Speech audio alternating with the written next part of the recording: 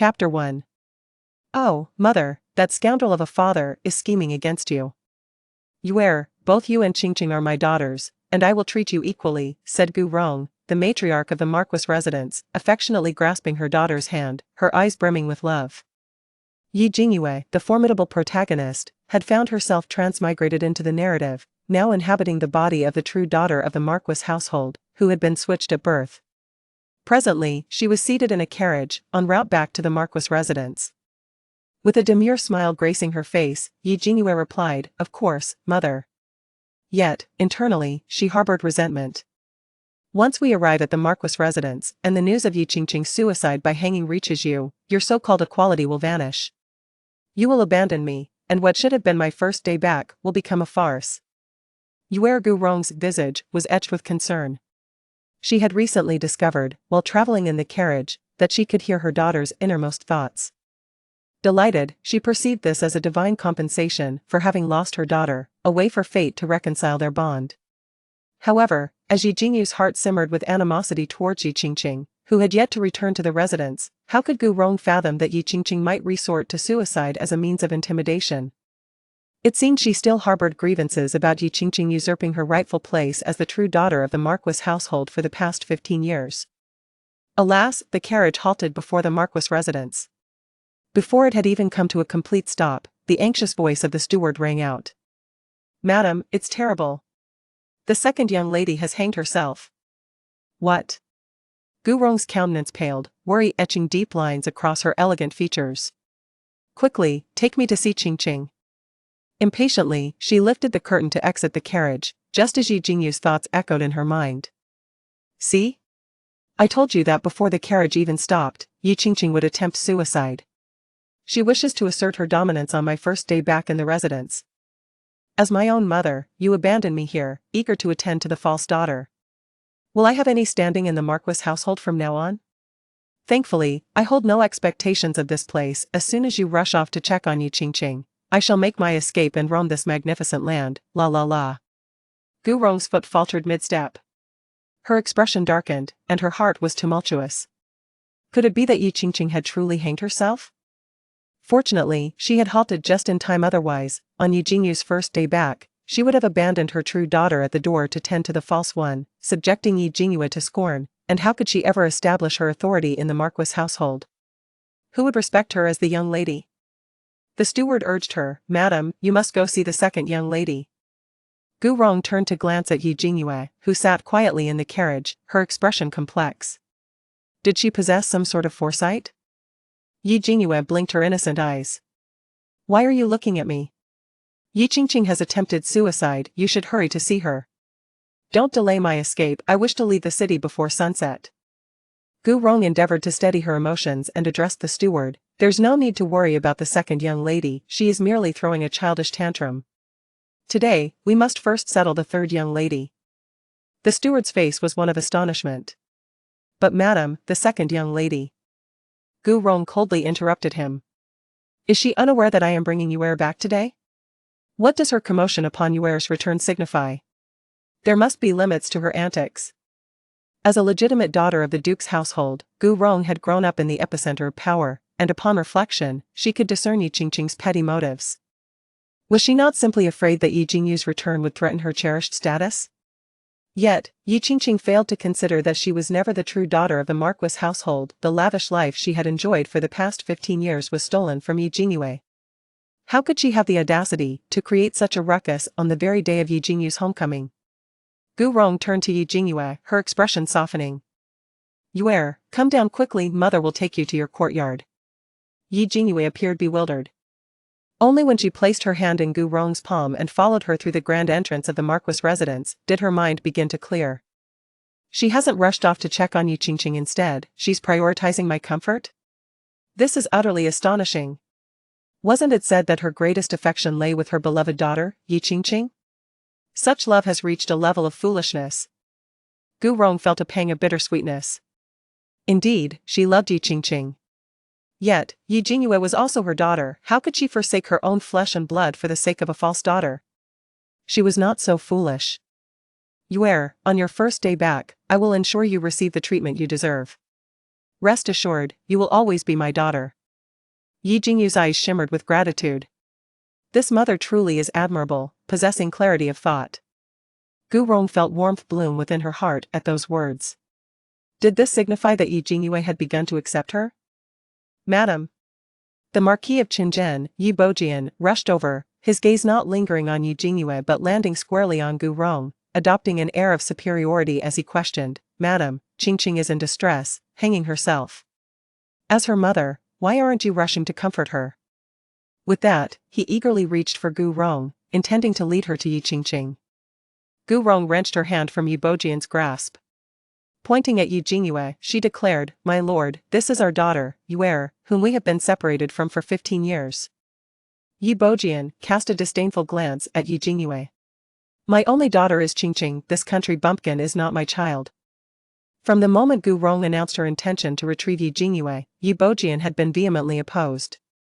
How could he bring a mere country girl back to tarnish the reputation of the Marquis residence?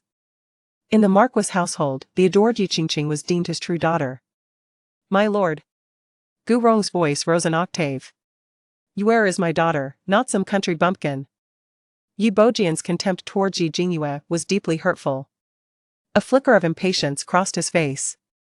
Since she has already been brought back, let her reside in the Marquis household. We have no shortage of food for her, madam, you should accompany me to see Qingqing, she is causing a scene. Gu Rong felt her heart ache. After enduring 15 years of hardship, her true daughter had finally returned, and yet the Marquis treated her with the indifference of a stranger.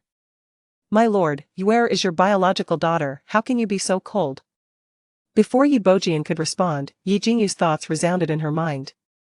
I can solve this problem. Because I am your daughter, and he does not love me. Not a single one of your sons or daughters, me elder brothers and sisters, holds any affection for me. He loves only Yi Qingqing, for she is the daughter of his mistress, born from an illicit affair. The reason I was switched was so he could elevate the daughter of his mistress to the status of the Marquis' true daughter. Mother.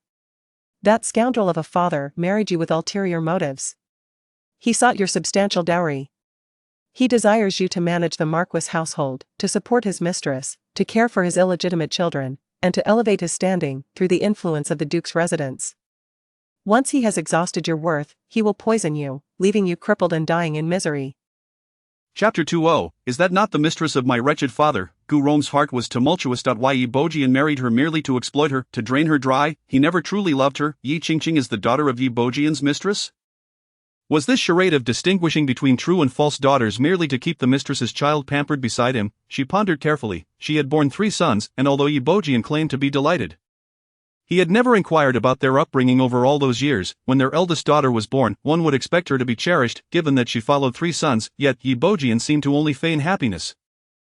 He hardly ever held their eldest daughter. However, Yi Qingqing was different. From the moment she was born, Yi Bojian adored her to an extreme. Whenever he returned from court, the first thing he did was embrace Yi Qingqing, showering her with endearments like little darling and my precious. At that time, she pretended to be jealous, questioning why he never doted on the first 4 children in the same manner, why he was so enamored with their youngest daughter.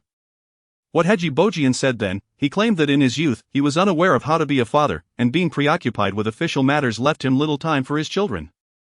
It was only after their youngest daughter was born that he realized he had been an incompetent father, and he wished to atone for his shortcomings. Thus, he lavished her with a love that sought to provide the stars and the moon.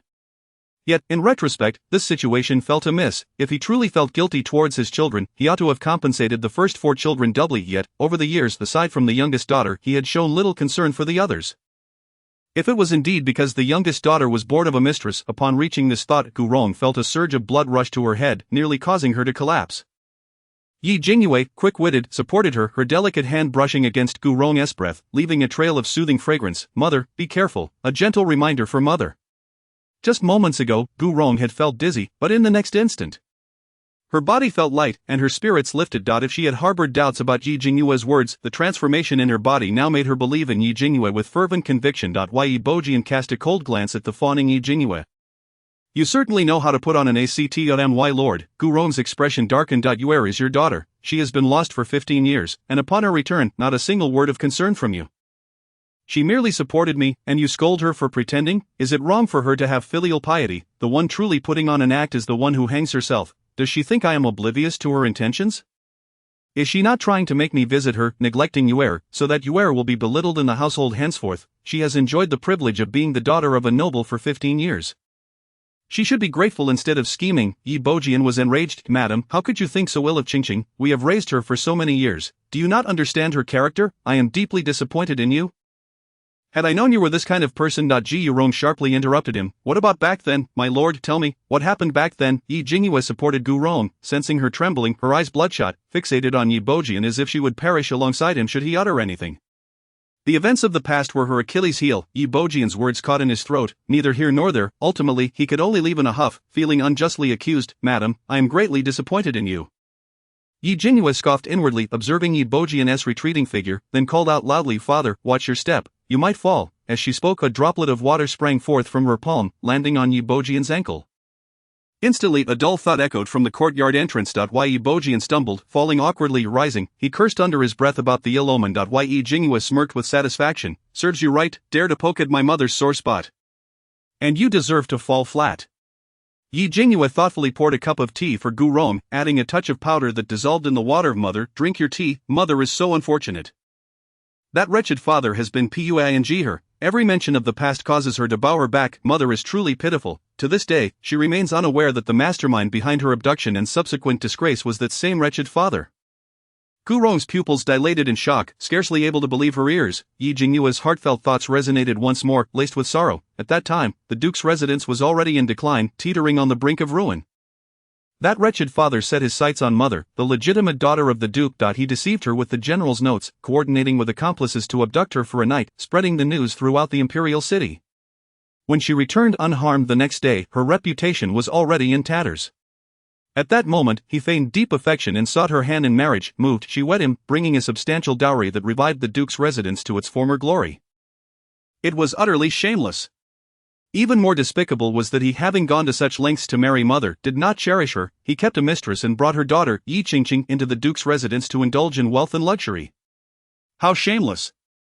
Gu Rong trembled as she sipped the hot tea. So this was the truth of the past. What she had believed to be shared hardships and unwavering loyalty was, in fact, all orchestrated by Yi Bojian. The impact was overwhelming for Gu Rong, rendering her unable to accept it. Furthermore, if Yi Qingqing was indeed the daughter of Yi Bojian's mistress, it indicated that Yi Bojian had been unfaithful for at least 15 years. Yet, all these years she had noticed no signs whatsoever. That was impossible. The imperial city was not so large that there were no traces to be found, unless Yi Bojian had hidden her underground. Gu Rong's heart was in turmoil, uncertain how much of Yi Jingyue's words to trust. Eldest sister. A gentle call came from the entrance. A woman clad in an extravagant dress entered, exuding a delicate and pitiable charm. Her eyes captivatingly alluring. Upon seeing the newcomer, Gu Rong's expression softened slightly. Jingyue, you have arrived. Come sit. Gu Jingyue was the daughter of Gu Rong's second uncle, and due to some unfortunate circumstances, Gu Rong felt sympathy for her. Having supported her with her dowry all these years. Ji Yurong eagerly poured tea for Gu Jingyue. Yet, it was then that Yi Jingyue's thoughts echoed in her mind. Isn't this the mistress of my wretched father? So eagerly arriving must be for her daughter, Yi Qingqing, right? Unable to persuade her, the biological mother is stepping in. This Gu Jingyue is even more detestable. She is envious of my mother being the legitimate daughter of the duke. Her psyche twisted. She colluded with Yi Bojian to tarnish my mother's reputation and made my mother raise her son and daughter as if she were a white-eyed wolf. Chapter 3. Mother's darkening. Gu Rong's hand trembled, causing tea to spill over. The perplexity she had grappled with finally revealed their answers. Why Yi Bojian had kept a mistress for so many years, it was impossible for it to be perfectly concealed. If this mistress were indeed Gu Jingyue, then it all made sense. Not long after her marriage to Yi Bojian, Gu Jingyue had come to her, weeping and wailing, claiming that while praying on the mountain, she had been sullied by vile men and was now pregnant, subsequently cast out by her father, with nowhere to go. Ji Yurong, having experienced her own persecution and knowing the hardships women faced, could not bear to see Gu Jingyue suffer. They had grown up together like sisters, and thus she took her in, providing generous monthly allowances and sending good things personally through Yi Bojian. All the while, the two had been carrying on in her shadow, using her name for their illicit affair for so many years. To them, Chief's Gu Rong was merely a fool, a joke. Gu Jingyue, with her delicate and fragile appearance, entered, casting a disdainful glance at Yi Jingyue. Yi Jingyue was decent-looking but was clearly a dullard compared to her daughter, Yi Qingqing, who possessed the charm to soothe people. Ji Jingyue grasped Gu Rong's hand. Eldest sister, I just came from Qingqing. She was crying so hard she could scarcely breathe. Why don't you go comfort her? Gu Rong calmly sipped her tea, her face filled with disdain. What for? She is not my daughter. If she wants to die, let her do so. Far away. Jingyue was taken aback by Gu Rong's cold words. Momentarily stunned, she quickly replied, Sister, how can you say such a thing? Even if Qingqing is not your biological daughter, she has been raised and cherished by you. Besides, she was unaware of her true lineage. She is innocent. How can you blame her? Gu Rong's face was icy. Innocent? Does she think my duke's residence is an inn where anyone can come and go? Her parents must have schemed to switch my child. I had hoped she would grow up in the duke's residence.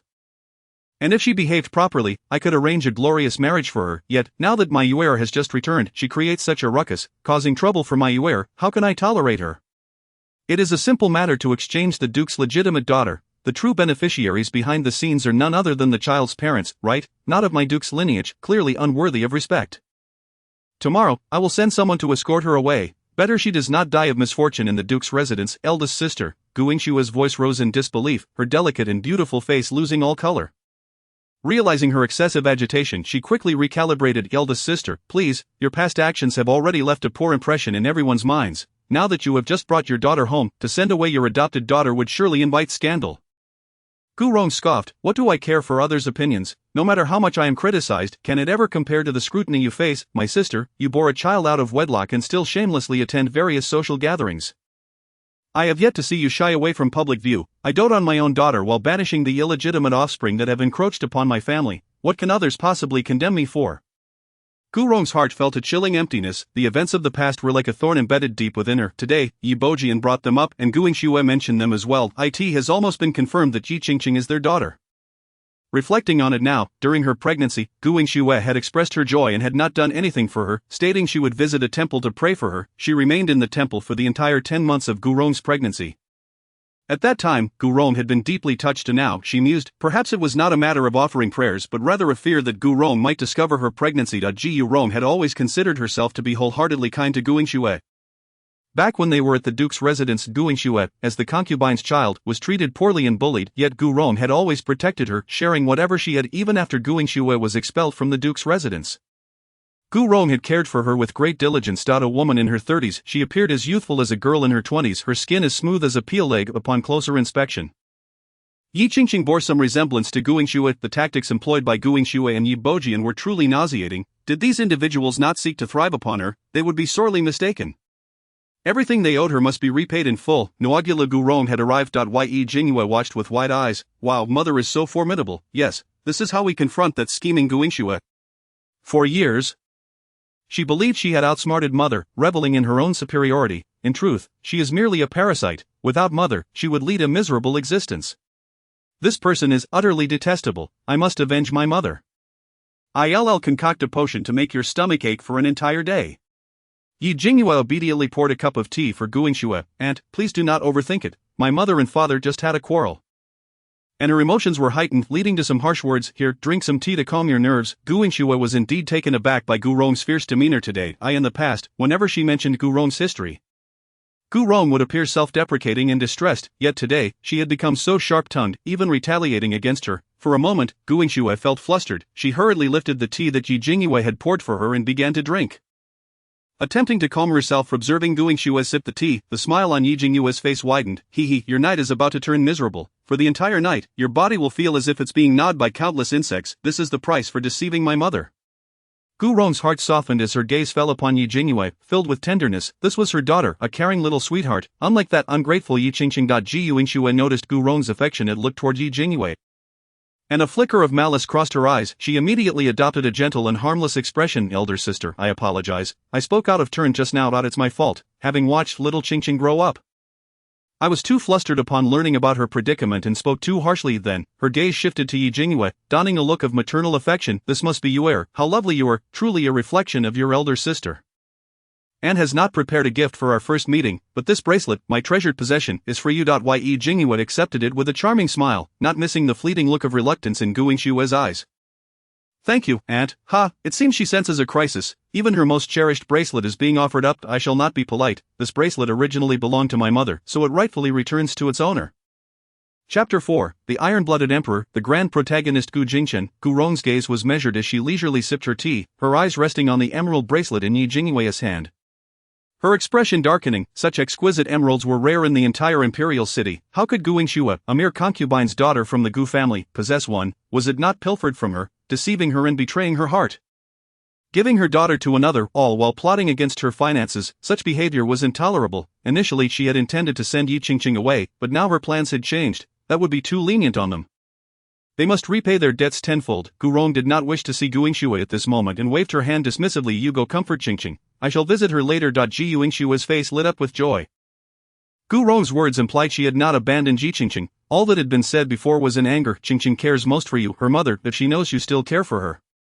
She will surely be delighted. Gu Rong nodded. Her actions today had been too despicable. She would have Gu Yingxue transcribed Buddhist scriptures 10 times and later personally apologized to Ye, allowing the matter to rest. Gu Yingxue's face turned ashen. She was to have her daughter apologize to Yi Jingyue. On what grounds? Gu Rong, sensing Gu Yingxue's thoughts, replied coldly. If Qingqing is unwilling to apologize, then let her go. My residence cannot accommodate such a Buddha. Gu Yingxue's figure swayed, nearly toppling from her seat, clenching her fists. A flash of fury crossed her delicate features but was quickly concealed. I shall go persuade Qingqing. With that, she rose to leave, her step slightly unsteady.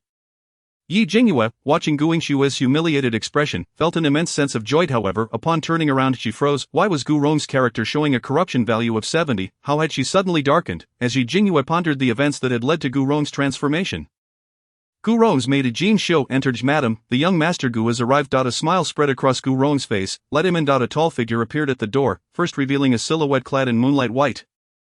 Graceful and noble, with a countenance that was nothing short of breathtaking, that he greeted Gu Rong with a bow, and, then, turning his gaze gently toward Yi Jingyue, he said, Cousin. His voice was like the gentle breeze of March, soothing and clear as flowing water. Gu Rong introduced, Ye, this is your cousin, the young master of the Duke's residence. Yi Jingyue's eyes widened in astonishment, her lips curving into a demure smile. Cousin, I hope you are well. Heavens, it's him, the one and only, the top-tier, handsome, and tragic Gu Jingqian. Yi Jingyue had traversed into a novel. Although she was the genuine heiress, there was a false one in the residence, yet neither of them were the protagonists, they were mere cannon fodder. The true protagonist was Gu Jingqian. The novel she had entered was titled The Eternal Dust Emperor, a male-oriented story centered around power struggles. The man before her, Gu Jingqian, was the grand protagonist, a mastermind of political machinations. The story chronicled how the male lead was meant to be the esteemed prince of the great Qian kingdom, but his mother was assassinated during childbirth, leading to him being secretly rescued and raised as the duke's heir. Eventually, the duke's family was annihilated due to him, and he was cast off a cliff, suffering severe injuries, only to endure countless trials and tribulations before achieving rebirth and becoming a legendary iron-blooded emperor. It was utterly exhilarating. He was the last scion of the late empress. During the Great Chaos, the Duke saved him and raised him in the Duke's residence. The Duke's family was wiped out because of him, with his closest friends dying to protect him, and his beloved suffering humiliation and death due to him. This ultimately led to his dark transformation and his rise as the iron-blooded emperor. Gu Rong's heart raced with tumult. Was not Gu Jingqian the heir of the Duke's residence? He was the last scion of the late empress. How could she, as the legitimate daughter of the Duke's family, be unaware of this? If true, this would be a crime of treason. Gu Rong's gaze trembled as it fell upon Gu Jingqian. His expression remained calm, seemingly oblivious to Yi Jingyue's unspoken thoughts. Gu Rong exhaled a quiet breath of relief. After all, Yi Jingyue's innermost musings could not be heard by everyone, otherwise, Yi Bojian and Gu Yingxue would have already lost their minds. And now, as she looked at Gu Jingqian, her gaze was devoid of the tenderness one would reserve for a nephew. Replaced instead with a sense of dread. The information conveyed by Yi Jingyue was far too terrifying, yet she involuntarily recalled the bloody turmoil surrounding the late empress during that time. It was too daunting to contemplate. That was the darkest hour of the great Qian kingdom. Even now, the reigning emperor remained engulfed in sorrow over the loss of the late empress. Gu Jingqian, with his handsome visage, wore a gentle smile as he placed a gift box on the table. Cousin, this is a token for our first meeting. I hope you like it. Thank you, cousin. Yi Jingyue, with her exquisite and charming appearance, her bright eyes sparkling, did not display the bashful demeanor that other girls of the imperial city exhibited upon meeting Gu Jingqian. Instead, she looked at him boldly and directly. Wow, this is the true embodiment of elegance, a peerless gentleman unmatched in the world. His looks, his aura, his demeanor, simply astounding. I want to marry him. I want to marry him. I want to marry him. Gu Rong, maintaining her composure, stepped forward and said to Yi Jingyue, your cousin is the heir to the Duke's residence. He is to be wed in 2 months to the daughter of the Prime Minister's family, who is quite a lovely person. I will introduce you to them later. Marriage is out of the question. Regardless of whether Gu Jingqian is the last scion of the late empress, he is already betrothed to the Prime Minister's daughter, and their wedding is set for 2 months from now. If Yi Jingyue wishes to marry Gu Jingqian, whether as a primary wife or a concubine, I will not accept it. thus I shall directly extinguish Yi Jingyue's thoughts on this matter. Gu Rong was entirely unaware that Yi Jingyue's desire to marry was merely a whimsical thought. Yi Jingyue feigned a demure demeanor. Congratulations, cousin, marriage is utterly impossible. After all, the Duke's residence will be implicated in treason a month from now. Facing complete annihilation, where will there be a wedding in 2 months? Gu Rong stumbled slightly, nearly losing her balance and falling to the ground. However, she managed to steady herself. How could the Duke's residence be implicated in a treasonous plot by the fifth prince? Why would that be? The Duke's residence had always stood firmly by the fifth prince. Gu Jingchen smiled faintly, his dark pupils reflecting a profound depth. He turned the prayer beads in his hand one by one. In truth, he could hear Yi Jingyue's innermost thoughts regarding his origins. He had only learned this morning from the Duke of the State. He truly was the last surviving heir of the late Empress. The Duke sensed the recent dangers lurking within the imperial city and foresaw that the Duke's residence was about to face grave peril. Thus, he had summoned him to the study, his expression grave as he revealed the truth of his lineage. But how did Yi Jingyue come to know this? He had not missed the subtle expressions on his aunt's face. His aunt could also hear Yi Jingyue's thoughts. There was no rush. He would proceed with caution. Chapter 5. Third brother, your life will be in peril. Mother, where is my sister? A boisterous voice rang out, followed closely by a flamboyant figure who dashed in, immediately spotting Yi Jingyue, with a beaming smile. He approached her, producing a tiger-headed doll. Sister, this is a welcome gift for you. Yi Mingche's arrival perfectly eased Gu Rong's inner turmoil, and she smiled as she introduced him to Yi Jingyue. This is your third brother. Yi Jingyue happily accepted the gift, exclaiming, thank you, third brother. This is indeed my third brother. He is a well-known young master in the imperial city, a bit of a rogue. He wields power and influence, and no one dares to provoke him. People often say his presence tarnishes the Duke's reputation, and he certainly doesn't. Appear very composed. Ji Rong was momentarily taken aback. She struggled to find the right words to explain. As Yi Mingche indeed had a rather unruly reputation. Yi Mingche's bright smile faltered. Though he did not hear Yi Jingyue speak, he sensed her assessment of him. Was he not hearing his sister's thoughts? It seemed she held a certain disdain for him. What to do? From the very first moment he laid eyes on Yi Jingyue, he felt she was meant to be his sister. She was adorably cute, vibrant, and utterly charming, unlike Yi Qingqing, who was so pretentious. As Yi Mingche felt disheartened, Yi Jingyue's thoughts echoed once more, the outsiders don't understand him. Third brother possesses a heart of gold and is truly pure of mind among the entire Duke's residence. Only he recognized Yi Qingqing for the green tea she is, and his aversion to her is evident on his face. This led Yi Qingqing to secretly trip him up, aided by their scoundrel father's overt accusations. Thus tarnishing my beloved third brother's name as a good-for-nothing wastrel. He is clearly innocent and wronged. My heart aches for third brother. Yi Mingche was on the verge of tears. Who understands? All these years in the Duke's residence, everyone thought him uneducated and unruly, constantly clashing with Yi Qingqing, completely oblivious to the machinations against him. They didn't realize he had gained his experience through hardship. Yet no one believed him, assuming he simply looked down on Yi Qingqing. He had borne this unjust blame for years. Yi Mingche excitedly tugged at Yi Jingyue's sleeve, wishing he could lift her up in joy. Sister, you truly are my biological sister. From the moment I saw you, I liked you. Rest assured, I will protect you in the residence. No one shall bully you. This no one naturally referred to Yi Qingqing. He had heard that his sister had just returned, and Yi Qingqing had already caused a scene, her heart malicious indeed. He was determined to safeguard his sister. Yi Jingyue smiled sweetly. Thank you, third brother. I like you very much too. At that moment, Yi Mingche finally noticed Gu Jingchen standing aside and immediately beamed with delight. Cousin, you are here too. His gaze then fell upon the gift box that Gu Jingchen had placed on the table, and he exclaimed in excitement, wow, it's the apricot blossom pastry from Qizhai Pavilion. Gu Jingchen had brought such a generous gift, truly impressive. He could hardly wait to open the box. Ji Rong shook her head helplessly from the side. That is your cousin's gift for your sister. Yi Mingche replied eagerly, I know. I'll open it for my sister's sister. This is the apricot blossom pastry from Qizhai Pavilion, which only produces 10 boxes a month. You truly can't buy it even with money. You must taste it right away. Indeed a luxury item. Each box costs merely 6 coins, but the pieces are tiny, resembling small sugar cubes. She picked one up and took a bite, her eyes instantly lighting up with delight. Wow, it's delicious, so fragrant, soft, and flaky, with a perfect sweetness and a delightful aroma. It was undoubtedly a gourmet delicacy. Yi Mingche quickly handed her another piece. If it's tasty, have some more. Yi Jingyue reciprocated, offering a piece to Yi Mingche, a third brother. You should have some too. Yi Jingyue also called over Gu Rong and Gu Jingchen. Mother, cousin, you should try some as well. Ji Jingchen smiled gently. I don't need any. Gu Rong shook her head with a smile. You too enjoy it. Unable to resist the enticing aroma, Yi Mingche took a piece for himself, but he would only have one, saving the rest for his sister. As he ate, he inquired about her well-being. Sister, did you suffer outside? Where were you raised? Did they mistreat you? Do you have any injuries? Quickly tell brother so I can find a doctor to check on you. Yi Jingyue obediently responded, I didn't suffer at all. I was raised by a farming family, they are very kind and did not harm me. I have no injuries. Brother, doesn't need to call a doctor.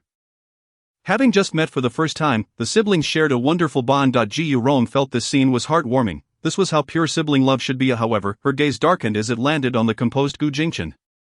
Gu Jingchen's identity. The third young master. Yi Mingche's servant, Yuan Bao, stood at the door. Young master Zhang is waiting for you outside. This sentence seemed to trigger something within Yi Jingyue, causing her to abandon her snack and grasp Yi Mingche's sleeve tightly.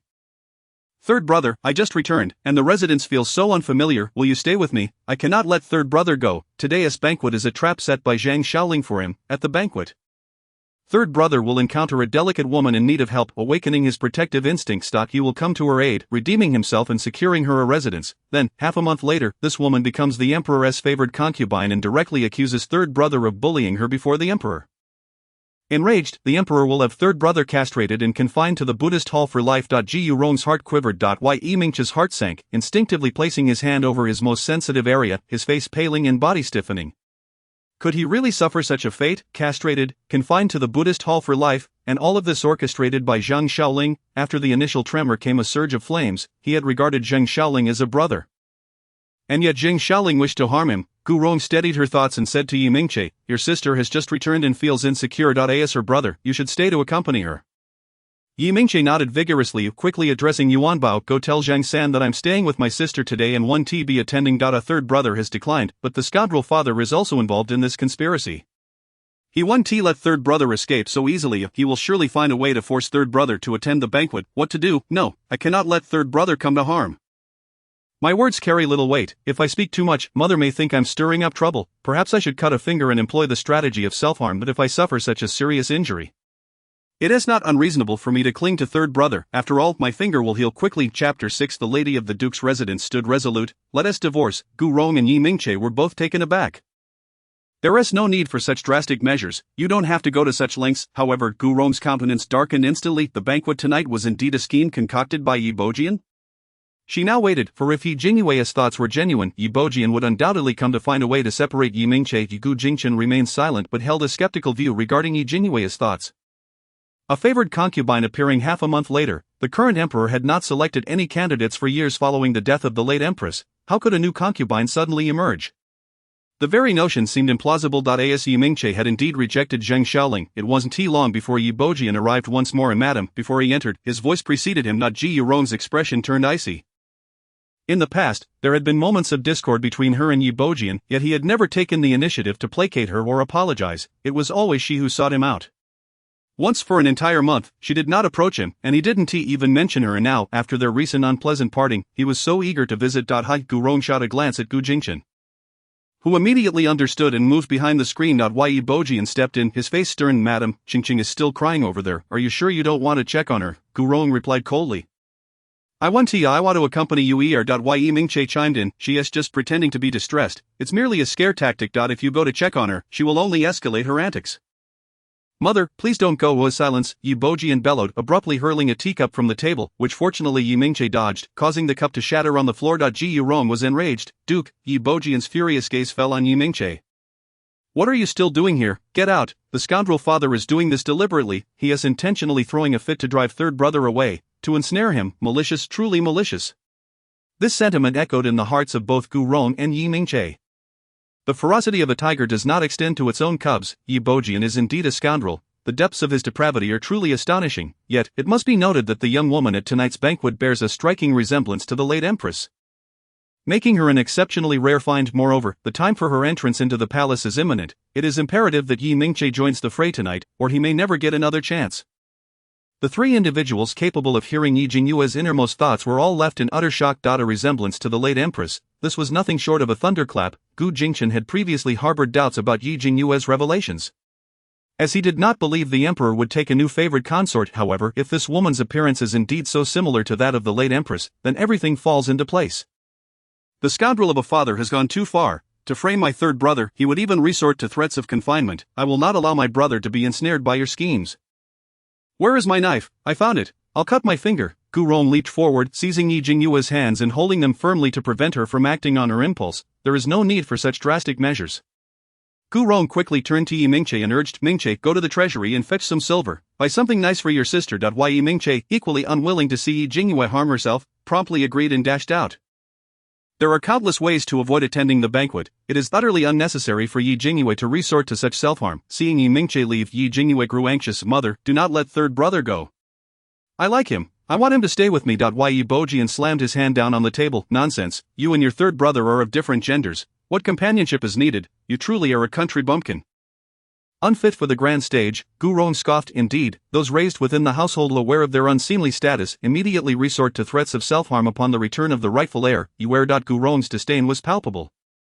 Clearly she considered them mere illegitimate offspring employing base tactics. Yi Bojian stared incredulously at Gu Rong. In his recollection she had always been the epitome of grace and decorum, her every word and deed reflecting her upbringing. Yet now her utterances were sharp and cutting, bordering on the vulgar. Madam, how can you speak so of Qingqing? Today, she indeed erred, but she merely lacks security. Cannot you show a modicum of tolerance? Gu Rong cast him a frosty glance. Your heir has been cast adrift for so many years. Has the Marquis ever shown her any understanding? The weight of Qingqing in your heart does not compare to the importance of your heir and mine. Your disdain for your heir is akin to my disdain for Qingqing. Madam, Yi Bojian was genuinely enraged this time. Your demeanor, does it still reflect the stature of the Marquis? Do you no longer wish to uphold the dignity of the household? Indeed, I have come to see through the true nature of this scoundrel. I have no desire to coddle him any longer. I do not wish to bear the title of Marquis for even a moment longer. Let us part ways. Yi Bojian's eyes widened in disbelief. Madam, do you understand the gravity of your words? Gu Rong leisurely sipped her tea, casting him a cool glance. Is it not you who claimed I lacked the grace of a Marquis? Yi Bojian was momentarily speechless that he had only intended to threaten Gu Rong, yet she had directly demanded a separation. Chaos ensued. He abruptly swept his sleeves and stormed out, having successfully driven Yi Bojian away. Gu Rong let out a cold laugh. To threaten her with divorce, ridiculous. Chunner. Gu Jingchen emerged. Ji Rong had already sensed Yi Jingyue's inner turmoil and urgency. She addressed Yi Jingyue directly. Chunner, that Zhang San Gongzi is not a good person. I fear Mingche may get into trouble at tonight's banquet. You must follow him and keep an eye on things. Ji Jingchen nodded solemnly. Rest assured, Aunt. He then offered Yi Jingyue a warm smile, his tall figure moving gracefully as he exited.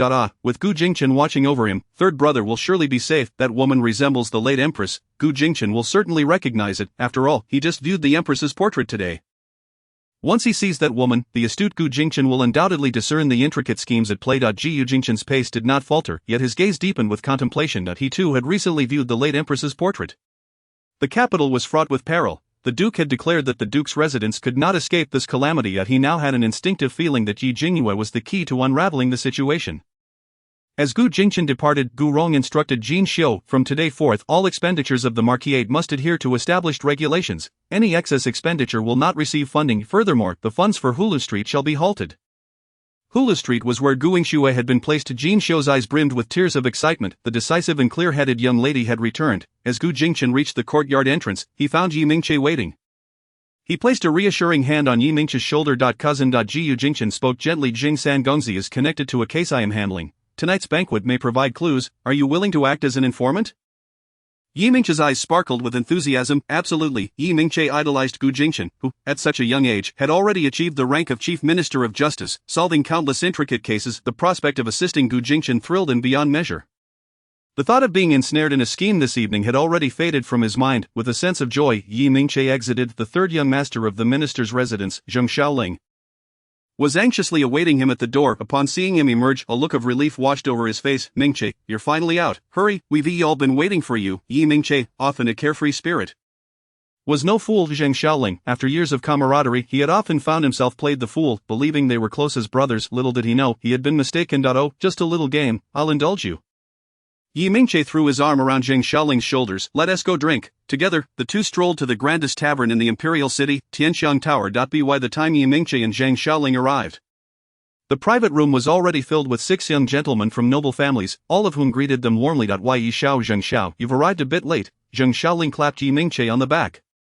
If I hadn't come to fetch you, you wouldn't have bothered to show up. Why wouldn't I come? Yi Mingche replied cheerfully. My sister has returned. I must cultivate our relationship. The others teased him.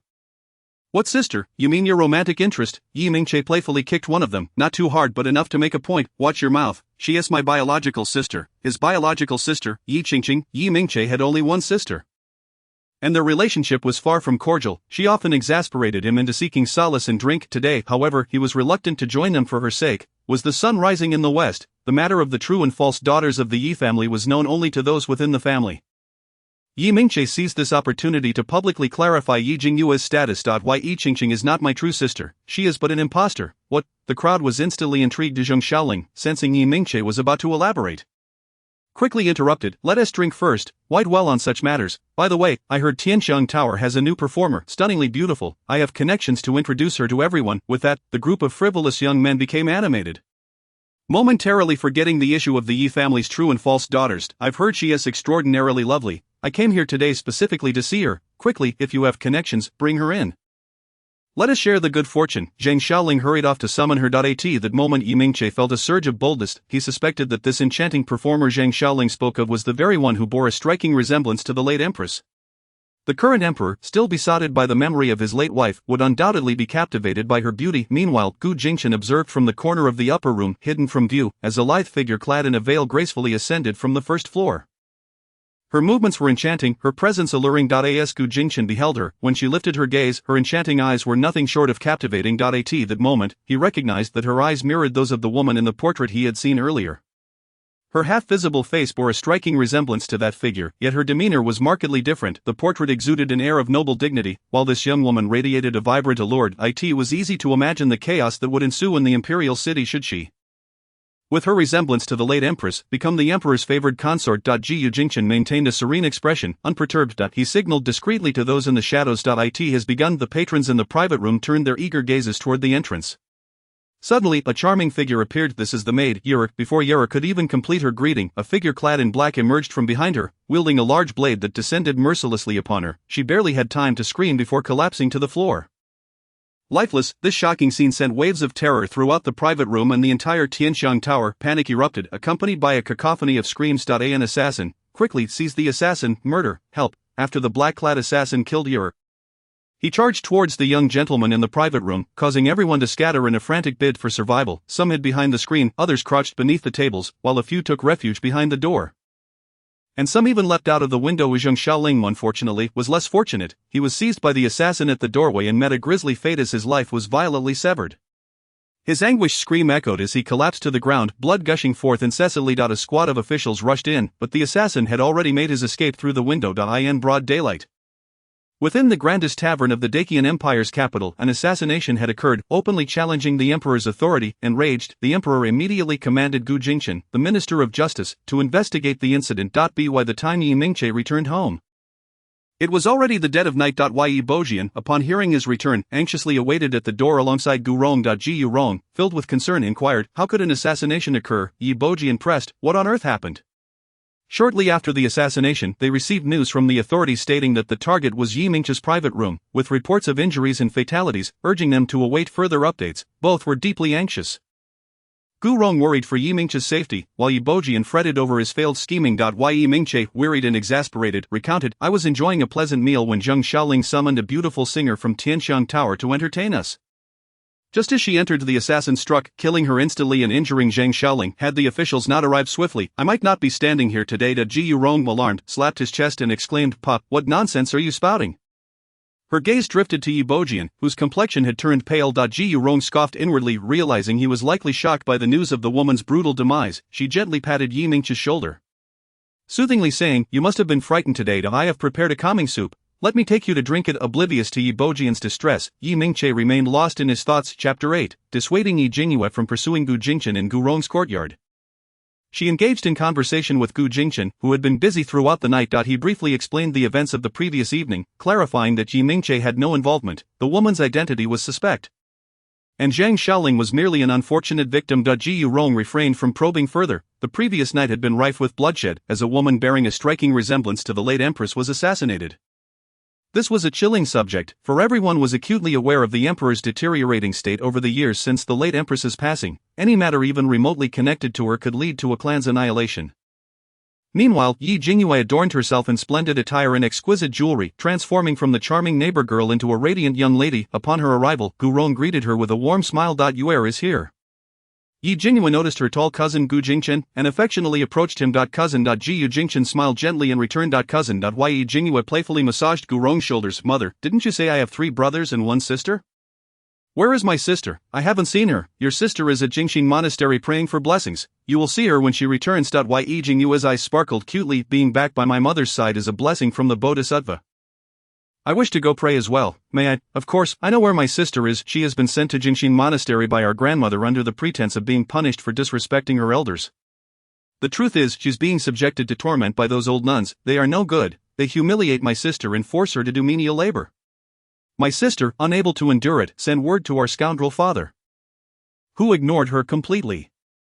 The most dreadful part is that my sister fell ill and was still sent out to fetch water, only to be sullied by some ruffians arranged by the second prince. An ordeal that left her forever sensitive and self-doubting, ultimately leading to her tragic demise. Gu Rong's heart trembled at the thought her daughter Yi Yinxiao was the legitimate daughter of a marquis, the granddaughter of the Duke of Jin. A true pearl of the family, yet her fate was so miserable, especially with the scoundrel Yi Bojian. He disregarded her message completely. How ruthless. She longed to retrieve Yi Yinxiao immediately, yet Yi Jingyue's internal voice intruded once more. Inopportunely, this incident occurred today. I must hurry to save my sister. I will teach that second prince and those thugs a lesson, but I cannot reveal my ruthless nature. What excuse can I find to slip away from my mother? Gu Rong promptly declared, of course, we shall bring your sister home. However, I cannot accompany you today. Let your cousin accompany you instead. Gu Rong felt warmth in her heart as she gazed at Yi Jingyue with affection. In these brief 2 days of acquaintance, she sensed that Yi Jingyue harbored secrets, but what did it matter? Her intentions were pure, aimed at protecting her family. Yesterday, she saved Yi Mingche, and today she sought to rescue Yi Yinxiao.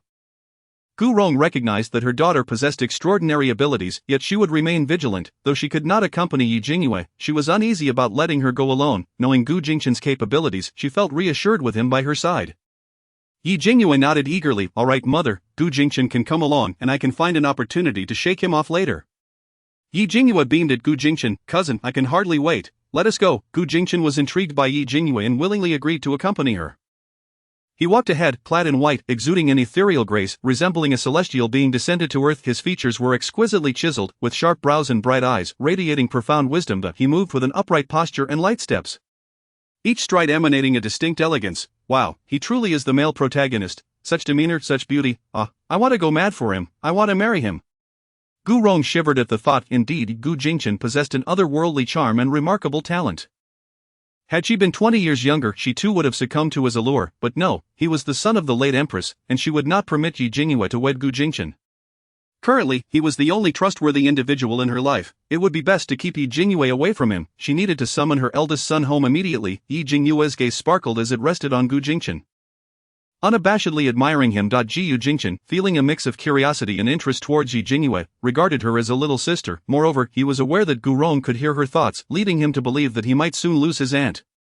Sweat trickled down his back. He needed to dissuade Yi Jingyue from her aspirations. A cousin, your future sister-in-law is a graceful and dignified woman. Tomorrow I shall bring her to visit. If you ever have any questions, you may ask her. All right, thank you, cousin. Oh, spare me. What sister-in-law? She is clearly the beloved of your brother, but alas, your brother's status is unworthy of the daughter of a noble house, so you intend to marry her off and keep her in your household for a couple of years before discarding her, allowing your brother to claim her.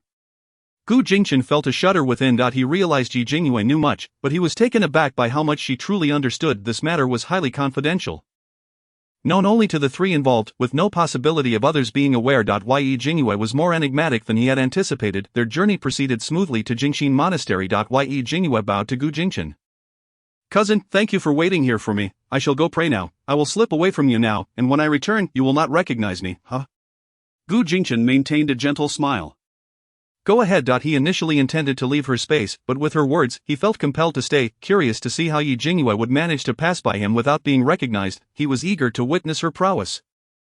Yi Jingyue lifted her skirts and cheerfully entered Jingxin Monastery. The monastery served as a sanctuary for noble women, with several luxurious carriages parked outside. No sooner had Yi Jingyue entered than an elderly woman emerged, stooped and leaning on a cane, her weathered face etched with wrinkles, coughing with every step. It seemed her vision was poor, as she wandered around Gu Jingchen several times. I told you wouldn't recognize me. I can walk right in front of you, and I'll spin 1 circle, 2 circles, 3 circles. Huh, you can't tell who I am. Gu Jingchen marveled at his own facial management. He indeed couldn't recognize her current appearance. However, he could certainly hear her thoughts. Chapter 9, letting the second prince reap what he sowed in the tranquil woods behind Jingyue Monastery. Sunlight filtered through the treetops, casting dappled patches of light on the ground. The gentle breeze rustled the leaves, creating a soft symphony that harmonized with the serenity of the place. Yet, amidst this calm, a young girl was fleeing in distress. Her clothing was torn, her hair disheveled, and her body bore several wounds. Fear and panic were evident on her face as four men pursued her leisurely. Don't come any closer, please, little beauty, don't run away, haha, don't be afraid, your brothers are here to play a game with you. One that guarantees your happiness. Ye Yinxiao's face was a portrait of terror and dread, her pace quickened, yet her body grew ever more fatigued. At last, she could run no longer and collapsed to the ground. The four men swiftly surrounded her, grinning lewdly. Please, let me go, I am the daughter of the Marquis, you cannot treat me this way, my family will not let you get away with this. The young lady of the Marquis residence, we are merely toying with you, delicate and tender-skinned, indeed you are unlike the rustic village women. A fragrant aroma emanates from your entire being, I can hardly contain myself. I shall be the first. Yi Yunyao's visage was one of utter despair, for she knew she could not escape today. Just as her garments were being torn asunder, she caught a whiff of an unusual scent and then fell into unconsciousness. Yi Jingyue, with her agile form, appeared and, seeing the four men sprawled on the ground, helped Yi Yunyao to her feet and led her aside to rest. As for the four ruffians, they could remain where they lay. She then concealed herself, patiently awaiting the unfolding events. Jiyu Jingchen followed her silently, as if he were her shadow. She was unaware of the actions that had rendered the men unconscious, concealed behind a great tree. She appeared to be lying in wait. Yi Jingyue was now a mystery to him, possessing abilities unknown to others. Her inner voice resonated, they are coming. Even from a distance, he could still hear her. Ahead, a tall, slender figure clad in black emerged, exuding an air of distinction. He wore a long black robe, standing straight, his steps assured and unhurried as he approached. His features were striking, with arched brows and bright eyes. Beneath a prominent nose lay thin lips that curled into a barely perceptible smile. Two attendants, swords at the ready, followed him with utmost respect. Jiyu Jingchen recognized this individual well, the second prince. Shaoling, watch how I teach you a lesson. Yi Jingyue kicked one of the guards, sending him crashing into a tree. Unconscious, the remaining guard immediately drew his sword to challenge Yi Jingyue. But she flung a handful of powder, causing him to collapse onto the ground, losing consciousness. With a fierce kick to his forehead, the guard succumbed. The second prince Shaoling also fell victim to her sleeping powder. His eyes wide with terror as he stared at her. Pray tell, who is this venerable elder? Yi Jingyue retorted with a flourish, I am the formidable double-gun old lady. From a distance, Gu Jingchen stifled a laugh. He could hardly contain his mirth. What a title! The second prince's heart sank. He had never heard such a thing before. I am the second prince of the great Qian Empire, and I have no enmity with you. Esteemed elder, surely you have mistaken me. Yi Jingyue grinned mischievously. You may indeed have no animosity towards me, but your appearance does not please my eye, and I intend to deal with you. The second prince was taken aback. No, as long as you spare me, I can bestow upon you treasures of gold and silver. Furthermore, I shall remain silent about today's events, I swear. Yi Jingyue was unmoved. No, I shall have my way with you. She approached the four ruffians and scattered a handful of colorful, hallucinogenic powder upon them. They stirred, then shuffled towards the second prince. Little beauty, fear not, your brother will take care of you. Ha ha ha, the second prince, witnessing the men tearing at his clothes, erupted in rage. You scoundrels, do you not recognize who I am? Are you so reckless? Yet the entranced individuals paid him no heed, stripping him bare and pinning him to the ground. From afar, Gu Jingchen observed the scene with astonishment. Yi Jingyue's methods were truly beyond his expectations, yet he felt no remorse, for the second prince had brought this upon himself, donning the guise of an old woman. Yi Jingyue approached Yi Yunyao, leaning against a tree. Yi Yunyao's pupils widened in shock. From her vantage point, she witnessed the second prince's humiliation and absorbed his earlier words. She had thought her misfortune stemmed from encountering those ruffians. But instead, it was the second prince's scheme. He sought to tarnish her honor. Yi Jingyue produced a vial and held it to her nose, and in an instant, Yi Yunyao regained her mobility. Gazing at the unfamiliar aged visage before her, her eyes trembled. Why do you assist me, venerable elder? Yi Jingyue raised an eyebrow. It is merely a matter of justice. I help you because you are my sister. My legitimate sister, do be more astute. The second prince harbors ulterior motives, seeking to defile your purity and then propose marriage, all a trap set for your commercial acumen. After marrying you, he shall subject you to cold indifference, leading to your miscarriage and a lifetime of depression. I cannot bear to witness such a tragic fate befall you. Yi Yunyao stared blankly at Yi Jingyue. Absorbing her words, she fixed her gaze upon Yi Jingyue, her mind reeling. Did she just hear a thought? She is her sister, Yi Qingqing. But this face, thank you, venerable elder, for saving me. I reside at Jingyue Monastery. Might you accompany me back? I wish to repay your kindness. Yi Jingyue feigned mystery. I foresee that you and the monastery are incompatible. Such a place will adversely affect your fortune. You shall marry poorly, eat poorly, drink poorly, and your next life will be filled with despair. It is wise to keep your distance from the monastery. What purpose is there in returning to the monastery? To be bullied by the old and young nuns. You are the legitimate daughter of the Marquis residence. Stand tall. From childhood, any misstep has seen you sent to Jingyue Monastery, while Yi Qingqing's transgressions go unpunished. Do you not understand why? What kind of life have you led at the monastery? That scoundrel father and grandmother, along with Yi Qingqing, are merely acting. It is to make you suffer, to humiliate you. My sister, why do you strive to be so virtuous? Kindness invites cruelty. Do you truly believe your current plight is mere misfortune? It is not. It is the machinations of grandmother and Yi Qingqing in collusion with the second prince against you. Chapter 10. Gu Jingqian's character is cunning as a fox. Ye Yinyao bowed her head, her pupils constricting. Her recent tribulations were indeed the second prince's design. She had seen and heard it all. She never imagined that Yi Qingqing and her grandmother were involved. A torrent of hatred surged within her.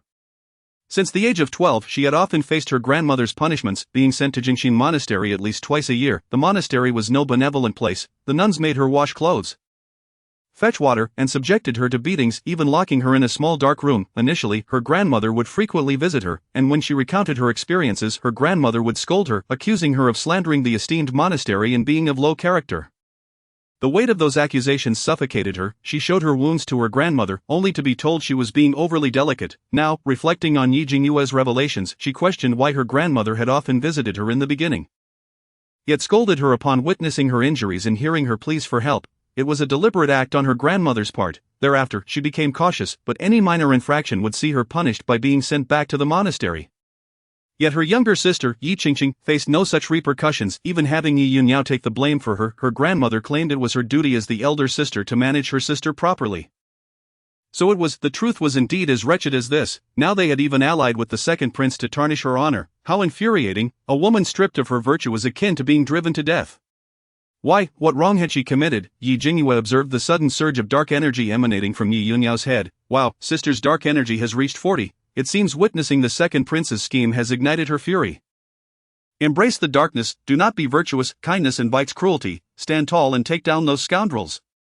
Yes, Yi Yunyao shouted within her heart. She was the legitimate daughter of the Marquis residence, always cautious and virtuous.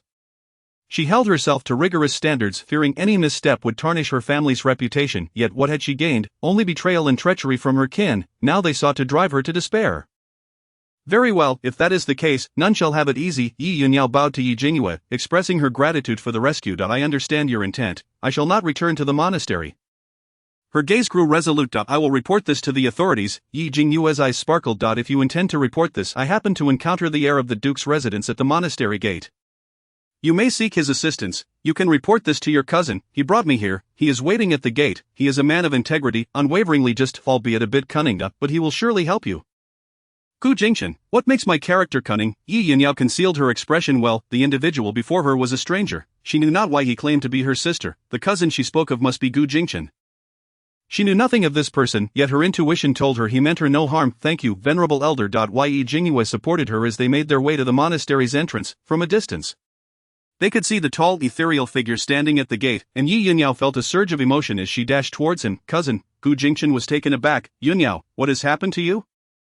Yi Yunyao's situation was far from favorable. Her clothing was wrinkled and torn, her face smeared with dirt, and her hair disheveled. Gu Jingqian draped a cloak over her shoulders. Yi Yunyao's cheeks bore traces of tears. Cousin, I must report this. I have been mistreated at Jingyue Monastery. I was beaten, and there are other young ladies of noble birth who have been humiliated and locked away. The monastery colluded with bandits to ruin my reputation. Gu Jingqian's expression turned serious. Is what you say true? Yi Yunyao rolled up her sleeve, revealing several scars upon her fair skin, and pointed towards the mountains. The bandits are hiding in the woods. Gu Jingqian swiftly assisted Yi Yunyao into the carriage, accompanied by 8 attendants. You two are summoned to gather the guards and attendants from other estates to apprehend individuals in the mountains. The others shall accompany me into the quiet temple. The purpose of enlisting the guards from other noble families to seek out the bandits is, of course, to expose the tragic fate of the second prince. Gu Jingqian entered the Jingyue temple wielding the token of the Minister of Justice and, as expected, discovered a small dark room within the temple, where he found 2 daughters of prominent families. Both bore expressions of disorientation and bore various scars upon their bodies. Moreover, Gu Jingqian recognized these 2 young ladies. One had lost her biological mother, while the other was a victim of her father's favoritism towards a concubine that led to her mother's demise. Jinxin Temple is a place of worship for noble women, where many come to pray for blessings. Gu Jinxin's actions drew considerable attention, and the noble women present witnessed the 2 days' daughters being brought out. Instantly grasping the gravity of the situation, this triggered a tremendous uproar. The notion that Jinxin Temple could mistreat daughters of noble families was utterly unfathomable. In the emperor's domain, within the sanctity of a Buddhist temple, such vile acts were hidden away. Most concerning was the sight of the second prince being dragged out of the forest by the guards in a state so pitiful it was unbearable to behold. This incident sent shockwaves throughout the nation. The nuns in Jinxin Temple all knelt in terror, trembling uncontrollably. Gu Jinxin had already instructed the guards to notify the authorities, who swiftly surrounded the temple, sealing it off completely. This matter was indeed serious, and Gu Jinxin had already dispatched a report to the emperor. Jingyue, lurking in the shadows, observed Gu Jinxin's decisive handling of the situation with satisfaction and resumed her original demeanor. Feigning urgency as she approached the carriage, sister Yi Yunxiao gazed at the vibrant and radiant woman before her. Jingyue was momentarily taken aback. Oh no, sister may still be unaware of the truth regarding the swapped daughters. She does not know that Yi Qingqing is not her sister. How should I explain this? I am your sister. In fact, Yi Qingqing and I were switched at birth. Mother just brought me back yesterday and instructed me to fetch you home. Hearing Yi Jingyue's inner thoughts, Yi Yunxiao's previously tense demeanor softened. Until now, she had been oblivious to the fact that Yi Qingqing was an impostor. Yi Jingyue was indeed her sister. So the elderly woman earlier was Yi Jingyue? Yi Yunxiao shifted her position slightly, her brows relaxing. Sister, come sit here. Yi Jingyue immediately moved closer, pressing against Yi Yunxiao. Wow, sister is so gentle and beautiful, I want to be close to her. That scoundrel of a second prince doesn't even look at his own repulsive self and dares to covet my sister. How could he be worthy? Chapter 11, Striking marvelously. Yi Jingyue truly felt for Yi Yunxiao. Sister has suffered as well. Clearly, it was she who rescued the crown prince, yet was overshadowed by Yi Qingqing's claims. Yi Qingqing, fearing exposure, sought to harm my sister. How ruthless. Yi Yunxiao lowered her head slightly, concealing her expression from Yi Jingyue. The fact that she had saved the crown prince was indeed true. 6 months prior, while being punished by her grandmother at Jinxin Temple, she had encountered the isolated crown prince while gathering firewood on the mountain. At that moment, the crown prince lay on the ground, pale and convulsing, seemingly in great pain. She immediately recognized it as an epileptic seizure. Her mentor had suffered from the same affliction and had taught her how to respond in emergencies. She rushed forward, laid the crown prince flat, ensured he could breathe easily, turned his head to the side to prevent any vomit from obstructing his airway, and even used her handkerchief to protect his mouth from biting his tongue. Once she had done everything possible, she noted a slight improvement in his condition. He needed a physician, but she could not abandon him. At that critical moment, Yi Qingqing had come to find her. She entrusted Yi Qingqing with caring for the crown prince while she sought out a doctor. She witnessed the crown prince being taken away by the guards and physician, reassured that he was out of danger before returning to Jinxin Temple. Later, upon her return home, Yi Qingqing presented her with a substantial sum of gold, claiming it was a private gift from the crown prince, meant as a token of gratitude for her life-saving assistance. This matter, however, tarnished the crown prince's reputation, as he wished for no one to know. Yi Yunxiao quickly understood. The crown prince did not want her to feel beholden to him. She herself had no such intentions and put the matter behind her. In retrospect, since then, Yi Qingqing had frequently received lavish gifts from the Eastern Palace, leading to rumors that the crown prince had taken a liking to her. Now, it seemed there was more to the story. The crown prince, a person of integrity and nobility, valued his family's reputation above all. If he truly favored Yi Qingqing, why had he not made a formal proposal after more than half a year of gifting? It dawned on her that the crown prince's kindness towards Yi Qingqing was not due to affection, but rather because Yi Qingqing had usurped her credit and was regarded by the crown prince as a savior. Thus treated with special consideration. Yi Yunxiao clenched her fists, biting her lip tightly as a profound look flickered in her beautiful apricot eyes. The other 2 mistreated young ladies were also escorted into the carriage by Gu Jinxin, trembling and devoid of luster in their gazes. Miss Song from the Ministry of Revenue is so unfortunate. Her biological mother has passed, and she is neglected by her father while being mistreated by her stepmother, ultimately being given to a 60th ranked chancellor as a concubine, where she met a tragic end. Alas, Miss Jean from the Dewey mansion is even more pitiful, although she is a legitimate daughter. Her father is a man who favors concubines over his wife, and her mother is a weakling who cannot protect her. In the end, she was given to an elderly eunuch as a servant. Unable to endure the torment and humiliation, she took her own life by jumping into a well. Yi Yunxiao trembled at the thought she had been acquainted with both Miss Jean and Miss Song for quite some time. Having visited them 3 to 4 times a year, each time she came, at least one of them was present. They had endured much longer than she had. She never imagined their futures would be so grim. Gu Jingchen stood beside the carriage and addressed Yi Yunxiao. Yunxiao, the situation at Jingxin Temple requires a catalyst. Are you willing to take the matter to court? I am willing. Yi Yunxiao replied without a moment's hesitation. She no longer cared for the facade of a noble lady or the reputation of the Marquis' household. This era is particularly harsh on women, if they continue to endure in silence. Such oppression will only intensify. Someone must stand up, someone must be the first. She did not mind being that first. Yi Jingyue gazed at her with starry eyes. Wow, sister is so impressive. To courageously step forward like this is truly admirable. I love it, kudos to sister. Yi Yunxiao's face flushed slightly. No one had ever praised her so. Throughout her life, she had been taught to be poised and gracious, to embody the ideals of nobility and represent the family's dignity. Leaving no room for error, she felt as if she were a marionette, compelled to adhere to prescribed actions and behaviors, otherwise she would disgrace the family. No one had ever told her to bravely be herself. Upon hearing that Yi Yunxiao intended to take the matter to court, Miss Jean from the Dowry mansion was taken aback, her eyes widening in shock. After pondering, she realized that although she was a legitimate daughter, her circumstances were worse than that of a servant. It could hardly get worse. What did she have to lose? Thus she bowed to Gu Jingchen. My lord, I too wish to take the matter to court and seek justice for myself. Upon hearing that both sisters intended to confront the court, Miss Song, who had already lost her biological mother and was in a worse predicament than the other two, thought to herself, if they could step forward. Why should she hold back? My lord, I am willing as well. A moment of silence lingered outside the carriage before Gu Jingchen's calm voice resonated. You are all very brave. The plight of the three noble young ladies abused at Jingxin Temple quickly spread throughout the imperial city.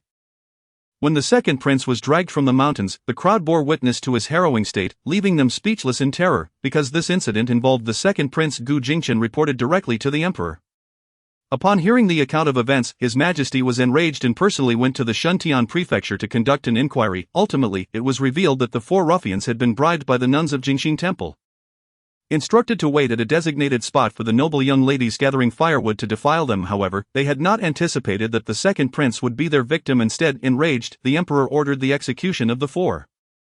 The nuns of Jingxin Temple, confronted by the merciless tyrant, were so terrified that they confessed to the temple's sordid activities, revealing that many noble young ladies claimed to be there for blessings but were actually sent to be exploited. They were merely following orders. An investigation would follow to uncover who had previously suffered indignities, but for the three currently involved, they had undoubtedly incurred the emperor's wrath since the death of the former empress. The emperor had become unhinged, and his greatest disdain was for those who favored concubines over wives. The esteemed Marquis Chang'an and his wife were renowned for their unwavering love, yet their legitimate daughter was embroiled in this scandal. Absurd, the emperor immediately decreed that Marquis Chang'an, the Minister of Revenue, and the Dowry be stripped of their provisions for 3 years, demoted by 2 ranks, and receive 30 lashes as a warning for their lax family discipline.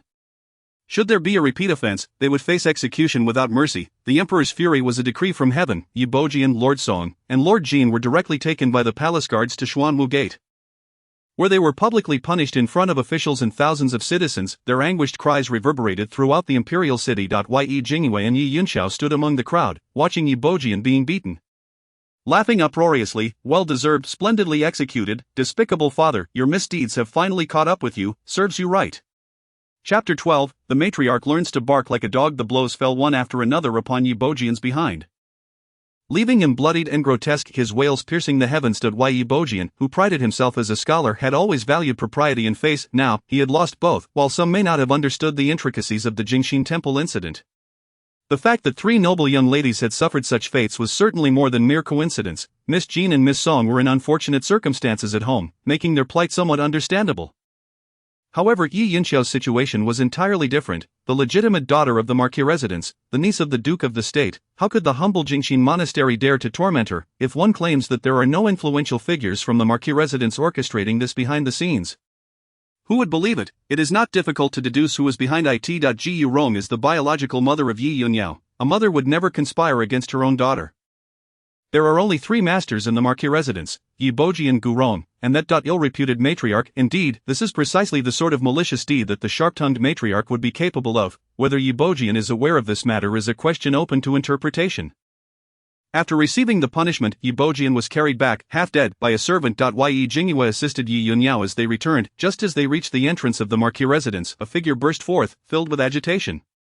My son, you have suffered so." Yi Bojian, battered and bruised, could only groan weakly, utterly incapable of responding. The matriarch, too fearful to lay a hand on him, stood to the side, wailing in despair. After a moment, Her gaze fell upon Yi Yunyao, and her sorrow swiftly morphed into fury. You jinx, look at the misery you've caused your father. Today, I shall strike you down. With that, she advanced, her hand raised high.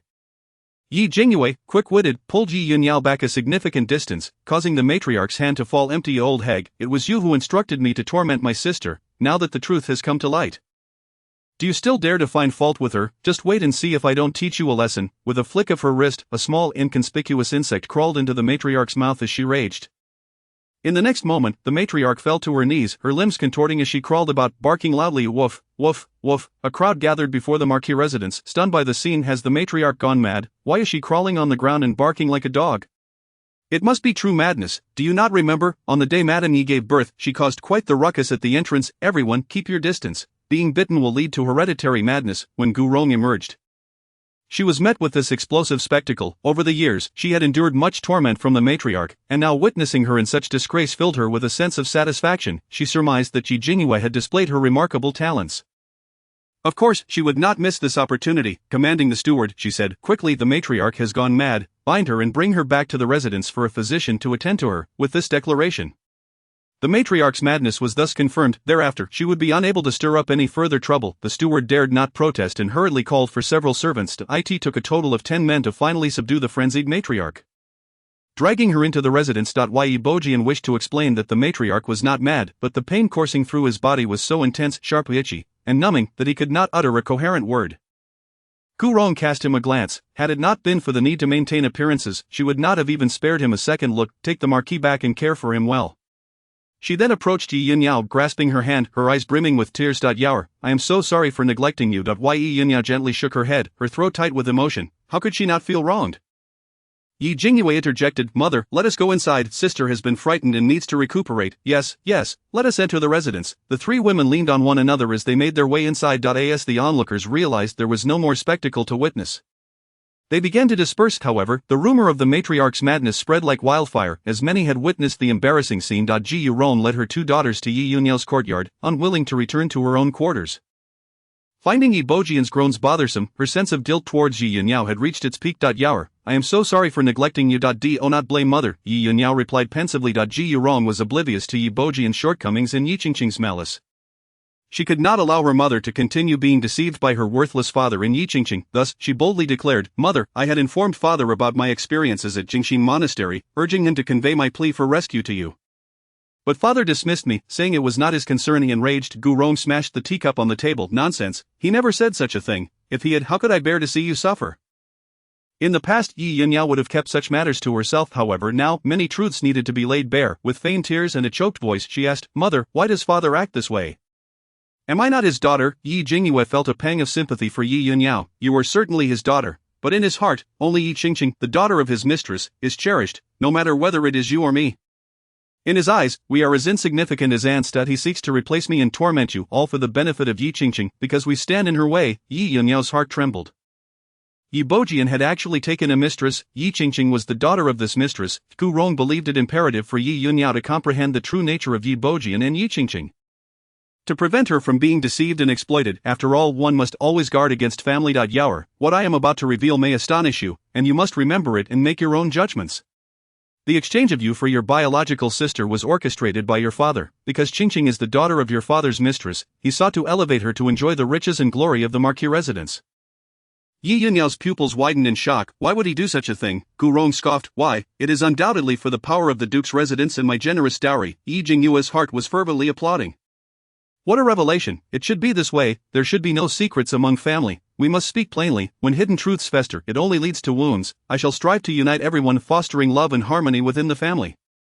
Resolutely refusing to be a victim or a pawn, I will ensure our family thrives together. Roar, of course, if I could marry my cousin, that would be even more fulfilling. Chapter 13. The steward is the matriarch's lover. Gu Rong felt melancholic and horrified.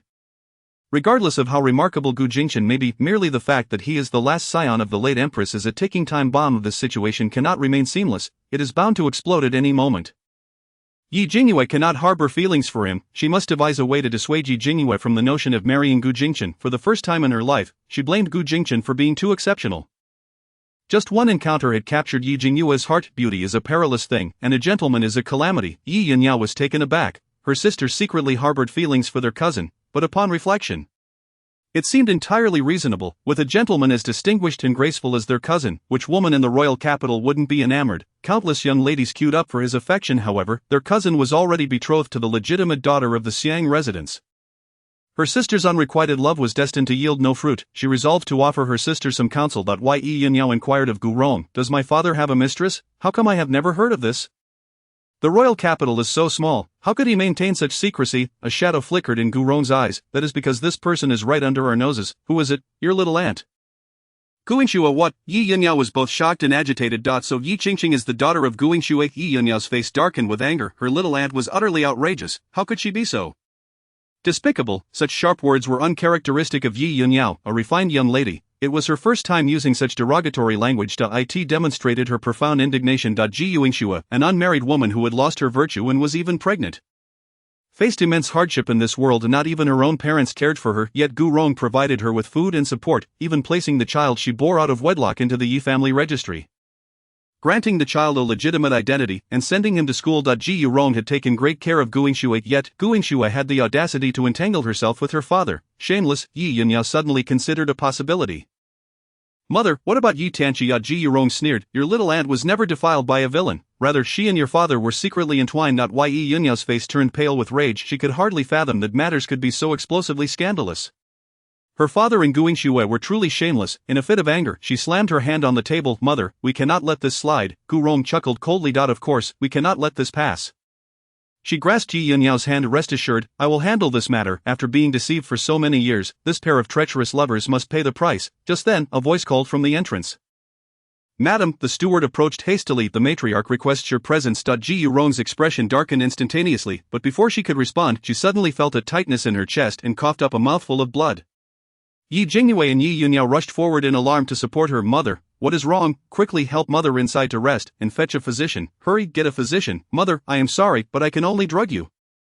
Rest assured, though you have coughed up blood, it is nothing serious, merely a bit of medicinal qi. I cannot allow you to go to the matriarch. She is known for her cruelty, with your father's recent demotion and her disgrace. If you go now, it would be akin to walking into the lion's den. Mother absolutely must not go. Let her stew in her own anger, and may it drive her to her demise."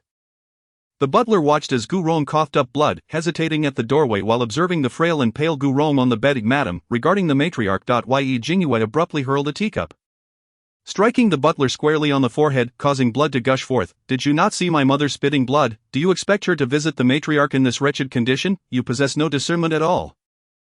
How do you perform your duties? Quickly fetch a doctor. May you be crushed for your treachery, a lackey of the matriarch. My mother is hemorrhaging and yet you still look to her for training? How utterly malicious. This butler is the matriarch's cousin and has been entangled with her. For years he has wielded his power in the household, feigning compliance with my 3 brothers and my legitimate sister while secretly siphoning off my mother's dowry to purchase land. He is nothing but a parasite. Just wait, I will be the first to end your life." Gu Rong, lying in bed, hastily closed her eyes to conceal her astonishment. The butler was indeed involved with the matriarch? How outrageous! Yi Yunyao tightly grasped Gu Rong's hand, her heart also tumultuous. The butler had indeed been harsh towards her, even withholding her rations. No wonder he was so brazen. It turned out he was the matriarch's paramour. How explosive! The butler, clutching his head, retreated in fear, yet, as he exited, a shadowy glint flashed in his eyes, sharp and malevolent. Yi Jingyue smirked inwardly. "You glare at me with such hatred, harboring a grudge. Come on, bring it on. I shall not be intimidated. No, I cannot allow such a malignant presence to linger around my mother and sister. According to the original trajectory, my mother would be confined within the manor after her children were harmed. And this butler even brought beggars to humiliate her. How despicable! The butler's influence in the manor runs deep, bolstered by the matriarch and my worthless father. It won't be easy to dismiss him. I must devise a plan that strikes true. Even if I cannot eliminate him, he must be made to leave. I have it. Tonight, I will orchestrate a scheme to lure the butler to my room. Using my reputation as bait, I will escalate the situation, and with today's incident already drawing public attention to the Marquis, I refuse to believe they can protect a butler who tarnishes the reputation of the noble ladies. Sigh, the main issue is my lack of familiarity with my family. They may not believe me and could think I am merely paranoid. There is no choice but to adopt the role of the green tea princess.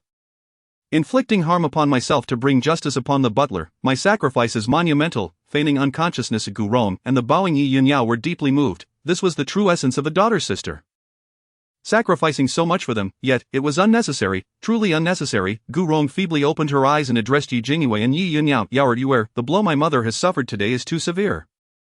I wish to rest for a while. You may return. Ye Yin Yao and Ye Jingyue nodded to mother. Please rest well. We shall take our leave. Ye Yin Yao resolved that, come what may, she would cling to Ye Jingyue, especially in the evening, ensuring that she would not have the opportunity to use her reputation to ensnare the butler. For someone as contemptible as the butler, it was not worth even a single hair from Ye Jingyue.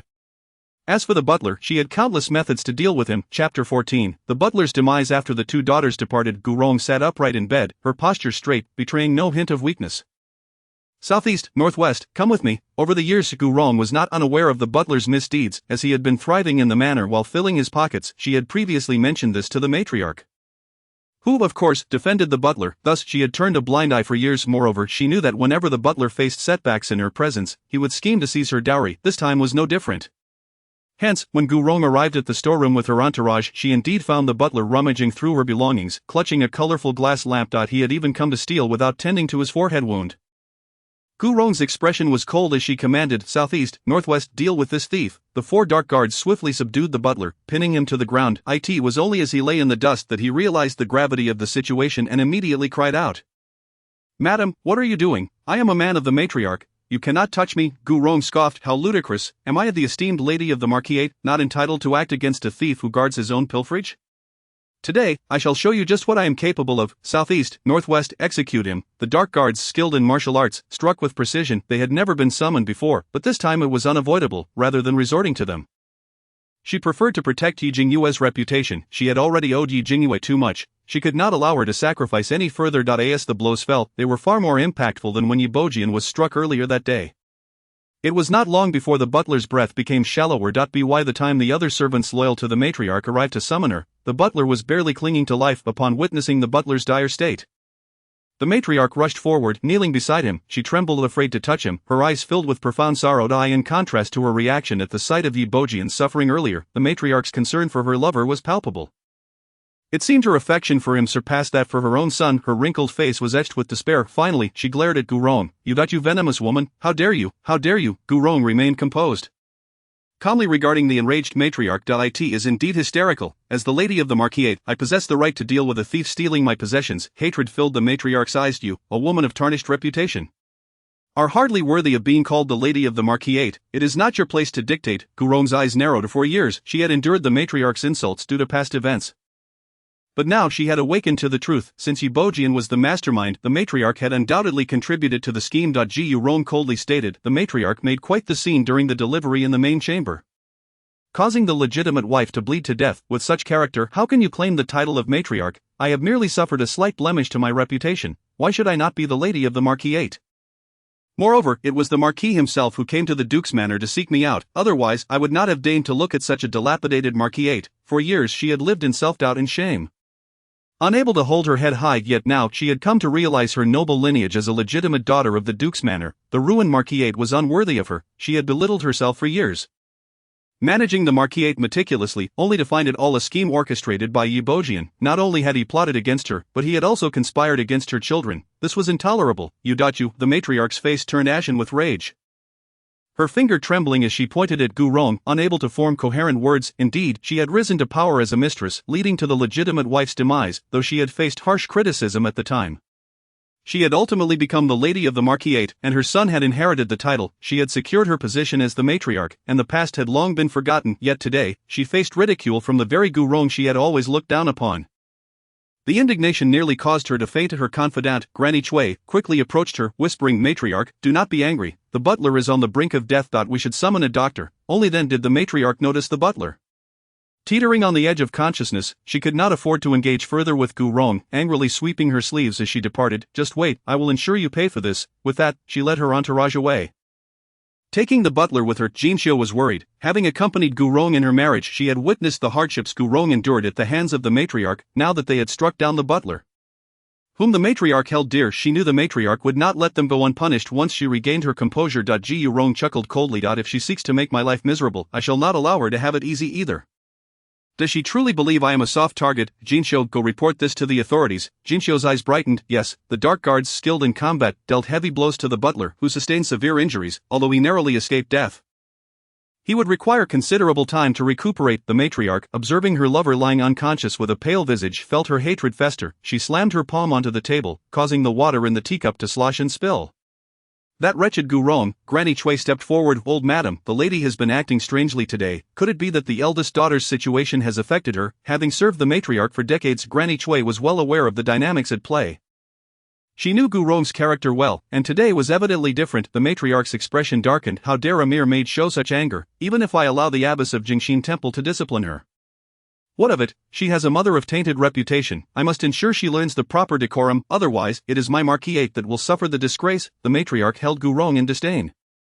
And by extension, she also looked down upon Gurong's children, particularly Yi Yunyao, who was well educated, virtuous, and admirable. She found her especially intolerable. The matriarch had risen from the ranks of a servant, having gained the master's favor due to her beauty. However, the mistress of the household could not tolerate her existence and sought to extinguish her life. Employing cunning schemes, she manipulated her master into sending her away as a concubine through her subtle machinations and devious tactics. She indirectly caused the demise of the legitimate wife, and subsequently, leveraging her pregnancy, ascended to a position of power, and now she occupies the illustrious role of the matriarch of the Marquis. Chapter 15, reporting to the authorities. What of noble ladies from esteemed families? In the end, they all meet their demise. She has always looked down upon those noble women. Ji Yurong, in particular, epitomizes the archetype of a noble lady, prompting her to devise a plan for Yi Bojian to ruin Gurong's reputation. Then marry her and subject her to relentless torment within the household. Over the years, she has taken pleasure in using and tormenting Gurong and her child, relishing her own superiority. The once lofty noblewoman is now but a pawn in her hands, subject to her every whim. Yet Gurong has begun to rise against her. She dares to strike at her people and the steward. She will not easily let Gurong escape her wrath. Chui Momo gently advised, Madam, there is no need to rush, let the steward recover from his injuries first. The matriarch gazed at the steward on the bed, a flicker of pain crossing her eyes. Use the finest medicinal herbs, ginseng rasher, all must be a century old. The steward must recover swiftly. Matriarch, it's bad. The authorities have come to arrest someone. The matriarch's heart skipped a beat as today's events unfolded beyond her expectations. She struggled to maintain her composure. Why have the authorities come? Who are they arresting? It's the mistress. The matriarch breathed a sigh of relief. Then it's no concern of mine. No matter what Gurong has done, her arrest does not involve me. It's not just her arrest. The mistress has accused the steward of stealing the lady's dowry, and the authorities have gathered evidence to apprehend him. The matriarch felt darkness cloud her vision. Over the years, the steward had indeed taken many of Gurong's possessions, as Gurong had consistently turned a blind eye until it became blatant. The evidence was easily found. The mistress of the Marquis accuses the steward of theft. What a grave accusation! The steward is merely a steward, incapable of bearing such charges. A household servant stealing from the family, especially on such a scale, would surely face a death sentence. The magistrate of Jingyue held the arrest warrant. Matriarch, I am here to apprehend the thief from the Marquis. I ask for your cooperation. The matriarch intended to plead for leniency, but upon seeing the figure holding the arrest warrant, she staggered and collapsed to the floor. It was Wei Sun, the younger brother of the legitimate wife she had forced to her death all those years ago. Had it been anyone else, she might have had a chance to plead for mercy, but it was Wei Sun. His cold, dark eyes radiated a chilling intent. Seize the criminal, Li, and anyone who obstructs this process will be charged with interfering with official duties and arrested as well. The matriarch dared not intervene, forced to watch as her favorite steward was taken away. Overwhelmed by the blow, she fainted. When she regained consciousness, she rushed into Yi Bojian's chamber, disregarding his half-conscious state. Cursed fate! You have what a harbinger of doom. How could you report the steward for stealing my property, leading to his arrest? Are you plotting my demise? I cannot endure this any longer. Yi Bojian, having been punished, lay on the bed in an unseemly manner, and now faced his mother's frantic tirade with increasing irritation. The steward should never have laid hands on the mistress's wealth. His current plight is deserved. Yi Bojian knew well that the steward was the matriarch's longtime associate. He was also aware of the steward's thievery from Gurong, as she had alluded to it in their conversations. However, at the time, he had wished to avoid trouble and believed that the steward's theft, being from Gurong, was inconsequential. Hence, he had been dismissive towards Gurong, advising her to tolerate the situation. In hindsight, he regretted this negligence, as the steward's greed had only escalated, leading to external acquisitions of property and land. By then, Yi Bojian had considered Gurong his wife and felt that all she possessed was rightfully his. The steward's extensive theft left him deeply unsettled, yet he had remained silent. Now, he found Gurong's actions commendable. Household thieves must be guarded against. The matriarch, already incensed by Gurong, was further enraged by Yi Bojian's words. Throwing herself to the ground in a fit of fury, that is not my money. I have married into the Yi family, all wealth belongs to the Yi family. I am the matriarch, I shall give to whom I please. I do not care, you must resolve this today, or I shall not let this matter rest. Yi Bojian furrowed his brow in frustration, aware of the matriarch's penchant for creating turmoil. Enough, I understand. You may leave now. I will summon her and discuss the withdrawal of the complaint. Ye Bojian thought this would suffice, teaching the steward a lesson that would deter future thefts. The matriarch hastily departed. Urgency in her steps, fearing for the steward's safety given his injuries, time was of the essence. She could not afford to delay. Ji Yurong received an urgent summons from Yi Bojian's personal attendant and smiled. Eager to witness Yi Bojian's predicament, upon arriving at their shared chamber, she found Yi Bojian in a disheveled state, immediately eliciting a frown from him. Madam, have you reported the steward? Gu Rong raised an eyebrow. A thief, and I cannot report him. Yi Bojian remained sprawled on the bed, maintaining his lofty demeanor. Since you have already reported him, let it be. However, the steward is aligned with the matriarch. Your actions will surely displease her. You should withdraw the complaint and retrieve the steward. After this incident, he will think twice before touching your possessions. Ji Yurong did not engage with Yi Bojian's suggestion. Instead, she seated herself leisurely and poured herself a cup of tea. My lord, Yaoer claims she was mistreated at Jingshin Monastery and sought your help, but you ignored her. Is this true? Yi Bojian's brow furrowed in surprise. He was taken aback by her abrupt shift in topic. We are discussing the steward. You must act quickly to secure his release. The penalties for offenders in the Shuntian prefecture are severe. The consequences of delay are unimaginable. Ji Yurong paused, then let out a mocking laugh. Her gaze icy as it fell upon Yi Bojian, causing him to shiver. The lord is so concerned for the steward's well-being, fearing for him in the Shuntian prefecture, yet remains indifferent towards his own daughter. Even dismissing Yaoer's pleas for help, Gu Rong's expression remained calm. But my lord, you truly sadden me. Chapter 16. The mask is torn. Yi Bojian felt a tightening in his chest and quickly replied. Madam, you misunderstand. Yaoer is merely facing disciplinary measures for her disobedience. She is the legitimate daughter of the Marquis, representing the family's honor, and I expect her to uphold the highest standards. As soon as Yi Bojian finished speaking, Gu Rong hurled her teacup at him, striking him squarely on the forehead, scalding him with the hot tea. He yelped in pain, nearly jumping up, but the injury to his posterior forced him to quickly retreat back to the bed. Glaring at her with fury, Madam, have you lost your mind? Gu Rong stood coldly regarding him. It is you who have truly lost your sanity. My lord. Yaoer is virtuous and accomplished, the epitome of a refined lady. What need has she for the guidance of those lowly nuns at Jingshin Monastery? My lord, do you think I am a fool to be deceived by your lofty rhetoric? Yi Bojian's anger dissipated, replaced by a hint of guilt. Some matters, while spoken lightly, could not withstand scrutiny. Madam, I did not anticipate the nuns would act so excessively. This was my oversight, and if you were upset by it, I must accept responsibility. Ji Yurong's expression remained frosty. Indeed, it is your fault, and thus your punishment is well deserved. Yi Bojian. Madam, we are discussing the steward. Since you have expressed your anger, please release him. Madam, Jin Shou rushed in. Bowing deeply, the steward did not withstand the interrogation and has already passed away. Yi Bojian felt the world around him darken. The steward is dead. Given the matriarch's attachment to him, Yi Bojian understood that this matter was far from over. In the past, the matriarch might have sought trouble with Gu Rong, and he could have remained aloof, but the Gu Rong of today was evidently different. She had the audacity to throw a teacup at him. The matriarch would undoubtedly not let this go quietly. When she could not confront Gu Rong, she would come to him to lament how tiresome. Gu Rong addressed Yi Bojian with indifference. My lord, it seems releasing him now would be futile. Yi Bojian regarded Gu Rong's cold demeanor, as if seeing her for the first time. Madam, you did this intentionally, did you not? Not necessarily. Gu Rong chuckled. Do you know who apprehended the steward? It was Lord Wei Sun, who has returned from the border. Yi Bojian felt a wave of darkness wash over him once more. The enmity between their families extended far beyond mere bloodshed. With Wei Sun's return, was that other figure also back?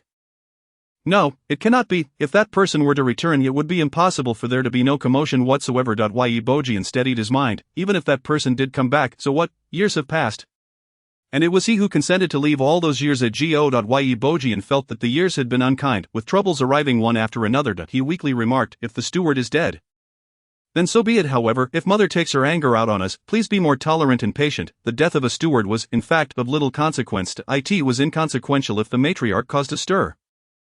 Let Gu Rong handle it. Ji Yurong had always been gracious and composed, well aware of the matriarch's preferences. As long as she catered to them, all would be well. Ji Yurong smiled. The so-called catering to her whims meant enduring the matriarch's unreasonable insults and abuse, all the while continually offering gifts to placate her. Over the years, the matriarch had not hesitated to show her displeasure when trying to extract benefits from Gu Rong. Rest assured, my lord, I will ensure the matriarch is satisfied. Upon hearing this, Yi Bojian finally exhibited a hint of relief. Ji Yurong rose gracefully. My lord, I will first go and console the matriarch. Yi Bojian immediately nodded. Go on, and be sure to placate mother. This implied giving the matriarch more gifts. Gu Rong said nothing, turning to leave, a smirk of disdain curling her lips. She had no intention of providing the matriarch with anything beneficial. Not only would she not offer anything, but she also intended to reclaim everything the matriarch had taken from her over the years. Having benefited so much at her expense, plotting against her and her daughter was unforgivable. Upon exiting the courtyard, Gu Rong instructed Jingyue, "Go gather a few people to retrieve the steward's body and bring it to the matriarch's courtyard." Furthermore, the blood swallow should no longer be sent to the matriarch's quarters. Jingyue's face brightened. "Yes, my lady." Before long, the steward's body was brought back by the servants of the household directly to the matriarch's courtyard. Upon seeing the steward's corpse, the matriarch screamed in terror, her whole body trembling. On one hand, she could not accept the steward's death, on the other, the sight of his mangled body horrified her. The corpse was a ghastly sight. Covered in whip marks, clothing in tatters, with burn scars exposed on the shoulders, clearly having suffered inhumane torment before death. Moreover, the burns on the steward's body served as a grim reminder of past events. Wei Sun must have known something. Was he warning her through the steward's corpse? She trembled in fear, overwhelmed, her eyes rolled back, and she fainted. Ye Jingyue learned of the steward's death the following day. After all, she had been ensnared by Yi Yunao the previous night, a beautiful, gentle, and delicate young lady who insisted on expressing her fears. What could she do? Naturally, she comforted her, held her close, protected her, and reassured her. There was no rush regarding the steward. To her surprise, the steward had died. Yi Jingyue hastily grasped Yi Yunao's hand. "Assist her. Let us go comfort mother." The steward was the matriarch's lover. Could she let mother off the hook for this? No, we must hurry to protect her. Yi Yunao was equally concerned about Gu Rong. Given the matriarch's difficult disposition, the death of her lover, the steward, would surely not be taken lightly. The two hurried to Gu Rong's courtyard. Finding not the matriarch but another person instead, Yi Qingqing, dressed in a lake blue gown, Yi Qingqing's delicate face appeared charmingly lovely. She held a bowl of soup, her tender little hands extending it toward Gu Rong. Her expression pitiful. "Mother, I was wrong. I should not have acted that way when my sister returned. I was too worried, too frightened. I feared that mother would not love me anymore once her true daughter returned. This is the soup I simmered for 2 hours to apologize to you, hoping you would not be angry with me after drinking it." Chapter 17, drugging Yi Qingqing to make her fart. Yi Jingyue, witnessing this scene, rushed forward and knocked the bowl of soup from Yi Qingqing's hands, splattering it all over her. "You are nothing but an impudent usurper. Get as far away from me as possible." "Damn, Yi Qingqing is ruthless. She poisoned my mother so quickly. That bowl of soup contains 7 soul pursuit grass. If consumed 7 times within a month, it will render one dazed and incapable of self-care. This Yi Qingqing is truly a treacherous wolf in sheep's clothing. After being cherished in the household for years, upon realizing her standing was threatened, she resorts to poisoning. How vile." Both Gu Rong and Yi Yunao were taken aback. They had not anticipated that Yi Qingqing would poison the soup. Upon discovering that Yi Qingqing was the daughter of Gu Yingshui and Yi Bojian, they had already lost any affection for her. Yet, they were still shocked that she would stoop to poisoning. Yi Jingyue was right. Indeed, she was a wolf that could not be nurtured. Yi Qingqing, after having her soup knocked over, felt a small portion scald her hand. Instinctively letting out a shriek, seeing Yi Jingyue's fierce demeanor, she realized that this was the true legitimate daughter of the Ho residence. Tears streamed down her face like pearls. "Sister, I know I took your place. And I have kept you and mother apart for so many years. You have every right to hate me. I am truly sorry." As she spoke, she clumsily tried to hide her burned hand behind her back. Her gaze evasive, looking both aggrieved and restrained as she cast pitiful glances at Gu Rong and Yi Yunao, her delicate face displaying the signs of having been wronged. It was a classic green tea act. However, no one here was interested in her performance. Yi Jingyue stepped forward, roughly pushing her aside, causing Yi Qingqing to fall to the ground. "You certainly owe me an apology. It is because of you that I have been cast out for 15 years. I was supposed to be the pampered daughter of the Ho family. On the day I returned, you even threatened to take your own life. What, did my return obstruct your path?" Yi Qingqing hurriedly tried to explain. "I didn't mean to, at that time." Yi Jingyue interrupted directly. "Enough, do not bother explaining." Yi Jingyue affectionately looped her arm around Gu Rong's, speaking softly. "Mother, I am your true daughter. You must not show favoritism. She, a wild seed of unknown origins, does not deserve your love." Yi Qingqing's tears fell like rain. "Mother." Gu Rong unceremoniously raised her hand to signal Yi Qingqing to stop. "What Juer said is correct. I am not your mother, and you need not address me so affectionately. For the past 15 years, you have enjoyed the comforts of this household. I believe I have treated you well enough. Now that my true daughter has returned, I wish to treat her well." This time, Yi Qingqing's face truly paled, her body swaying precariously. This was the first time in her life that Gu Rong had treated her with such indifference. She had originally thought that despite her true daughter's return, the bond formed from raising her would still count for something. However, the coldness in Gu Rong's eyes left her flustered. "Mother, have we not shared a mother-daughter bond for all these years? Can it truly be discarded so easily?" Gu Rong felt an urge to laugh. A mother-daughter bond spanning years. If there truly were such a bond, what did the poison soup in front of her signify? Noticing Gu Rong's silence, Yi Qingqing hurriedly offered the soup to her. "Mother, look, I simmered this soup for 2 hours. It is for you." Yi Jingyue could no longer contain herself. "How dare you bring forth a bowl of poisoned soup and pretend to be obedient?" She stepped forward, pouring out a portion of the soup, then seized Yi Qingqing's chin, forcing it down her throat. Yi Qingqing had not expected such a reaction from Yi Jingyue and, caught off guard, swallowed the entire contents into her stomach. Suddenly, recalling something, she pushed Yi Jingyue away in panic and sat down abruptly, instinctively clawing at her throat, attempting to expel the soup. Yi Jingyue fanned the flames beside her. "It is your own soup. Why are you clawing at your throat? Surely, it cannot be poisoned." Yi Qingqing's blood ran cold. Looking up in terror and disarray, she met Yi Jingyue's mocking gaze, as well as the cold indifference of Yi Yuneo and Gu Rong. Only then did she realize how bizarre her behavior appeared. She quickly defended herself. "No, how could I poison mother? It was your forceful pouring that made my throat uncomfortable." "Is that so?" Yi Jingyue clearly did not believe her and poured another bowl, insisting, "Prove it. Drink it." Yi Qingqing gazed at Gu Rong with pitiful eyes. Mother. Ji Rong merely looked at her, cold and unyielding. "Are you afraid?" Yi Qingqing's lips trembled, caught in a dilemma. Finally, biting her lip, she lifted the bowl and drank it all in one go. Fortunately, consuming 7 soul pursuit grass once would not cause any immediate issues, yet Yi Jingyue revealed a knowing smile. "Though the poison from the 7 soul pursuit grass does not affect one immediately, I may have added a little something extra to the soup, ensuring you will be quite surprised." After drinking the soup, Yi Qingqing set the bowl down. "Mother, see, I have finished it. There is no poison."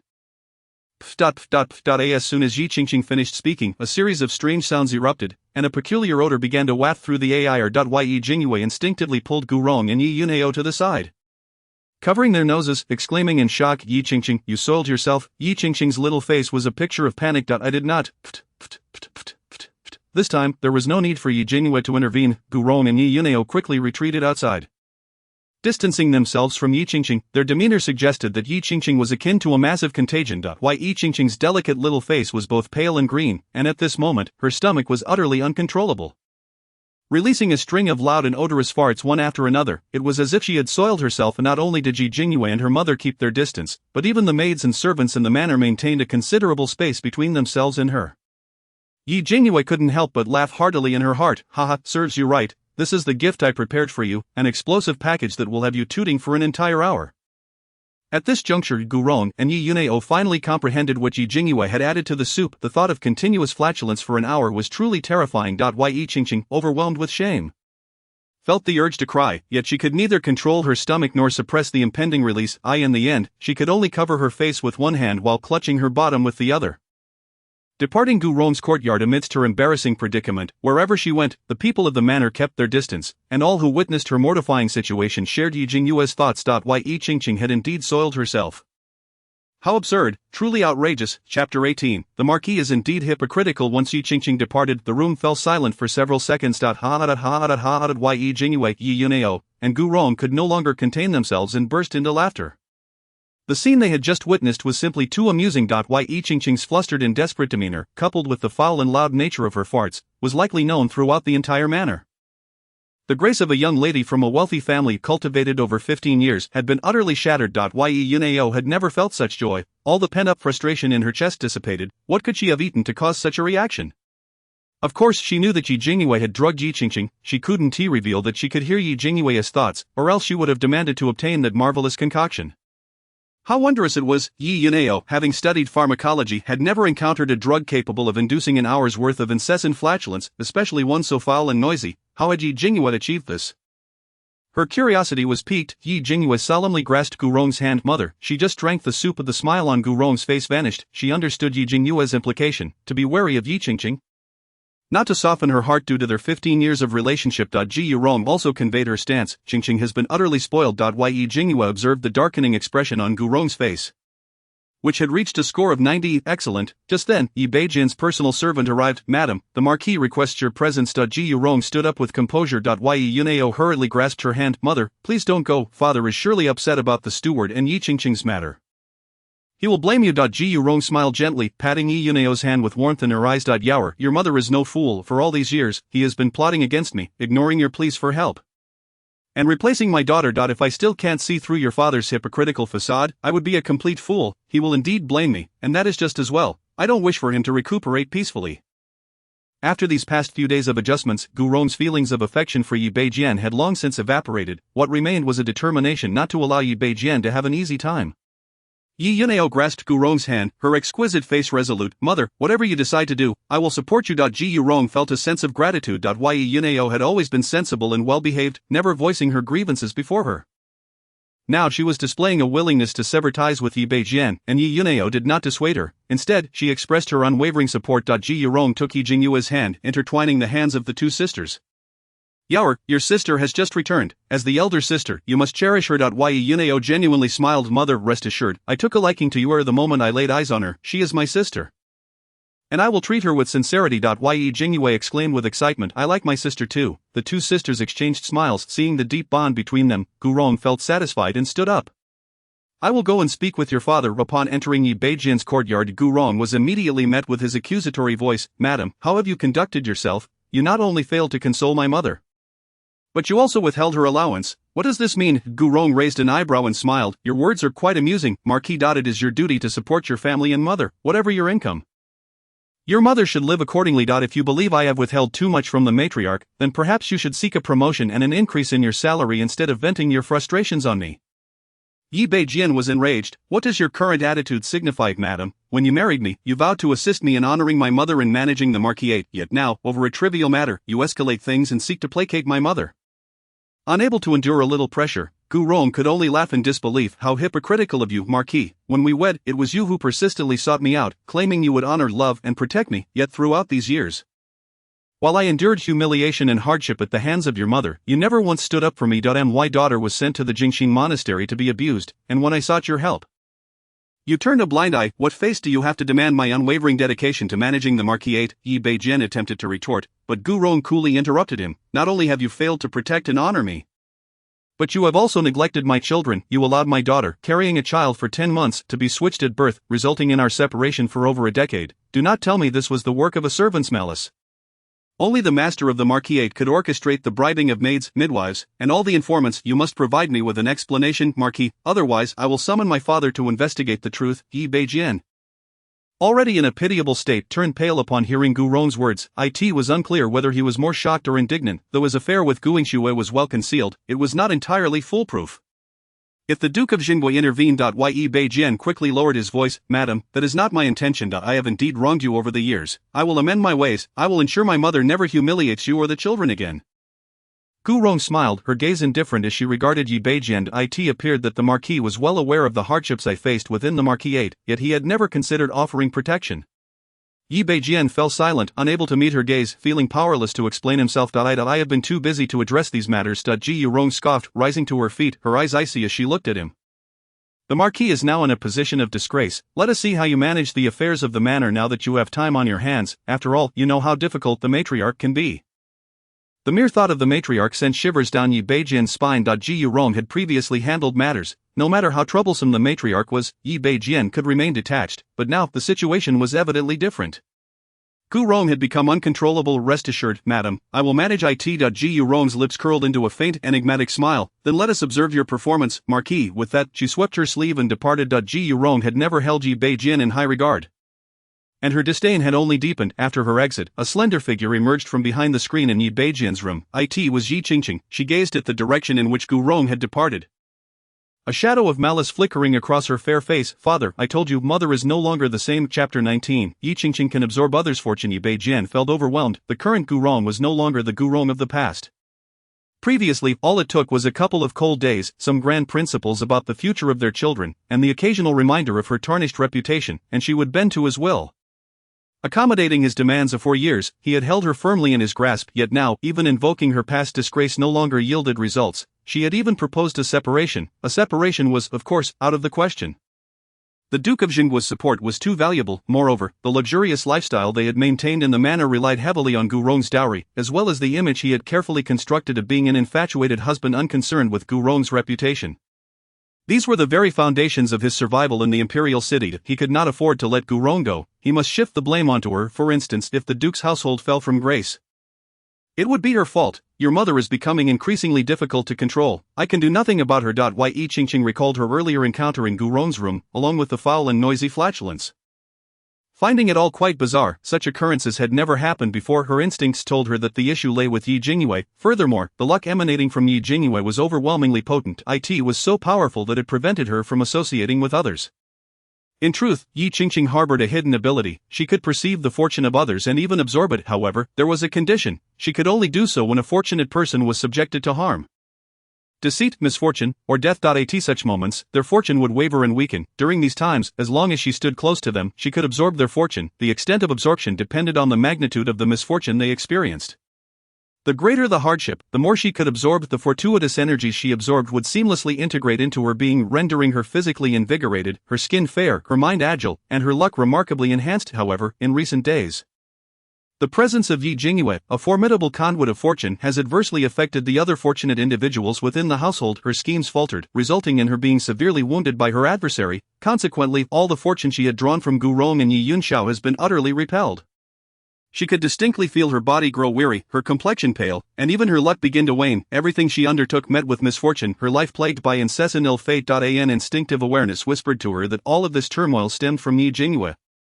Yi Jingyue was a malignancy that could not be tolerated, she must be eradicated. The transformation of her father and mother commenced with Yi Jingyue's arrival at the manor. Yi Bojian pondered deeply. Indeed, Gu Rong's change was evident following Yi Jingyue's return. Prior to Yi Jingyue's arrival, Gu Rong had exhibited a domineering attitude towards her biological daughter, yet displayed little aversion to Yi Qingqing's presence. Even expressing a desire for her to remain, the vast manor could easily accommodate one more young lady. However, after Yi Jingyue's return, Gu Rong underwent a drastic shift. She became indifferent to the cherished Yi Qingqing, even resorting to cold mockery. Her previously respectful demeanor towards the matriarch transformed into scheming against those close to her, and she began to counter the matriarch's influence, even her once compliant attitude towards him. Her husband had altered. After he was struck by the emperor, Gu Rong's visits were limited to the 2 occasions when he summoned a servant to fetch her, otherwise she would not set foot in his quarters. And not a single word of concern would escape her lips. Yi Bojian found this utterly disconcerting. Yi Qingqing needed Yi Bojian's support to rid herself of Yi Jingyue, so she began to whisper in her father's ear. Father, Yi Jingyue grew up outside the manor, her temperament as capricious as the wind, saying whatever comes to mind. Mother has been confined within the estate for years, and many matters have been obscured by a narrow view. If someone were to offer a little guidance. Upon hearing this, a cold sweat broke out on Yi Bojian's back. His own methods over the years had been rather rudimentary, and many affairs unfolded right beneath his nose. He had complete control over the household, and none dared to gossip. Yi Jingyue, an outsider, truly could not be allowed to remain. He directly inquired of Yi Qingqing, "What plan do you have to deal with her?" Yi Qingqing smiled. "The father, your worries extend beyond mother's affairs. The Zhang family must also be troubled, correct?" Yi Bojian, already overwhelmed, felt as though he had 2 heads after hearing about the Zhang family. The banquet that day had originally been a plot against your third brother. Yet unexpectedly, your third brother emerged unscathed. While Zhang Xiaoling was rendered incapacitated, the Yi family insists that I, as his father, was reluctant to part with my son and changed my mind at the last moment. Resulting in his misfortune, they demand an explanation from me, and if I do not comply, they threaten to escalate the matter. Yi Bojian understood that the Zhang family would not dare to escalate matters. In that incident, there was a woman who bore an uncanny resemblance to the late empress. Merely this fact would deter the Zhang family from causing a scene. The current emperor is a madman concerning anything related to the former empress.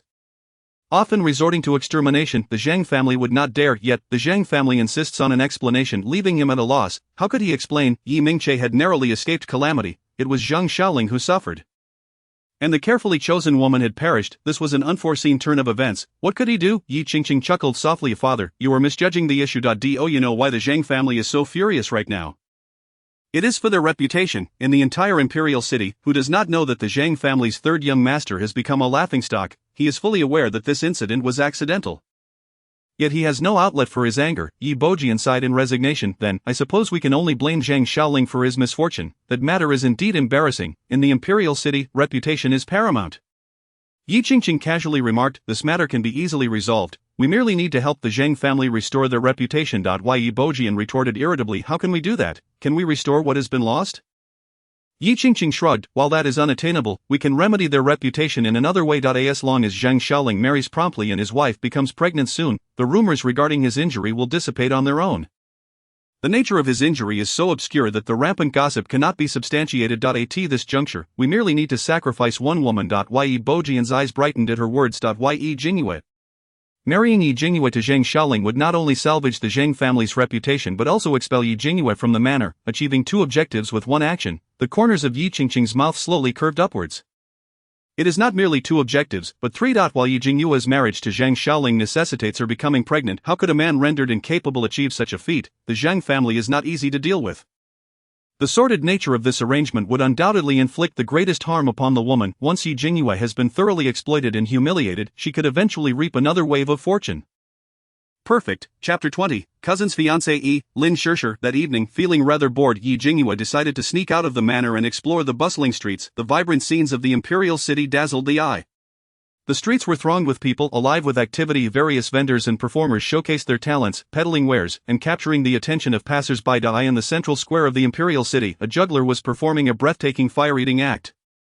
He brandished a torch, spewing flames that illuminated the entire square. The onlookers gathered around, utterly captivated. Yi Jingyue, amidst the crowd, clapped her hands in delight, the atmosphere of excitement enveloping her, filling her with joy, just as she was reveling in her merriment.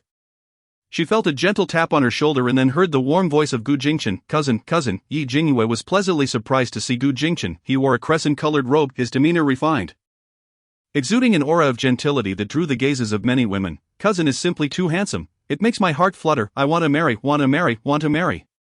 Yi Jingyue's eyes sparkled, her brows and eyes exuding a bright cheerfulness. Had it not been for Gu Jingchen's ability to perceive her thoughts, he might have mistaken her for a charming little sister from the neighborhood. Moreover, her feelings towards him. But Gu Jingchen was well aware of her sentiments, otherwise his aunt would have been displeased. Did you come out by yourself? Yi Jingyue playfully blinked. I snuck out on my own. You mustn't tell aunt. Gu Jingchen chuckled lightly. It's rather late for you to be out alone. Aunt will surely worry her. Allow me to send someone to inform her, so you can enjoy yourself without concern. I shall escort you home later. Yi Jingyue beamed sweetly. Thank you, cousin. Gu Jingchen continued. The food at Tianxiang Tower is quite delightful. I have an appointment with your future sister-in-law, and you are welcome to join us. Yi Jingyue's eyes lit up. Is that all right? Am I not imposing? Gu Jingchen laughed. Not at all. Another friend will be joining us. It will not be just the two of us, implicitly indicating that her presence would not be burdensome. Upon entering the private room at Tianxiang Tower, Yi Jingyue found that a lady was already seated there, clad in white, her hair neatly styled into a simple bun. A few strands of hair framed her fair cheeks, enhancing her delicate beauty like a peach blossom, with brows resembling distant emerald mountains. Yi Jingchen introduced, Cousin, this is Lin Shishir, the daughter of the Xiang residence, and your future sister-in-law. Shishir, this is my aunt's daughter. Yi Jingyue, the cousin who has just been found. Although the truth regarding the false and genuine daughters of the Marquis household was well concealed, whispers had begun to circulate. Lin Shishir had not anticipated meeting the true daughter so soon. She offered a polite bow. Greetings, Sister Yue. Yi Jingyue mirrored the gestured greetings. Sister Shishir. Lin Shishir gently took Yi Jingyue's hand and guided her to sit. If Sister Yu finds herself bored, you are welcome to visit the Xiang residence and play with me.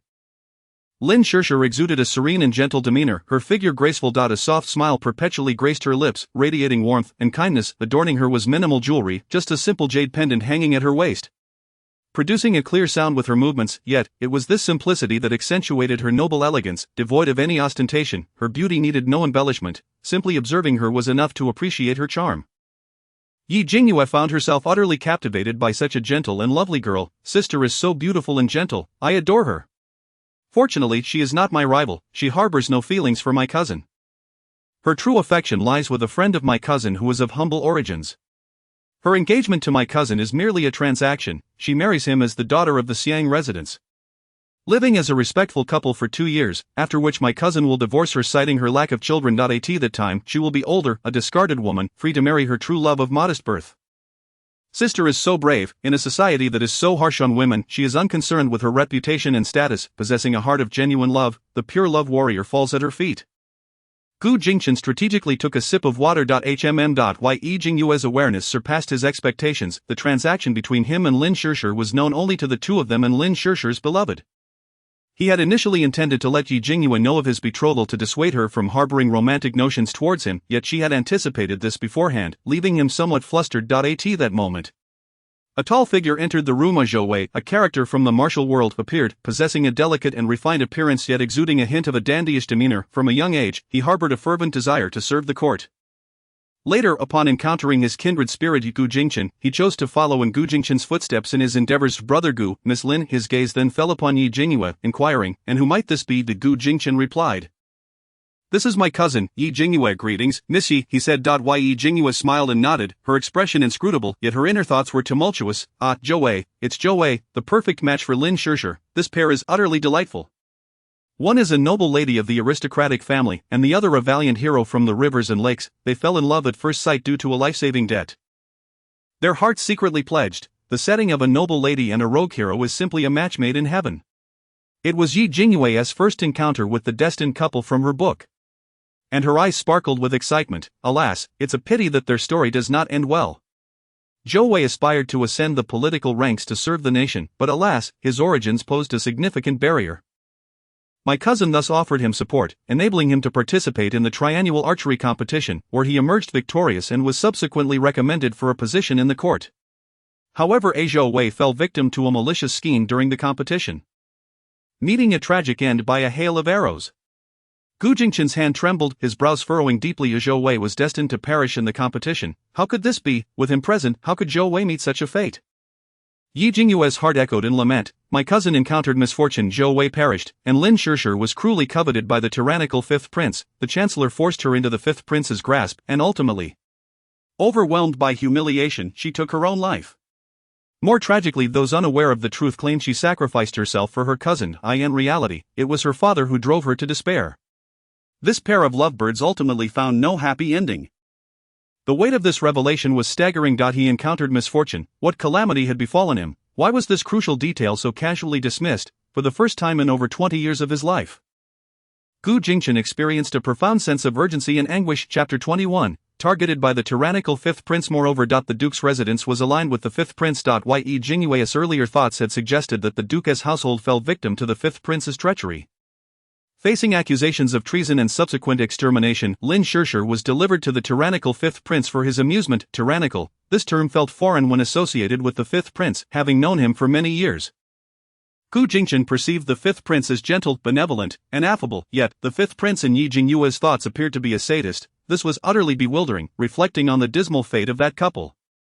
Yi Jingyue couldn't help but feel a tinge of resentment towards Gu Jingchen. Cousin, all of this is due to your blindness in trusting that wolf, the fifth prince. Gu Jingchen remained silent. Observing the burgeoning chemistry between Zhou Wei and Lin Shishir, Yi Jingyue promptly tugged at Gu Jingchen's sleeve, her eyes sparkling as she implored, Cousin, I wish to have candied hawthorn, but I have no money. Will you accompany me to buy some? I must create an opportunity for Sister Lin and Zhou Wei to be alone together. I adore shipping couples. Coincidentally, Gu Jingchen had the same intention. Today, he had arranged for Lin Shishir and Zhou Wei to meet, aiming to provide them with a moment of solitude. Gu Jingchen kindly addressed Zhou Wei and Lin Shishir, I will accompany my cousin Yuer to purchase candied hawthorn. You two may continue without waiting for us. Zhou Wei nodded. Lin Shishir followed suit. Yi Jingyue playfully winked at Lin Shishir, eagerly pulling Gu Jingchen out of the gathering. It is a virtue for every citizen to refrain from being a third wheel. Just outside Tianxiang Tower, a vendor sold candied hawthorn, but Yi Jingyue wouldn't settle for something so near. I heard from third brother that the candied hawthorn in the West Alley is exquisite. Cousin, shall we go to that vendor? Even without the unspoken thoughts, Gu Jingchen understood her desire to distance themselves and grant Zhou Wei and Lin Shishir ample time together. Yi Jingyue harbored many secrets. Yet one thing was certain, in the matter of Zhou Wei and Lin Shishir, they were allies. The streets of the imperial city bustled with activity, the throngs of people creating a vibrant atmosphere. As she walked alongside Gu Jingchen, they drew numerous gazes, risking a potential traffic jam. Yi Jingyue mused silently, truly, he is the protagonist. The envious gazes of the surrounding girls seem eager to devour him whole. Thus she pointed to a nearby tea house and suggested to Gu Jingchen, Cousin, please wait for me inside the tea house. I shall return with the candied hawthorn. Gu Jingchen, ever resigned, acknowledged her request, with his striking visage. He invariably became the center of attention whenever he ventured out. He had long since grown accustomed to it. He nodded at her, advising, do not wander off. Yi Jingyue waved her hand nonchalantly, rest assured. Seated within the tea house, Gu Jingchen strategically chose a position that allowed him to see Yi Jingyue. The West Alley vendor truly had garnered fame, evident from the queue of patrons. Yi Jingyue joined the line. Her senses tinged with the sweet aroma wafting in the air, her mouth watering at the thought of the delectable treats. As her thoughts lingered on the candied hawthorn, she suddenly felt a piercing gaze upon her. Following its trajectory, she beheld a man clad in a black robe, his countenance stern, his gaze slithering towards her like a serpent. Yi Jingyue's eyes, wide and innocent, nearly brushed over him before returning to her sweet anticipation. Yet internally chaos ensued. Oh no, that's the fifth princess hound. Today is the 15th, the day the fifth prince inflicts torment upon women. The hound is responsible for identifying potential victims. His gaze upon me is utterly chilling. Has he set his sights on me? The distance between Gu Jingchen and Yi Jingyue spanned 100 meters, yet he could hear her thoughts clearly. The 15th of each month marked the fifth prince's day of cruelty? The hound, his gaze swept around Yi Jingyue before settling on another target, situated in a conspicuous position within the tea house. Gu Jingchen remained hidden from the hound's view, allowing him to observe the malevolent glare directed at Yi Jingyue.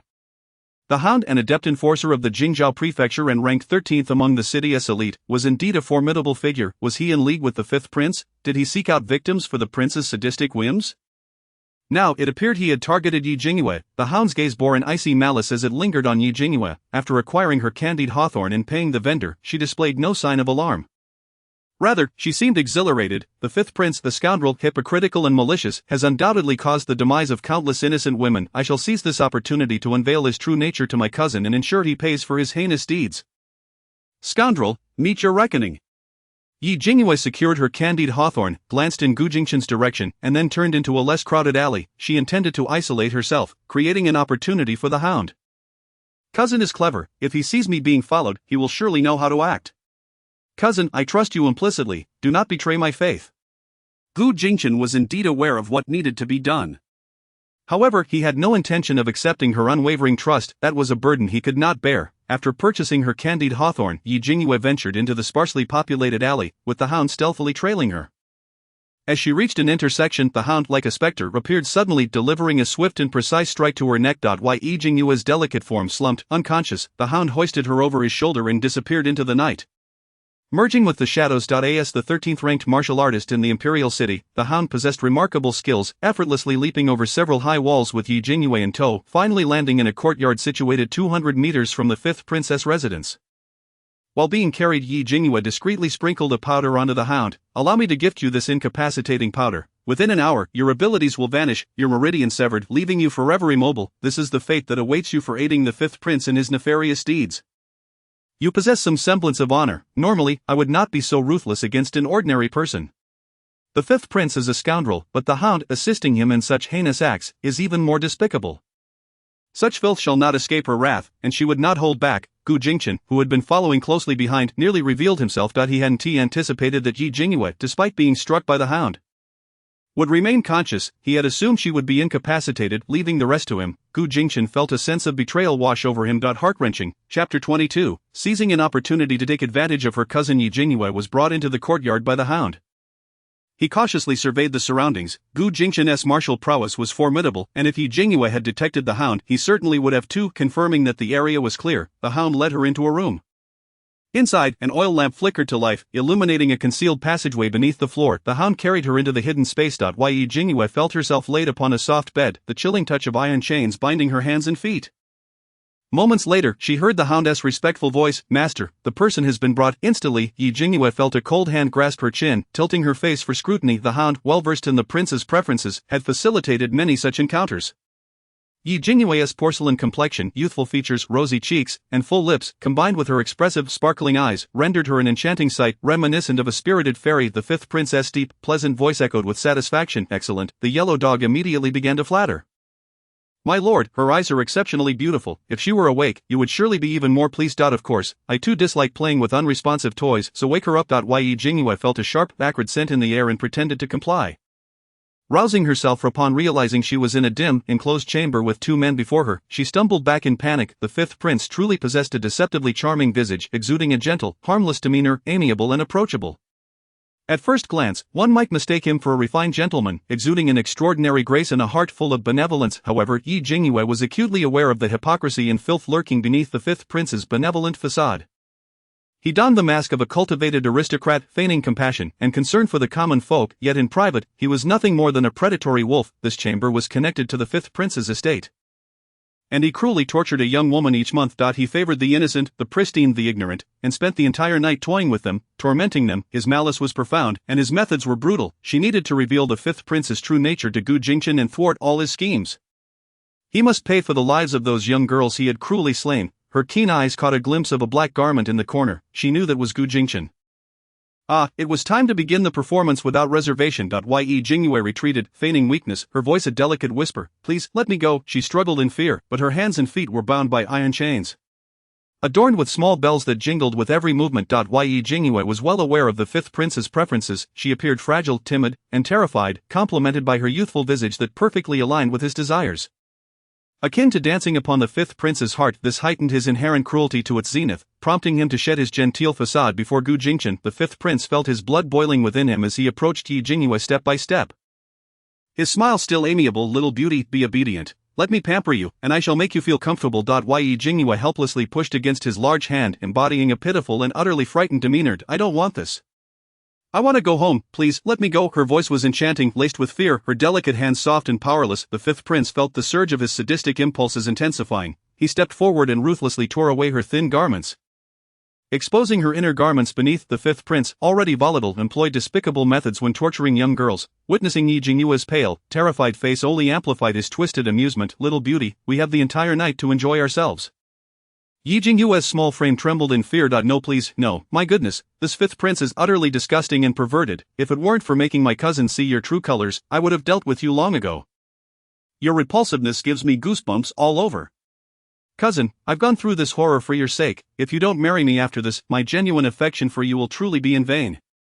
Gu Jingchen had initially intended to rush in, and upon hearing Yi Jingyue express her desire for him to marry her, he silently retreated and covered his face with a handkerchief. Of course, he knew this move would not escape Yi Jingyue's notice. He had no desire to conceal it. He merely intended to feign ignorance while being fully aware. After all, he had no intention of marrying Yi Jingyue. His aunt would never agree, so it was best not to give Yi Jingyue any unnecessary fantasies. By covering his face, he could later deny having saved Yi Jingyue. Perfect. The fifth prince was weary from his usual masquerade. The monthly night of torment was his favorite day, a moment of relaxation for him. He particularly relished the sight of those vibrant, delicate beauties being torn and bloodied, the visual ecstasy igniting his passions.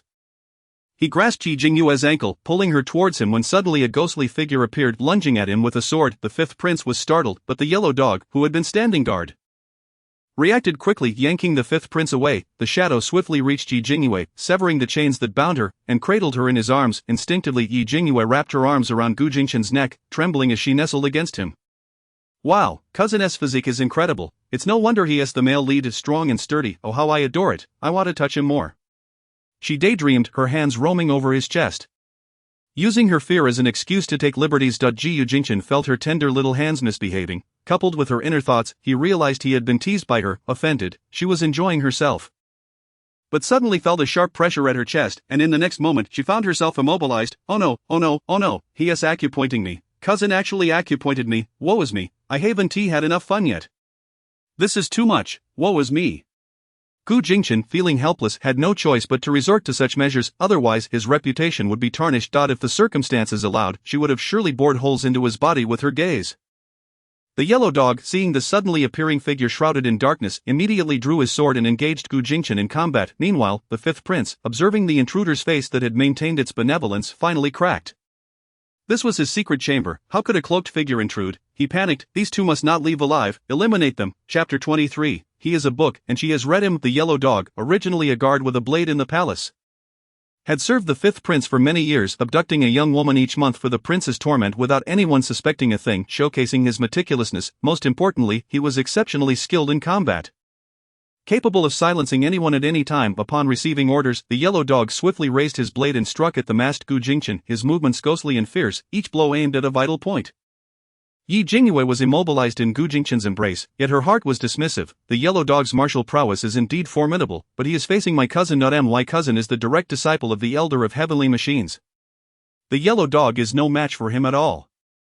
Gu Jingchen's martial abilities were no secret. To the world, he was considered capable enough to protect himself. However, no one knew he was a disciple of the Elder of Heavenly Machines, and his skills far exceeded public perception. The yellow dog ranked 13th among martial artists in the imperial city, but to Gu Jingchen, his techniques moved as slowly as a snail. Gu Jingchen effortlessly countered the yellow dog's lethal strikes, responding with swift, precise, and ruthless actions, rendering the yellow dog defenseless within moments. Moreover, he harbored a deep-seated rage. He had been deceived by the seemingly virtuous fifth prince for so many years. The fifth prince, who was supposed to embody the virtues of a benevolent ruler, was in reality a sadistic monster, indulging in the torment and slaughter of young women. The shock weighed heavily on Gu Jingchen's heart, prompting him to show no mercy to the yellow dog, who had aided the fifth prince in his atrocities. In just 3 moves, Gu Jingchen's sword pierced the yellow dog's chest. The yellow dog stared in disbelief at Gu Jingchen, shock widening his eyes as crimson blood trickled from the corner of his mouth. The heavenly machine sword technique. Initially, the yellow dog had not recognized Gu Jingchen's swordplay. It was only when the fatal strike pierced his heart that he realized it was the world's foremost sword technique.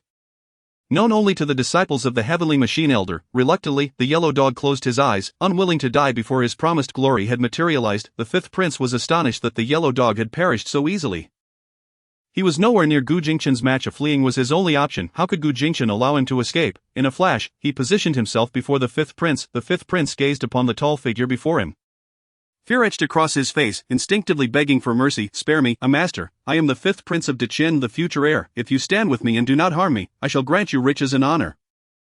Placing you above all others. Gu Jingchen's dark gaze pierced through the fifth prince. In his memory, the fifth prince had always been courteous, refined, and cultured, yet the man before him was crass, restless, with a twisted visage.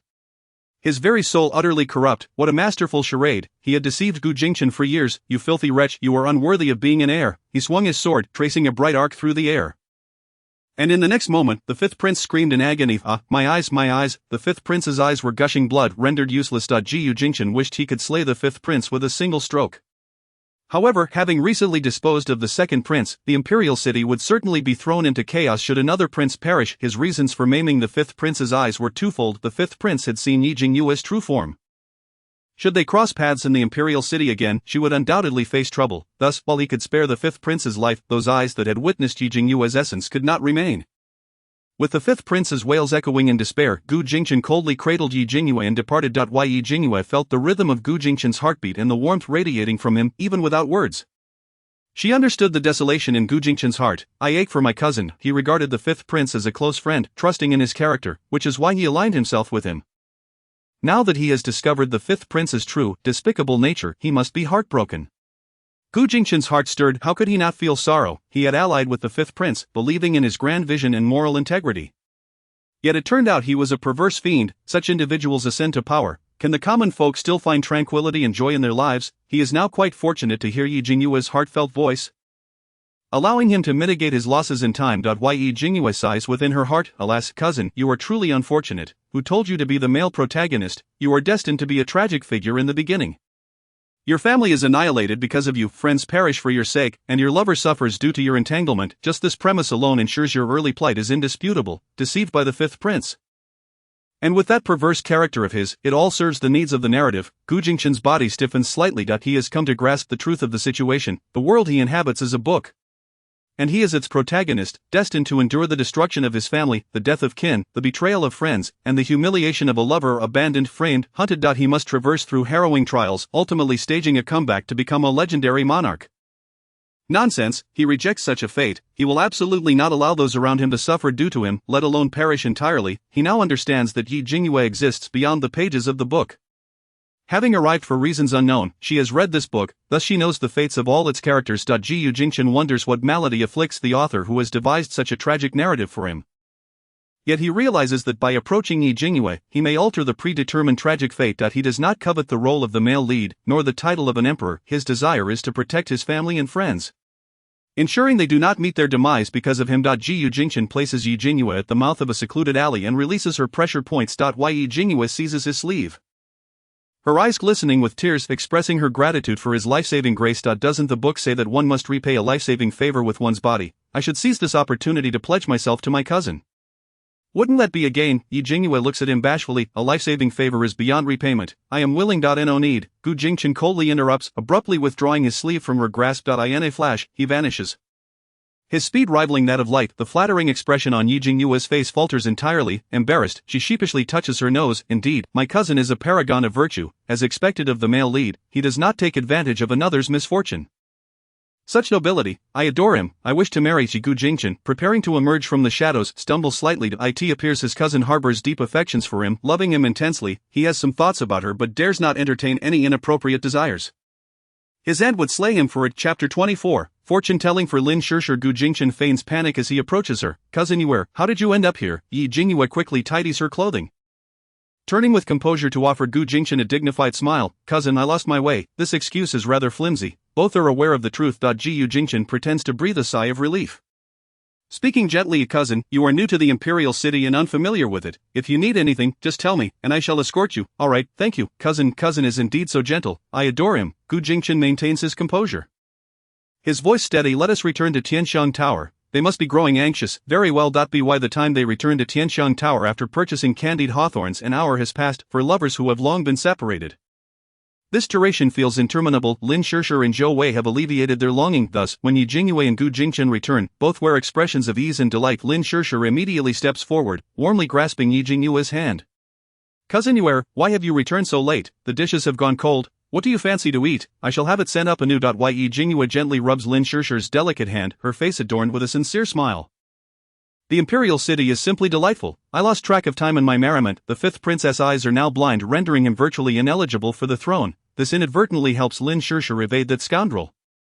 However, the chancellor is a sycophantic man. For the sake of power, he is shameless and may very well conspire against Lin Shishir. The best course of action is for the duke's residence to remain unscathed. For my cousin to stay safe, and for Zhou Wei to be unharmed, such a beautiful and gentle girl like Lin Shishir deserves a splendid ending. Indeed, when faced with a lovely and gentle lady, I find myself utterly defenseless. For Lin Shishir's bright future, this gallant hero must take action once more. A soft glimmer passes through Gu Jingchen's gaze. His cousin is a good-hearted person. As for the archery competition, the vanguard military forces of the Deqian kingdom specialize in archery, hence every 3 years an archery contest is held, with the victor receiving rewards and official titles. He intends to promote Zhou Wei. Nothing would be better than for him to triumph in the archery competition. However, this is a friendly competition, and casualties are not expected. Will Zhou Wei be pierced by 1,000 arrows in this contest? His instincts suggest that there may be foul play afoot. He strains his ears to listen intently, hoping to glean more from Yi Jingyue's thoughts, yet Yi Jingyue has already taken Lin Shishir by the hand, leading her into a private room, her slender fingers pointing at the scenery outside the window. Sister Lin, look, there are lanterns on the water. The private room is spacious, and as they enter, their voices diminish. Fortunately, Gu Jingchen possesses formidable martial skills. With attentiveness, he can overhear their conversation as well as Yi Jingyue's thoughts. Zhou Wei notices Gu Jingchen's gaze fixed intently on the direction of the private room. He realizes that Gu Jingchen's attention is certainly not on Lin Shishir, for she is his beloved. It seems you are quite concerned about your new cousin. Gu Jingchen smiles enigmatically. He is indeed profoundly concerned. He wishes to never be apart from her. Meanwhile, Yi Jingyue affectionately leads Lin Shishir to the window, admiring the beautiful view on the lake. One lantern after another casts a kaleidoscope of colors upon the tranquil surface. She opens Lin Shishir's palm. Sister Lin, I can read a bit of palmistry. Let me study yours. Really, that sounds wonderful. Please, do tell me. Lin Shishir finds Yi Jingyue delightful, as she brings a sense of comfort and joy. She genuinely likes Yi Jingyue. As Yi Jingyue examines her palm, she suddenly furrows her brow. Sister Lin, your marriage line is rather peculiar. Lin Shishir is amused by her adorable expression, smiling as she plays along. Oh, what makes it so strange? Do enlighten me. Sister Lin, your palm indicates that your first marriage will be quite unfortunate. It will lack substance, and the hearts of both parties will remain distant, leading to separation a few years after marriage. A flicker of surprise crosses Lin Shishir's face before it quickly fades. She smiles. Your interpretation is quite intriguing. Does that mean I will have a second marriage? I am very curious. Please continue. Lin Shishir is not merely entertained by Yi Jingyue's words. She finds them eerily accurate. The dealings she has with Gu Jingchen are known only to herself, Gu Jingchen, and Zhou Wei. She trusts Gu Jingchen's character. Even if Yi Jingyue is his cousin, he would not divulge a word. There is only one possibility. Yi Jingyue has seen too clearly. Yi Jingyue pretends to ponder, gently rubbing her hand again, her fair fingers tracing the marriage line on Lin Shishir's palm. Your palm indeed suggests that you will have 2 marriages. Your second engagement will be one of mutual affection, and your first engagement serves merely as a foundation for the happiness of the second. Lin Shishir's emotions are overwhelmed with astonishment. Yi Jingchen listens intently.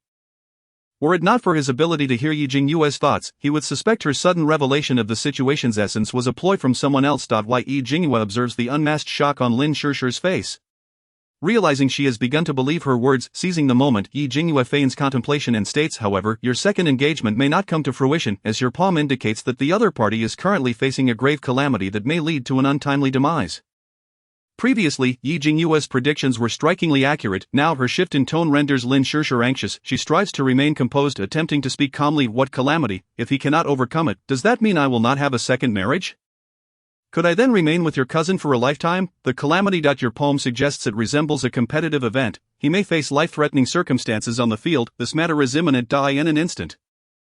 Lin Shishir recalls the upcoming archery competition. Just recently Zhou Wei excitedly informed her that he would participate in the triannual contest, aiming for first place to prove himself. If Yi Jingyue's predictions hold true, will Zhou Wei be in danger during the competition? Yi Jingyue believes she has provided sufficient warning, as Lin Shishir's demeanor clearly indicates her concern. She quickly attempts to downplay it. Sister Lin, I was merely speaking casually. It may not be accurate. You and my cousin are such a perfect match. You are surely destined for happiness together, and there will be no second marriage. Do not take my words to heart. Chapter 25, Cousin will have numerous romantic interests. Lin Shishir playfully winks at Yi Jingyue. What you say is quite fascinating. I suddenly find myself looking forward to my second marriage. She remains utterly unconcerned by Yi Jingyue's wild assertions. Yi Jingyue muses inwardly. Of course you look forward to your second marriage. You love Zhou, not my cousin. Ji Yujingchen sighs internally. Today, he brought Yi Jingyue to meet Lin Shishir, intending to dissuade Yi Jingyue from her pursuit. However, the essence of his engagement with Lin Shishir was transparent to Yi Jingyue. This path was futile, and now, in his desire to glimpse into Yi Jingyue's heart, he found himself needing to interact with her more. Yet he could not evade her presence. What a predicament! Gu Jingchen leisurely dined, still awaiting news regarding another matter. The assassination attempt on the fifth prince must have been uncovered, and the emperor should be aware of it by now. After all, the fifth prince, being a royal, had not been heard from for quite some time. As the Minister of Justice, it was inconceivable that he had yet to receive a summons. Yi Jingyue quietly ate her meal. Her keen intuition allowed her to sense a hint of restlessness beneath Gu Jingchen's calm demeanor. Cousin, there's no need to wait, you needn't worry about the fifth prince, she remarked. On one hand, he is quite resourceful.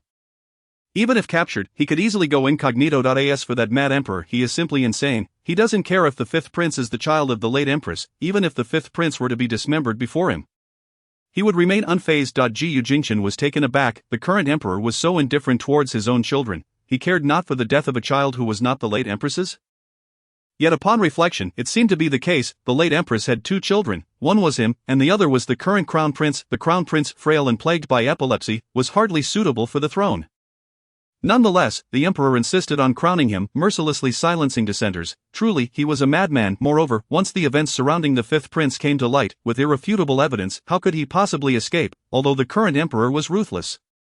He was not devoid of intelligence. Even a modicum of investigation could lead to the fifth prince's ruin. How could he evade such a fate? Unbeknownst to him, night had already fallen. Ji Yujingchen turned to Yi Jingyue and Lin Shishir, saying, "It's getting late. Allow me to escort you home." Lin Shishir had arrived in a carriage, while Yi Jingyue had slipped out secretly, so on the way back, Yi Jingyue shared Lin Shishir's carriage. Gu Jingchen first took Yi Jingyue home. As they approached the entrance, a familiar figure awaited them from afar. Ji Yujingchen felt a jolt in his brow. His intuition told him that Gu Rong's presence at this late hour was largely due to him. For the first time in 20 years, he saw Gu Rong under such immense pressure. Yi Jingyue cheerfully bid farewell to Lin Shishir. "Sister Lin, I'm heading home now. Do visit me when you have the chance." Lin Shishir smiled gently. "Certainly, you rest well, my dear As Yi Jingyue alighted from the carriage, she spotted Gu Rong waiting at the entrance and rushed to her. "Mother, I'm back." Gu Rong immediately grasped her sleeve. "Why didn't you inform me before going out? Do you know how worried I was?" Yi Jingyue playfully tugged at her sleeve. "I was just so bored and wanted to take a stroll." "Didn't cousin say he'd send word to you? Haven't you received anything?" Gu Rong's expression was truly indescribable. She was anxious precisely because Gu Jingchen had sent word. Yi Jingyue had already begun to harbor feelings for Gu Jingchen. And if she were to interact with him more, her youthful heart would undoubtedly be ensnared. Gu Jingchen approached to greet them, feeling a slight chill run down his spine. "Aunt, I encountered my cousin while out with Miss Lin. So I invited her to join us. Please do not be upset." Yi Jingyue quickly expressed her delight. "Sister Lin is so gentle and considerate. I love spending time with her." Ji Yurong seized the moment to interject. "Miss Lin is exceptionally talented. She and your cousin are well matched. They will surely find happiness together. Moreover, our family has always adhered to the principle of monogamy. Your cousin shall have only Miss Lin as his wife in this lifetime. She will eventually be your sister-in-law, so you both must get along well." Yi Jingyue obediently responded, "Cousin and sister Lin are indeed a perfect match. They will surely be happy." What a joke, leaving aside whether Lin Shishir can marry cousin. Just his numerous female acquaintances make him anything but monogamous. She then fantasized happily, with so many fair ladies, surely it isn't too much for me to claim a spot among them?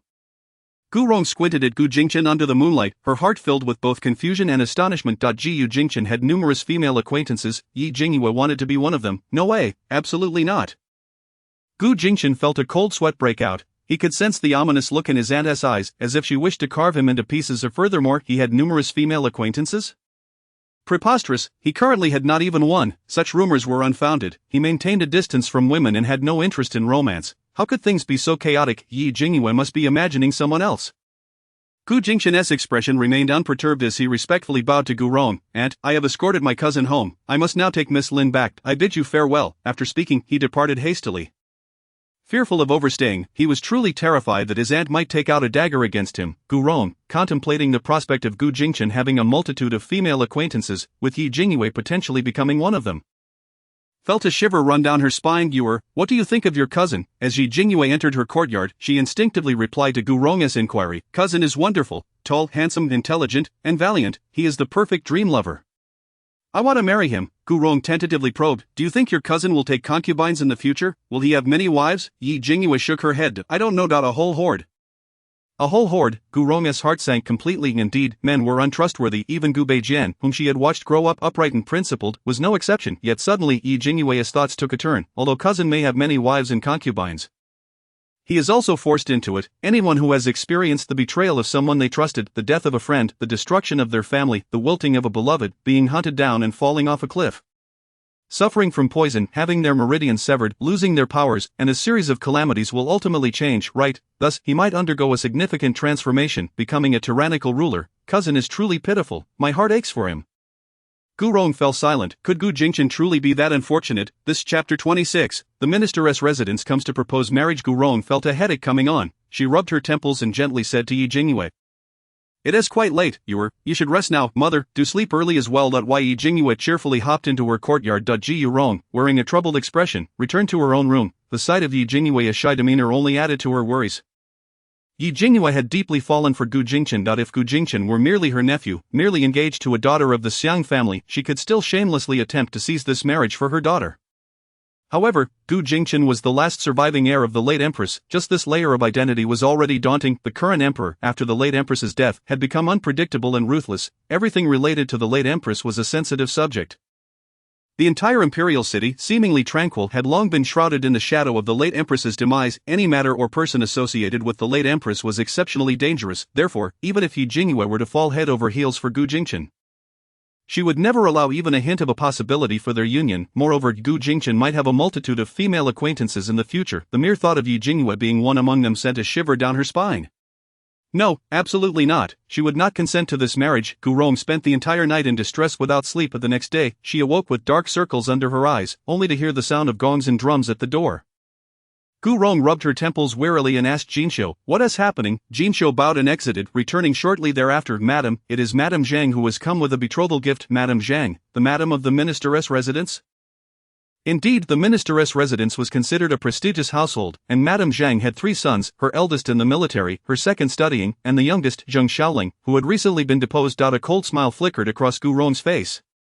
The recent banquet was originally meant to scheme against Yi Mingche, and Zhang Xiaoling was part of that scheme. Zheng Xiaoling, a typical dandy who spent his time raising fighting cocks and strolling with birds. How could he have found a woman resembling the late empress to ensnare Yi Mingche? There was no way the ministeress' residence wasn't behind this. Just a few days after Zhang Xiaoling's incident, the ministeress' residence was already making a grand proposal. She was keen to see what they were truly up to. Gu Rong instructed Jinxiu to bring them into the main hall. As she composed herself and made her way there, she found Madame Zheng seated in the hall, accompanied by the silent and head-down Zheng Xiaoling. To her surprise, Yi Beijian was also present. Yi Beijian had been helped in by a servant and sat on a chair with thick cushions, indicating that his injuries had not yet healed. Gu Rong sat down, and Yi Beijian immediately smiled at Madame. The madam of the ministeress' residence has come to propose marriage. Gu Rong calmly sipped her tea. Observing Madame Zhang, Lu Qinglian, who was actually a close friend from her youth, with whom she had maintained a good relationship. However, as Lu Qinglian's reputation began to tarnish, they gradually grew apart. Gu Rong understood her friend's choices back then and did not hold it against her. Yet one day, she overheard her engaging in conversation with others, speaking of Lu Qinglian with disdain.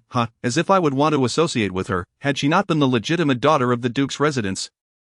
I would not have spared her a glance. As it stands, she is merely a wretched woman, sullied by bandits, unworthy of being considered my sister. At that moment, she felt a chill in her heart.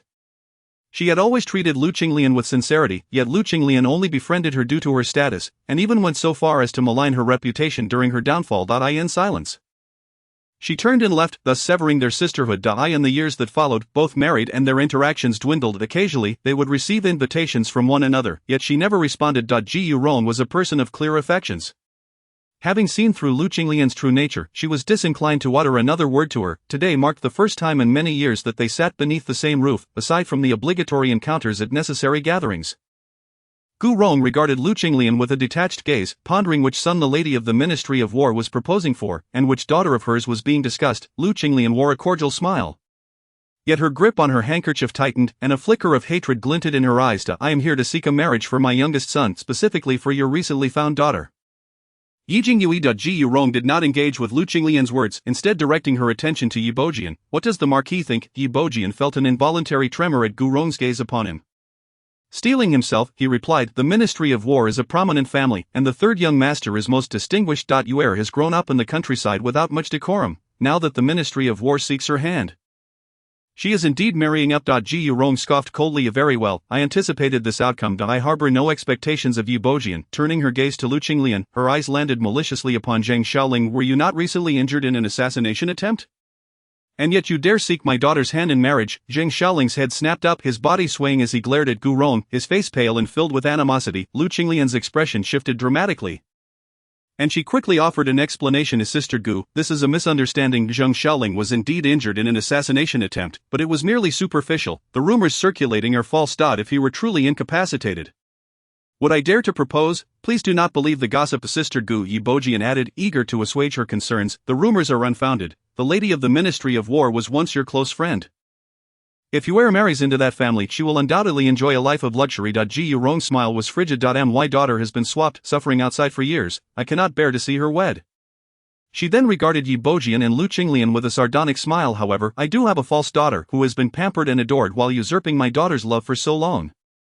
My feelings toward her are decidedly mixed. Thus, if your family is earnestly seeking a bride, I shall marry her off to you. Absolutely not. At Gu Rong's words, Yi Bojian sprang to his feet, perhaps inadvertently aggravating his injuries, causing a fleeting grimace to cross his composed visage. He hastily retorted, Qingqing is close to the crown prince. We cannot arrange a betrothal for her at this time. It was common knowledge that Yi Qingqing had a close relationship with the crown prince, who frequently sent gifts to her, further endearing her to the public. To outsiders, Yi Qingqing was the likely candidate for the future crown princess. Ji Rong's cold laughter echoed. Do not entertain such lofty thoughts, Marquis. If Yi Qingqing were my daughter, a legitimate daughter of the Marquis, she might have a chance at competing for the position of crown princess, but alas, she is merely an impostor, unworthy even of being the crown prince's consort.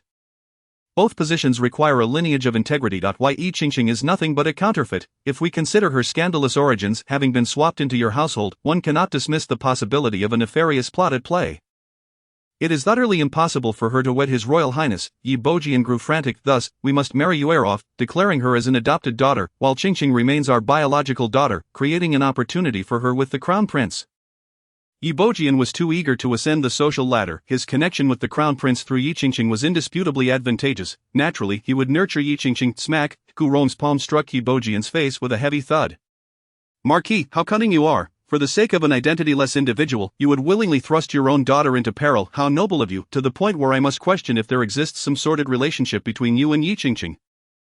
Yi Bojian's face flushed with rage at being struck, and Gu Rong's words left him aghast. Madam, tread carefully. Qingqing has been under my care for so long. How could I be devoid of feelings for her? I cannot be as cold-hearted as you. Gu Rong retaliated with another slap. Are you awake now, Marquis? Madam, Yi Bojian's fury ignited. Having been struck twice in front of others by his wife, his pride could not withstand it. Today, he had to assert his authority. However, Gu Rong offered him no opportunity. Her slaps were swiftly followed by kicks aimed deliberately at his injured areas. With no restraint in her force, the pain caused Yi Bojian to scream, his soul seemingly departing his body. Yet Gu Rong did not stop at a single kick. She continued to rain blows upon him, leaving him drenched in cold sweat, wailing on the ground, utterly unable to rise. He could not muster a complete sentence. Ji Rong looked down at him, sprawled on the ground, half dead, and devoid of even the strength to plead for mercy, her expression one of disdain. Look at you. What a pitiful sight. She turned to Jingyue, instructing, fetch 2 people to carry the Marquis back and tend to him. Jingyue had grown accustomed to Gu Rong's transformation over the past few days, so she showed no surprise at seeing Gu Rong strike Yi Bojian. She called for help to carry him away. Meanwhile, Lu Qinglian and Zhang Xiaoling stood in shock, their mouths agape. Wasn't it said in the capital that Gu Rong was obedient to Yi Bojian? How had she so swiftly slapped him twice and even kicked him? The audacity! Lu Qinglian managed to speak through her astonishment. Sister Gu, how can you be so uncouth? Ji Rong turned, fixing Lu Qinglian with a piercing gaze, and a smile suddenly graced her face. I had almost forgotten you were here. You, who approached me due to my status, were the first to malign me after my fall from grace, now daring to bring your useless son to propose. Seeking to ruin my daughter, how could I possibly let you off the hook? As she spoke, Gu Rong seized Lu Qinglian by the hair, delivering 2 resounding slaps to her hypocritical face. Lu Qinglian's screams filled the air. Xiaoling, help! Save me! Though Zhang Xiaoling was physically compromised, he could not stand idly by as his mother was assaulted. He rushed forward to intervene, but Jingyue was already watching him closely, ready to strike with the household staff if he dared approach. Before the household staff could act, a tall figure charged from behind, delivering a kick that sent Zhang Xiaoling crashing to the ground, before sitting heavily upon his stomach, raining down punches upon his face. Zhang Xiaoling, you scoundrel, you are already a cripple, yet you dare seek to harm my sister. Today, I shall beat you to a pulp. Yi Mingche had been harboring a deep-seated fury ever since he discovered Zhang Xiaoling's intentions to harm him. After Zhang Xiaoling's incapacitation, Gu Jingchen had warned him that the situation was grave, urging him to remain cautious and consult with Gu Jingchen before acting. Thus, he had been suppressing his anger these past few days. He had remained in seclusion to temper himself, fearing his volatile temperament would lead him to storm the Ministry of War, yet here was Zhang Xiaoling coming to him uninvited, for someone who was already crippled to dare propose to Yi Jingyue. He must be truly vile. Yi Mingche could no longer contain himself, and with old grievances resurfacing, he struck back. When Yi Jingyue and Yi Yunxiao arrived at the scene, they were met with the sight of the Ministry of War's mother and son being pinned to the ground and beaten by Gu Rong and Yi Mingche. Their cries of agony filled the air as they begged for mercy. The household staff brought by Zhang Xiaoling attempted to intervene, but this was the Marquis' residence, and their numbers were quickly overwhelmed and shoved out. Once Gu Rong and Yi Mingche had vented their frustrations, Lu Qinglian and Zhang Xiaoling lay on the ground, bruised and battered, devoid of the strength to rise. Ji Yurong stood, having channeled years of pent-up resentment into her strikes. Albeit a bit too forcefully, though her clothes were disheveled and her hair a mess, a satisfied smile adorned her face. As if nothing had happened, Gu Rong adjusted her attire. Yes, I remain the dignified matron of the Marquis' household. She called out, throw them out. Then, addressing Yi Mingche, she instructed, go to the entrance and raise your voice, exposing the dark dealings of the Ministry of War. Let everyone be wary of this despicable family. Yi Mingche's face lit up with joy, and he cheerfully set off to carry out her command. The household staff dragged the two out, unceremoniously casting them aside. As the Ministry of War arrived with their marriage proposal, a crowd had gathered eager to see whether Zhang Xiaoling was truly incapacitated. Witnessing the disheveled and humiliated figures of the Ministry of War being thrown out, the onlookers exchanged bewildered glances, at a loss as to what had transpired. Yi Mingche stepped forward and loudly addressed the onlookers. The third young master of the Ministry of Personnel was recently attacked at the Tianshan Tower and has been rendered a eunuch. Today, he audaciously dares to come seeking my sister's hand in marriage, intending to ruin her life. This is utterly shameless. My mother, filled with righteous indignation, dealt them a sound thrashing and expelled them from our residence. What you see before you is the truth of the matter. To those with daughters, be wary of this hypocritical pact from the Ministry of Personnel. Do not thrust your beloved daughters into the abyss. Chapter 28. The fifth prince's turnaround. The crowd fell silent for a brief moment, before erupting into fervent shouts of approval. Well done. The third young master, having been rendered incapable, still dares to propose. Does he not clearly wish to harm an innocent young lady?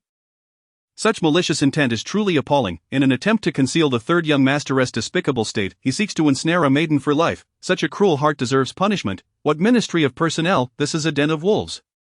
Lu Qinglian and Zhang Xiaoling were helped up by the servants, sporting bruises and enduring the scorn of the crowd, with some even hurling vegetable leaves at them. They had never experienced such disgrace. The news of Zhang Xiaoling's incapacitation had been spreading like wildfire, a mix of truth and fabrication, leaving the public in uncertainty. When the Ministry of Personnel arrived at the Marquis' residence bearing lavish betrothal gifts, suspicions arose that they intended to use the wedding to dispel the rumors. If the Marquis' family accepted the marriage proposal, the gossip would dissipate. However, now the matriarch of the Ministry of Personnel and the third young master had been humiliated and expelled.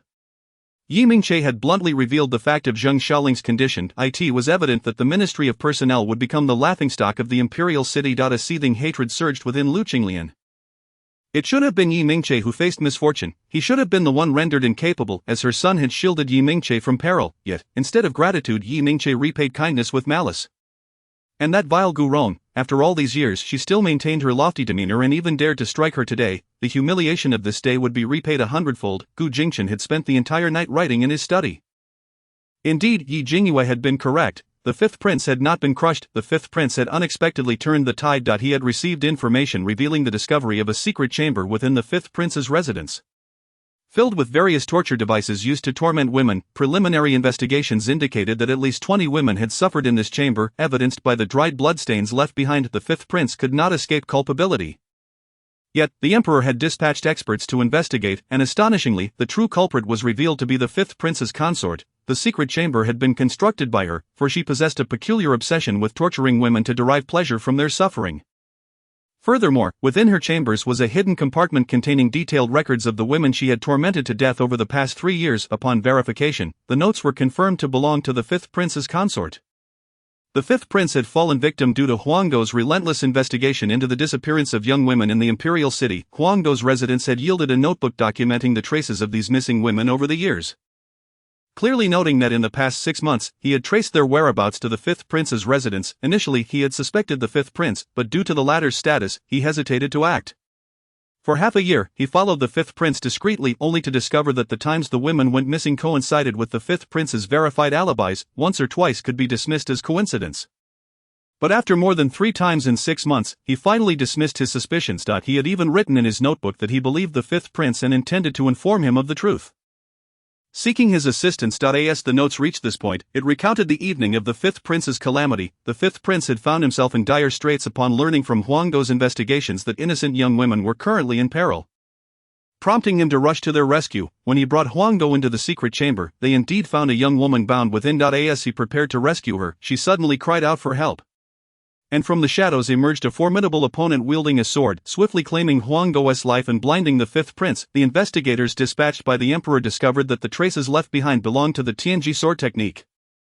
No wonder the notorious Huangdo had been slain. Thus, the final conclusion was drawn: the fifth prince's consort exhibited a dark and twisted personality, deriving enjoyment from the torment of young, beautiful women.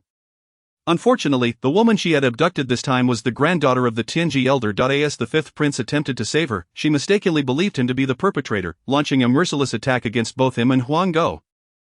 The Tianji sect was shrouded in mystery and power, consisting of no more than 5 exceptional masters, making them nearly impossible to locate. Ultimately, the emperor unleashed his fury upon the fifth prince's consort, presenting her with a cup of poisoned wine, resulting in her agonizing demise. However, due to the implications surrounding the fifth prince and the imperial family, the matter could only be discreetly concluded. In a few days, it would be announced that the fifth prince's consort had perished from illness. Upon seeing these results, Gu Jingchen felt a sense of admiration. He was certain that from the moment he led Jingyue out of the secret chamber until the fifth prince's scandal was exposed, the fifth prince had had no opportunity to conspire with his consort. This indicated that the fifth prince had meticulously planned for the eventuality of an investigation. His cunning was profound. Gu Jingchen's brush moved slowly across the paper, and after a long while, he finally set it down. The page was filled with a single character, pure. His calligraphy was vigorous and powerful, akin to a dragon soaring gracefully. Each stroke seemed to strive against the confines of the paper, yearning to break free. Suddenly a Jingyue approached him. Jingchen, you must hurry to the Marquis' residence. What has happened? Today, the Ministry of Personnel is making a grand display at the Marquis' residence to propose marriage.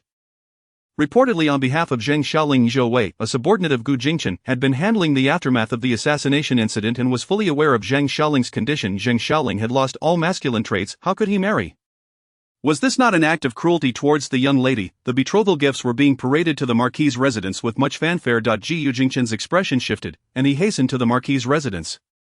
Suspecting who the Ministry of Personnel intended to wed upon his arrival, he witnessed the Marquis' servants unceremoniously tossing Lu Qinglian and her son out, their faces bruised and battered, as well as the words spoken by Yi Mingche.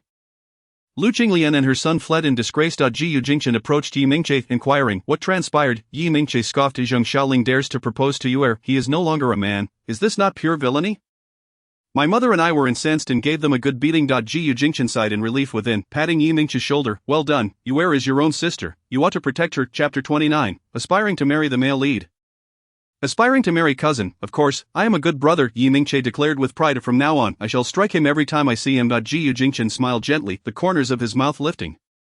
Go check on your aunt. Alright cousin, come inside quickly. In the main hall, Gu Rong held Jingyue's hand, offering her a gentle promise. Yue, do not worry, mother will never consent to your marriage with that scoundrel. Zheng Xiaolin Jingyue obediently replied, I trust mother. My mother is so impressive. She just went up and slapped them without hesitation, embodying the spirit of a legitimate daughter of the Duke's estate. It should be this way. Appropriate madness. Liberation, being oneself, and living freely is wonderful. Gu Rong's hands began to tremble slightly. Once upon a time, she had been a carefree young lady, unconcerned with societal norms or etiquette, reveling in her unrestrained lifestyle as a daughter of the Duke's estate. But when had she become bound by so many constraints? Over the years in the Marquis' residence, she had endured not a single day of ease. The reputation of the Duke's estate, the standing of the Marquis family, her own experiences, and her child's future all weighed upon her like a mountain, suffocating her. She had been compelled to suppress herself to appease others. After delivering a beating to Lu Qinglian today, she found herself genuinely at ease. It was more rejuvenating than consuming a miraculous elixir. With affectionate eyes, Gu Rong gently said, Yue, whatever you wish to do in the future, just do it. Mother will be your support. You need not adhere to the rules of the Marquis' residence. As long as you are happy. Ye Yuneo sweetly added, what mother means is that you can marry whoever you like in the future. A blush flickered across Yi Jingyue's face. Thank you, mother, of course. I want to marry my cousin, hee. After all, as a lover of novels, the male lead was her ultimate dream. Moreover, Gu Jingchen was not a tormenting male lead, he was the epitome of a dream lover. In any case, she would indulge in her fantasies in her heart. Fantasizing was not against the law. Gu Rong's smile froze, especially upon noticing Yi Mingche leading Gu Jingchen into the room, just as her mood had begun to ease. It suddenly became fraught with tension. As Gu Jingchen entered, he caught wind of Yi Jingyue's innermost thoughts, and upon seeing his aunt's piercing gaze, he felt utterly helpless. He truly believed that Yi Jingyue had become infatuated with him to the point of madness. Her heart crying out daily to marry him, he is under immense pressure. Yi Yunyao and Yi Mingche have also heard about Yi Jingyue's intention to marry Gu Jingchen. Both of them are in favor of it. After all, Gu Jingchen possesses an extraordinary demeanor and remarkable talents. Moreover, the two families are related by blood. If Yi Jingyue were to marry Gu Jingchen, it would undoubtedly be a splendid match. Upon seeing Gu Jingchen, Yi Jingyue's eyes instantly sparkled with delight. Cousin, you've come. Gu Jingchen stepped forward and bowed respectfully to Gu Rong. Aunt, my father has heard that the minister's residence wishes to propose to our family, and he sent me to see. Moreover, Zheng Xiaoling has been rendered incapable of marriage and cannot wed any of the sisters. Aunt, please do not agree to any of his proposals. Ji Rong waved her hand dismissively. I understand. Go back and tell my brother that I do not approve of this marriage. You may leave now. Her words conveyed a sense of urgency, reflecting her disdain for Gu Jingchen. He smiled gently in response. Very well, I shall inform my father. However, why has the minister's residence suddenly shown interest in my sister? Not many know of her return, do they? Oh, besides, with Yi Yunyao, Yi Jingyue, and Yi Qingqing in this household, it is most inappropriate for Yi Jingyue to be proposed to. Ji Rong scoffed coldly at this. This marriage is the Lord's idea. Silence fell over the room, enveloping everyone in an air of tension. The scoundrel truly is a scoundrel of a father, forever lacking in principles. He wishes to push me towards Zheng Xiaoling to bear the blame.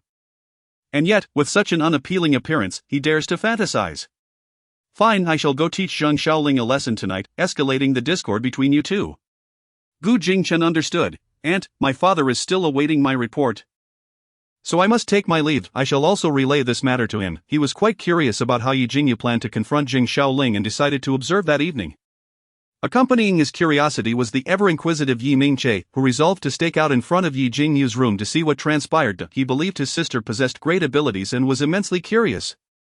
Gu Rong waved her hand at Gu Jingchen. Go ahead. Upon closer inspection, there was a hint of impatience in her tone. Ji Jingchen nodded to his younger siblings before turning to leave. Yi Jingyue hurried after him. Cousin, wait for me, Gu Rong shouted from behind. Come back. Yi Jingyue had already chased after Gu Jingchen's retreating figure, infuriating Gu Rong. A daughter longing for marriage is out of control.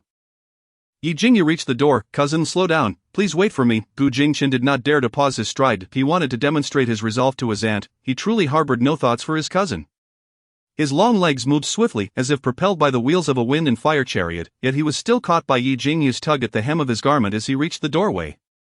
Cousin, why are you ignoring me? She ran breathlessly, her cheeks flushed and her eyes sparkling as she gazed at Gu Jingchen as if he were the sole occupant of her world. Cousin, I was lost in thought and did not hear you call.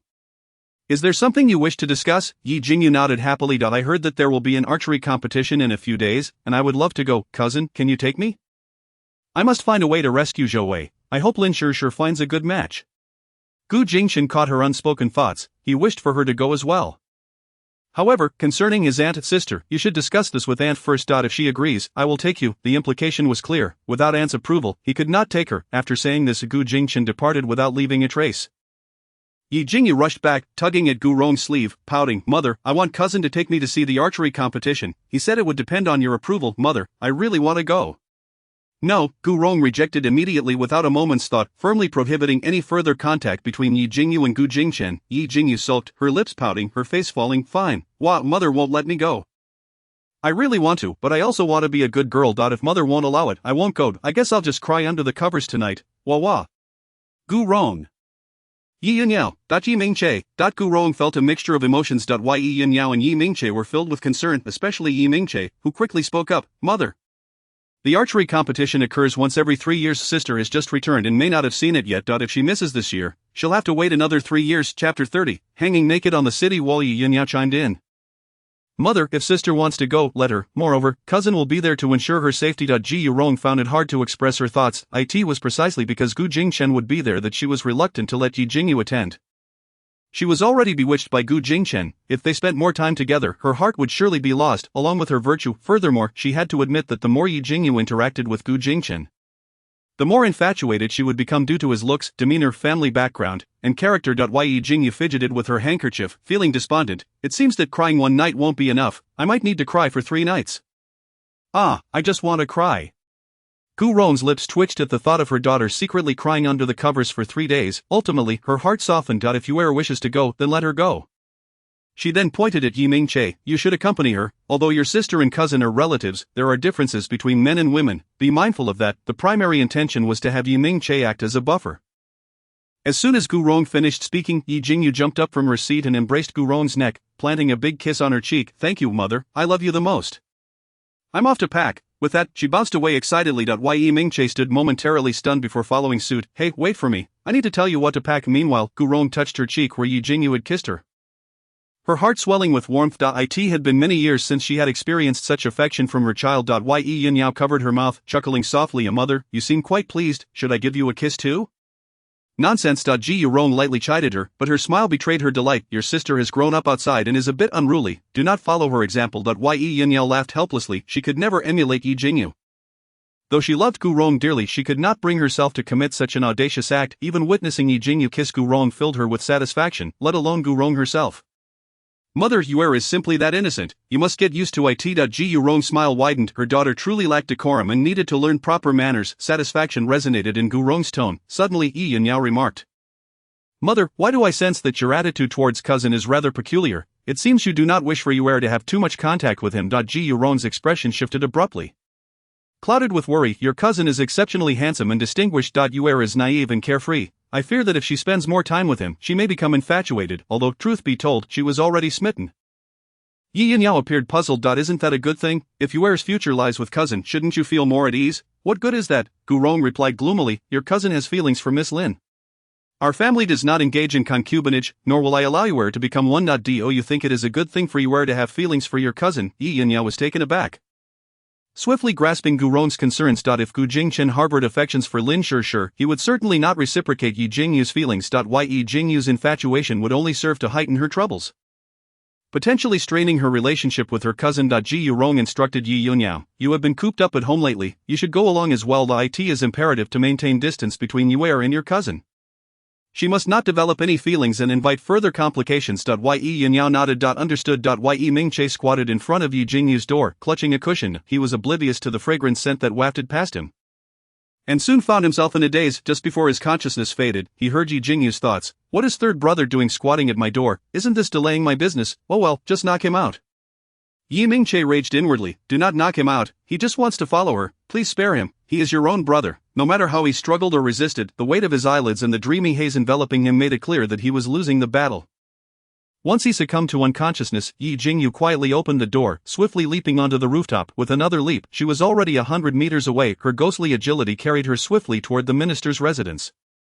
Gu Jingchen stood at a distance, observing her departure, stunned by her fluid movements. Had he not heard Yi Jingyue's thoughts about visiting the minister's residence to confront Zhang Xiaoling, he would have never noticed her presence. Her martial prowess surpassed his expectations. She came and went without a trace. Ji Jingchen could not discern her methods. This cousin of his was no ordinary person.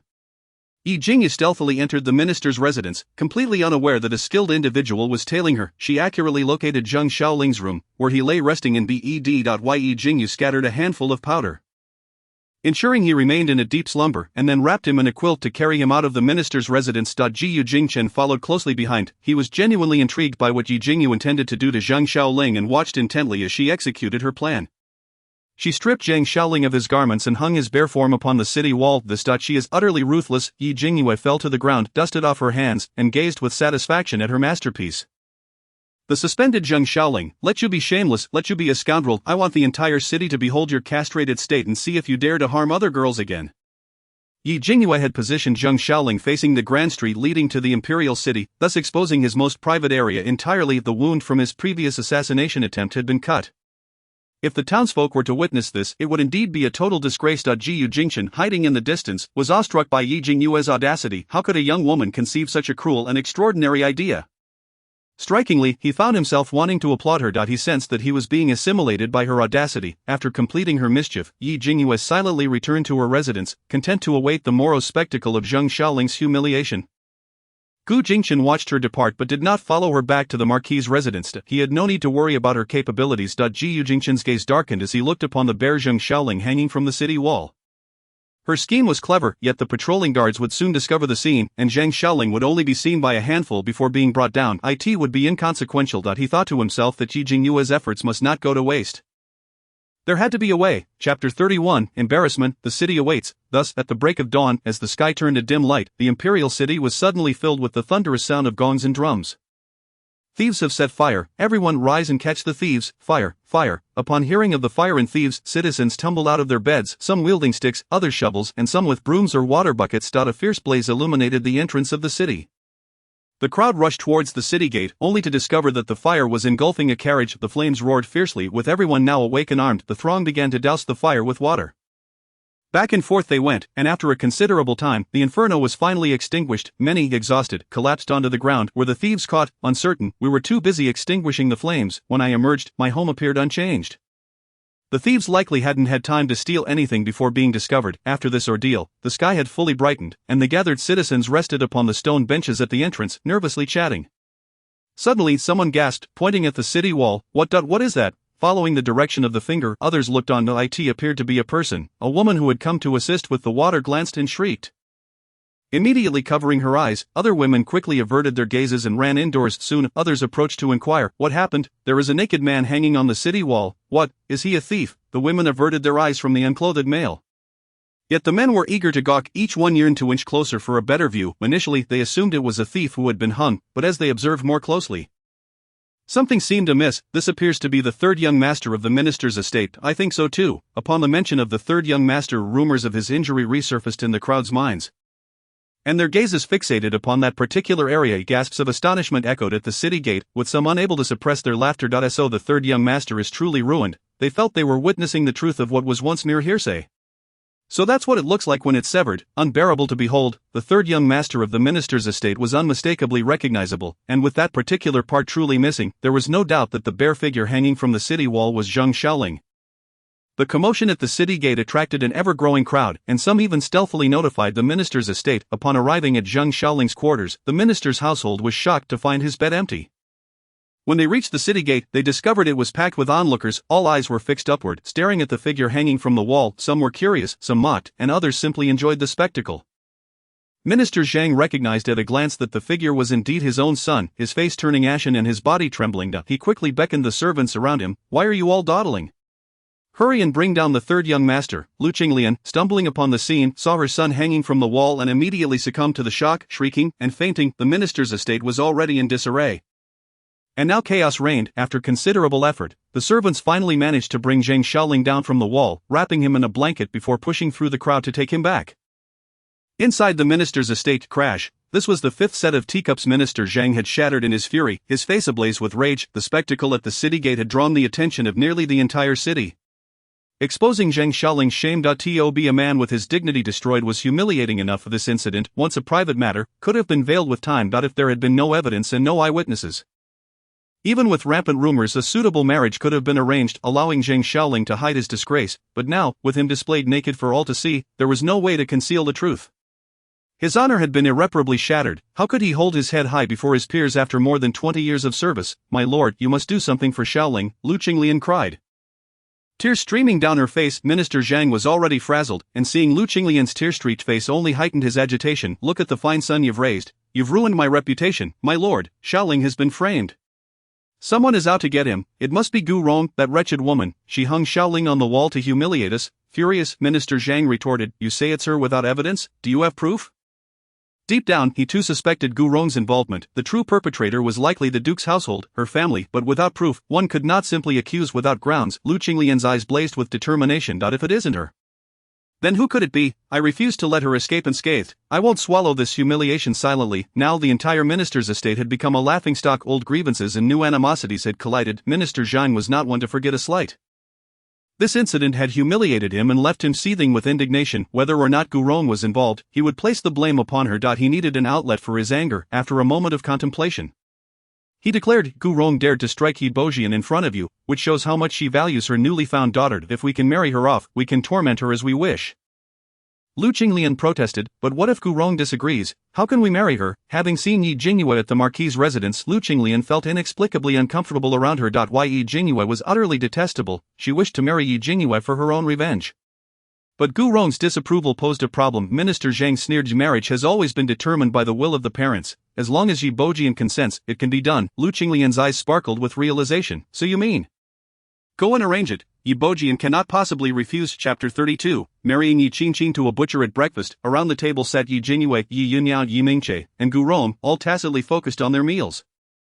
Silence reigned over the table. The incident of Zheng Xiaoling being stripped and hung for all to see had caused a stir throughout the city. News had reached the Marquis' residence, and speculation ran rampant that Yi Jingyue was behind it.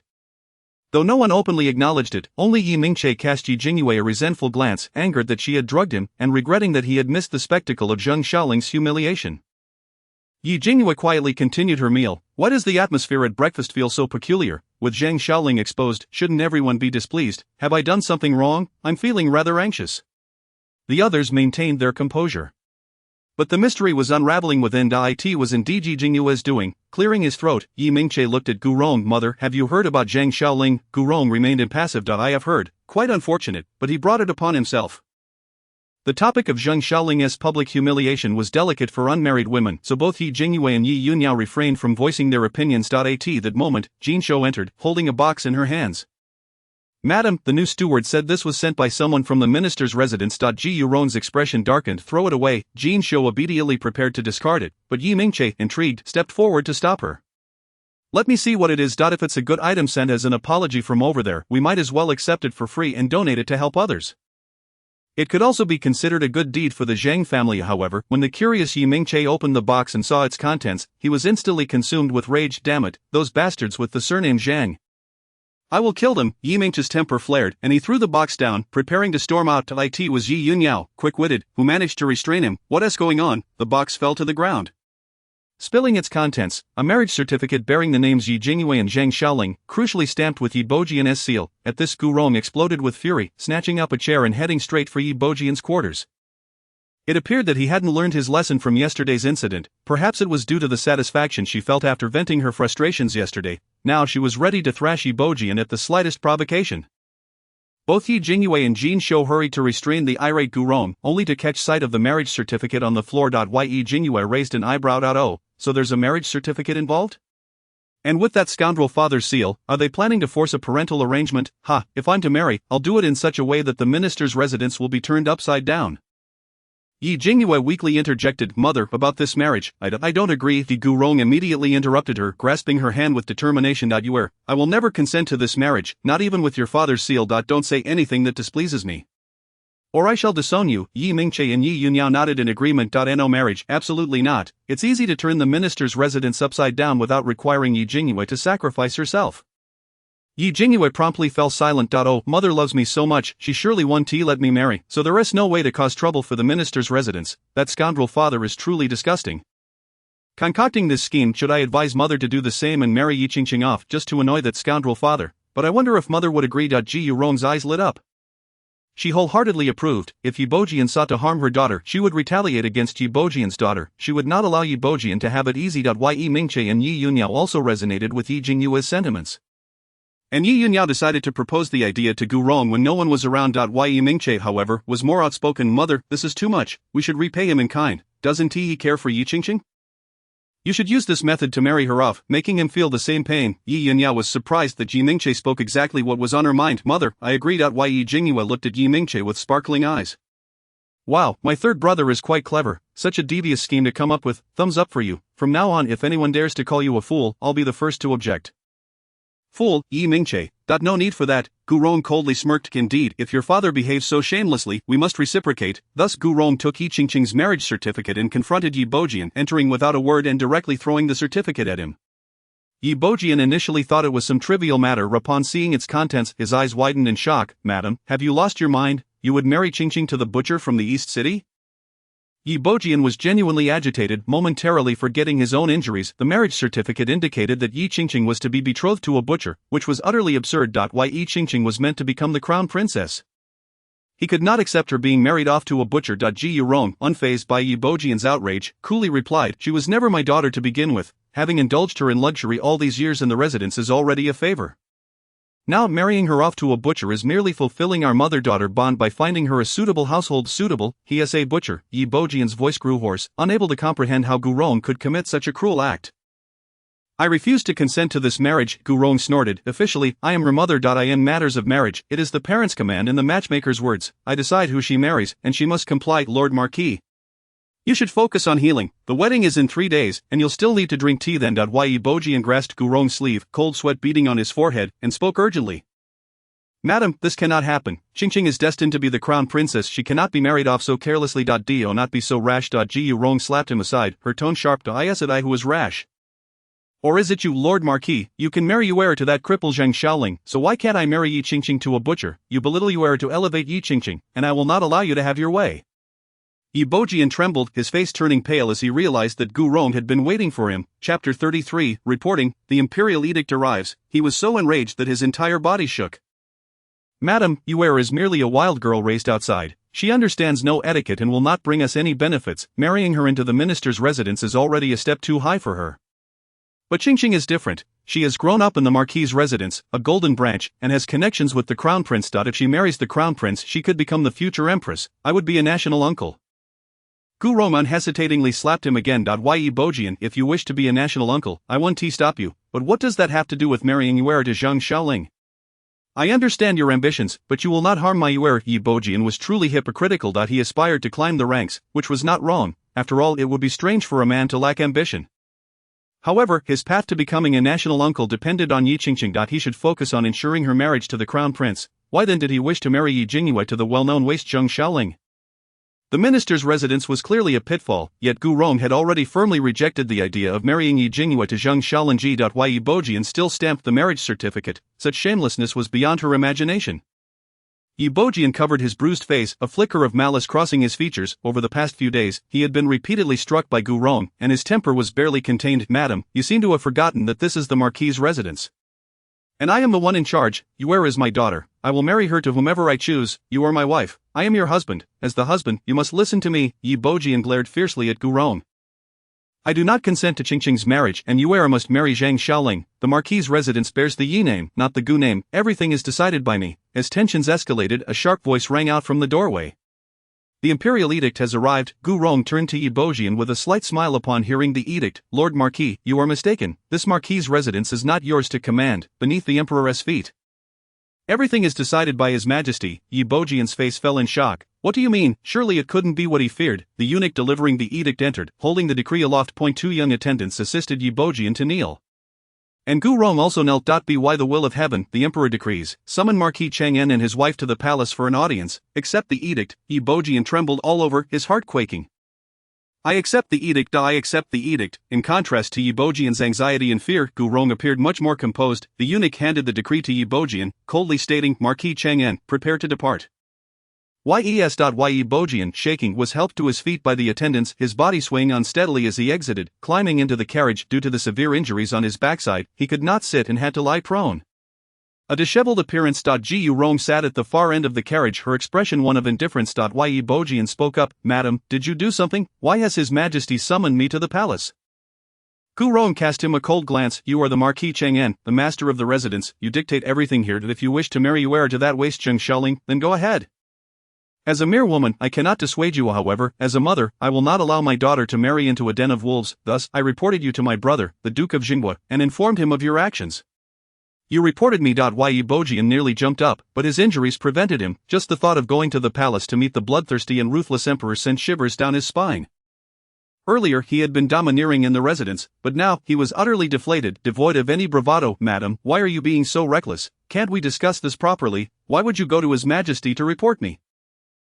You realize this will anger him. Since the assassination of the late empress, he has been unhinged, executing people at the slightest provocation. This trip to the palace could cost me my life. How could he not be afraid? Gurong coldly laughed. "Now you know the importance of discussion, do you? My attitude should have been strong and clear enough when Lu Qinglian came yesterday, right? I do not agree to this marriage." Yet what about you, Lord Marquis? Today, news of Zhang Xiaoling's disgrace has spread throughout the capital. Have you not heard? Knowing Zhang Xiaoling has been humiliated, you still consented to the marriage. Is that what you call communication? Yi Bojian opened his mouth, utterly at a loss for words. Although he had considered the possibility of Gu Rong becoming angry, he believed that since he was the master of the whole residence, it would be a foregone conclusion, and even if Gu Rong opposed it, she would ultimately have to acquiesce. However, he could never have anticipated that Gu Rong would seek out the Duke of Jingyue and have him report him to the emperor.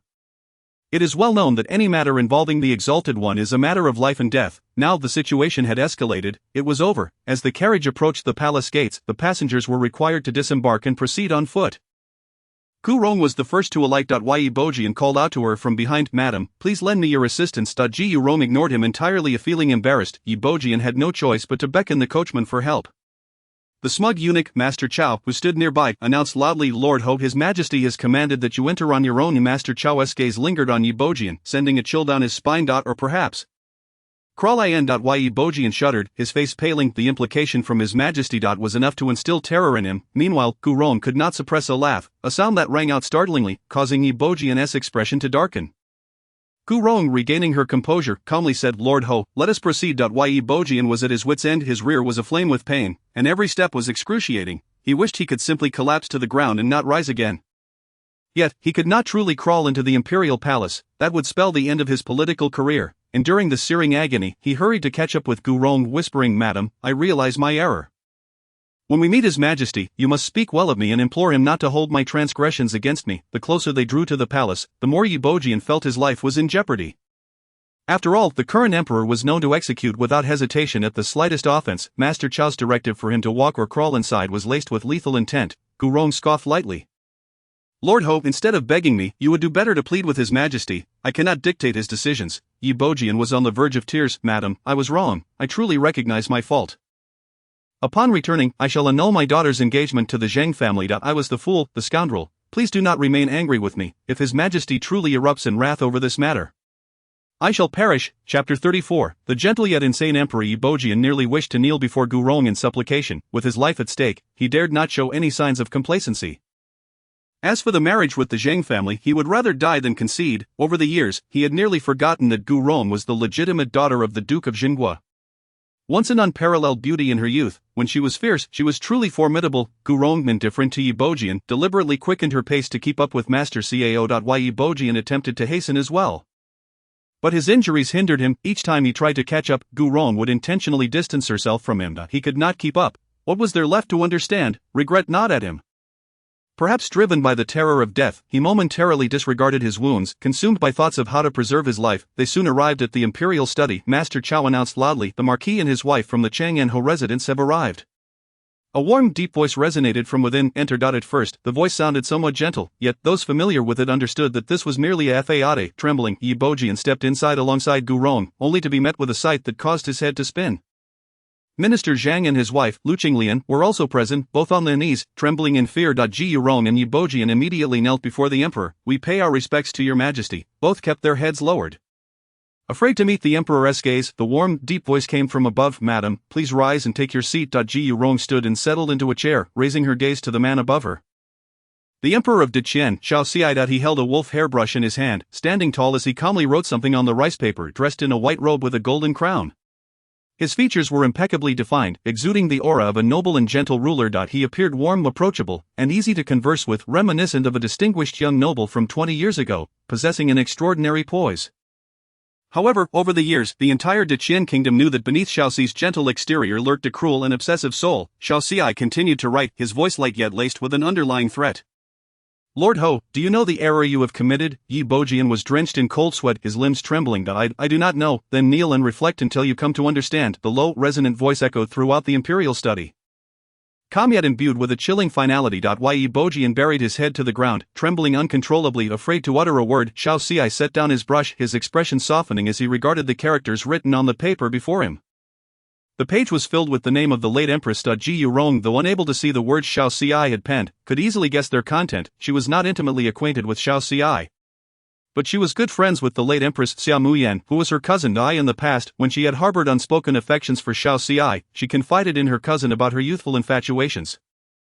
Thus she was aware of some of Xiaoxi's peculiarities. He had a habit of writing to express his thoughts and frustrations when deep in contemplation or anger. This was his custom. In truth, Gu Jingchen shared this same habit. When Gu Rong first learned that Gu Jingchen had this tendency, she mused on how men often resorted to writing to relieve their stress. It was only now that she realized it was a hereditary trait. She had not considered that Gu Jingchen might be Xiaoxi's offspring, and many thoughts had not crossed her mind. However, now that she understood, she could see that Gu Jingchen bore a resemblance to Xiaoxi, as well as to Xiaomu Yan. Gu Jingchen's likeness to Xiaomuyan was evident. After all, Xiaomuyan's father was her uncle, so it was not surprising that Gu Jingchen resembled his aunt. Therefore, she had never pondered this connection. Xiaoxi's gaze fell steadily upon Gu Rong, emanating an inherent regal authority that made even his calm demeanor instill fear. The sharpness and intensity of his gaze could not be concealed by his gentle white attire. Xiaoxi spoke. Do you regret it? Gu Rong's throat tightened. She understood precisely what Xiaoxi was implying. Did she regret marrying Yi Bojian? To be honest, she did harbor regrets. She had thought Yi Bojian was her salvation, only to discover he was a chasm. Xiaoxi's tone turned remorseful. I apologize. I did not consider your well-being back then, leading you to marry an unworthy man. The events surrounding Gu Rong unfolded shortly after Xiaomuyan's death. At that time, Xiaoxi was consumed by madness. The imperial city ran red with blood as he was blinded by vengeance, leaving no room for other considerations. By the time he emerged from that state of turmoil, Gu Rong had already wed Yi Bojian in the imperial study. Aside from Gu Rong, the other three individuals kneeling gasped in disbelief. The emperor actually apologized to Gu Rong. The unworthy man Xiaoxi referred to must be Yi Bojian. Yet Yi Bojian, the very subject of this discourse, lacked the courage to refute him. Xiaoxi continued, if you so desire, I can rid you of him. Before Gu Rong could respond, Yi Bojian's face turned ashen, and he repeatedly bowed his head in supplication. Your Majesty, I recognize my error. I should not have agreed to the engagement with the Zheng family. I deserve death. I beseech your Majesty to quell your wrath. I shall immediately annul the engagement. He then turned to plead with Gu Rong. Madam, I truly understand my mistake. Please forgive me this once, for the sake of our 20+ years of marriage and our 5 children.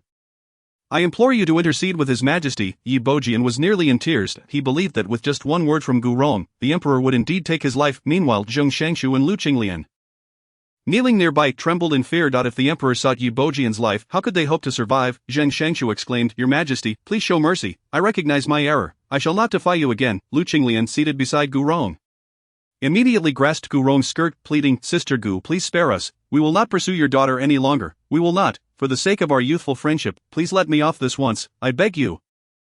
Sister Gu, Lu Qinglian's plea and her submissive demeanor were sincere. She even kowtowed before Gu Rong. Gu Rong had long since lost any affection for Yi Bojian. Her refraining from striking him down with a blade was already a sign of her mercy. However, she would not allow the emperor to execute him. For what purpose would that serve? Killing him would be too lenient a fate for him. What about the years she had been wronged, oppressed, humiliated, and deceived? How could such grievances be so easily dismissed? Gu Rong regarded him languidly. I will consider interceding, but you must agree to 3 conditions. Yi Bojian immediately replied, Speak. First, you shall not interfere with the matrimonial prospects of the children in the future. Yi Bojian readily agreed. Very well, I would have no interest in meddling. Second, I shall have the final say in matters concerning the whole residence. Do you consent? Chapter 35, Gu Rong, I shall kill him for you. A flicker of discomfort crossed Yi Bojian's face, but for the sake of his life, he nodded. Third, you must vow before His Majesty that the title of the whole residence will be passed on to Mingxiao. Yi Bojian's expression froze. He seemed to have forgotten to respond. Gu Rong smirked inwardly. Indeed, he intended for it to be inherited by Gu Yingxue and his son, which was why he hesitated, wasn't it? All those years of sincere affection had truly been in vain. Gu Rong's gaze was a blend of derision and mockery as she asked, What are you hesitating for, Lord Ho? Do you intend to leave your title to someone else? Do you have someone on the side? Absolutely not, Yi Bojian vehemently argued, and then, with a sense of grievance, he lamented, I merely feel that the lady has lost her affections for me. Now she treats me with such indifference. You are already contemplating my relinquishing of the title. Will you still remain with me in the future? Gu Rong nearly burst into laughter. How had she never noticed Yi Bojian's remarkable talent for pretense and performance before, with such acting skills? It was no wonder she had been deceived for over 20 years. Gu Rong scoffed coldly. It seems the Marquis is playing the role of the wrong party. You are well aware of how I have treated you over these years, and you surely know how I have fared in the Marquis. I intended to be a virtuous wife and devoted mother, but you have forced my hand. First, you disregarded Yaora's pleas, and then you married Yuer off to that good-for-nothing Zheng Xiaoling. Marquis, what else are you capable of? Is it not merely acting? Do you think I cannot do the same? Gu Rong, in a voice laced with anguish, declared, Marquis, how can you expect me to trust you? How can you expect me not to resist? If I continue to be so gentle, my son and daughter will surely be ruined by your hands. You are aging, your faculties are failing. It is time for you to step back. With such a lack of clarity, what right do you have to call yourself a marquis? You may as well be deemed a worthless fool. Yi Bojian's face flushed crimson, utterly at a loss for a rebuttal. Gu Rong's transformation had indeed come after learning of her biological daughter's exchange, followed by the troubles concerning Yi Yinyao. Now Yi Bojian wished he could slap himself. Over the years, Gu Rong had been so gentle and accommodating before him that he had grown proud and arrogant. Convinced that no matter how outrageous his behavior, she would always forgive and understand him, he had never considered that she might stand up to him, that she might oppose him, had he known. He should have humbly apologized and gently soothed her when the incident involving Yi Yinyao occurred. Instead, he had pressed on, seeking to entrap Yi Mingche when her emotions were already fragile. Each subsequent misstep had driven Gu Rong to the brink of darkness. Yi Bojian hastily swore an oath to Xiao Xi, "May your majesty bear witness, the title of Duke of Benevolence shall be bestowed upon my eldest son." Yi Mingxiao, with a wave of his hand, Xiao Xi granted approval. His gaze then fell upon Gu Rong, softening. "Do you still seek my life?" Gu Rong tugged at the corners of her mouth, feeling obliged to acknowledge Xiao Xi's goodwill. "Your Majesty, this is a family affair. We shall handle it ourselves." Xiao Xi nodded, then stated, "Very well, now that you have resolved your domestic matters, it is time for me to address my own responsibilities." His calm gaze settled upon Minister Zhang and Lu Qinglian. "Minister Zhang, your son has been rendered useless, a fact known throughout the city, yet you still wish to marry him off. Pray tell, what are your thoughts on this matter?" Minister Zhang was drenched in cold sweat, trembling uncontrollably. Even though Xiao Xi's tone was gentle, devoid of any hint of anger, it filled him with dread. After all, this emperor was a man of contradictory nature. The most harrowing period had been the 2 years following the death of the late empress, a time marked by bloodshed and chaos in the imperial city, where those connected to the late empress met grim fates, death or madness. Those bloody years remained a nightmare for the Dacian nation, the darkest of times. After more than 2 years had passed, the emperor had suddenly changed his demeanor, becoming gentle. Everyone thought the worst was over. However, what followed was an even more terrifying emperor. He had become humble and docile, speaking in a manner that seemed gentle, yet with a mere wave of his hand, heads fell. Others often did not even realize how they met their demise. One moment they were fine, and the next, they were granted death. The emperor's capricious nature quickly spread as a rumor. Minister Zhang hastily bowed his head, admitting his faults. "Your Majesty, please spare me this once. I was foolish. As a loving father, I feared for my child's solitude and thus sought a companion for him, which led me to commit this thoughtless act. I recognize my wrongdoing. I implore your Majesty for mercy." Minister Zhang and Lu Qinglian repeatedly knocked their heads against the ground until their foreheads bled. Xiao Xi, seemingly indifferent, remarked, "Since you acknowledge your lack of wisdom, it is time for you to retire." Minister Zhang assumed Xiao Xi referred to annulling the engagement and quickly bowed, affirming, "I shall withdraw immediately." Xiao Xi let out a soft scoff. "What I mean is to withdraw from the imperial city. You should count yourself fortunate that today is a special occasion, and I have no desire to spill blood, otherwise, 10 heads would not suffice for your transgressions. There is a vacancy for a governor in Fengcheng. You should relocate your entire family there." "Yes, I shall obey." Minister Zhang trembled in fear. Today was the birthday of the late empress. He was uncertain whether to feel relieved or to weep. In truth, he had arrived with the thought that his life was forfeit, although he had narrowly escaped disaster. Being assigned to Fengcheng was no small matter. Fengcheng was impoverished and had an inhospitable climate.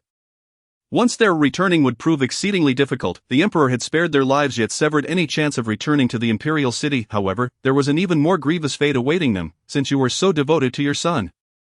Fearing his loneliness, how about this? Given that your son is indeed useless, I could use an additional eunuch in the palace. Let him serve there. Did Minister Zhang and his wife dare to refuse? They did not. Even if unwilling, they had no choice. Minister Zhang obediently bowed once more. "Thank you for your Majesty's generous favor." This round had been a complete defeat. Xiao Xi waved his hand, instructing eunuch Xiao to escort Minister Zhang and his wife away, commanding them to vacate the imperial city within 3 days. Once Minister Zhang and his wife were dragged away, Xiao Xi's gaze turned back to Yi Bojian, a light chuckle escaping his lips. "Duke of Benevolence, do you know why you bear such a title?" In truth, the title Yi Bojian inherited was that of the Duke of Valor, yet upon its transfer to Yi Bojian, Xiao Xi had altered it to the Duke of Benevolence. Yi Bojian's face drained of color, trembling all over. I understand. Xiao Xi snorted coldly. In the past, my negligence allowed you to take advantage. Your marriage was chosen by Gu Rong herself, which is why I spared you. Originally, I intended to turn a blind eye to certain matters as long as you treated Gu Rong well throughout your life. However, Duke of Benevolence, what exactly are you doing now? The Duke of Valor.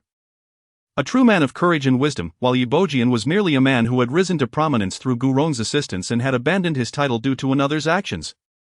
Yet Yi Bojian had proven ungrateful. Chapter 36. The emperor's true nature is that of a cad. Yi Bojian was filled with trepidation and embarrassment when the emperor bestowed the plaque of Duke of Benevolence upon him. It felt as though he had received a resounding slap to the face. The emperor was hinting at his need for gratitude. It could be said that everything Yi Bojian possessed now was due to his marriage to Gu Rong. This was why he was granted the title of Duke of Benevolence. Ye Bojian was acutely aware of whose grace he was meant to honor, during the time of the late Empress's death. The imperial city was engulfed in darkness for over 2 years. During this period, Xiao Xi had been a madman, utterly devoid of reason. No one dared to provoke him. The events surrounding Gu Rong had coincided with this tumultuous time. Xiao Xi was consumed by the loss of the Empress, unwilling to accept her death, searching for skilled individuals and sorcerers to revive her. He cared for nothing beyond matters related to the Empress. The Empress was Gu Rong's cousin, and the two shared a close bond. Xiao Xi's relationship with Xiao Mian had also been facilitated by Gu Rong. For this reason, Gu Rong had enjoyed eternal favor from Xiao Xi. Later, when he regained his senses, he found that Gu Rong had married Yi Bojian. That he had summoned Gu Rong to the palace once, questioning her sincerity. At that time, Gu Rong had replied that she genuinely wished to marry Yi Bojian. Xiao Xi merely sighed, saying nothing further. From the beginning, Xiao Xi had never thought highly of Yi Bojian. Bestowing him a measure of favor was merely out of respect for Gu Rong and her connection to that individual.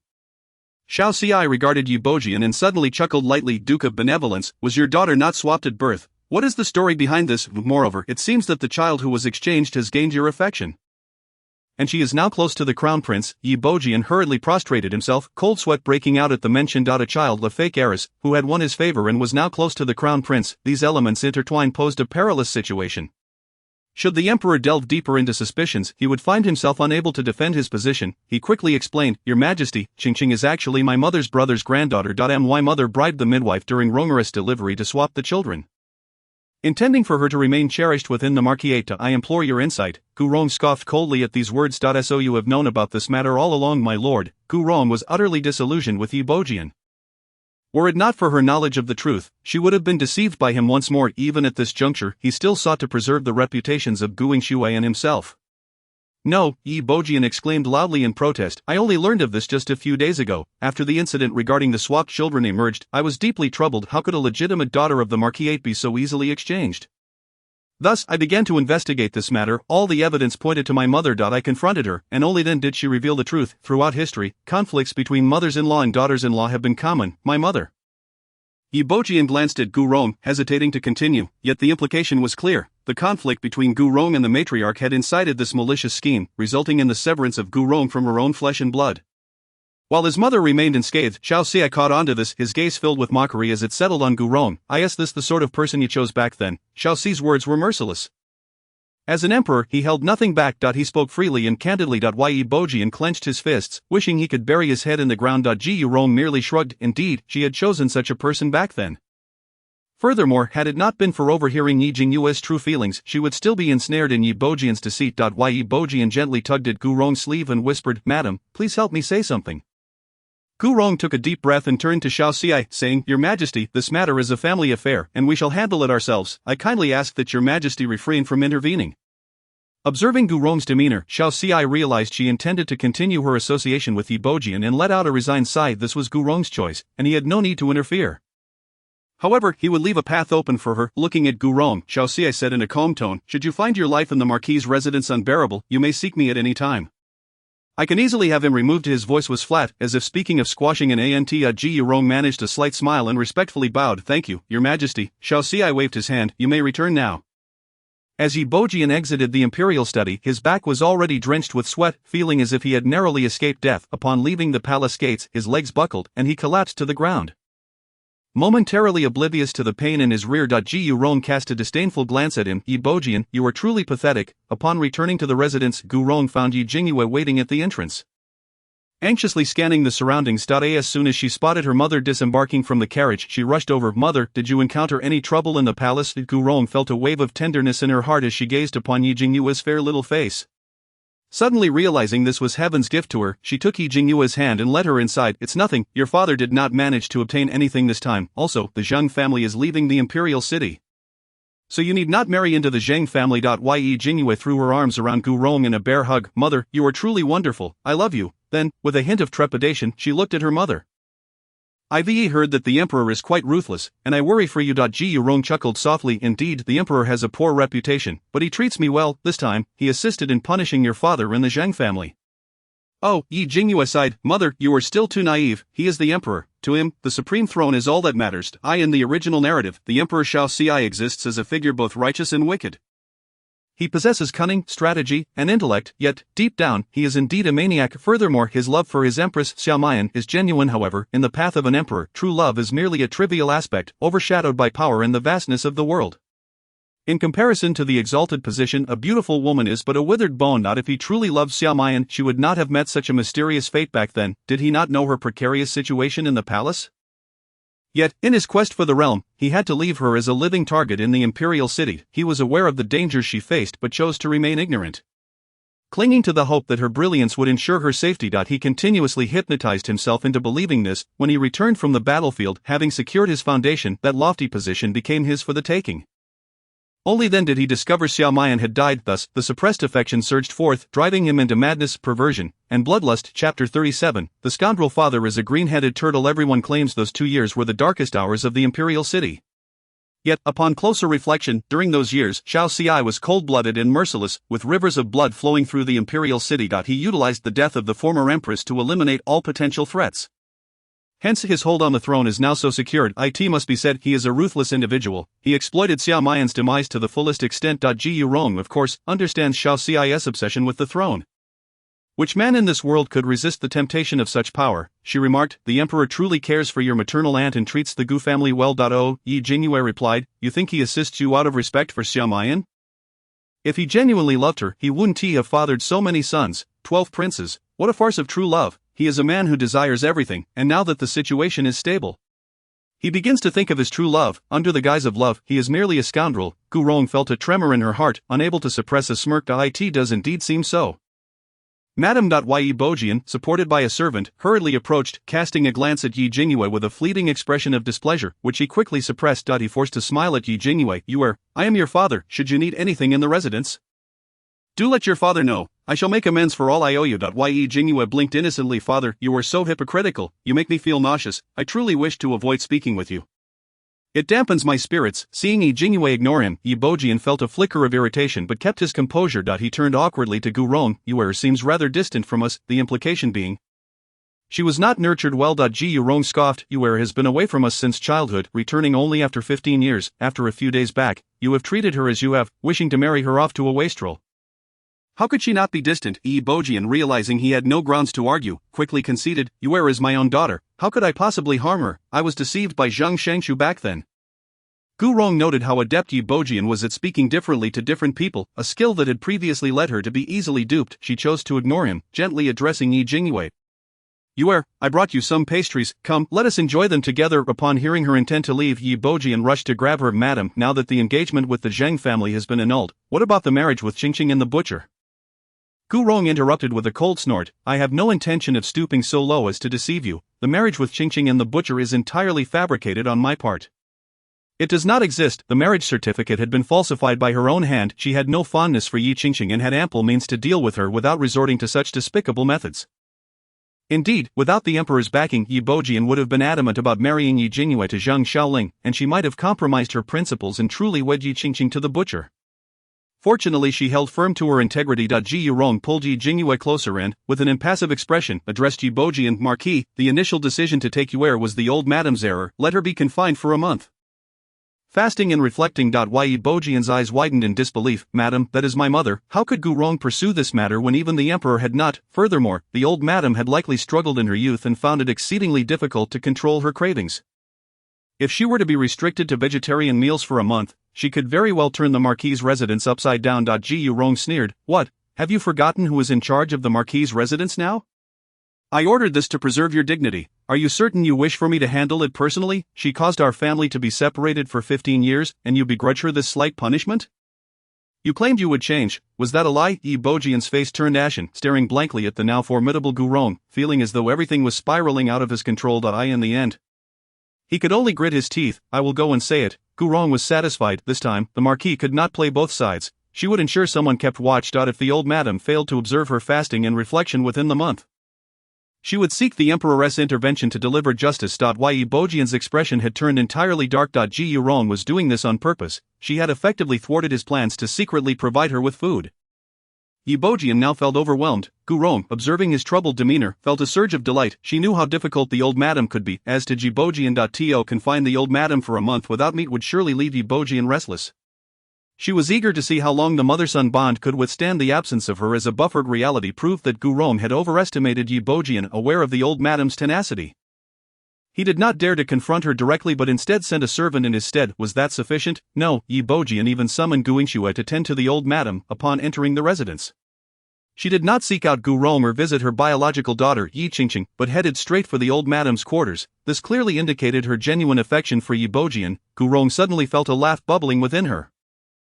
The old madam had lost her lover, had her rations curtailed, and now faced confinement. This was likely the most disheartened she had been since becoming the old madam. In the peak of her fury, Yi Bojian's summons was all too clear. It illustrated just how selfish a man he truly was. Jinshou stood to the side, hesitating to speak. Ji Yurong smiled and asked, "What do you wish to say?"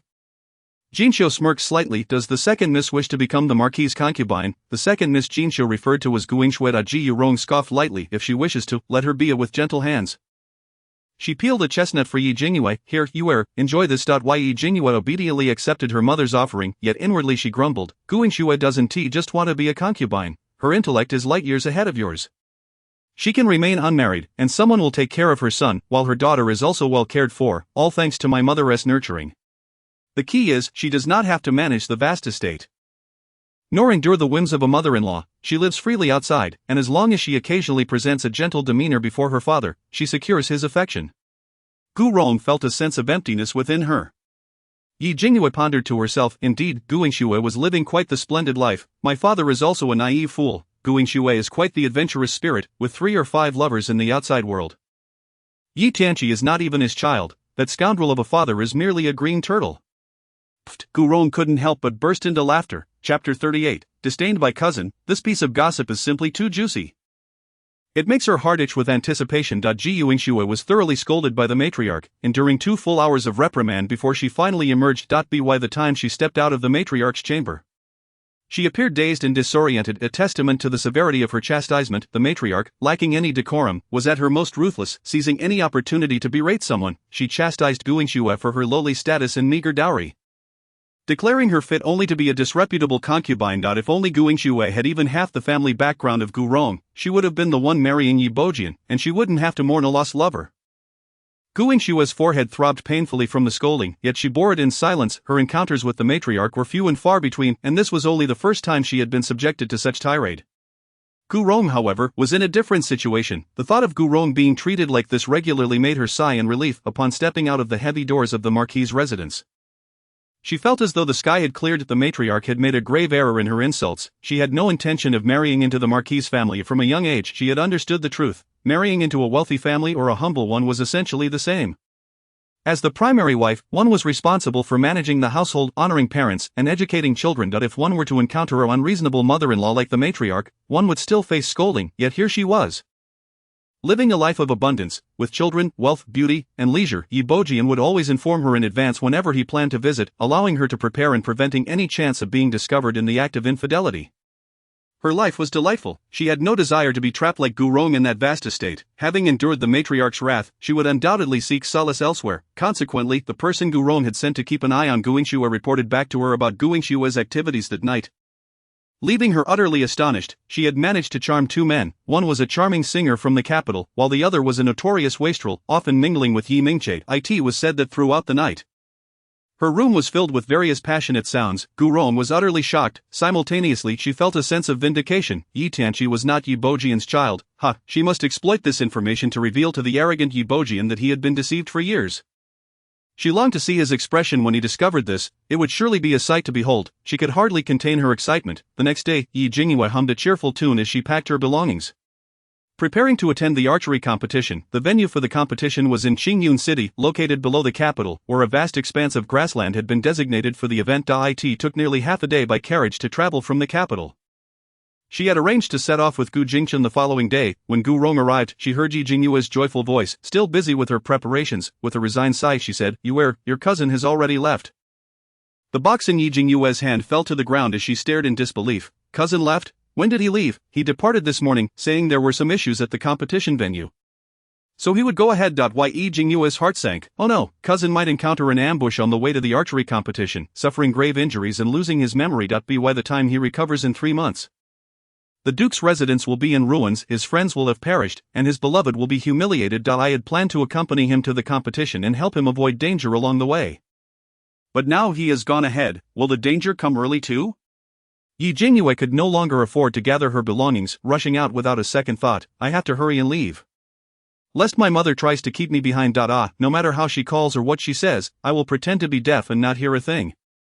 Gu Rong watched as she dashed away, leaving only a fleeting shadow, unable to voice her concerns. Jingyue was off to save someone, to alter fate. How could she dare to hold her back? She was not just rescuing Gu Jingchen, but also the Duke's residence. Jingyue hurried along the road, finally catching up to Gu Jingchen at a tea house by noon. Cousin, at that moment, Gu Jingchen was taking a break in the tea house, sipping tea when he heard her exuberant voice. Over the past few days, he had been deeply impressed by Jingyue. Could he be experiencing auditory hallucinations? Cousin, in the next instant, Jingyue had energetically slapped his shoulder. Beaming with joy, her delicate face radiating satisfaction. Gu Jingchen's hand trembled, spilling tea as his heart skipped a beat. He couldn't believe Jingyue had actually appeared. It felt as though she was an unshakable presence. How could he think that about his cousin? She was a lucky star sent by heaven. Cousin, what brings you here? Jingyue smiled brightly, boldly plopping down onto the seat beside him, her face aglow with delight. My mother said you left first, so I came to catch up with you. Why am I here? You are about to be schemed against, gravely injured, and lose your memory when we meet again in 3 months. The Duke's residence will be in ruins, and my mother and brother may also perish. How could I not come? This whole journey has left me feeling as though my insides are about to explode. It has been so difficult. Cousin, I advise you to appreciate me a bit more. Don't think I haven't noticed the disdain in your shocked expression. Gu Jingchen, but he hadn't, not at all. He felt no disdain whatsoever. He was simply too astonished. He thought he had managed to shake off this burden. He believed he could distance himself from this lucky star. Unexpectedly, he had failed to do so. Moreover, would he be ambushed? Was this what Jingyue meant when she warned him of impending danger? Would he indeed suffer serious injuries and loss of memory? Gu Jingchen poured her a cup of water. Cousin, you've traveled a long way. Have some water first. I'll order some food for you to tide you over. Jingyue gulped down the water, her face beaming with innocence. Thank you, cousin. My instincts tell me that cousin is avoiding me. What if he has realized how much I long to marry him, and that's why he's keeping his distance? That shouldn't be the case. I feel like I haven't shown it at all. Gu Jingchen calmly sipped his water, inwardly contemplating. You may not have shown it, but your heart speaks volumes. Gu Jingchen smiled and said, since my cousin is here, let's travel together. After enjoying tea and resting for a while, they set off together. Before long, they reached a fork in the road. The eastern route led to the official road, while the western route was a smaller path. Jingyue's inner voice rang out at this moment. Take the eastern road, the western one is fraught with danger. Chapter 39, Your grandmother sends you to the underworld. Gu Jingchen was heading to Qingyun City to handle important matters. Although the western path was shorter, it was fraught with peril. In the original story, he had encountered an ambush on that very path, while Jingyue was still contemplating how to persuade Gu Jingchen.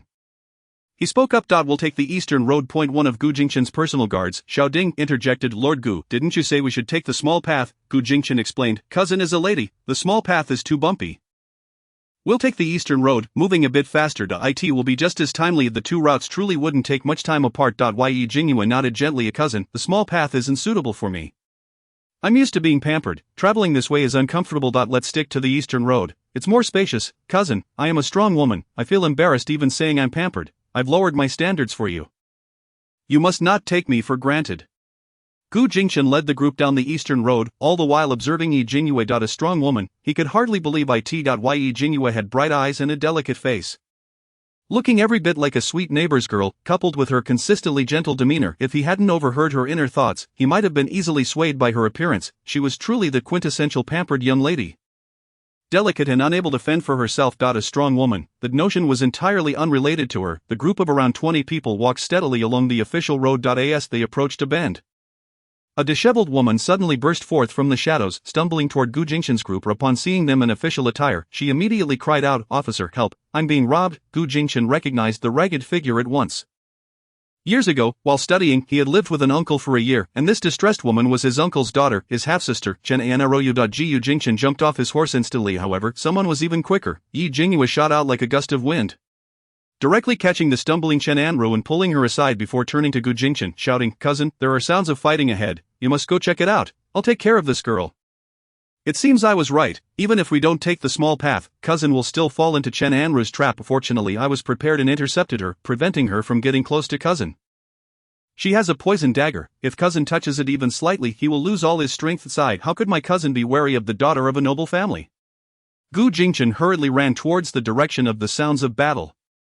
Upon hearing Yi Jingyue's thoughts, he was taken aback. In his memory, Chen Anru had always been a delicate and gentle young girl, someone he had regarded as a younger sister. To think that she would attempt to assassinate him? Chen Anru, watching Gu Jingchen's retreating figure, felt an overwhelming urgency. She struggled to break free from Yi Jingyue's embrace, but Yi Jingyue's strength was astonishingly formidable, rendering her attempts futile. In desperation, she shouted towards Gu Jingchen's back. Elder brother Gu, please save my brother, he is just ahead, and he has been intercepted by bandits. Yi Jingyue furrowed her brow and quickly led Chen Anru forward. Chen Anru's brother, Chen Ankang, is also involved. I must hurry over there and carry out a covert assassination while my cousin deals with those bandits. My cousin, as the male protagonist, is truly suffering, friends betray him, and brothers are ruthless. Those who genuinely care for him meet grim fates, while those who harm him thrive. Indeed, the strong yet tragic male protagonist is a victim in the early stages. I must ensure he accumulates this tragic buff to the fullest. Gu Jingchen narrowed his gaze. The site of the battle was in an open area just around the corner. Upon his arrival, he witnessed a dozen bandits armed with knives ruthlessly attacking Chen Ankang and his followers. Gu Jingchen's soldiers surged forward. Upon seeing Gu Jingchen, Chen Ankang joyfully cried out, "Brother Gu, save me!" Gu Jingchen steadied himself, drawing his sword, and with a swift flick, 2 bandits fell to the ground. Within moments, Gu Jingchen realized that these so-called bandits were anything but. Their swordplay was fierce, each strike imbued with a menacing aura. These were professional assassins. The bandits had targeted Gu Jingchen, but recognizing his formidable skills, they turned their blades towards the defenseless Chen Ankang. "Brother Gu, save me!" Gu Jingchen kicked aside the blade aimed at Chen Ankang, positioning his tall and imposing figure protectively in front of him. The other bandits soon realized that Chen Ankang was Gu Jingchen's Achilles heel and directed their attacks at him. Each strike aimed at vital points. Gu Jingchen, suppressing his strength and skill, guided Chen Ankang to evade while shielding him at every turn. This only incited the assassins to intensify their assault. When Yi Jingyue and Chen Anru arrived, they were met with a scene of desperation. She shouted urgently, "Cousin, be careful, you must not get hurt, otherwise this girl and I, 2 weak women, will surely fall prey to those vile intentions. I hope my cousin realizes the value of his life. He must cherish himself. Do not foolishly sacrifice yourself for Chen Ankang. If he must die, then let him go. Respecting another's fate is also a virtue." Upon hearing Yi Jingyue's words, Gu Jingchen faltered, nearly falling victim to the assassins. Her words were truly shocking. What sort of woman could utter such brazen words in the face of danger? Gu Jingchen could hardly bear to look into Yi Jingyue's eyes. Originally she had no such intentions. But had she not reminded her? Chen Anru, supported by Yi Jingyue, gazed at her in disbelief, seemingly taken aback that a young woman would speak so audaciously in broad daylight. This group was composed of assassins, not lecherous villains. Chen Anru, lacking martial prowess, could only see Gu Jingchen adeptly protecting her brother while skillfully fending off the assassins. In her panic, she broke free from Yi Jingyue's grasp and dashed towards Chen Ankang, exclaiming, "Brother, oh no, she is about to cause trouble. No way, I must intervene. I will protect my cousin at all costs." Indeed, Chen Anru deliberately exposed her back to the assassins, prompting Chen Ankang to instantly comprehend her intentions. He cooperated with her, creating distance between them to ensure that Gu Jingchen could only protect one of them. Gu Jingchen, torn between the two, could only shield one, inevitably leading to chaos the moment he revealed even the slightest vulnerability. It would spell disaster for him. Gu Jingchen, being closer to Chen Ankang, prioritized his protection. He kicked Chen Ankang aside, causing him to fall to the ground, narrowly avoiding a blade that swished overhead. Yi Jingyue lamented inwardly. These foolish Chen siblings, blinded by promises of wealth and power, are merely pawns in a scheme against my cousin. Their lives mean nothing to the assassins, whose lethal intent is directed at claiming the lives of these siblings. Gu Jingchen also recognized this grim reality. Had he not kicked Chen Ankang away just now, his head would have rolled. After discovering that Chen Ankang was his weakness, the assassins showed no mercy in their attacks. Gu Jingchen swiftly pivoted, deflecting a blade aimed at Chen Anru. At that moment, he left his back exposed to her. Yi Jingyue had been watching Chen Anru intently, so when a flicker of malice crossed Chen Anru's eyes, and she drew a short dagger from her sleeve. "What the hell? This girl is definitely up to no good." "Not to worry, I will intervene." Gu Jingchen, for some reason, had an unwavering trust in Yi Jingyue. Even knowing that Chen Anru posed a danger, he did not concern himself with his own safety. Just as Chen Anru lunged forward with her poison dagger aimed at Gu Jingchen, Yi Jingyue shouted, "Watch out, girl!" In her frantic rush, she accidentally stepped on a pebble, causing her to slip and tumble forward, forcefully shoving Chen Anru aside. Chen Anru felt as though she was a kite set loose, flying through the air and directly onto the assassin's blade, piercing her chest. Chen Anru felt no pain, not even a moment to register her disbelief before she found herself at the gates of the underworld. This isn't my fault, your teammate was useless. If only the enemy had sheathed their blade, you wouldn't be dead. Clearly her life meant nothing to them, they might have even considered her a liability. Anru, watching his sister perish before his eyes. Chen Ankang was engulfed in fury, yet, within a mere second, he could think of nothing else, for the assassins resumed their relentless assault on his only vulnerability. No, I cannot allow my cousin to continue suffering because of him. Jingyue picked up a pebble from the ground and struck one of the assassins in the back. The assassin staggered, redirecting his blade towards Jingyue's heart. She screamed, "Cousin, save me!" Gu Jingchen quickly responded. "Cousin, be careful." Gu Jingchen leaped forward to rescue Jingyue, successfully enveloping her in his arms. However, misfortune befell the others, as the assassin's blade was already thrusting forward. Fortunately, the assassins seemed to regard Chen Ankang as the only useful pawn left. Tempering their lethal force, seizing this opportunity, Jingyue would not let it slip away. As Gu Jingchen lunged to her side, she tightly clung to his neck, exerting force beneath her feet, sending a pebble flying towards the assassin's wrist. The assassin, unable to restrain his strength, let the blade graze past Chen Ankang's neck. Chen Ankang collapsed, lifeless and unblinking. It was rather chilling. Jingyue buried her head in Gu Jingchen's embrace, exclaiming, "Ah, cousin, you scared me to death." "Wow, cousin's chest is so strong. He smells so good, holding him feels so secure." What again? Gu Jingchen realized his cousin's true nature, such a rogue. He had been taken advantage of, the moment the assassins saw two of their hostages eliminated. They resorted to targeting the weaker one, Jingyue. Now it was her time to strike. Gu Jingchen had to suppress his true abilities. As he turned slightly, Jingyue began to exert her strength. Using her hidden pebbles as projectiles against the assassins, targeting their heads, hands, and knees with deadly precision. As the assassins fell one by one, Gu Jingchen's soldiers seized the moment to apprehend them, but alas! They had all ingested poison, leaving no survivors. One of Gu Jingchen's subordinates reported, "Sir, all these individuals are dead, and they each contain lethal toxins within their mouths." Gu Jingchen's gaze sharpened. "These people do not resemble bandits. Go report to the authorities and request an investigation. Additionally, arrange for their bodies to be sent back to the Chen family's estate in Huaxian City. Inform them of the true circumstances and realities." "Understood." Gu Jingchen gently set Jingyue down. "Cousin, are you frightened?" With tears brimming in her eyes, Jingyue clung to Gu Jingchen's sleeve, refusing to let go. "Cousin, I didn't mean to, I only wanted to save her. I had no idea she would fly out like that. I didn't intend to cause her death. The fact that I pushed Chen Anru away is undeniable, but I must feign innocence to absolve myself. I hope my cousin will buy this act. I must appear more fragile, even more fragile." Yet Gu Jingchen was not easily swayed by a woman's feigned innocence. However, he had no choice but to indulge Jingyue's act. He comforted her softly. "Cousin, this is not your fault. You had good intentions in trying to save her. Perhaps this was simply her fate." His voice carried a hint of melancholy and sorrow. Jingyue felt a pang of heartache and quickly shifted the topic. "Ah, it hurts." Jingyue's arm bore a deep gash, blood flowing profusely. Gu Jingchen was taken aback. "How did you get hurt?" Jingyue looked pitifully at him. "I don't know. Of course, I cut myself when you weren't paying attention." Now you can only focus on feeling sorry for me, leaving no time to mourn for those siblings." Gu Jingchen felt a sudden heaviness in his heart. How to put it, since the days he has spent with Jingyue, he has found her personality to be particularly explosive. On the surface, she appears obedient, yet her inner world is extraordinarily rich, characterized by her extravagant choice of words and wild descriptions. However, he struggles to comprehend the reasoning behind each of her actions and the convoluted thought processes she employs. Despite her evident capabilities, which could easily resolve many issues, she insists on complicating matters, ultimately bringing trouble upon herself, all for his sake. Jingyue, with a hint of grievance, remarked, "Cousin, I'm fine." Gu Jingchen meticulously extracted a healing ointment from his belongings and gently applied it to her wound. Her hands were as flawless as white jade, and this particular injury stood out, a striking contrast of vivid red against her delicate skin. "Dear cousin, should you ever find yourself injured, do not hesitate to inform me." Jingyue's eyes shimmered like water. "Wow, cousin's voice is so gentle, he truly cares for me. If I were to propose that he pledge himself to me at this moment, how likely would I be to succeed?" Gu Jingchen felt a pang in his heart. He swiftly changed the subject. "If you were to sustain an injury, I would find it difficult to explain to Aunt. Jingyue retorted. "Cousin, you are utterly lacking in romantic sentiment. My sincere feelings have been wasted." Chapter 41, The Origin of Zhou. By the time they arrived at Qingyun City, it was already past midday. Gu Jingchen said to her, "Cousin, you should take some time to rest while I attend to a few matters." He had pressing responsibilities to fulfill. He needed to inspect the archery competition to ensure that everything would proceed smoothly the day after tomorrow, all the while ensuring Zhou safety. Jingyue nodded obediently. "Cousin, promise me you'll return in the evening to have dinner with me. At that time, I will need to persuade cousin to help me investigate Zhou's background, to reveal his true identity." "Very well. Background? What background does Zhou possess?" Jingyue appeared fatigued. After uttering this statement, she retreated into her room to rest. Ji Jingchen found himself feeling anxious. He gazed at the closed door.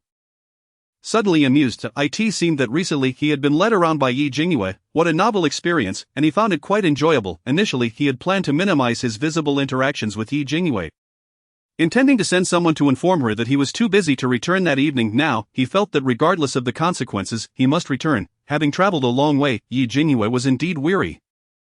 She lay on the soft bed and soon fell into a deep slumber. When she awoke, the sky had already turned dark. The sound of knocking at the door roused her from her sleep.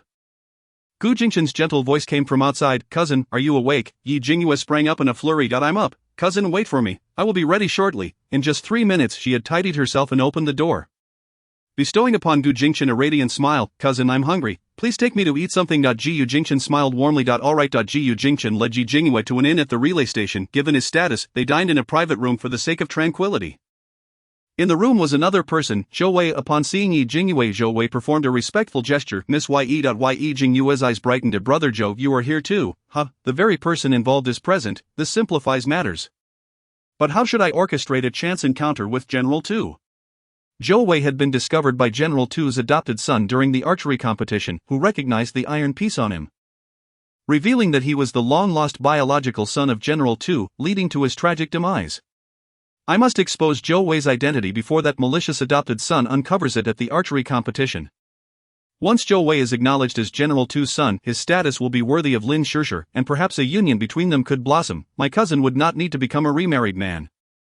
A remarried man. Ji Jingchen had never heard such a term before. However, if Zhou Wei were indeed General Tu's biological son, his status would indeed align with that of Lin Shishir. With some maneuvering, Lin Shishir would not have to disgrace herself by marrying him. Ji Jingchen smiled and said to Yi Jingyue and Zhou Wei, "Please, order your dishes. I will go find someone." Yi Jingyue obediently sat down, her eyes wandering around the room. General Tu was renowned for his exceptional archery skills, once achieving the remarkable feat of shooting an enemy's head from 1,000 paces away. He could shoot with his eyes closed. A genius in the field of archery, and had been the archery mentor to the current emperor. Now in his 60s, he remained vigorous and healthy. He never missed the archery competitions, always on the lookout for promising archers. Unfortunately, he had not taken on a disciple in over 20 years. Yi Jingyue was certain he had come to this relay station, but she had no idea where he was or how to find him. Just as she pondered this, Gu Jingchen's gentle voice called from the entrance, "General Tu, please come in." Upon hearing the name General Tu, Yi Jingyue's heart raced. Could it be the general she was thinking of? She looked up and saw an energetic old man with a white beard entering the room, his demeanor robust and lively. "Little Gu, if this archer isn't as good as you claim, I will certainly be looking for trouble with you."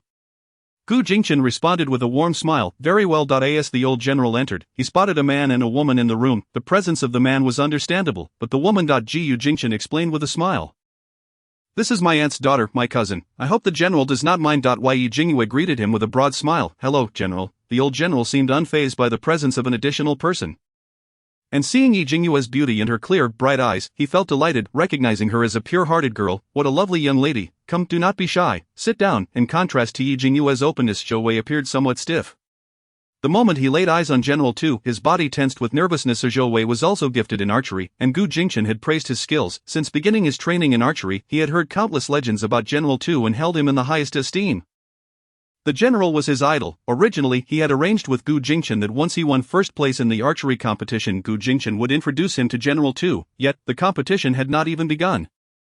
And here Gu Jingchen was bringing the general to him. This felt unfair. He wasn't prepared mentally. General Tu, having seen countless talents in his lifetime, could assess an archer's suitability at a glance. He looked at Zhou Wei with satisfaction, noting his physique, aura, and those eyes, all indicators of a promising archer. He boomed, "A true man should not be overshadowed by a girl. Do not be shy, sit down." Yes, Zhou Wei, now thoroughly nervous, fidgeted in his seat. Anyone who encountered their idol would feel the weight of their admiration, speechless in their presence. He sat up straight, like a well-behaved student. Yi Jingyue gazed unabashedly at General Tu, then at Zhou Wei, and feigned innocence as she spoke. "Wow, General, brother Zhou seems to share a striking resemblance. Could you possibly be long-lost father and son?" General Tu's gaze fell upon Zhou Wei, and upon closer inspection, he chuckled. "I must admit, he does bear a slight resemblance. Young man, it appears this is our destiny. However, in order for me to take you as my disciple, you must secure first place in the archery competition. Are you capable of that?" Zhou Wei's eyes sparkled with excitement, trembling with enthusiasm. "I can do it. I will definitely win first place and become your disciple, General. Trust me, I can achieve this." Chapter 42, Father and Son Reunited. Yi Jingyue rolled her eyes. Indeed, this pair of father and son clearly share the same navet. Gu Jingchen silently concurred with Yi Jingyue's observation. General Tu had once been married, but during a tumultuous time of war. He lost contact with his wife years later. When he returned home, he found his house abandoned, and villagers told him that his village had been slaughtered, leaving no survivors. He believed his wife to be dead. Little did he know that she had not only survived but had borne him a son. Tragically, after waiting for years without hearing from General Tu, she too believed him to be dead. Their paths crossed only to be missed entirely. In the original story, shortly after Zhou Wei's demise, his mother sought out the imperial city, where she encountered General Tu and learned of her son. Sadly, by this time, Zhou Wei had already been betrayed and killed by his adopted son. Even though General Tu avenged Zhou Wei, it was too late. He had already lost his son. Now, there still exists a chance. I must help them pierce through this veil of uncertainty. Gu Jingchen encouraged Yi Jingyue in his heart. He intended for her to take the lead, once he brought the people together. He would step back. Yi Jingyue suddenly blinked innocently, looking around. Brother Zhou, that knot around your neck is quite unique. What is it hanging from? Zhou Wei paused, touching the black cord around his neck. You mean this?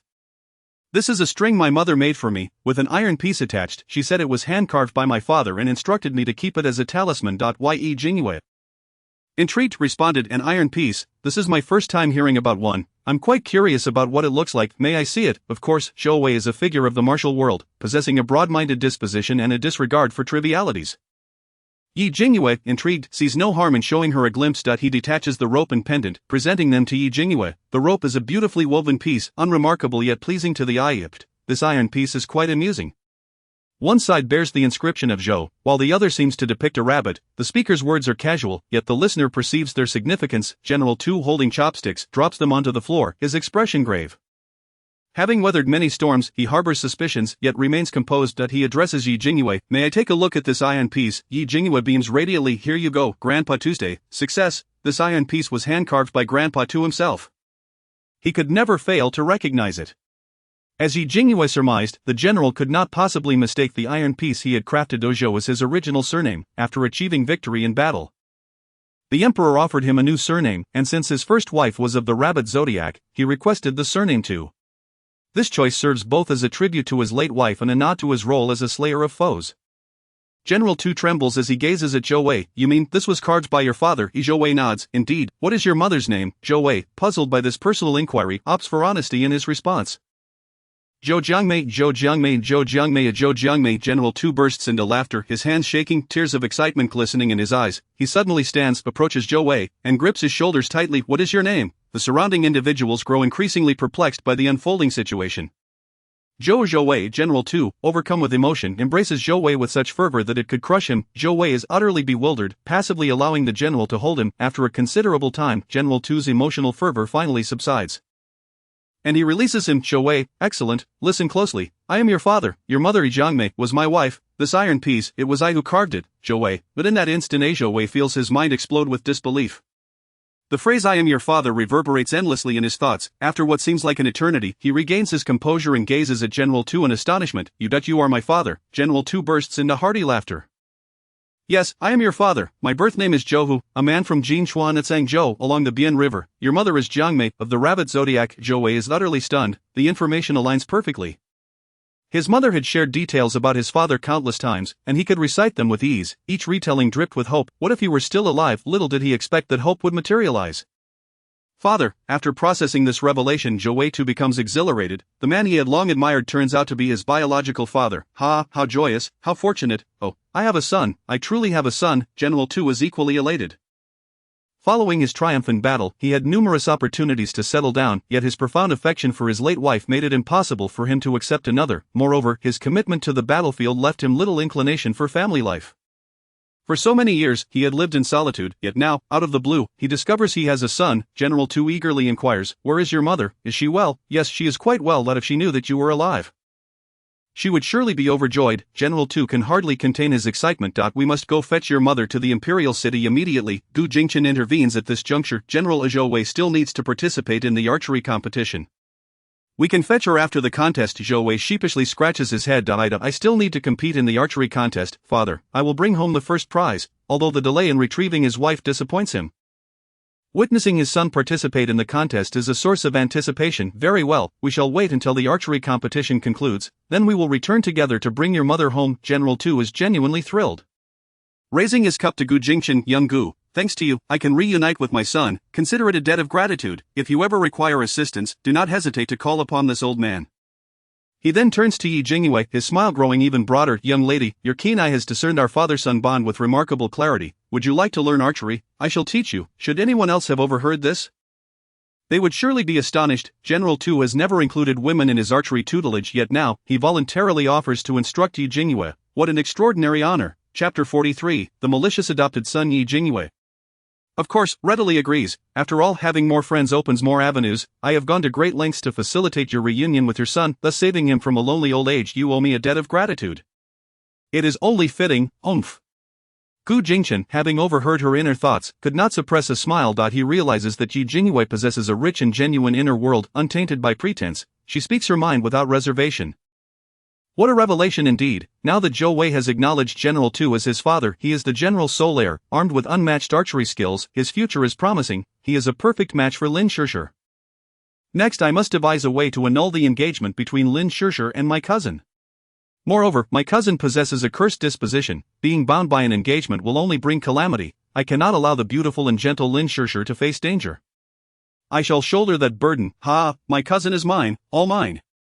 Gu Jingchen's lips twitched. He too had contemplated that with Zhou Wei's recognition of General Tu, Zhou Wei's identity now matched Lin Shishir's status, rendering the marriage unnecessary. He should expedite the annulment of the engagement. However, he felt it prudent to delay, at least until Yi Jingyue dispelled any unwarranted feelings. Otherwise, as a single man facing the wolf that is Yi Jingyue, he felt he might not endure. The four of them enjoyed a delightful meal, particularly General Tu, who, buoyed by the joy of discovering his son, indulged in hearty drinking and feasting, his face betraying no sign of restraint throughout the evening. As night deepened, General Tu succumbed to drunkenness, slumped over the table, snoring thunderously. Zhou Wei was no different. Both father and son, caught up in their relation, continued to drink. Zhou Wei had long collapsed, while General Tu had consumed even more. Just then, a knock sounded at the room's door. Yi Jingchen called, "Enter." The door swung open to reveal a young man clad in armor, exuding righteousness, with a robust gait and an air of justice about him.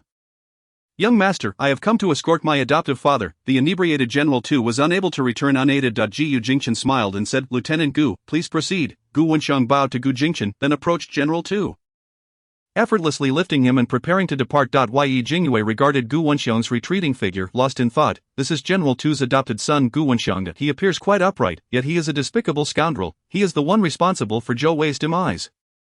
Yi Jingyue innocently inquired of Gu Jingchen, "Cousin, who is he?" Gu Jingchen's gaze deepened. "General Tu's adopted son Gu Wenxiang. His archery skills are formidable. He is also participating in this archery competition. Then who is stronger, him or brother Zhou? Certainly Zhou Wei is superior." Prior to his arrival, Gu Wenxiang was the undisputed favorite to win. Who could have anticipated the emergence of a prodigious talent in Zhou Wei? Besides, he has seen the iron medal on Zhou Wei's chest, which he has heard countless times from General Tuesday. He immediately deduces that Zhou Wei is the general's biological son, fearing that Zhou Wei and General Tu would recognize one another, thus losing access to the general's resources. He harbors malicious intent towards Zhou Wei. How ruthless! Though General Tu has now acknowledged Zhou Wei, Gu Wenxiang remains a threat. I must warn my cousin. Gu Jingchen narrowed his eyes, lost in contemplation. From my assessment, Zhou Wei holds the upper hand. Yi Jingyue shook her head, a look of dismay on her face. This is quite troubling. Yi Jingchen, picking up on her sentiment, continued, "In what way?" Yi Jingyue sighed, "Cousin, you should know that on the day my mother brought me back to the Marquis' residence, before I even stepped through the door, Yi Qingqing hanged herself. She did this to provoke my mother's concern and attention. After all, she is the false daughter, while I am the genuine article," which sparked her sense of crisis. Yi Jingchen found her reasoning compelling. "You are your aunt's biological daughter. She must treat you differently." Yi Jingyue resolved to tarnish Yi Qingqing's reputation in the absence of concrete evidence. "Cousin, do you know, my father arranged my marriage to the Zheng family, which was actually Yi Qingqing's suggestion. She believed that by marrying me off, she could secure her position in the Marquis' residence. She was also afraid that I might marry well, which is why she chose the Zheng family. There is no evidence for this, but it was undoubtedly Yi Qingqing's scheme. That scoundrel of a father would not dare to cross my darkened mother. Only Yi Qingqing, the instigator, would concoct such a vile plot." Gu Jingchen feigned astonishment. "She is so malicious." Yi Jingyue nodded earnestly. "Feeling wronged, she is determined to eradicate me. How outrageous, dear cousin. I harbor deep concerns for brother Zhou. His situation mirrors my own quite closely." Yi Jingchen's slender fingers rhythmically tapped upon the table, his penetrating gaze fixed upon Yi Jingyue. The dimly lit room cloaked them in shadows, and his eyes glinted with a sharpness reminiscent of a wolf, inducing a sense of trepidation within her. "Why does my cousin regard me with such a gaze?" Surely he does not perceive me as a mere chatterbox, meddling in affairs that are not my own? Oh dear, Zhou Wei, if my cousin's impression of me is tarnished due to this matter, you'll be the root of it all. I'll have no choice but to speak ill of you to Lin Shishir, complicating your prospects of finding a bride. Woe is me, I merely wish to maintain an image of being a sweet, lovely, beautiful, and virtuous young lady in my cousin's heart. Why must this be so difficult? Unable to contain his amusement, Gu Jingchen let out a laugh. The turmoil within her heart was both plaintive and vexing. A poignant sadness that starkly contrasted with the charming demeanor she wished to project. Gu Jingchen was indeed handsome, and when he smiled, it was as if springtime had graced the room, causing Jingyue to momentarily lose herself. Entranced by his allure, wow, my cousin is truly handsome, extraordinarily so. How can such a captivating man exist, leaving me utterly spellbound? Ah, I long to marry him. Choosing not to tease her any further, Gu Jingchen remarked. Your observations are quite astute. One should always be wary of others. Moreover, my previous experiences with him have revealed a man of profound cunning and nefarious tactics. I shall advise Zhou Wei to remain vigilant. Gu Jingchen spoke the truth. Guo Wenxiang was exceptionally skilled in archery. He had been called upon for a case that required such expertise, but his recklessness and overwhelming individualism nearly led to its failure. As the adopted son of the old general, Zhou Wei, being the general's biological son, would undoubtedly be cautioned to keep an eye on Guo Wenxiang. Gu Jingchen stood, declaring, "It is late, allow me to escort you home." He intended to return for Zhou Wei, allowing him a moment to breathe in the evening air, for what awaited him was far from pleasant. Chapter 44, The Deadly Arrow. The following morning, Jingyue was roused by Gu Jingchen, who took her to the archery range. Excellent, no doubt my son possesses talent. The old general's voice boomed with strength, his pride unmistakable. Jingyue beheld Zhou Wei loosing arrows with remarkable accuracy, each landing squarely in the target's center. Even someone as inexperienced in archery as she could discern his exceptional skill. She clapped her hands in admiration, exclaiming, "Impressive, brother Zhou is truly remarkable," with a smile. She turned to Gu Jingchen. "Cousin, can archery be inherited? Just look at brother Zhou's stance, his grip on the bow, even his gaze, it mirrors that of grandpa Tutu Atee. Gu Jingchen chuckled, acknowledging the truth in her words. The old general, overhearing, beamed with joy, turning to Jingyue with a broad smile before patting Zhou Wei's shoulder. "No doubt you are my son, inheriting even my talent. Practice well, and all that I possess shall one day be yours." Unbeknownst to him, Jingyue's eyes drifted to Guo Wenxiang, who stood not far from Zhou Wei, his expression dark and predatory. "Ah, that look suggests he harbors malicious intent. I wonder if my cousin has warned Zhou Wei." Regardless, for Lin Shishir's happiness, I must remain vigilant and ensure Zhou Wei's safety. Jingyue was not the only one to notice. Gu Jingchen did as well. Guo Wenxiang's gaze was menacing, clearly untrustworthy.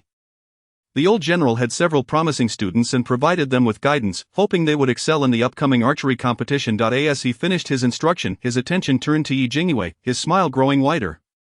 "Come here, little one. I promised to teach you archery yesterday, and now the moment has come. Come, let grandpa show you." Jingyue's face lit up with joy as she hopped over. "Grandpa too, I will do my best."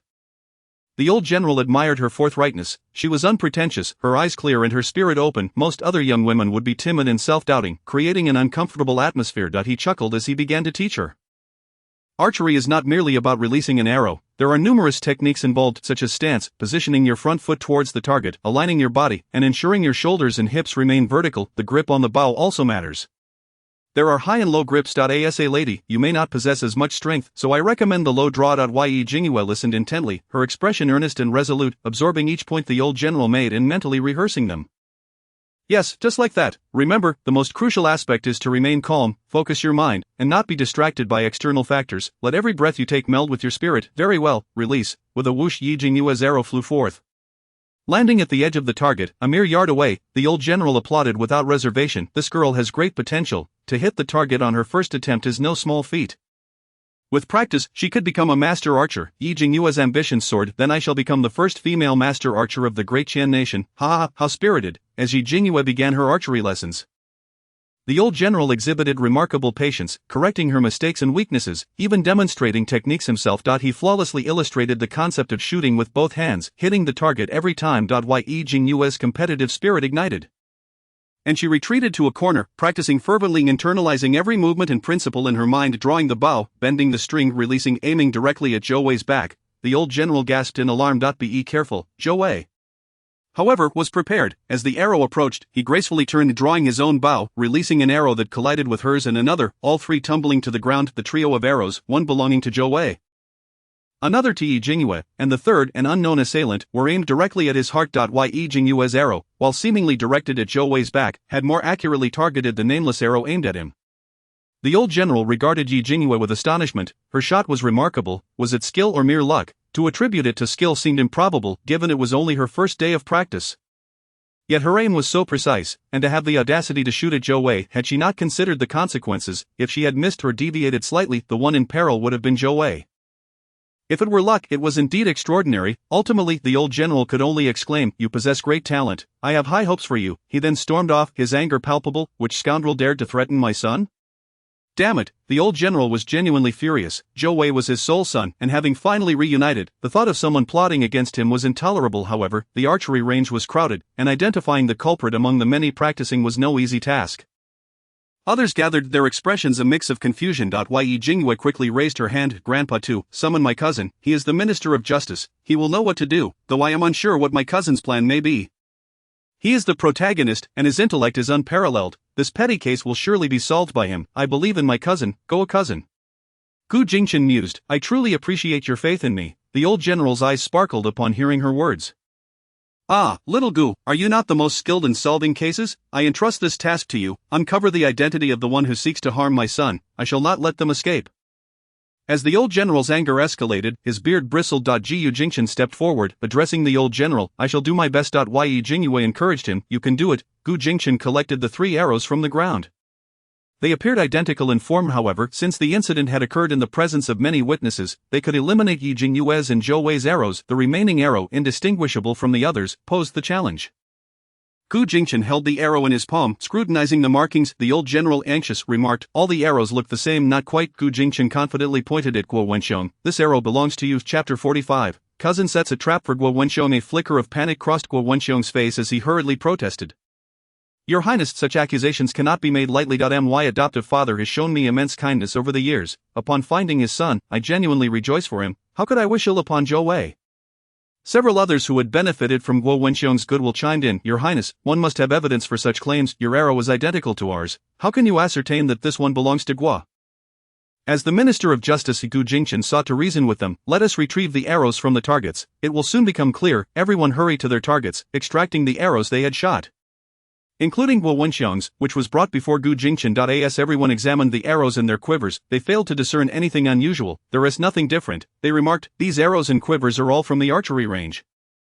We took them at random upon our arrival." Indeed, all the arrows were identical, lacking any distinguishing marks. The arrows at the range adhered to standardized specifications, rendering any differences imperceptible. Gu Jingchen smiled at Yi Jingyue. "Cousin, did you notice anything?" Yi Jingyue turned to the others. "Did none of you see it?" The archers, all burly men, were careless and oblivious, despite having scrutinized the arrows earnestly without detecting any issues.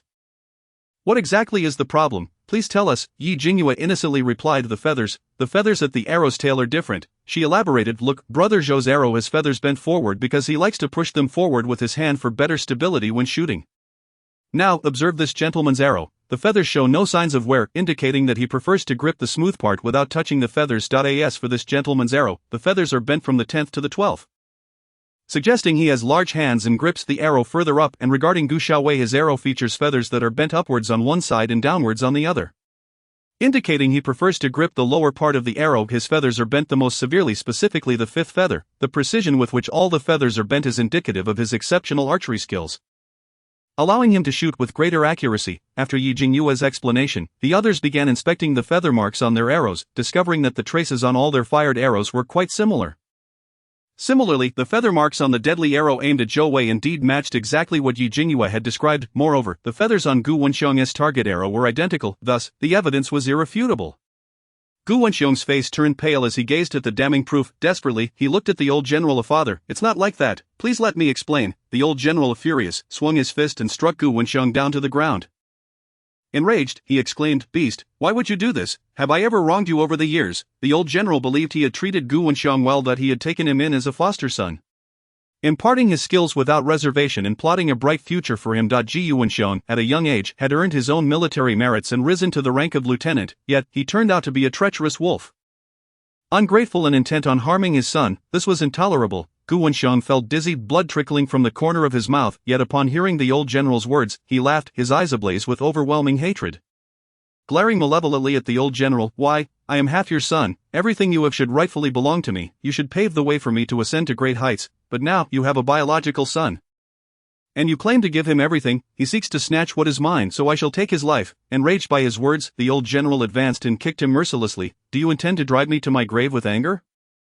I would help you ascend, provided you have the capability. The same goes for Zhou Wei. Furthermore, what I choose to give you is yours, but what I choose not to give you cannot covet." The old general was genuinely furious. Coming from humble beginnings, he had achieved his current success entirely through his own efforts. In his earlier struggles, he had been disgusted by the corrupt practices of the powerful and those who sought to gain favors.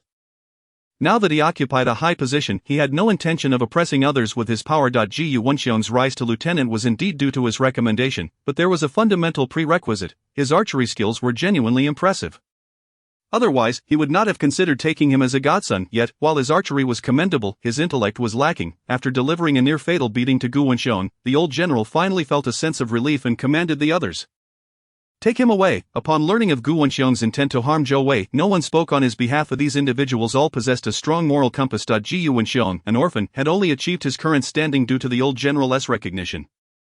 Yet, he repaid kindness with malice, seeking to harm the old general's hard-won biological son. They were all soldiers, requiring comrades who would guard their backs. If Gu Wenxiong could betray the old general's kindness, he would surely be even more ruthless toward his brothers. After everyone departed, the old general's gaze fixated on Gu Jingchen and Zhou Wei, casting the arrow that had nearly claimed Zhou Wei's life toward Gu Jingchen. "Was this your doing?" Despite his seemingly dull appearance, he was quite astute, otherwise, he would not have attained such a high position. The feathers on this batch of arrows were different. Previous feathers did not deform with a mere pinch. It was evident that they had been deliberately crafted. Gu Jingchen did not conceal the truth. The old general possessed keen insight. "I merely conducted a minor test. Please do not take offense," General Zhou Wei quickly interjected. "Father, this was my idea, do not blame Jingchen." The old general tugged at the corners of his mouth and sighed. "Being cautious is wise. Moreover, your foresight indeed saved your life. Why would I hold it against you? I am merely curious how you deduced that Gu Wenxiong intended to harm Zhou Wei. Gu Jingchen replied, "It was a coincidence. I had worked alongside Gu Xiaowei and sensed his nefarious intent." His gaze softened as it fell upon Yi Jingyue. "Moreover, my cousin recently returned home and encountered the schemes of a false heiress, prompting me to remain vigilant." Yi Jingyue nodded emphatically. "Those who are false fear the true return to claim what never belonged to them.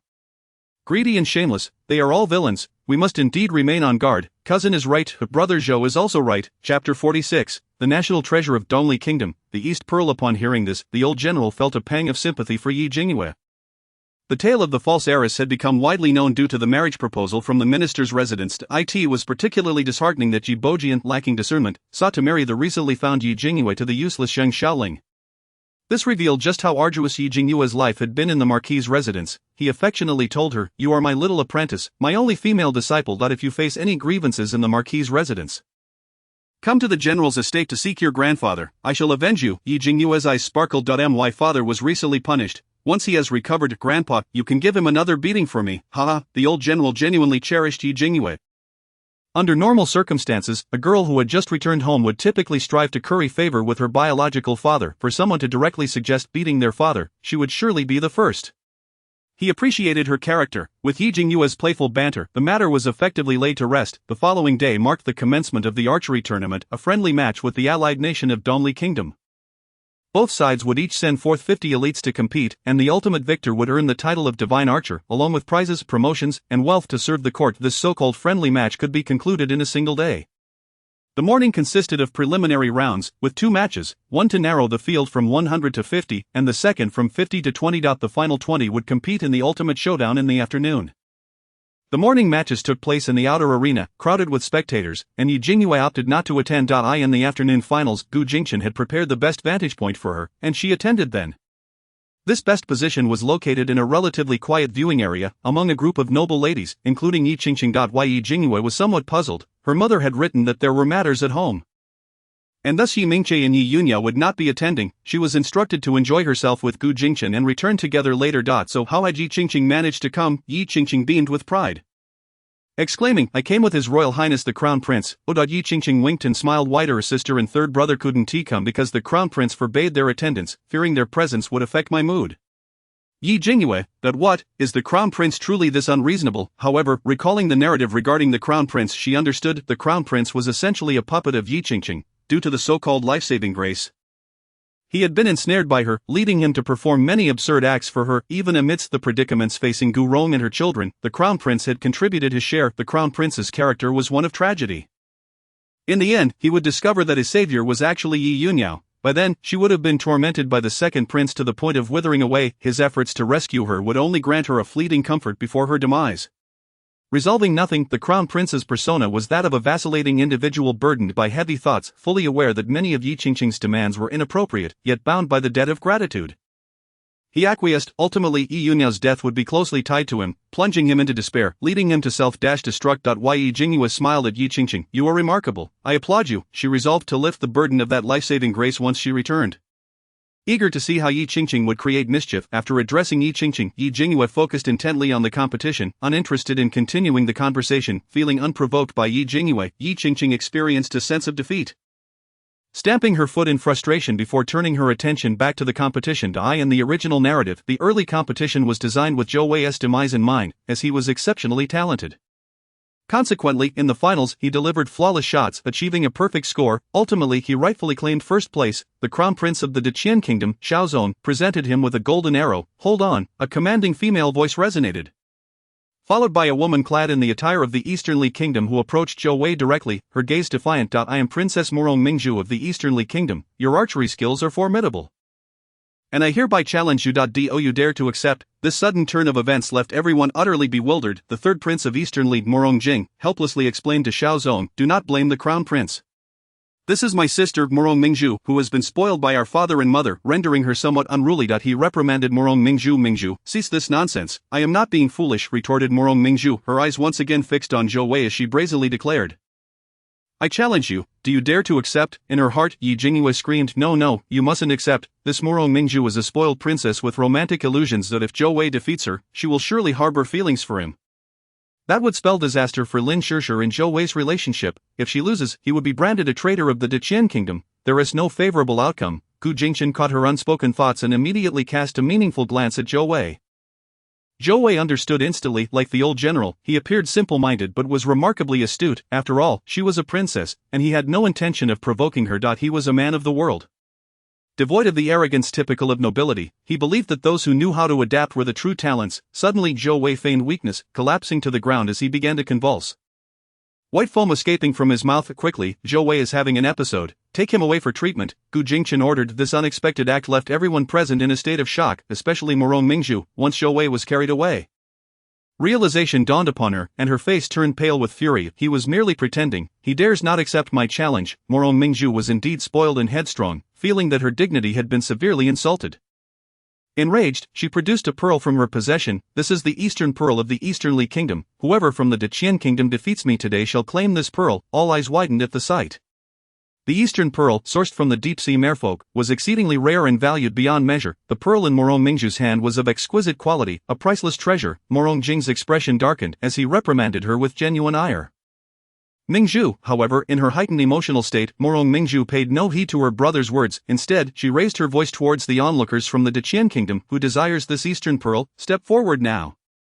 Then, Yi Jingyue found herself stepping forward. More accurately, she was pushed forward by Yi Qingqing, who stood behind her. In Chapter 47, as Morong Mingzhu seethed with rage, all her fury was directed at Yi Jingyue when she was propelled into the spotlight.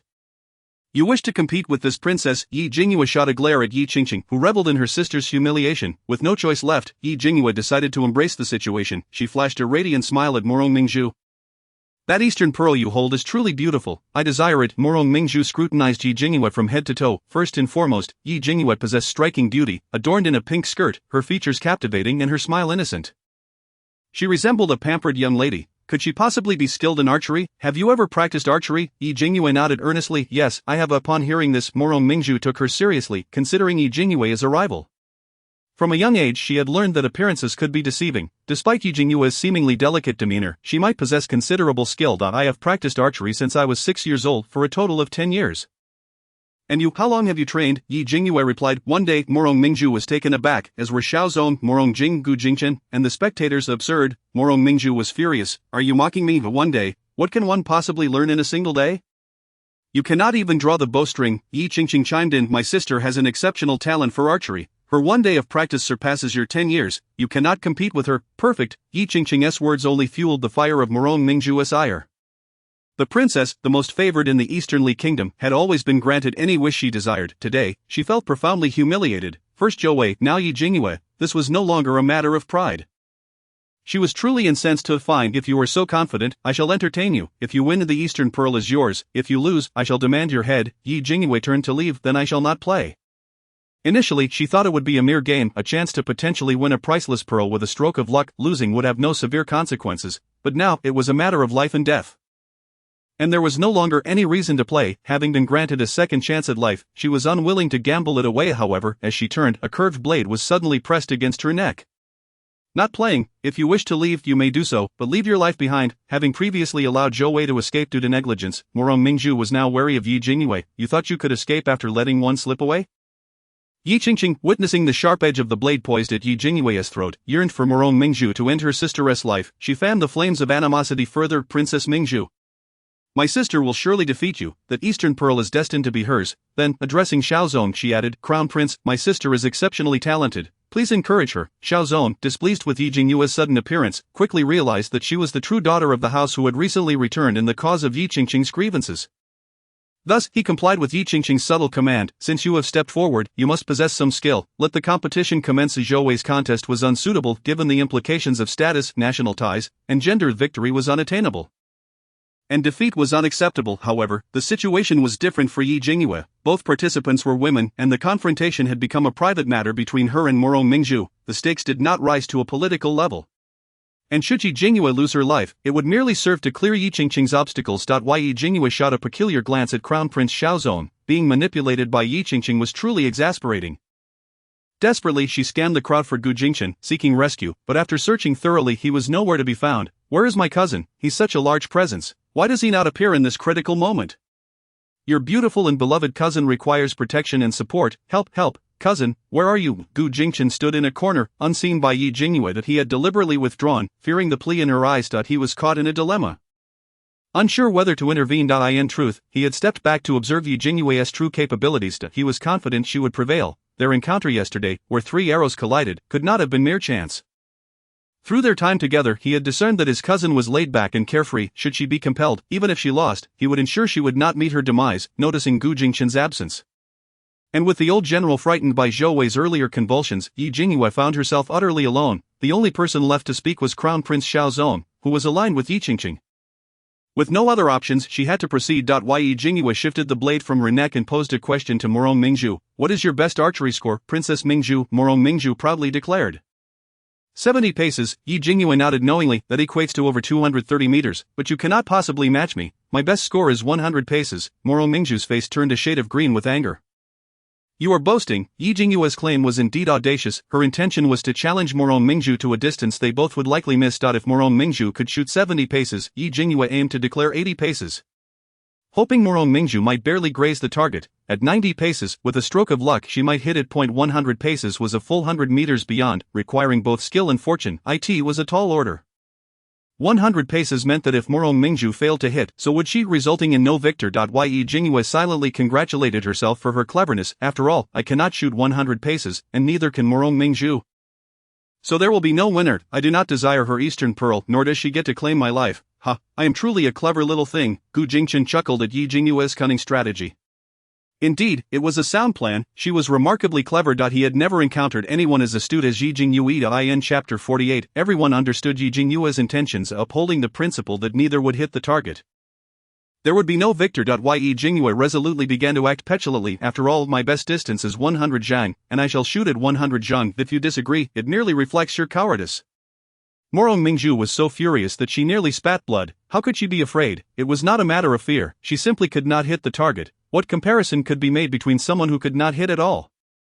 At that moment, Jing, the third prince of the Easternly Kingdom, unexpectedly spoke up. In competitive matches, there must be a victor and a vanquished. If neither of you hit the target at 100 zhang, then we shall reduce the distance to 90 zhang. If still no one hits, we will go down to 80 zhang, and so forth, until a winner is determined. Your Highness, what do you think? Mingzhu's face lit up with joy upon hearing Jing's words. Indeed, competitive matches require a clear outcome. If there is no winner at 100 zhang, we shall decrease the distance until a victor is established, Xiaozong coldly remarked, but Jingyue widened her eyes in disbelief. staring at Morong Jing, who spoke such venomous words yet maintained a gentle smile upon his handsome face. Goodness, truly deserving of the title Smiling Tiger, how could he heartlessly send such a stunningly beautiful maiden to her demise? What a cruel heart! I suddenly understand why they would want to dismember you to incite a war between the two nations. Your personality is simply unlikable, bordering on detestable. When Morong Jing noticed Yi Jingyue's incredulous gaze, he could not help but burst into laughter. Why did he suddenly find her so endearing? Alas, such a delightful girl was destined for doom. The image of her head rolling would surely be a sight to behold. Wouldn't it? The hidden Gu Jingchen, however, was taken aback. Would Morong Jing's dismemberment truly ignite a war between the two nations? He cared little for Morong Jing's life, but it was essential that his death did not spark conflict. The current peace was a hard-earned state of affairs. The higher-ups had all spoken, and with Yi Jingyue's supporter Gu Jingchen absent and the old general also not present, she had no choice but to brace herself.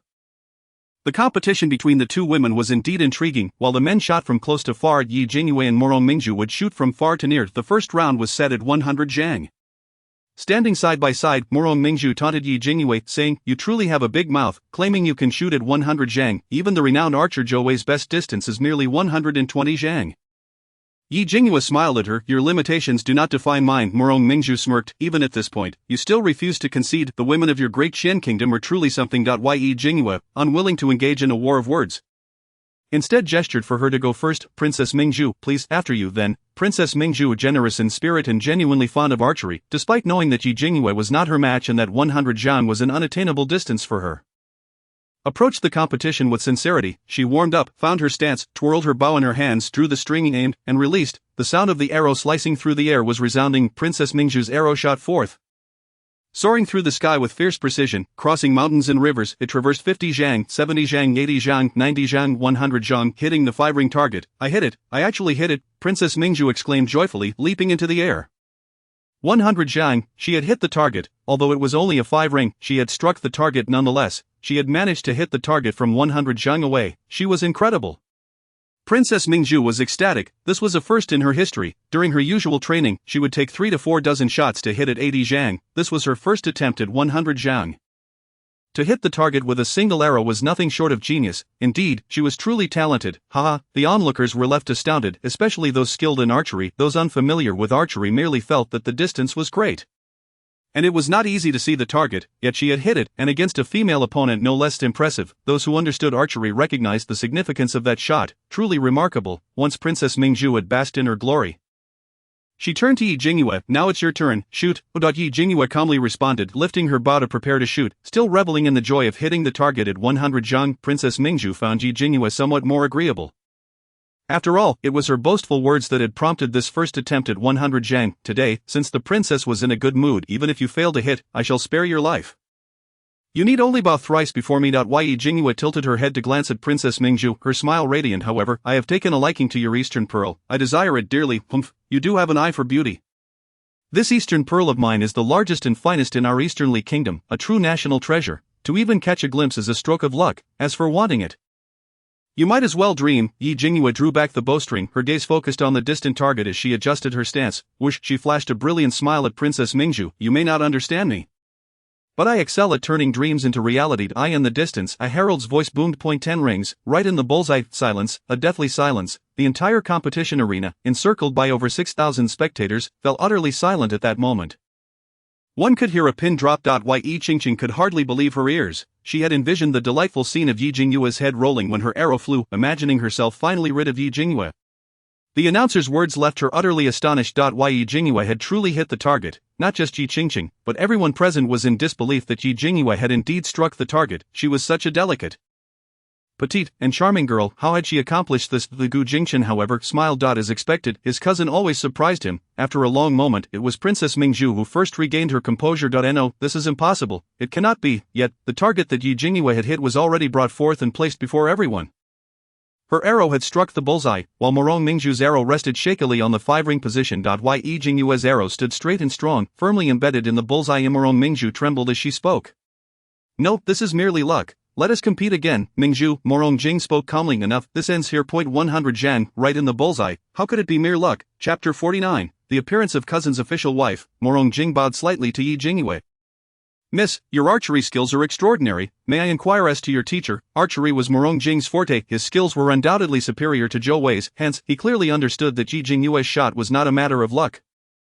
Her arrow flew swiftly, the aim was precise, and the force with which it struck the bullseye was undeniable skill. Before Yi Jingyue could respond, a deep voice echoed from afar, "Little girl, do not fear.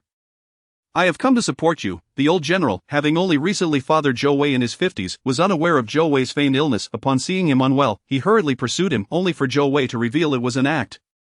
He sighed, realizing his son was quite clever. Feigning illness was a small price to pay for the sake of dignity. To genuinely compete against Morong Mingzhu would bring disgrace to the nation if he lost, while winning would only bear further burdens. It could only be said that Zhou Wei played his part well. Even if Zhou Wei had not feigned illness, the general would not have permitted him to participate in the competition. As Zhou Wei relaxed, someone informed him that Yi Jingyue was set to compete against Morong Mingzhu in archery, with her life on the line if she lost. He hurriedly made his way over to lend his support. Yi Jingyue watched as the old general approached, and Gu Jingchen followed suit, rolling his eyes. "The moment has already passed. What are you all doing here? Why not take a nap before coming?" Gu Jingchen received Yi Jingyue's resentful gaze but maintained a calm demeanor. His mindset remarkably steady. Yi Jingyue inwardly scoffed, yet her lips curved into a joyful smile. This was the man who taught her archery, our great Qian's archery god, General Tuesday. The old general interpreted Yi Jingyue's words as a request for him to bolster her confidence.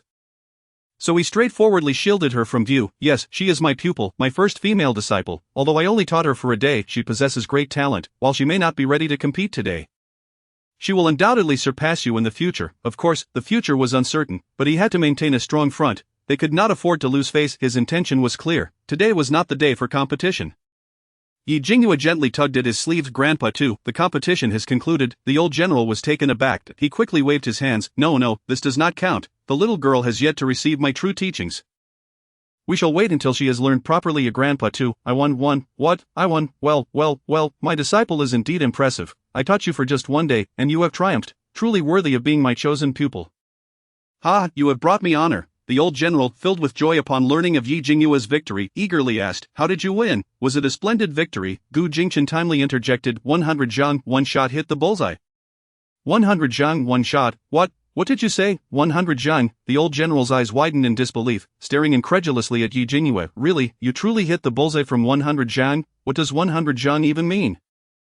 It can be said that among the 100 contestants on the field just now, only Zhou Wei was able to reach such a remarkable level. A little girl, Yi Jingyue, hitting the bullseye? Morong Jing chuckled lightly. "Indeed, General Tu, your female disciple is quite formidable." General Tu was taken aback, especially upon seeing the perfect 10-ring target. He instantly recognized the archer's exceptional skill. The old general longed to ask Yi Jingyue to shoot once more for his admiration, but the occasion clearly did not permit it. Suddenly, Yi Qingqing dashed over, warmly wrapping her arm around Yi Jingyue. Beaming as she exclaimed, "Sister, you were amazing. You won, after all. This East Pearl from Princess Mingzhu now belongs to you. Doesn't it?" The name of Morong Mingzhu alone indicated her esteemed position in the East Li Kingdom. Practically everyone was aware that she possessed the largest and brightest East Pearl, a national treasure of the East Li Kingdom. This East Pearl was worth a fortune. Yi Qingqing believed that Yi Jingyue's victory was a deadlock. Considering it was indeed the national treasure of East Li, Morong Mingzhu, infuriated, thrust the East Pearl into Yi Jingyue's hands. "Fine, you are impressive." Yi Jingyue received it with a smile. "Thank you, Princess Mingzhu." She cradled the East Pearl in her palm, marveling at its size, and her joy was uncontainable. Morong Mingzhu, seething with indignation, nevertheless hesitantly inquired, "How did you acquire such archery skills?" Yi Jingyue beamed radiantly. "It's merely good fortune, a blind cat stumbling upon a dead mouse." This explanation was evidently met with skepticism. Morong Mingzhu, fuming, retorted, "Forget it." With that, she sulked behind Morong Jing, simmering in frustration. Yi Qingqing could hardly believe that Morong Mingzhu had so readily bestowed the East Pearl upon Yi Jingyue without any hesitation. She was utterly astonished. Observing Yi Qingqing's expression, Yi Jingyue understood her thoughts. Yi Qingqing, lacking in wit, truly believed Morong Mingzhu would be reluctant to part with this East Pearl and would create a scene. Clearly she thought too much. Despite Morong Mingzhu's capriciousness, she possesses principles. She honors her word. While the East Pearl is indeed precious, she is not one to shy away from defeat. Moreover, she is the first confidant of my cousin, the rightful consort. Had I not saved my cousin from peril in the original course of events, he would have been rescued by Morong Mingzhu, and their bond would have deepened through adversity. Gu Jingchen's heart instinctively trembled. He no longer wished to cast even a single glance at Morong Mingzhu. What does he mean by his rightful consort, Morong Mingzhu? He found no appreciation for her. Gu Jingchen was entirely certain that he would not find favor in a girl like Morong Mingzhu. Nor would he have a consort. Yi Jingyue's insinuation implied he had a harem. The thought of her earlier claim that he had several confidants sent a shiver down Gu Jingchen's spine. Yi Qingqing suddenly exclaimed with delight, "Wow, sister, this East Pearl is so beautiful, I absolutely adore it. Could you possibly give it to me?" Yi Jingyue regarded her with a knowing smile. "Sister seems particularly fond of my possessions, my status, my family, and now even the East Pearl I have so hard won. TSK sister, why do you seem so much like a beggar?" Yi Qingqing's complexion paled. She approached the crown prince, feigning distress. "I merely wished for an East Pearl." "Are you out of your mind?" Morong Mingzhu could no longer contain herself, having bottled up her frustration. Not why Yi Qingqing's incessant prattle was unbearable. "You think our East Pearl is something you can simply demand? If you desire it, let us compete. Should you win, I shall give you 10. But if you lose, I will take your head. Do you dare to compete?" In the ensuing chapter, Yi Qingqing trembled, retreating behind Crown Prince Xiaozong. Yi Jingyue felt assured that Xiaozong would support her and advocate on her behalf. However, Morong Mingzhu was a princess of the Eastly Kingdom and was beyond Xiaozong's authority. I cannot shoot arrows." Morong Mingzhu felt stifled in her frustration, targeting Yi Qingqing. "You can't shoot, yet you still desire one. She won fair and square, while you, what gives you the right? Your shamelessness." Yi Qingqing was taken aback by the sudden tirade. Her eyes reddening, Xiaozong, feeling sympathetic, addressed Morong Mingzhu. "Princess Mingzhu, your words are harsh. Qingqing is merely a child at heart. Please do not hold it against her." Morong Mingzhu scoffed, whether it was childishness or shamelessness. She was well aware, who does not recognize the value of the East Pearl. During the contest with Yi Jingyue, she was earnest. Why Yi Qingqing did not hesitate to fan the flames. Everyone was well aware of Yi Qingqing's intentions. It was simply not worth her time to dwell on it. The result was that she repeatedly exposed herself to ridicule. She had it coming. Stepping into the line of fire, Mingzhu, Morong Jing shot her a stern glance. "You should reflect on how to explain this to the Emperor and Empress when you return. You have lost the national treasure of the Eastly Kingdom." Morong Mingzhu pouted, covering her head. Indeed, it was a headache. Losing an ordinary East Pearl would be one matter, but losing the largest and finest East Pearl was catastrophic. She was certain to receive a thorough scolding upon her return. Morong Jing cast a meaningful glance at Yi Jingyue before addressing Xiaozong. "Indeed, the Deqian kingdom produces exceptional talents. Even the archery skills of its women are so precise. I have truly gained insight today." Morong Jing's alluring gaze settled upon Yi Jingyue. "May I ask for your esteemed name, fair maiden?" "I am but a humble Yi named Jingyue, the second miss of the Cheng'an Marquis. Yi Qingqing felt a pang of jealousy. Now she was the second miss, while Yi Jingyue was the third miss. Yi Jingyue's self-introduction as the second miss clearly indicated that she did not regard her as one of the Marquis's own. Biting her lip, she shot a resentful glare at Yi Jingyue. The farce seemed to have reached a conclusion, and as Morong Jing's gaze towards Yi Jingyue grew laden with meaning, Gu Jingchen finally stepped in to mediate. "Third Prince, the welcome banquet has been prepared. Please proceed to the inn." Xiaozong echoed, "Let us depart." Morong Jing nodded, and everyone began to leave. As Yi Jingyue turned to go, her arm was firmly grasped. It was Morong Mingzhu. She frowned. "What do you want?" And Morong Mingzhu assertively clutched her arm. "Do not leave. I have questions for you." Yi Jingyue's eyes widened in alarm. "Oh no." Morong Mingzhu is a forceful one. "Whoever defeats her, she grows fond of. She must not have developed feelings for me, right? Good heavens, do not frighten me. I am utterly devoted to my cousin, regardless of gender. Even if a deity appeared, I would only love my cousin. Cousin, come save me. There's a she-wolf after me." Gu Jingchen overheard but pretended not to. He followed Xiaozong and the others, leaving the mess for Yi Jingyue to handle. He found it rather amusing that Yi Jingyue's heart might have been stolen by Morong Mingzhu. At least he would still have an aunt. The more he spent time with Yi Jingyue, the more distant he felt from his aunt. Everyone noticed Yi Jingyue's embarrassment, yet they paid her no heed. The mere fact that Morong Mingzhu had so readily given her the largest and most dazzling East Pearl indicated that she was a magnanimous person, unwilling to pursue vengeance against Yi Jingyue. Once everyone had departed, Morong Mingzhu finally released her grip. "Tell me, how did you shoot that arrow just now?" Yi Jingyue replied, "I already told you it was luck. You are deceiving me." Morong Mingzhu was not easily fooled. "You must tell me how you did it. Otherwise, you shall not leave today. You shall not eat." That Yi Jingyue did indeed feel hungry. If frustrated, she raked her hair, contemplating for a moment. "Very well, I shall teach you." Why teach Morong Mingzhu? Because of Morong Jing. Do not misunderstand, it is not in the literal sense. Morong Jing was destined to be assassinated, meeting a gruesome end, dismemberment, to be precise. This would trigger a war between the two kingdoms, resulting in 5 years of turmoil and suffering for the populace. Having traversed this world, Yi Jingyue yearned for a peaceful existence. She aimed to ensure world peace to the best of her ability.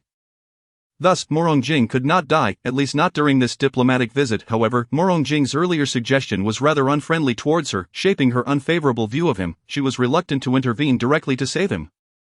This task could be entrusted to Morong Mingzhu. It was unfortunate that Morong Jing was simply not likable. Yi Jingyue instructed Morong Mingzhu to take up the arrow, explaining, "In truth, your technique is sound. But archery involves not only strength and skill but also angle and finesse. At this arc, you should slightly elevate the arrow, then draw the bowstring back to this position. Now shoot. The arrow whizzed through the air, striking the bullseye with precision. 100 young target. Morong Mingju's mouth fell agape in astonishment, lingering in disbelief. Ye Jingyue had merely adjusted the position of her bow and her stance, as well as the tension of her draw, and then allowed her to release it. It was miraculous. Despite utilizing the same bow and arrow, the difference in angle, strength, and body posture led to success. Ah, you are incredible. I wish to be your disciple.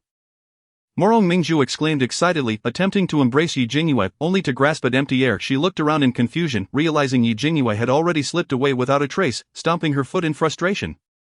She shouted, "Why are you running? I want to eat you. I can pay tuition. I shall give you 10 East pearls. No, 100, just teach me." What greeted her was the silence of the air. She stomped her foot in anger, yelling, "Damn it, Yi Jingyue, you shall never escape my grasp." A handsome man emerged behind her, bearing an uncanny resemblance to Morong Jing, though he was clad in a white robe as opposed to Morong Jing's black attire. This woman was indeed intriguing. "Fourth brother, did you see that?" Morong Mingju exclaimed, excitedly clutching Morong Yuan's arm. "I hit the target. I truly hit it. 100 paces, 100 paces." He gazed at the spot where Yi Jingyue had departed, his smile shrouded in ambiguity. Morong Yuan and Morong Jing were identical twin brothers, with Morong Yuan's existence known solely to the royal family of Dongli. His visit to the Deqian kingdom was on a mission. Yet he had not anticipated encountering someone as captivating as Yi Jingyue. Chapter 51. The scene of Morong Jing's dismemberment. Yi Jingyue felt apprehensive about venturing outside. Just moments ago, Morong Mingju had swaggered into the inn, calling her name and demanding her presence. Morong Mingju was a clingy little sprite, and with the fervor she displayed today, Yi Jingyue felt ensnared like a fly in a sticky trap. Naturally, she was too frightened to emerge. Who was Morong Mingju, the most willful little princess of Dongli? She immediately began kicking open the doors of the inn, conducting a thorough search. It was utterly exasperating. Fortunately, Morong Jing arrived just in time, claiming that the Deqian kingdom was hosting a banquet for their Dongli princess, and she could not miss it, thereby whisking her away. Morong Mingju was dragged off, unwilling and full of protest.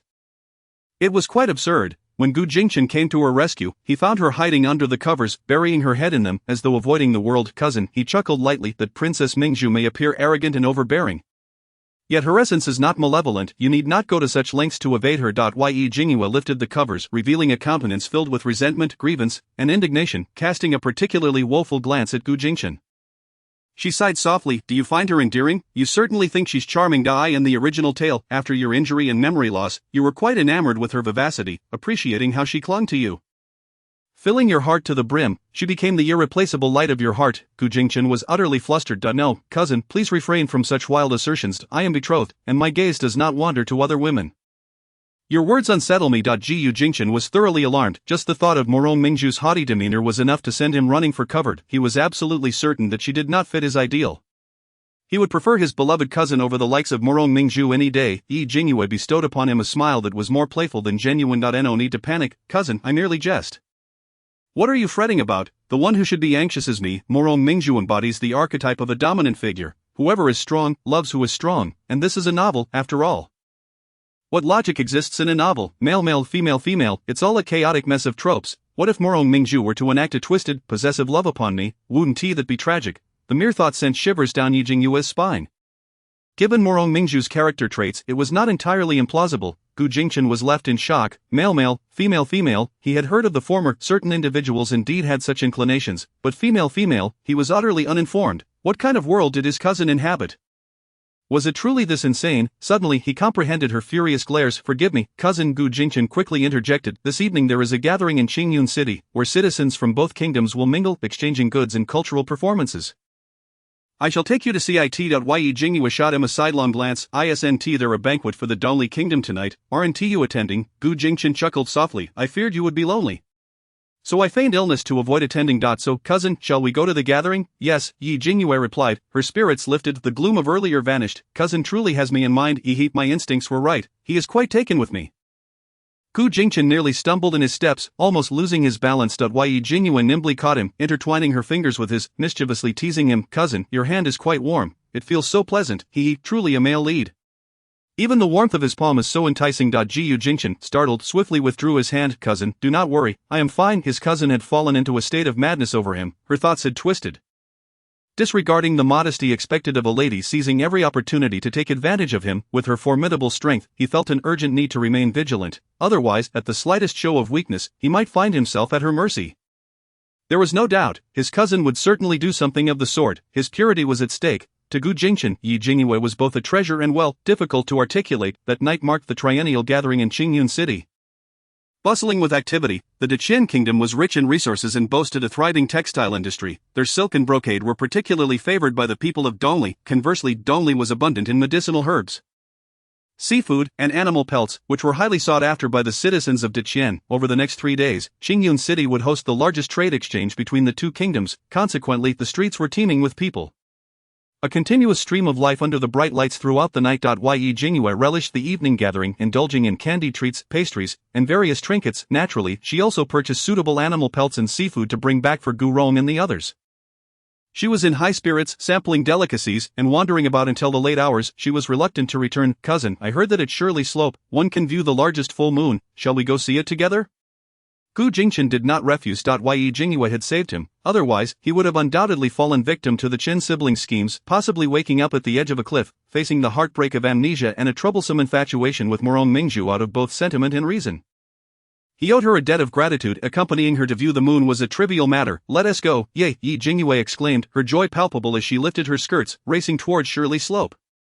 It was a bit of a distance from Qingyun City, and with the crowd's energy concentrated at the gathering, the dark, dense path was left to only Jingyue and Gu Jingchen. She hummed a cheerful tune, strolling with a light heart, while Gu Jingchen, with his tall and distinguished figure, followed closely behind. The scene between them was serene and beautiful. Suddenly, a few dark figures darted swiftly from the left. Catching Gu Jingchen's keen perception, Jingyue, possessing considerable martial prowess herself, sensed it too. With their profound internal strength, they distinctly heard a voice. "Third prince, you cannot escape tonight." Jingyue counted silently, 1, 2, 3, 4, 5, 6, 7. Damn, is that truly the 7 killers of the Big Dipper? The third prince of Dongli, Morong Jing, was indeed slain by the 7 killers, dismembered, which instigated the war between the two kingdoms. Have I stumbled upon a scene of dismemberment? No, wait, Morong Jing was dismembered at the inn after arriving at the imperial city. Not in Qingyun City. Chapter 52. No, this is not Morong Jing. Jingyue pondered deeply. What should I do? How can I alert cousin to rescue him? If Morong Jing truly perishes, it could spark a war between the two kingdoms, and the innocent people would suffer. Determined to warn Gu Jingchen, she felt her arm seized by him as he swiftly turned her in another direction. "Cousin, there's a fight ahead, it's dangerous." "I will investigate, you must flee back to the inn." "All right." Jingyue pivoted, her legs propelling her forward. To delay even a moment would be a disservice to Gu Jingchen. He hadn't anticipated her compliance. With no time to contemplate further, he recognized that if Morong Jing were to be dismembered and murdered in Deqian territory, it could indeed provoke a war between the two kingdoms. How many innocents would be left homeless? This fragile peace was a hard-won legacy from the sacrifices of their ancestors. They could not afford another conflict. Watching Jingyue dash away, Gu Jingchen felt a swell of gratitude. Though her intuition might be unreliable, she was undeniably concerned for the greater good. In a flash, he darted several hundred meters to the scene of the struggle. Surrounding Morong Jing were several elite fighters from Dongli. While they were being pursued by 7 cloaked figures, each wielding peculiar swords, their movements were reminiscent of a swirling tornado, dizzyingly fast. Within a 10-meter radius, a palpable aura of death emanated, rendering it impossible to approach. The 7 killers of the Big Dipper. This notorious assassin group was known throughout the martial world. Their 7-star formation was legendary. Anyone ensnared in their trap was akin to a fish on a chopping block. Upon Gu Jingchen's arrival, the situation surrounding Morong Jing was dire. He was ensnared within the formation, the lethal sword energies of the 7 killers intertwining, cutting off all avenues of escape. He was in a desperate plight. Drenched in blood, with wounds gushing crimson, as his guards fell one by one, the 7 killers encircled them, forming a tight constriction, their blades incessantly thrusting towards his vital points, intent on delivering a fatal blow. His body swayed precariously, as if it could collapse at any moment, yet he steadfastly clutched the sword in his hand, lunging fiercely towards his adversaries. The dance of his sword grew increasingly lethargic. With each swing, it seemed to siphon away the last remnants of his strength, yet he exhibited no inclination to retreat. Gu Jingchen attempted several times to charge in, but the 7 stars formation was densely packed, leaving him utterly bereft of an entry point. In other words, he could only watch helplessly as Morong Jing faced death. Just as he was at his wit's end, Jingyue's heartfelt voice resonated within him. The position of the Big Dipper. This formation revolves around the Big Dipper. The position of the Break Army Star is the formation's A. If we can shatter the Break Army Star, we can succeed. Cousin Gu Jingchen looked up, pinpointing the break army star with precision. From its radiant glow, he discerned a scintillating point on the ground. That was the formation's eye. In a flash, Gu Jingchen entered the formation through the eye. The formation's eye was guarded, and upon its discovery and subsequent breach, the guardian was sent hurtling away, spewing forth a mouthful of blood, collapsing and teetering between life and death. The other 6 members, impacted by the breach, staggered as they experienced the backlash. The 7 Stars formation relied on the synergy of its 7 members. If one was injured, the others would inevitably suffer repercussions. Morong Jing, witnessing the eye's destruction, swiftly raised his sword, executing one of the members of the Northern Dipper 7 killers. Though formidable in skill and power, the Northern Dipper 7 killers were now severely compromised, having lost one member to death and another left in a state of uncertainty. Thus missing their chance to eliminate Morong Jing. Retreat. The Northern Dipper 7 killers hastily withdrew, scattering a patch of powder over their fallen comrade and slashing the throat of another, dousing him in the same powder. In an instant, the 2 bodies dissolved into pools of blood. With the crisis averted, Morong Jing halted his sword, his body slowly succumbing to gravity. Jingyue Jingchen rushed forward to support him. Your Highness, are you alright? Morong Jing's complexion was pale and weak, his lips tinged with black. He cast a glance at Gu Jingchen, a faint, elusive smile gracing his lips. It is futile. I am dying. His wounds were grievous and numerous, all fatal, compounded by the poison smeared on his blade. Morong Jing could feel his life ebbing away, beyond the reach of salvation. Suddenly, a concealed projectile hurtled towards Gu Jingchen and Morong Jing. Jingyue Jingchen caught it. It was a crystal-clear medicinal pill. My heartaches, my 9-turn resurrection pill. Woe is me, for the sake of my tranquil life, I must avoid conflict. Morong Jing, you are fortunate. Alas, how it pains me. Without hesitation, Gu Jingchen placed the pill into Morong Jing's mouth. Morong Jing stared at Gu Jingchen in astonishment, disbelief washing over him as he swallowed the elixir, his blood-streaked face reflecting sheer shock. You would give me an unknown medicine so readily, if I die. The great Qian kingdom cannot wash its hands of the matter. This pill had appeared out of thin air. Was he not concerned it might have been thrown by the Northern Dipper 7 killers? If Gu Jingchen had refrained from administering the pill, his death would bear no relation to him. However, since Gu Jingchen had done so, the situation was irrevocably altered. Nonsense. My 9-turn resurrection pill can pull you back from the brink of death as long as you still draw breath. Alas, I only have 3, what a heartache, and now I've lost one so inexplicably, all for this foolish Morong Jing. Gu Jingchen pondered, asking what foolish meant, sensing from Jingyue's tone that it was not a compliment. With only 3 pills and having given away 1, it indeed stung. Jingyue Jingchen assisted Morong Jing to his feet. If you die now, our great Qian kingdom will also be implicated. It's better to treat a dead horse as a live one. Morong Jing was momentarily at a loss for words. Logically, that made sense. Jingyue Jingchen continued, I will escort you back and see if there is any hope left. Morong Jing replied, there is no hope left for me. Gu Jingchen remained silent, supporting him as they made their way back. Upon reaching the city gates, a delicate figure darted out from the shadows. Cousin, I was worried about you. I stayed here to wait for you. Gu Jingchen nodded. The 3rd prince of Dongli is injured. We must escort him back first. Ye Jingyue responded obediently, her gaze falling on the barely conscious Morong Jing, instantly freezing in shock. Something is amiss. Though this person bears Morong Jing's visage, he is certainly not Morong Jing. His demeanor is different, the essence is different. This is unequivocally not Morong Jing. Moreover, his skin looks entirely normal, devoid of any traces of a mask. This face is indeed his own. He cannot be Morong Jing. How could he possess Morong Jing's face? Chapter 53. Cannot die. Absolutely cannot die. Ye Jingyue perceived individuals not merely by their outward appearance but also by their intrinsic essence. While appearances may bear similarities and resemblances, the essence is unique. When she had sparred with Morong Mingzhu, Morong Jing's earlier remark had irked her, prompting her to glare at him, thus imprinting his essence in her memory.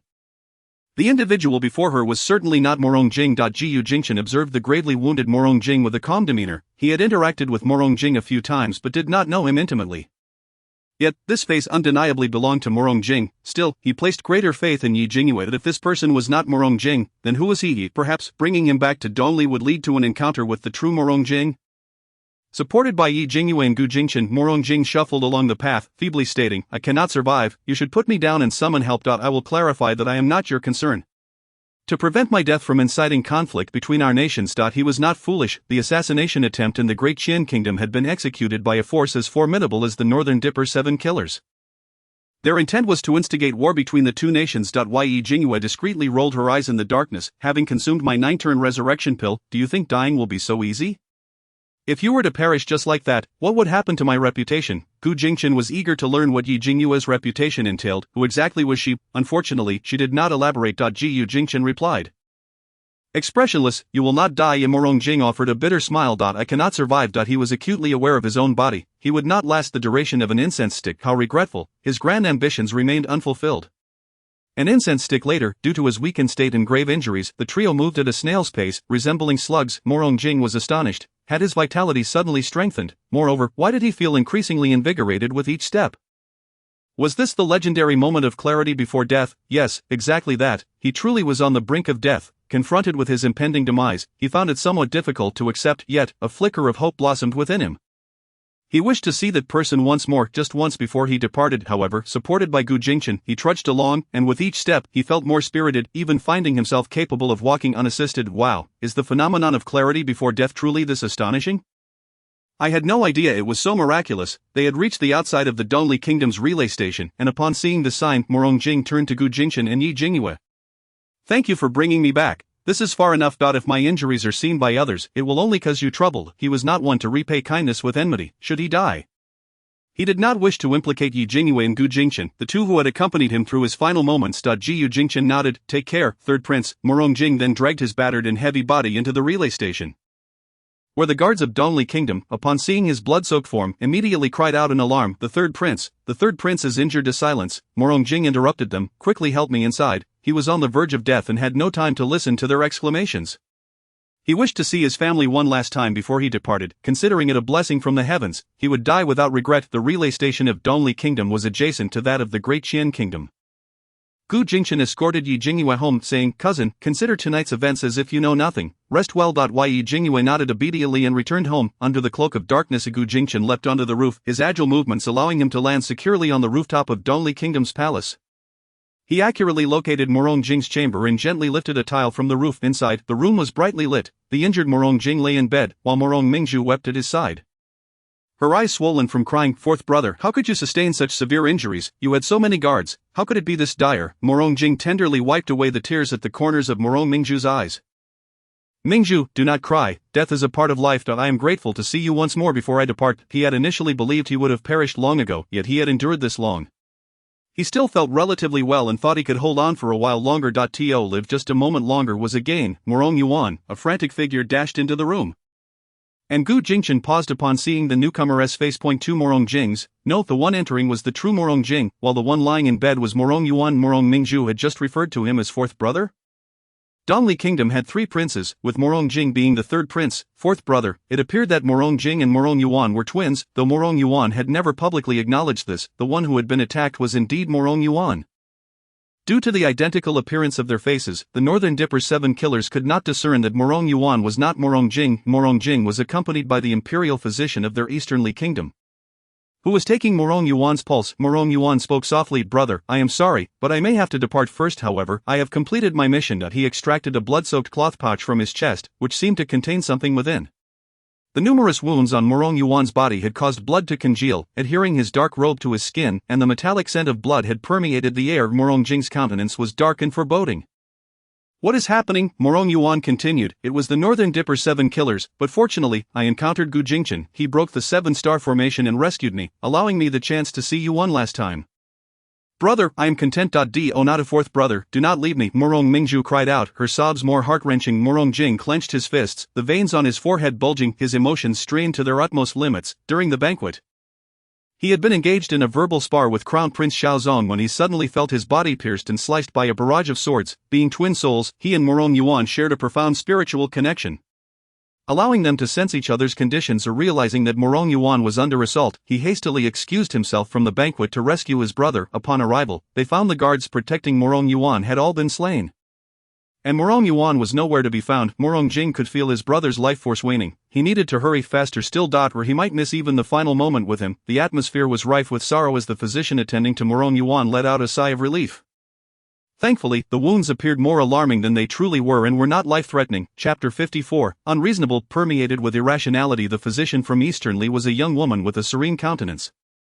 Upon seeing the extent of Morong Yuan's injuries, her heart sank. She quickly administered a life-saving elixir to him. As Mushu Inqian, a skilled doctor, examined the locations and severity of Morong Yuan's wounds, she realized the situation was dire, and hope was fleeting. The elixir she provided him was unlikely to save his life, hence her brows remained furrowed tightly as she examined him, her hands trembling slightly while taking his pulse.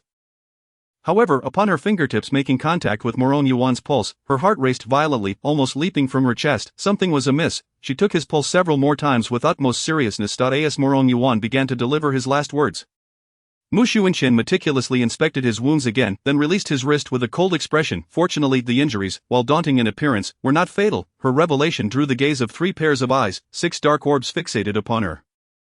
A large tear clung to Morong Mingzhu's eyelashes, capturing the astonished expressions of both Morong Yuan and Morong Jing within its glistening depths. After a prolonged silence, it was Morong Jing who finally spoke. Sooner, you did not misdiagnose. His incredulity was palpable, not from disbelief in Mu Xuanqian's abilities, but rather because Morong Yuan had experienced his injuries so vividly through their shared psychic link that he could feel precisely where the swords had pierced and how deeply. As well as the severity of each wound. Given such grievous injuries, it was astonishing that Morong Yuan had survived this long. He should have been doomed. Mu Xuanqian rolled her eyes in a rather ungraceful manner. With so many injuries and such extensive blood loss, you would have died long ago if that were the case. It is impossible for you to have lasted this long. Moreover, when I took your pulse, it was strong and steady, devoid of any signs of impending death. Morong Mingzhu exclaimed joyfully, so my 4th brother will not die. Morong Yuan, equally astonished, sprang upright from the bed, but the sudden movement exacerbated his wounds, causing his handsome face to contort in pain. Nevertheless, his hands were not idle. They roamed over his body until they halted at the injuries. This shouldn't be. How could I still be alive after such grievous wounds? Morong Jing smacked his forehead in exasperation. Close your mouth, you harbinger of doom. Sooner's medical skills cannot possibly misdiagnose your fate. You are not dead. Do not speak such nonsense. Morong Jing harbored a complex mix of love and frustration for his younger brother, whose impulsive nature and lack of discernment had led him into countless predicaments since childhood. This latest incident had terrified him greatly. Morong Yuan's face was smeared with blood, yet he displayed an undeniable vitality. Pressing a hand against his chest where the blood had turned dark and had begun to congeal, he recalled that the Northern Dipper 7 killers had pierced his chest and struck his heart with a single blow, a thrust that should have claimed his life. He turned to Mu Xuanqian. I was struck here. Please take a look. Mu Xuanqian examined the wound closely. It was indeed severe, but given the amount of blood loss in his current state, it seemed he had not sustained any internal injuries. The wounds you bear are superficial. With some medication and rest, you will recover. Morong Yuan felt an immense relief wash over him, but he was also plagued by existential questions. Suddenly, a thought struck him. It must be the elixir. Morong Mingzhu, delighted to hear Morong Yuan would not perish, inquired, what elixir? Morong Yuan looked at Morong Jing. Brother, you must have sensed the weight of my injuries. There was no way I could have survived. It was Gu Jingchen. He fed me an elixir. It must be that elixir. Morong Jing glared at him. Gu Jingchen fed you, and you dared to consume it? I had no time to react. He just put it in my mouth. Morong Yuan protested. I even scolded him, stating that my death was unrelated to him, and if he administered that dubious elixir, he would be culpable if I perished. Morong Jing grimaced. At such a moment, you were still considering him. At that moment, Mu Xuanqian interjected, based on your wounds and the extent of blood loss, you should not have any chance of survival. When I took your pulse, it did not indicate severe injury. If you indeed ingested some miraculous elixir, there might be a chance. So, what exactly did Gu Jingchen give you? Gu Jingchen himself might not even know. Morong Yuan recounted the events as they unfolded. The 3 individuals in the room exchanged glances, their silence heavy with disbelief. Morong Jing remarked, so someone casually threw an elixir to Gu Jingchen, who then carelessly fed it to you. And you somehow survived. Insanity. Morong Jing was unsure whether he or Morong Yuan was the one losing their mind. Everything about this situation was riddled with absurdity. First, Gu Jingchen had appeared out of nowhere to rescue Morong Yuan. Then, after saving him from mortal peril, a mysterious individual had thrown an elixir to him. Most critically, this unknown elixir had been administered by Gu Jingchen, and against all odds, Morong Yuan had survived. If this were the case, the elixir Gu Jingchen had fed Morong Yuan was nothing short of a miraculous panacea, a treasure beyond measure, and he had given it away so freely. This was utterly ludicrous. Mu Xuanqian, intrigued by the elixir Morong Yuan spoke of, inquired, what kind of elixir was it? Do you remember? Morong Yuan sighed in resignation. How could I possibly know? The moment it was thrown to Gu Jingchen, he immediately fed it to me. I only vaguely caught a whiff of a faint peach blossom scent, and the elixir appeared to be transparent. Upon hearing transparent, Mu Xuanqian's lips curled into a smirk, her gaze towards Morong Yuan tinged with envy. She swiftly rose to fetch a bowl and a small knife. Making a shallow incision on his arm to collect some blood into the bowl, Morong Yuan was taken aback. Are you checking if there is poison in my blood? The more he pondered, the more convinced he became. I knew Gu Jingchen harbored ill intentions. How could he possibly save me? He must have intended to torment me, allowing me to taste the sweetness of life before dooming me. His voice dripped with venom. How malicious is Mu Xuanqian could no longer tolerate his ramblings. Would you kindly be quiet? If you truly ingested a transparent elixir, you ought to be thanking Gu Jingchen on your knees. Do you know what kind of elixir could be transparent in our medical realm? Mu Xuanqian regarded him with disdain. Have you heard of the clear heart pill, the one belonging to the Lord of Phoenix City? Morong Jing gasped in astonishment. Could it be that he consumed the clear heart pill? The clear heart pill is said to extend one's life, preserve beauty for 20 years, and even bring the dead back to life. Mu Xuanqian shook her head. He did not consume the clear heart pill. What then is it? Morong Mingzhu asked, her eyes wide with curiosity. It is an existence surpassing the clear heart pill, the 9 turns resurrection pill. Chapter 55, Approaching Yi Jingyue, Manipulating Gu Jingchen Morong Jing, Morong Yuan, Morong Mingzhu. The three of them were utterly bewildered. Morong Jing remarked, I have only heard of the clear heart pill, but never of the 9 turns resurrection pill. Mu Xuanqian chuckled lightly. The reason you have never heard of it is that this elixir does not exist. The three siblings were left completely speechless. Morong Yuan protested, if it does not exist, how can you claim such a thing? Mu Xuanqian glared at him. Given the condition of your wounds, the only elixir capable of pulling you back from the brink of death is the 9 turns resurrection pill. Furthermore, your description aligns remarkably with the legendary qualities of this divine elixir, the faint peach blossom fragrance and its transparent appearance. Do you understand what a divine elixir is? It is one that can bring you back from the gates of death as long as you draw breath. The three siblings fell into a profound silence, particularly Morong Jing and Morong Yuan, who vividly recalled the immense force behind the swords that had struck Morong Yuan now that he was alive and well. Morong Mingzhu posed a question filled with doubt. Sister Sun, you mentioned that this elixir does not exist, so how can you be so certain that my fourth brother ingested this so-called 9 turns resurrection pill? Is there a possibility that it was another type of elixir? Mu Xuanqian shook her head in response. If the elixir he beheld was transparent, it could only be the fabled 9 turns soul revivifying pill. For medicinal herbs possess inherent properties, often yielding concoctions that are predominantly black or brown due to impurities. Only the 9 turns soul revivifying pill, an ethereal elixir, exhibits transparency. It is inconceivable for any pill forged in an alchemical furnace to be clear. Save for the 9 turns soul revivifying pill, which exists solely in legends. Morong Yuan was left dumbfounded, instinctively swallowing hard. I may have misremembered the faint scent of peach blossoms, but I unequivocally saw that pill. And it was transparent. Under the moonlight, it was enveloped in a layer of translucent, multicolored light. He distinctly observed the slender patterns on Gu Jingchen's fingers as he held it, the clarity piercing through. The room was enveloped in silence. Ultimately, it was Morong Jing who spoke gravely. If, as you say, it is indeed a celestial elixir, would Gu Jingchen be so benevolent as to administer it to him? On the rooftop, Gu Jingchen mused that had he known the pill was so extraordinary, he might have refrained from giving it to Morong Yuan. Reflecting on the circumstances, Morong Yuan pondered, is it possible that Gu Jingchen was unaware it was a celestial elixir? The situation had involved a mysterious figure casting the pill over, prompting Gu Jingchen to instinctively offer it to him. Perhaps Gu Jingchen was entirely oblivious to its celestial nature. Morong Jing scoffed at this notion. One must contemplate the provenance of unknown entities, even when feeding a pig. Would he truly offer it to you if he was unaware of its effects? Clearly Gu Jingchen had regarded Morong Yuan as Morong Jing. And one ought to think thrice before administering anything to a prince on the brink of death from a neighboring kingdom, let alone a mere pig. Morong Yuan interjected. The more Morong Jing considered it, the more he felt there was but one possibility. There had never been a mysterious figure. It was none other than Gu Jingchen himself. Gu Jingchen, sprawled on the rooftop, bore a look of exasperation. He had placed too much trust in his cousin. It was his own misjudgment, yet one could not deny that Morong Jing, as a candidate for the crown prince, possessed a level of suspicion that could qualify him to reign for 2 lifetimes. As the night grew drier, caution was warranted against fire hazards. The sound of the night watchman echoed outside the inn, heralding the approach of dawn. Gu Jingchen, having confirmed that Morong Yuan was unharmed and aware of the twin nature of Morong Yuan and Morong Jing, deemed it prudent to depart. He slipped away silently. The atmosphere within the room remained heated, undeterred by the departure of the gentleman from the beams above. Morong Mingzhu softly remarked, but this elixir is so precious. Could Gu Jingchen truly be so generous and selfless as to give it to fourth brother? Morong Jing cast her a glance, retorting coolly, did you not also bestow a national treasure upon Yi Jingyue? That is entirely different, Morong Mingzhu explained. I merely gave a single East pearl. I possess many more at home, and losing one means nothing to me, even if the one given to Yi Jingyue was the largest and of the finest quality. She has had numerous East pearls since childhood, rendering her indifferent to their value. She could part with one without a second thought. Suddenly Morong Xianchen interjected, is it possible that Gu Jingchen possesses more than one 9-turn soul revivifying pill? Much like Mingzhu's East pearls, perhaps he has many, and thus does not regard it as significant. The individuals in the room exchanged glances, enveloped in silence. This silence implied acquiescence. The explanation was quite plausible. Indeed the most reasonable. A glimmer of hope ignited in Morong Mingzhu's eyes. If Gu Jingchen has more, and if the celestial elixir is truly as powerful as rumored, it could save our mother.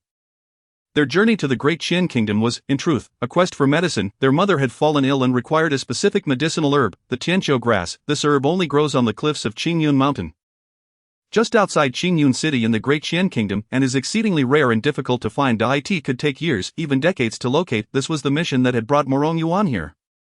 Morong Jing sighed in resignation. Would he truly offer you such a precious celestial elixir? Celestial elixirs are not as common as cabbages. Just because one asks does not guarantee a gift. Moreover, Gu Jingchen does not even acknowledge possessing any. What recourse do you have? Morong Yuan quickly asserted. It matters not if there is no celestial elixir. I have already located the tianqiu grass. You found it? Morong Shenchen exclaimed in surprise. Celestial elixirs are not cabbages. Nor is tianqiu grass. The bundle in my brother's possession was acquired with great effort. Morong Jing opened the bundle in his hands, and upon glancing inside, Morong Shenchen was infuriated, throwing it right at Morong Yuan's face. This is dogtail grass, not tianqiu grass. Dogtail grass and tianqiu grass are nearly indistinguishable. Unless one is a healer, it would be almost impossible to tell them apart. She had suspected how Morong Yuan could have found it so easily. It was utterly untrue. Morong Jing and Morong Mingzhu glared at Morong Yuan, their gazes accusing him of his unreliability. Morong Yuan, feeling guilty, turned away, murmuring, "Perhaps we should approach Gu Jingchen, since he likely possesses more than one."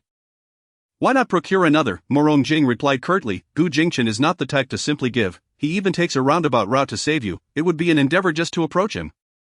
"I have a splendid idea," Morong Yuan suddenly proclaimed with excitement. "Since it is difficult to approach Gu Jingchen directly, we could target his cousin, Yi Jingyue. The fact that he saved me alongside Yi Jingyue today indicates her significance to him. I believe that if we can win her over, we can leverage Gu Jingchen." Upon hearing Yi Jingyue's name, Morong Mingzhu's excitement grew. She still needed Yi Jingyue's guidance for her archery. Heaven is on her side. Chapter 56, Old and Tired. Morong Yuan rolling up his sleeves to bury his father. Morong Yuan rolled his eyes. "You have no chance. Yi Jingyue holds no affection for you and avoids you like the plague. Your presence would only backfire." Morong Mingzhu exploded with indignation. "Impossible. I like her. She must like me too. I am so beautiful and adorable." Morong Mingzhu is the most genuine, innocent, and favored little princess in Dongli Kingdom. Who would not like her? Who would dare not to like her? Morong Yuan sneered. "You might want to reconsider. Are you not aware of how spoiled and unreasonable you can be, fourth brother?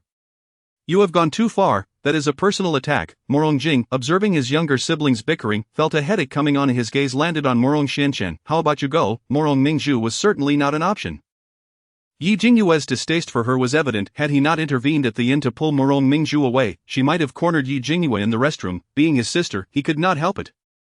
Yet putting himself in her shoes, he could not in good conscience claim that Morong Mingzhu was likable. As for Morong Yuan, it was even more laughable. His personality was detestable. Why did the royal family not acknowledge his existence? Because his demeanor was indeed difficult to articulate. Morong Jing often felt that sharing a face with Morong Yuan was the greatest punishment bestowed upon him by the heavens. One was unreliable.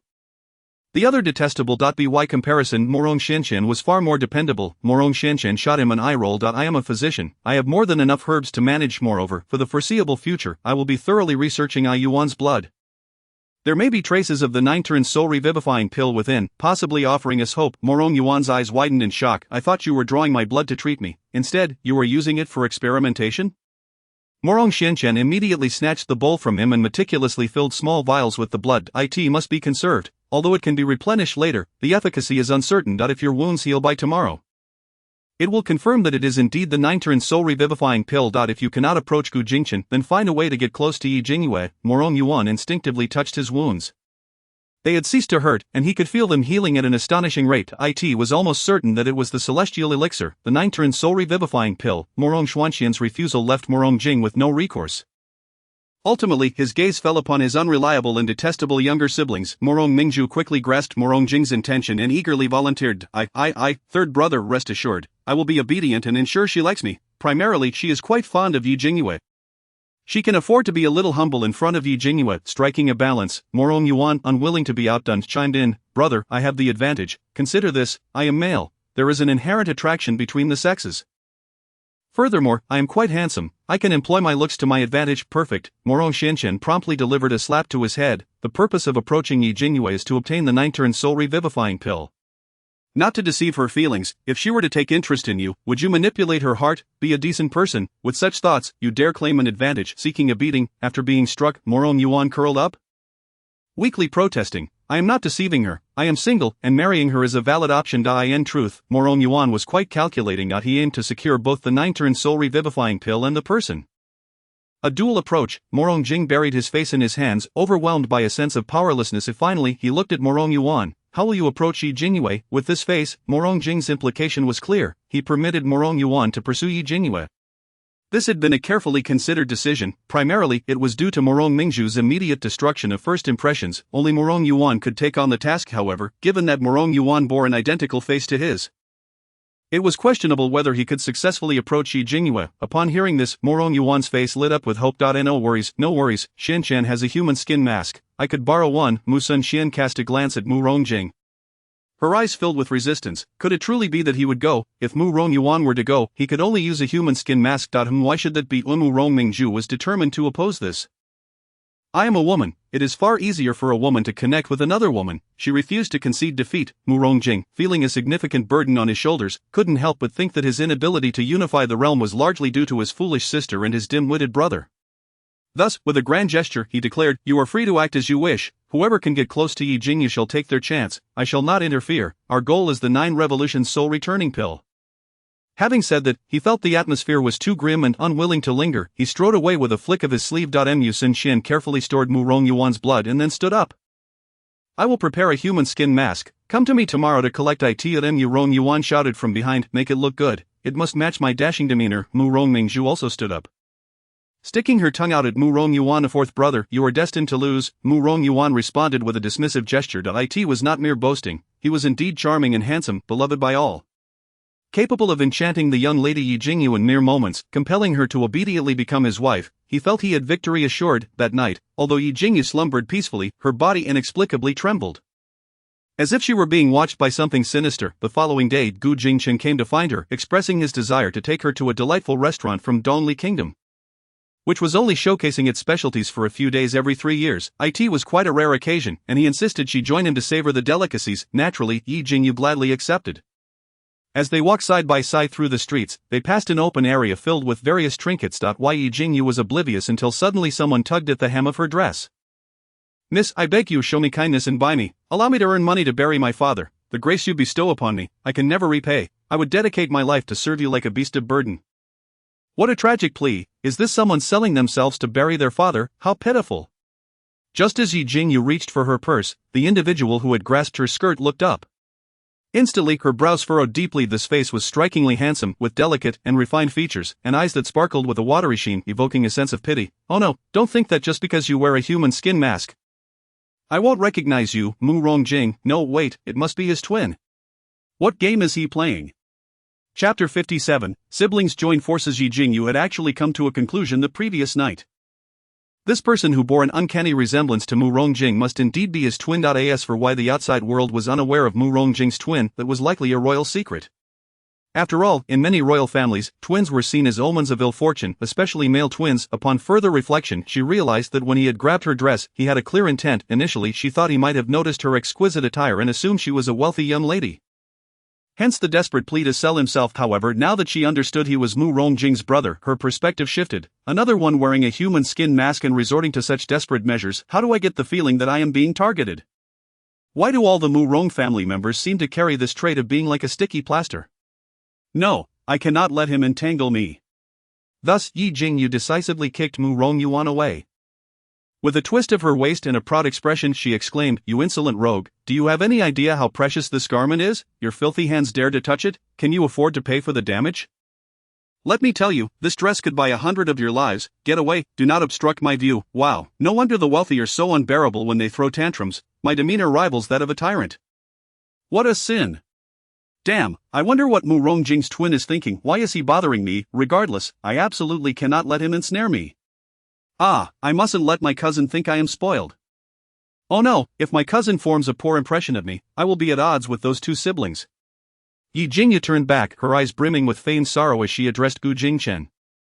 "Cousin, this dress was handmade by my mother, the very first dress she made for me since childhood. I cherish it dearly, but he has gotten it dirty. Sniffle. Gu Jingchen's attractive features immediately softened with concern. He transformed into a supportive actor for her performance. "Cousin, do not blame yourself. This is not your fault. You must eat more. Do not let yourself feel wronged. Let us go. I truly feel wronged. Yi Jingyue lifted her foot and followed Gu Jingchen. Leaving behind a bewildered Mu Rongyuan, his eyes wide with disbelief. Wait, the women of Deqian Kingdom are supposed to be delicate and gentle, not the type to be fierce and domineering.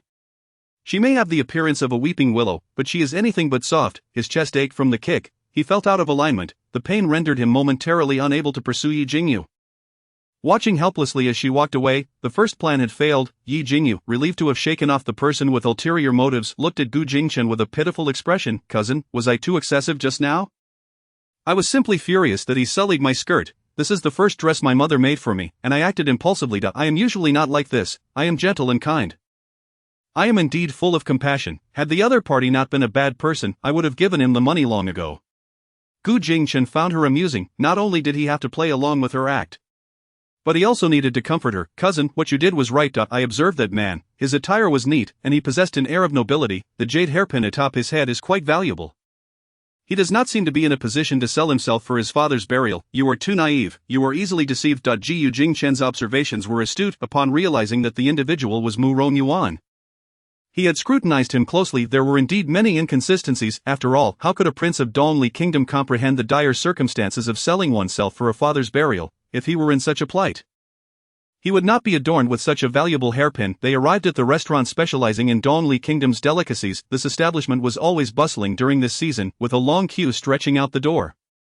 Yi Jingyue, a loud call shattered the tranquility. And the next moment Mu Rongmingju joyfully approached Yi Jingyue, warmly taking her hand. I am so delighted to see you, what a coincidence.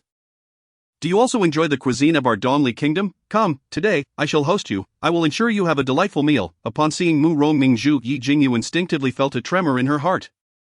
She attempted to pull her hand away, but Mu Rongmingju's grip was like that of a vice, refusing to let go. Unperturbed, Mu Rongmingju dragged her inside. Yi Jingyue cast a pleading glance at Gu Jingchen. Cousin, save me. I have encountered a she-tiger. How terrifying. Upon hearing Yi Jingyue call for Gu Jingchen, Mu Rongmingju did not forget to beckon him as well. You must be Yi Jingyue's cousin. Right, come, let us all dine together. I must tell you, having Yi Jingyue as a cousin is a great fortune for you. What I am treating you to today are delicacies not available to the public. I seldom share them. Yi Jingyue is no ordinary person. She is someone I hold dear. Yi Jingyue's face crumpled. She was on the verge of tears. Oh no, Mu Rongmingju is already starting her forced affection. Cousin, please save me. I am being dragged into a den of wolves. Gu Jingchen could hardly contain his amusement at Yi Jingyue's thoughts. What forced affection, a den of wolves? Could her choice of words be any more absurd? As the princess of Dongli Kingdom, Mu Rongmingju was unabashedly enthusiastic about Yi Jingyue in broad daylight, leaving Gu Jingchen with little choice but to follow along. As if sensing Yi Jingyue's desire to escape, Mu Rongmingju clutched her wrist tightly, leading her toward the private room while earnestly explaining, Yi Jingyue, do you think I threatened your life during our competition? And that has left you traumatized? You have truly misunderstood me. I was merely angered by Zhou Wei's departure, and my words were thoughtless. I am a gentle and kind person, even if you lose. I would never take your life. Yi Jingyue's face was etched with skepticism. You are gravely mistaken. This misunderstanding is the greatest of all. If you spend more time with me, you will discover that I am quite straightforward. Saying what I mean, I am truly not a bad person. I genuinely like you and wish to be your friend. Can you not sense my sincerity? Would you like me to show you my heart? Yi Jingyue opened her mouth, utterly at a loss for words. I do not want your heart, and you should not want mine. How frightening. You are far too terrifying. I must avoid you.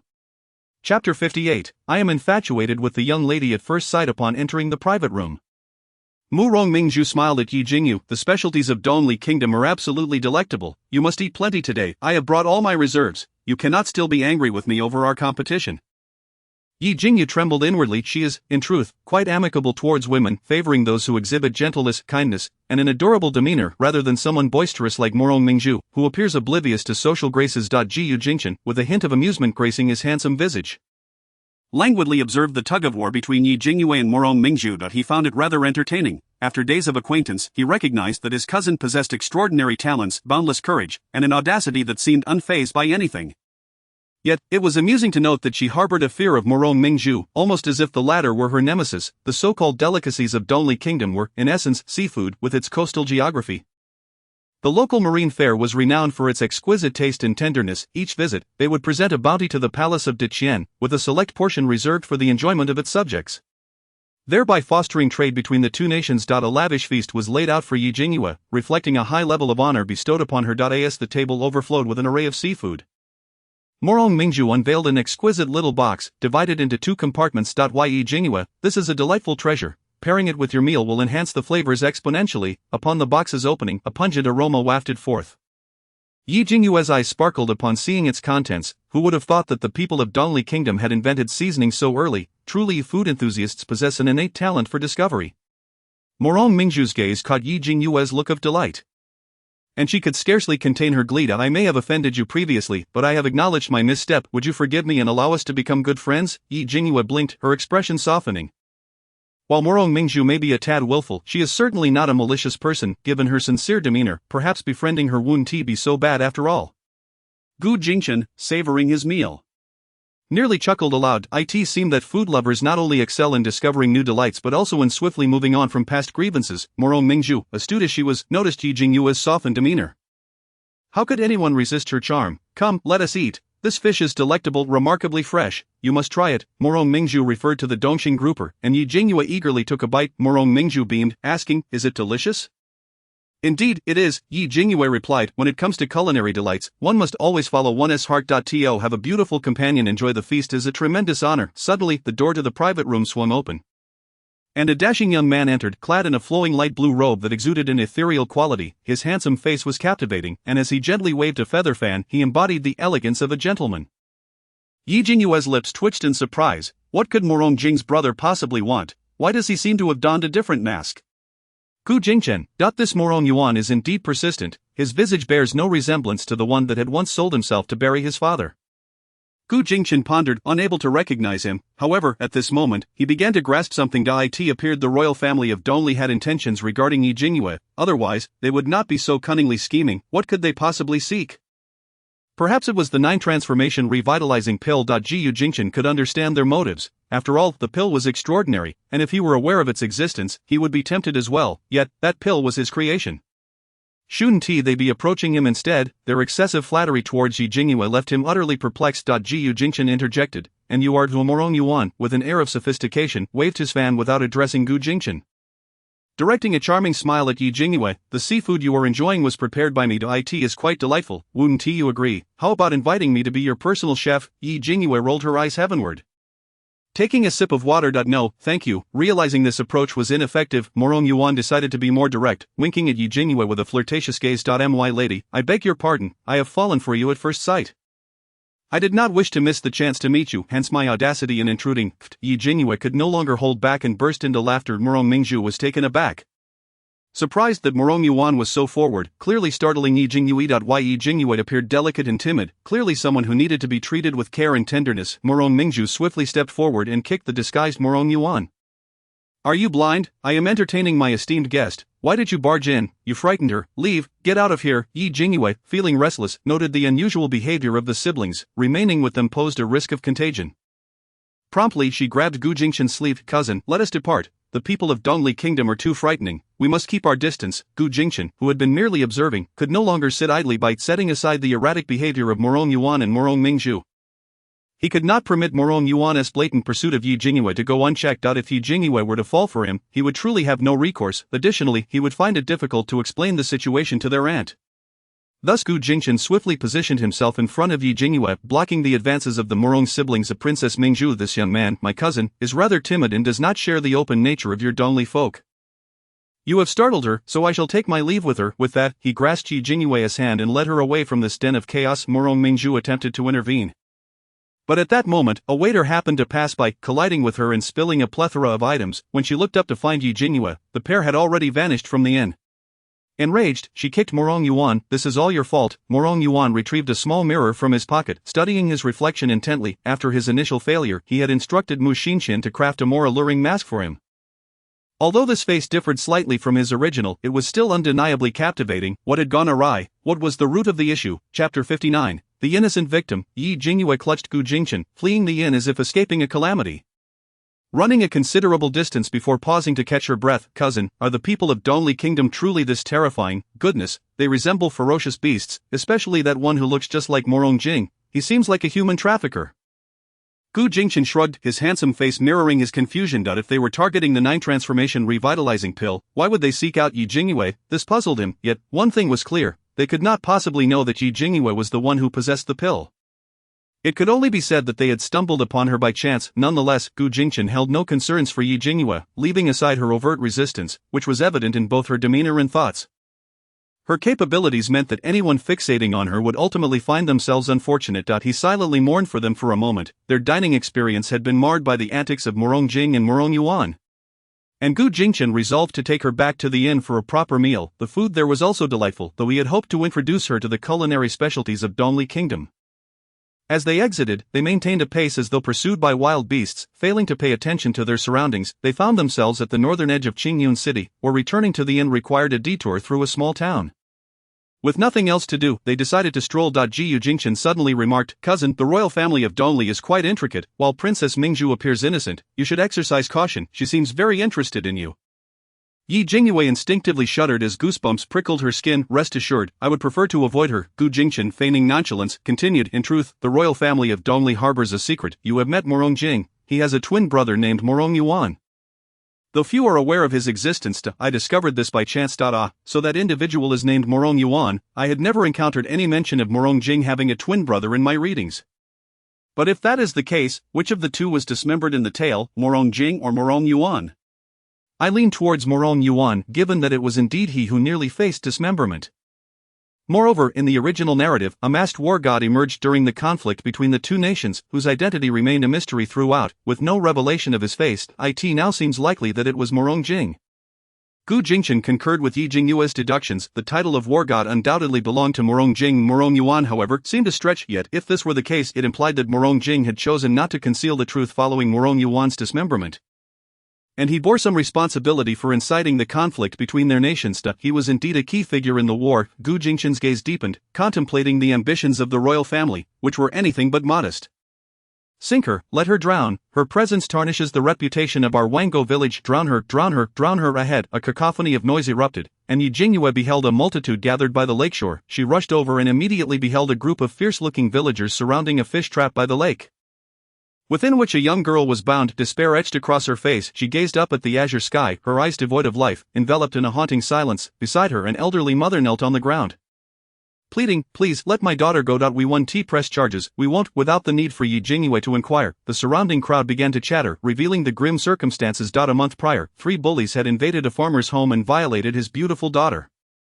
These 3 ruffians were infamous in the vicinity for their misdeeds, having committed such acts on multiple occasions. One was the son of a landlord, another the son of a county magistrate, and the last a bastard child of a high-ranking official from the imperial city, all brazenly flaunting their power, immune to consequence. Unfortunately, with their powerful protectors, those who suffered could only swallow their grievances in silence. Previously, they had resorted to stealthily abducting individuals for their nefarious purposes.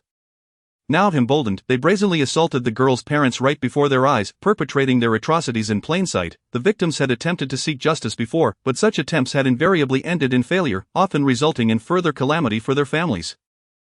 However, this particular girl was resolute. Aware of the protective web surrounding these 3, she refrained from seeking justice in Qingyun City and instead set her sights on the imperial city. Alas, misfortune befell her.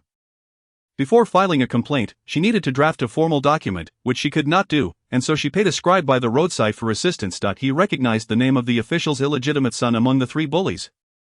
And being a favored pupil of that very official, he maliciously delayed the girl and discreetly informed the official's family of her intentions. Consequently, her complaint never materialized, and she was returned, humiliated, to the depths of despair.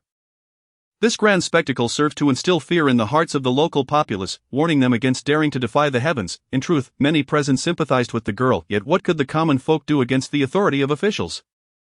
The bonds of protection among the elite rendered them powerless. As the village elder noted that the time was ripe, he declared, "Let her sink." "Wait," Yi Jingyue interjected, darting forward to stand before the trap. The elder, observing her splendid attire, furrowed his brow. "Young lady, this is a matter for our Wango village. It does not concern outsiders." Yi Jingyue scoffed, hands on her hips. "I shall involve myself. You've lived a long life. Yet your mind seems clouded. Why must you cast her into the depths? She is innocent. She is the victim. Instead of punishing the perpetrators, you bully the victim. You claim it is your village's affair. Yet you trample upon human life. This is a crime." Her words rang with righteousness, her petite frame exuding immense energy. Those beside the clan leader were momentarily taken aback. The gravity of the accusation, trampling upon life, was a burden they could scarcely bear. The girl trapped within the confines of the fish trap caught sight of Yi Jingyue, her exquisite garments hinting at noble lineage. She seemed to glimpse her last hope and cried out, Miss, save me, I do not wish to die. I am innocent. Jingyue nodded in reassurance. Do not fear, you have done well, I will seek justice on your behalf. Then, she turned her steady gaze upon the crowd. She is the victim. What wrong has she committed? The true wrongdoers are those who perpetrated the violence. The victim bears no guilt. Chapter 60, the illegitimate son of Minister Zheng unbeknownst to Jingyue. The impact of her words was profound. Gu Jingchen, amidst the throng, gazed at her with intense admiration and shock. In this era of imperial dominance, there existed a distinct hierarchy between the officials and the common people. The misdeeds of officials could only be swallowed in silence by the populace, who remained ever vulnerable to exploitation. Among them, women suffered the most. Many women, after enduring harm, faced the added burden of scorn and ridicule. Their innocence stripped away, awaiting not sympathy or justice, but condemnation and persecution. A woman, regardless of the circumstances that led to her loss of purity, even if coerced, found herself shamed, deemed unworthy of life, a disgrace to her family. This societal stigma explained why so many women chose to endure their suffering in silence. They merely wished to survive. The father of the girl destined for the depths was a schoolteacher, and her mother a healer. Both had instilled in their daughter a sense of right and wrong. Jingyue was spirited and aware that the fault lay not with her, but with the bullies. She yearned for justice, yet, the path to reclaiming that justice was fraught with insurmountable challenges, a struggle beyond the capabilities of a single young woman. Despair threatened to engulf her, leading her to believe that perhaps death was the only release. However, the arrival of Jingyue illuminated her surroundings like a beacon of hope. Step aside, let me see who dares meddle. The crowd parted as three ostentatiously dressed individuals, resembling nothing more than ruffians, approached, flanked by a dozen brutish thugs, each wielding weapons. The trio advanced towards Jingyue, their gazes lighting up upon seeing her stunning visage. So it is the renowned beauty. Zheng Hao's voice rose an octave, his gaze lecherous. The other two leered at Jingyue in a similarly lascivious manner. Her beauty was undeniable. It was no wonder the fifth prince had taken notice of her. With a delicate oval face, sparkling almond eyes, and dainty yet charming features, she was an instant attraction. The lewd glances of these three men betrayed their frequent indulgences in such vile acts, showing no hint of shame or guilt. After all, they were wealthy and powerful. Commoners were mere insects in their eyes, easily crushed beneath their feet. Zheng Hao waved dismissively at the clan leader. Hurry, let us sink her. If you dawdle, your entire village's land next year will be at stake. The clan leader's face turned a shade of deep crimson as he glanced at the girl in the trap, ultimately letting out a resigned sigh. Let her sink. Yu's mother immediately cried out in desperation. Young Master Zhang, please spare my daughter. We won T press charges. We truly won T. We will move away far from here. Please spare her life. Zheng Hao ruthlessly kicked her away. Spare her. She dares to go to the imperial city to denounce me. I must make an example of her. Let you all see whose domain this Qingyun city truly is. I shall see who dares defy me in the future. His eyes were filled with disdain. For me to take an interest in her is her good fortune. To have had a fleeting encounter with me is a blessing from your ancestors, and you think you can report me? Let me inform you, my father is the minister. Zheng Hao's gaze gleamed with arrogance. Little beauty, you are truly stunning. Come, let me treat you to a meal, and afterward, we can enjoy ourselves. Minister, Jingyue chuckled. I asked that why Zheng Hao's face seems vaguely familiar? So your father is Minister Zhang. Jingyue's eyes sparkled with mischief. Isn't your father Minister Zhang? Zheng Hao's expression swelled with pride. I am the imperial city. How many ministers could there possibly be? Of course, it's Minister Zhang. Jingyue blinked innocently. If your father is indeed Minister Zhang, are you aware that he is about to be exiled? Oh, he should be on the road to exile right now. What is this? You and his son were not taken along. Oh, Zheng Hao's face paled. What nonsense are you spouting? My father is Minister Zhang, a favorite of the emperor. How could he possibly be exiled? Jingyue turned to face Gu Jingchen among the crowd, her voice ringing clear. Cousin, I have not erred in saying that the news of Minister Zhang's exile is true. Am I? Gu Jingchen stepped forth from the throng, his tall figure resembling an ethereal being, exuding an air of noble dignity, unmistakably of aristocratic lineage. While the others may not have known Gu Jingchen, the mention of the Minister of Justice sent a shiver through them. Zheng Hao was taken aback upon seeing Gu Jingchen's face, his complexion turning ashen, his legs trembling uncontrollably. Gu young master, Zheng Hao was the illegitimate son of Minister Zhang, who had not placed much importance on him, yet had afforded him a comfortable life in Qingyun city, allowing him to behave as he pleased. As long as Minister Zhang remained in power, he would have his protection. He met his father only once or twice a year. One time, while visiting the imperial city, he encountered the gallant Gu Jingchen, whose ethereal presence and aura of authority made a lasting impression. Minister Zhang had warned him to enjoy his freedom in Qingyun city but to avoid crossing paths with Gu Jingchen, lest he find himself in dire straits. At that moment, he had dismissed this warning. Though Qingyun city was not far from the imperial city, the flow of information was sluggish. Had it been easy to transmit news, it would have reached him long ago. Yet here he was, face to face with Gu Jingchen. The others, witnessing Zheng Hao's reaction and hearing Jingyue address Gu Jingchen, grasped the gravity of the situation. Yu's mother, Sensing a glimmer of hope, immediately knelt before Gu Jingchen. My lord, I beseech you to take action against these 3 bullies who oppress the weak and threaten lives. Please grant justice for us. The common folk have endured the tyranny and oppression of these 3 individuals for far too long. They have all heard tales of Gu Jingchen, the esteemed minister of justice, whose integrity remains untainted and who stands fearless against the powerful. Having solved countless cases, numerous noble families have fallen victim to his relentless pursuit of justice. This is indeed a once-in-a-lifetime opportunity. Thus, the crowd collectively knelt, exclaiming, "May the esteemed one rid the people of their suffering, may the esteemed one rid the people of their suffering, may the esteemed one rid the people of their suffering." Jingyue hurried to the trap, opened it, and released the small fish. Within the moment the small fish emerged, she knelt before Gu Jingchen, brandishing a blood letter high above her head. "Please, esteemed one, grant justice for this humble woman." Chapter 61, Shelter. Gu Jingchen, calm and unperturbed, accepted the blood letter from the small fish's trembling hands. "I shall take on your case." Tears streamed down the small fish's cheeks, as this period had marked the darkest chapter of her life. Devoid of any hope for light, she bowed deeply to Jingyue, expressing her heartfelt gratitude. "Thank you, benefactor, for saving my life." Jingyue quickly helped her to her feet. "There is no need for thanks. As a fellow woman, I admire your courage and determination. I may not have encountered this situation myself, but had I would certainly have stood up for you. If I do not raise my voice for you today, tomorrow there will only be more victims." The small fish, overwhelmed with emotion, wept openly. During this time she had faced relentless scorn and insult. Others regarded her with disdain and contempt, yet only Jingyue affirmed her righteousness. Zhang Hao, realizing he was up against Gu Jingchen, felt his fate sealed. There was no chance of survival. Observing that there were only 2 individuals, a cruel glimmer flashed across his face. No mercy, kill him. The county magistrate's son instinctively protested, "But he is the minister of justice." Zhang Hao spat in disdain. "You know he is the minister of justice, and he has already uncovered our schemes. Do you believe you still have a chance of survival? If we eliminate him and this woman, no one will ever know. We will have a chance to live." Hesitating, the county magistrate's son was acutely aware of the heinous acts they had committed over the years. If captured by Gu Jingchen, there would be no escape. As he wavered, Zhang Hao's resolve hardened. He declared to his henchmen, "Kill Gu Jingchen, and I will reward you with 100 taels of silver." These henchmen, having committed numerous vile deeds, were driven by greed at the mention of the reward. Noticing that Gu Jingchen and Jingyue were alone, they felt emboldened to commit murder, armed with clubs. They lunged at Gu Jingchen. Gu Jingchen smirked, realizing the audacity of these ruthless individuals. Even after their deeds were exposed, they still sought to eliminate a government official. Their willingness to strike at him revealed the extent of the oppression they had inflicted upon the common people. The onlookers trembled with fear. Could Zhang Hao truly dare to kill the minister of justice? The crowd feared for Gu Jingchen's life and refrained from intervening. The small fish, desperate to shield him, attempted to rush forward, but Jingyue restrained her. "Do not worry, my cousin is the minister of justice. He has protection. These mere lackeys do not even warrant my cousin's intervention. The hidden guards beside him can handle this." Gu Jingchen sighed, his expression one of resignation. He had been transparent before Jingyue, revealing all his trump cards to her. There was no element of mystery left. Gu Jingchen had never intended to feign ignorance.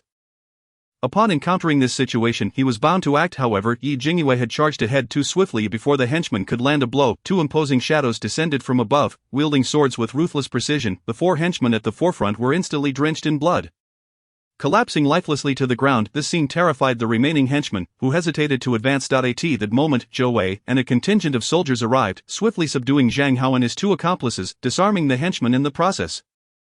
Zhang Hao, pinned to the ground, protested vehemently. "My father is a high-ranking official. You cannot arrest me or harm me, otherwise, he will not let you go." "Silence," Zhou Wei retorted, delivering a kick to his chest. "Your father, Minister Zhang, was demoted yesterday. Unfortunately, he encountered bandits along the way, and his entire family was annihilated." Zhang Hao was taken aback. Note, it cannot be. How could his powerful father possibly be demoted? Why had he received no word?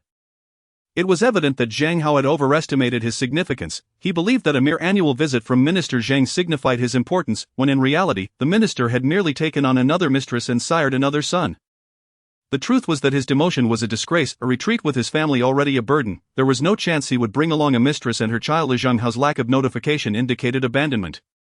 Gu Jingchen waved his hand, ordering the captives taken away. Their crimes would be meticulously investigated, one by one, until every wrong was rectified. Yes, thus, the notorious trio of Qingyun City fell into the clutches of justice, awaiting their inevitable execution. Gu Jingchen addressed Jingyue, "Cousin, I must attend to matters concerning Zhang Hao. I cannot escort you back to the inn. Will you manage on your own?" Jingyue nodded fervently.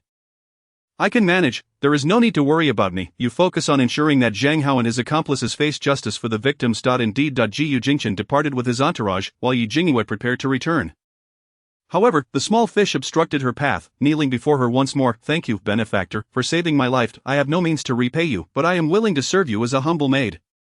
Jingyue quickly helped her up. "There is no need for such gestures. I merely acted out of compassion. Go home and live well." The small fish, unwilling to relent, remained kneeling. "Benefactor, I beseech you to grant me a chance to repay you." Jingyue felt a twinge of frustration at the girl's stubbornness. The small fish's mother approached, kneeling beside her daughter. "Please, benefactor, take in my daughter. She has lost her virtue and will only face scorn if she remains here." In this era, women faced harsh judgments, especially those who had lost their purity. After a moment of contemplation, Jingyue decided, "Very well, come with me. Tomorrow, I shall seek a position for you at my residence." The small fish gazed at her in astonishment before cautiously inquiring, "Miss, do you require a maid? May I serve you?" Jingyue hesitated briefly. She generally preferred solitude, however, to secure a position for the small fish and shield her from the tongues of others. Keeping her close seemed the best course of action. "Very well, I shall be at the inn. You can go and reassure your parents before returning to me." The small fish joyfully bowed to Jingyue. "Thank you, miss. I shall strive to serve you well." From a distance, Morong Yuan watched in disbelief as Jingyue so readily accepted the small fish. His initial plan of feigned suffering had failed. His second scheme, the handsome ploy, had also collapsed. Was it truly this simple to take in a girl seeking refuge? Should he not also replicate the successful case of the small fish? Chapter 62. Morong Yuan's next scheme. The situation surrounding Zhang Hao was dire. The number of victims he had wronged was incalculable, engaging in acts of extortion, coercing women into prostitution, seizing lands, and callously taking lives. His crimes were numerous and abhorrent. Upon learning that Zhang Hao and his accomplices had been captured by the Minister of Justice, the oppressed citizens of Qingyun City flocked to the courthouse, kneeling in unison to plead for justice. The throng was so immense that it stretched for hundreds of meters, a testament to the multitude of atrocities committed by Zhang Hao and his associates. Their deaths would be insufficient punishment for their heinous acts. The death sentence for Zhang Hao and his ilk was a certainty. The focus now turned to uncovering their protectors and accomplices. Given the vast number of individuals involved, a thorough investigation would require time. Jiyu Jingchen, intending to promote Zhou Wei, decided to entrust the follow-up to him. He aimed to compile a report detailing the Zhang Hao case to present to the emperor. In a land just hundreds of miles from the emperor's feet, such darkness lay hidden. This matter could not be delayed. Jiyu Jingchen resolved to return, naturally bringing Jingyue with him. On the way back, they encountered a gathering of villagers brandishing torches, surrounding a pyre, loudly chanting, "Burn him, burn him, burn him." At the center of the pyre was a young man, bound and gagged, surrounded by a stack of kindling. Amidst a mob of menacing onlookers, an elderly man rushed to Jingyue's side, kneeling before her. "Please save my son, he is innocent." Jingyue's gaze fell upon the young man, his features handsome yet contorted in fear. She grimaced inwardly. What more could Morong Yuan be scheming? This is the third time. What does he truly want? Is he genuinely in love with me and seeking to pursue me? Jingyue was not being vain.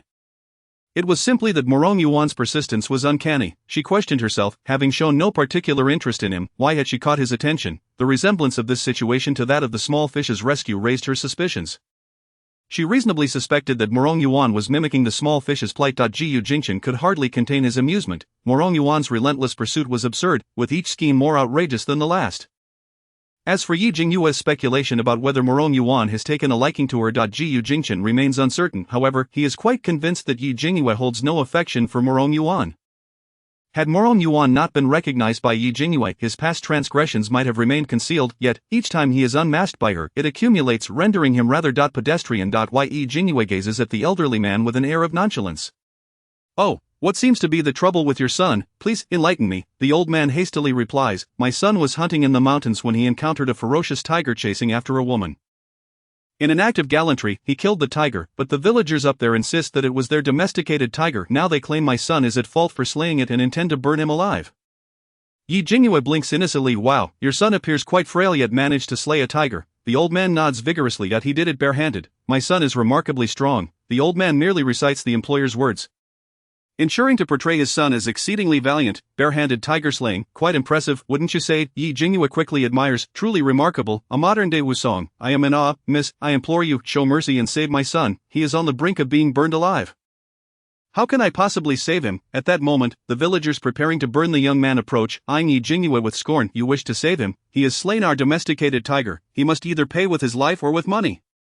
Just then, the cloth-gagging Morong Yuan falls away, and he cries out to Jingyue, "Miss, please save me. I am willing to serve you as a humble servant in return for your mercy." The villagers echo, 100 taels, just 100 taels. Jingyue, exasperated, spreads her hands. "I genuinely wish to help, but alas, I am devoid of funds." She then addresses the villagers, "I believe your actions are just. He has killed your tiger.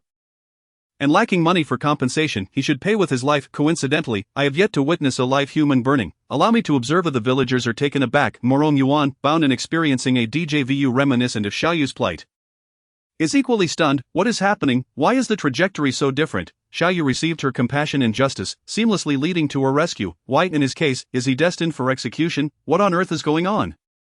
Even Morong Yuan, though slow-witted, senses something amiss. Why has his luck turned sour time and again? This is peculiar, very peculiar. Yi Jingyue, observing the dazed villagers and the equally bewildered Morong Yuan, impatiently urges, "Come now, burn him swiftly. Do not waste my time, I have places to be." The villagers exchange glances, caught in a dilemma. Ultimately, their gaze falls upon Morong Yuan, realizing that they were all part of the charade he orchestrated to elicit Yi Jingyue's sympathy. Clearly this enchanting young lady possesses no compassion. So should they continue this act? One villager, cautiously holding a torch, inquires of Morong Yuan, "Shall we burn him?" Morong Yuan shoots him a fierce glare. "Burn? Are you seeking death?" Yet, he wishes to gamble one last time on Yi Jingyue's mercy. Gritting his teeth, he lowers his voice. "Burn." He cannot fathom that Yi Jingyue, so righteous in saving Xiaoyu, would stand idly by as he meets his demise. He is betting his life on this. While he dares to gamble, the villager with the torch does not. "You are playing a dangerous game. If we truly burn him, we will be the ones in trouble." "I refuse to burn him." He tosses the torch aside and flees. Initially, he was merely acting for a fee, seeking a painless profit. Now the stakes have escalated to life and death. He decides to withdraw.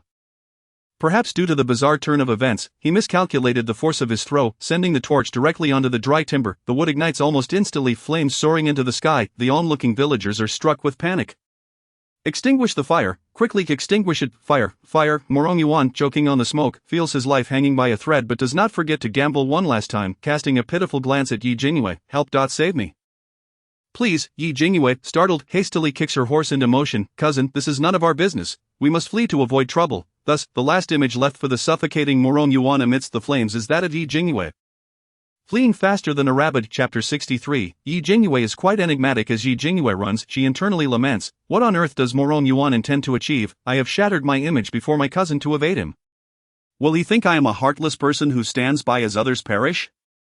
Oh dear, if my cousin distances himself from me over this incident, Morong Yuan, your days of bliss are numbered." The last thought is bitterly clenched in her mind. Jiyu Jingchen stifles a laugh but finds himself weary of Yi Jingyue's clumsy excuses. He is genuinely fatigued from playing along. He remarks to Yi Jingyue, "Cousin, just as aunt predicted, you are quite perceptive. I suspect you refrained from saving him because you discerned their collusion." Yi Jingyue, fretting over how to concoct an excuse to explain herself to Gu Jingchen, finds fortune smiling upon her. She quickly agrees. "Indeed, I noticed the odd glances exchanged between the villagers and that man, leading me to suspect they are spies from an enemy state. I must escalate the situation.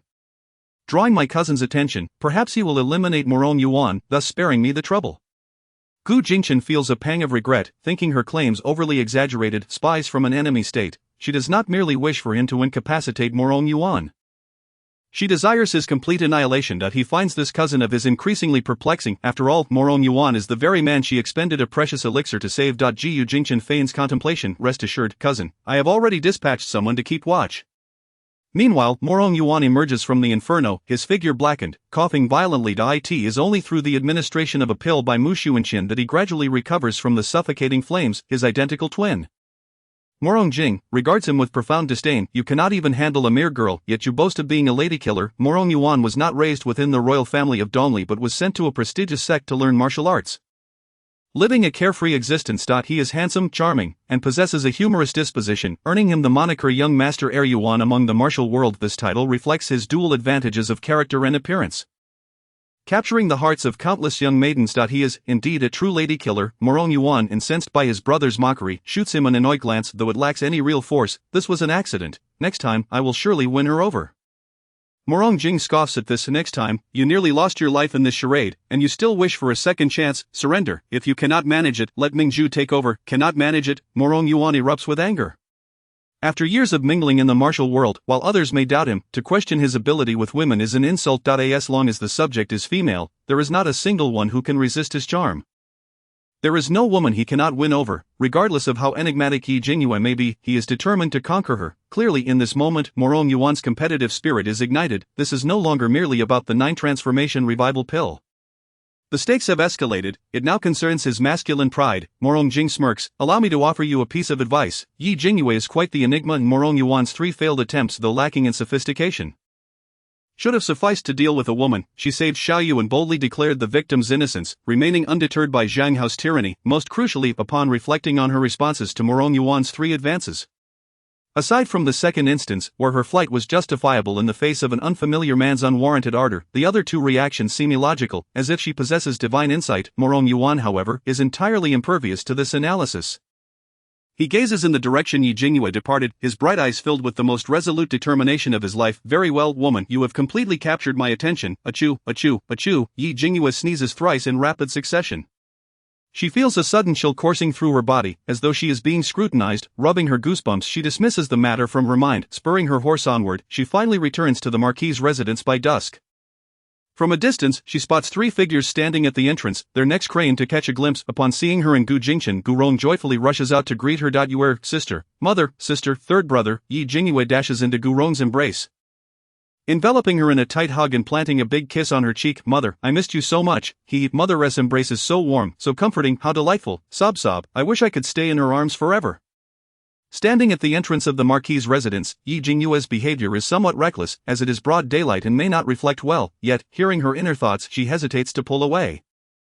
Instead, choosing to gently pat her mother's back, her eyes filled with affection. The opinions of the world matter little. What is paramount is her daughter's happiness. She pinches Yi Jingyue's cheek, feigning annoyance. It sounds as if one cannot eat or sleep.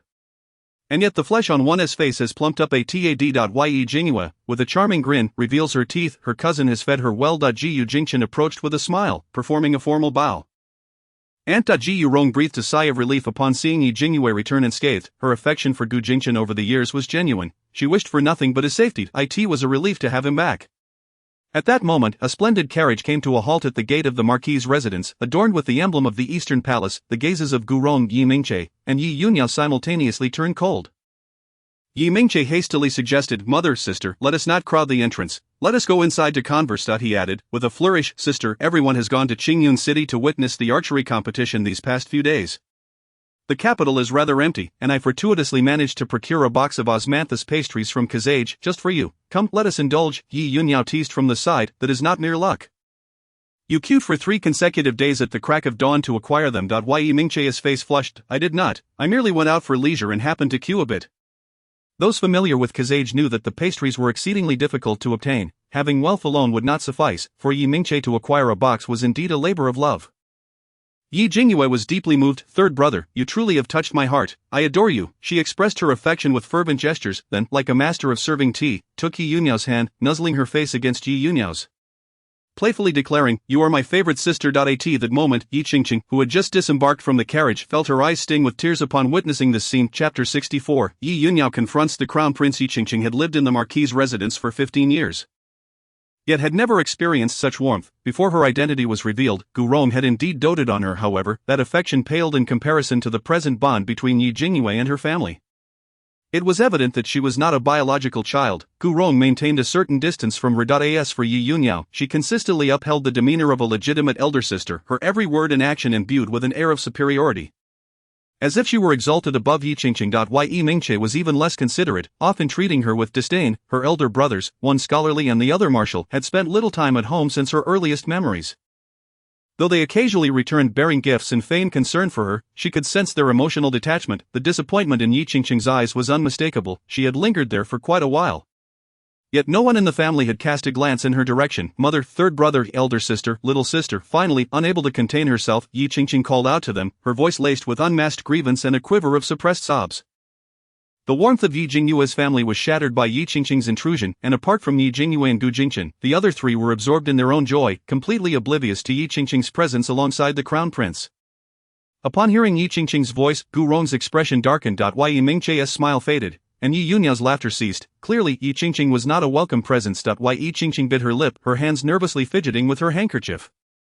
Mother, I have returned. Why was it that Yi Jingyue's return garnered adoration while hers was met with indifference? Yi Jingyue would not miss the opportunity to needle her. Mother, do not heed her. She is quite wicked. She insisted on pitting me against Princess Mingzhu, and I nearly lost my life. At that time, she was fanning the flames, wishing for my demise. Now she returns, feigning innocence. How utterly unfair. Yi Jingyue was no fool. She recognized the evident favoritism shown towards her by Gu Rong, Yi Mingche, and Yi Yunyao. Furthermore, Gu Rong had already uncovered that Yi Qingqing was the daughter of a concubine. And thus her protective veil had long since shattered. At this juncture, would she refrain from stirring the pot and allow Yi Qingqing the chance to turn the tables? Absolutely not, as long as she was present. That would be impossible. Gu Rong's gaze turned icy. She was adept at reporting grievances. Did she need to voice her complaints before the crown prince for him to issue an edict forbidding them from visiting Qingyun city? The scorn in Gu Rong's eyes was unmistakable. Yi Jingyue had ventured forth to rescue Gu Jingchen, and Gu Rong was understandably anxious, preparing to follow with Yi Mingche and Yi Yunyao in tow. Just as they were gathering their belongings to depart, the crown prince issued a decree, stating that their presence would disturb Yi Qingqing's mood and forbidding them from going. The three of them were taken aback by the peculiarity of the crown prince's command. Could such orders truly be given? Was he indeed the crown prince? No wonder Xiaozong was deemed the most unworthy of the title. Absurd, utterly absurd. The gravity of the crown prince's position compelled Gu Rong and the others to comply. Upon hearing this, Yi Qingqing's complexion paled, her small frame swaying unsteadily, only saved from falling by the frail and ailing crown prince Xiaozong's support. Mother, no, I did not. Xiaozong, unable to bear it any longer, interjected, Madam, you misunderstand Yi Qingqing. The command was issued by me, unrelated to her. I simply noticed that she has been unhappy of late, and upon learning that you have reclaimed your biological daughter, have treated her coldly. I issued this command as a gentle reminder to avoid favoritism. Ji Yuron's smile was one of forced civility. The crown prince's reasoning was sound. However, she was but a mortal, separated from her biological daughter for 15 years. And had only just reunited with her. Her heart and mind were consumed by the joy of having her long-lost daughter back. How could she possibly spare time to concern herself with a false daughter? Your Highness is benevolent. Perhaps you might consider marrying Yi Qingqing. That way she shall not suffer any grievances. Ji Yuron's words were unrelenting, bluntly expressing to the crown prince that she had no time for Yi Qingqing. If you truly care for her, take her home and dote upon her, but do not obstruct her from my sight. Yi Jingyue silently applauded Gu Rong. Mother is magnificent. She just put the crown prince in his place. How amusing. The crown prince would never marry Yi Qingqing. Although he is virtuous, he is not blind. Moreover, the premise of their relationship is such that their disparate standings compel him to continually acquiesce to Yi Qingqing's supposed life-saving grace. Yi Qingqing understood this well, hence she often portrayed herself as a victim in front of the crown prince, eliciting his sympathy and causing him to unwittingly become her instrument against her family.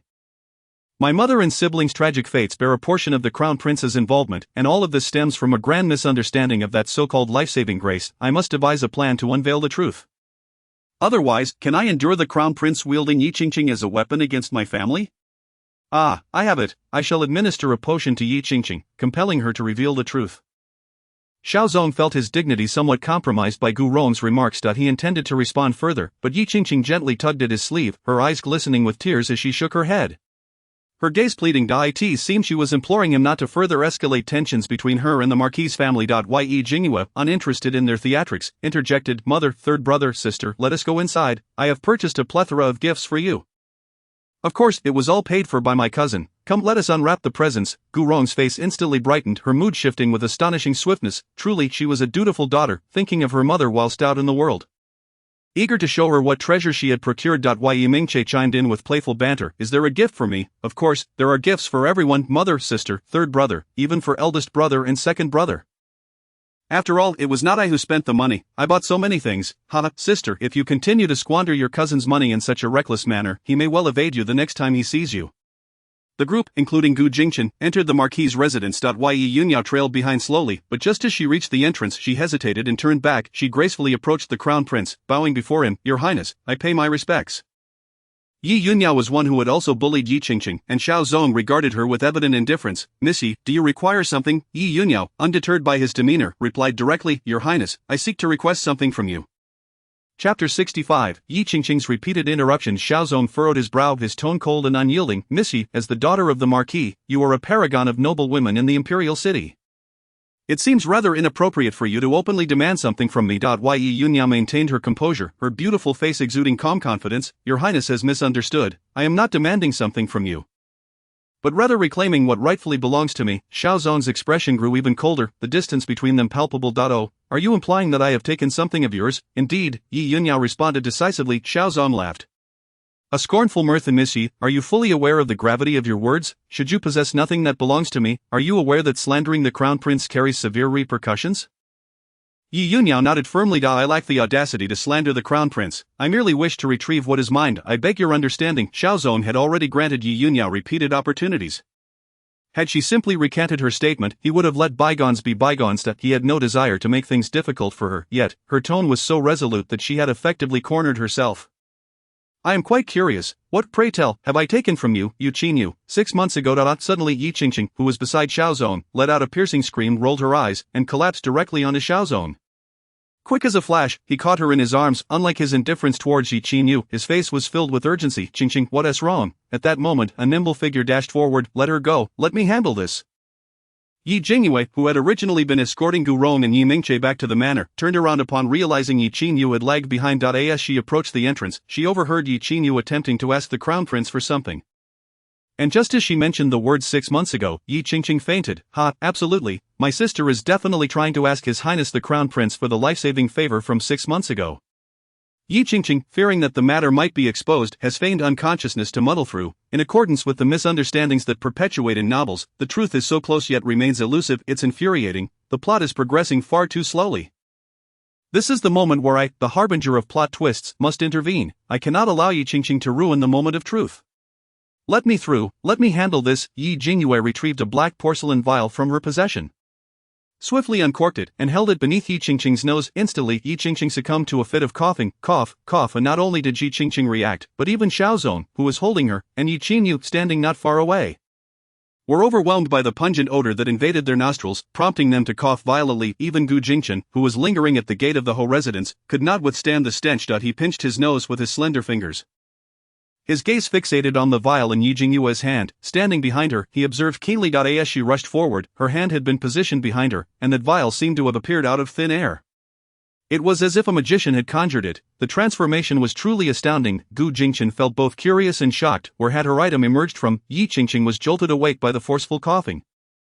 She reluctantly opened her eyes, casting a resentful and furious glance at Yi Jingyue, her gaze filled with a burning desire to devour her whole, the moment Yi Jingyue had uttered 6 months ago. She realized that a calamity was at hand. She absolutely could not allow Yi Jingyue to speak. Once Yi Jingyue opened her mouth, everything would be revealed. Forced into a corner, she had to feign unconsciousness. When Yi Jingyue appeared, her heart sank. Only a few days had passed since her return, yet every encounter with Yi Jingyue brought her misfortune. She resolved that no matter what Yi Jingyue did, she would maintain her act of fainting. However, unbeknownst to her, the substance Yi Jingyue had produced was indeed lethal, with a stench so potent that even the dead could rise from their coffins. She could no longer maintain her charade. Noticing that Yi Qingqing had regained consciousness, Yi Jingyue paid her no mind, instead excitedly addressing Yi Jingyue's sister. What do you want to ask the crown prince for? Hurry, before Yi Qingqing faints again. Yi Jingyue could not help but let out a laugh. Her sister was truly endearing, and she adored her. The cold expression on Yi Jingyue's face softened slightly as she turned to Xiaozong and offered a gentle smile. Your Highness, 6 months ago, at the Jingxin Temple, eldest sister, Yi Qingqing interrupted, her eyes glistening with yearning as she looked at Yi Jingyue, a pitiful expression on her face as she clutched her chest. Eldest sister, I feel unwell. Could you assist me in returning to the manor to rest? I beg you. Yi Jingyue stood by Yi Jingyue's side, raising the vial in her hand. What ails you? May I offer you my remedy? Yi Qingqing's complexion immediately turned ashen. Yi Jingyue then turned back to Yi Jingyue, insisting, Sister, quickly, retrieve what belongs to you from the crown prince. Yi Qingqing seethed inwardly, gritting her teeth. She absolutely could not allow Yi Jingyue to speak of the events from 6 months ago. She could only plead pitifully to Xiaozong. Your Highness, I feel unwell and I wish to rest. Could you escort me back? I shall escort you. Xiaozong's eyes were filled with concern for Yi Qingqing. Her pale visage was unmistakably genuine. He waved his sleeve at Yi Jingyue, suggesting they could discuss matters later. In his view, it was Yi Qingqing who had saved Yi Jingyue, otherwise, Yi Jingyue would have been unable to articulate what she sought from him, and the accusations against her would remain unchallenged. As Xiaozong supported Yi Qingqing, preparing to lead her into the manor, Yi Jingyue anxiously tugged at Yi Jingyue's garment. Your Highness, my sister merely wishes to ask for something. It will not take much of your time. Yi Jingyue nodded. Your Highness, I possess something very private with you that cannot wait for another occasion. Yi Qingqing staggered, shocked that the crown prince had so coldly refused her. How could Yi Jingyue and Yi Jingyue persist in their demands? It infuriated her, especially Yi Jingyue, who was like a stubborn adhesive, utterly relentless. Meanwhile, Xiaozong was genuinely angered. In his view, he possessed nothing belonging to Yi Jingyue. He had repeatedly overlooked her due to her status as Yi Qingqing's elder sister, yet she remained ungrateful, even claiming that she had something personal with him. What utter nonsense! He glared at Yi Jingyue. Fine, you have 1 sentence, speak quickly. Chapter 66. Yi Qingqing was well prepared. Xiaozong's heart was seething with anger. Yi Qingqing was already in such discomfort, and Yi Jingyue, as her elder sister, had the audacity not to send her off to rest. Even interrupting him to prevent his assistance, it was clear what kind of life Yi Qingqing was enduring in the Ho residence. Very well, since Yi Qingyu had brought this upon herself, she could not blame him for being heartless. Once Yi Qingyu spoke, he would ensure she faced the consequences. He intended to take out his frustrations on Yi Qingqing. While Yi Qingqing was trembling with anxiety, she tugged at Xiaozong's sleeve. Your Highness, I feel unwell. While Yi Qingyu locked her gaze onto Xiaozong's frigid eyes. Your Highness, 6 months ago. Yi Qingqing shrieked, clutching her head. She looked at Xiaozong's neck, which was tantalizingly close, and a mad idea sprouted in her mind. She prepared to go wild. Under no circumstances could she allow Yi Qingyu to reveal the truth. Her face contorted in a fierce grimace as she prepared to bite down, and then, she found herself unable to move. She was utterly immobilized. How could this be? She was frozen in place, her mouth agape in a grotesque expression, staring at Xiaozong as though she were a demon risen from the depths of hell. Xiaozong was deeply concerned for her. When his gaze fell upon her, he was met with the terrifying sight. Truth be told, it was his years of training as the crown prince and his inner strength that prevented him from throwing her aside. Qingqing, what's wrong? Yi Jingyue waved her hand dismissively. She is fine, sister. Hurry, and ask the crown prince. Yi Qingqing will undoubtedly devise every possible means to obstruct sister from revealing the truth, so the substance I had her inhale contains zombie powder. She will briefly become a stiff corpse, unable to move or speak. Humph, she deserves it. Sister, speak now. Until the secret is unveiled, the crown prince, that fool, will continue to aid Yi Qingqing in her mischief. This time, Yi Qingyu spoke decisively. Your Highness, 6 months ago, I saved you at the back mountain of Jingxing Temple. At that time, I used my handkerchief to cover your mouth. The handkerchief is a private item of a woman. Could you return it to me? Xiaozong was deeply worried for Yi Qingqing, listening to Yi Qingyu's words with only half an ear. However, the more he listened, the more he sensed something amiss. He suddenly looked up, astonished, at Yi Qingyu. What did you say? Yi Qingyu maintained her composure. I wish for your Highness to return my handkerchief. Xiaozong's expression turned peculiar. You claim that it was you who saved me 6 months ago? Yi Qingyu sighed softly. I do not wish to dwell on this matter. I merely wish to retrieve my handkerchief. I implore your Highness to return it. Xiaozong's heart was tumultuous. He glanced at Yi Qingyu. Then at the immobile Yi Qingqing. Tears brimmed in Yi Qingqing's eyes. Ultimately, his loyalty still tilted towards Yi Qingqing. It was clearly Qingqing who saved me. Why? Yi Qingyu stared in disbelief. Your Highness, Yi Qingqing. Yi Qingyu appeared to have a sudden realization. When Qingqing returned from the Eastern Palace, she brought back 10,000 taels of gold. She claimed that you did not wish to be bound by the gratitude of being saved, so I should keep the matter to myself. The 10,000 taels of gold were my reward. Why do you deny it now? Xiaozong fell silent. He had indeed rewarded Yi Qingqing with 10,000 taels of gold because she had expressed her desire not to be tied to the favor of saving him, preferring direct compensation instead. Yet, he still regarded her as noble and pure. Xiaozong hesitated. He was not a fool. Why? Yi Qingyu had mentioned 6 months ago several times, and Yi Qingqing had interrupted each time. At that moment, Yi Qingqing suddenly trembled. She could move again. Tears instantly filled her eyes as she gazed incredulously at Yi Qingyu's sister. How can you say that? It was clearly me who saved the crown prince. You cannot claim it was you. When the crown prince awoke, he was looking at me. At this point, Yi Qingqing was determined to assert that she was the one who saved the crown prince. If she did not, her fate would be sealed. Xiaozong pondered for a moment before slowly speaking. When I first awoke, what I truly saw was Qingqing. Yi Yunyao interjected, after I provided assistance to His Highness. Qingqing arrived. I instructed her to watch over him while I went to summon a physician. Yi Qingqing bit her lip, asserting, it was I who asked my sister to fetch the physician. It was I who saved His Highness. Then how do you explain the handkerchief stuffed in the prince's mouth being mine? Our handkerchiefs are distinct. Mine is intricately embroidered by my own hand, with a cloud motif in the upper left corner. As she spoke, Yi Yunyao produced her personal handkerchief and unfurled it before Xiaozong. He instinctively tightened his grip on his sleeve. The very handkerchief that had saved his life had been kept close to him, a talisman that provided solace. He examined it daily, delicately tracing every stitch and pattern, each detail etched deeply in his memory. The handkerchief presented by Yi Yunyao was indeed identical. Noticing Xiaozong's hesitation, Yi Qingqing hurriedly clarified, it is merely because I am somewhat careless. I do not carry my handkerchief regularly.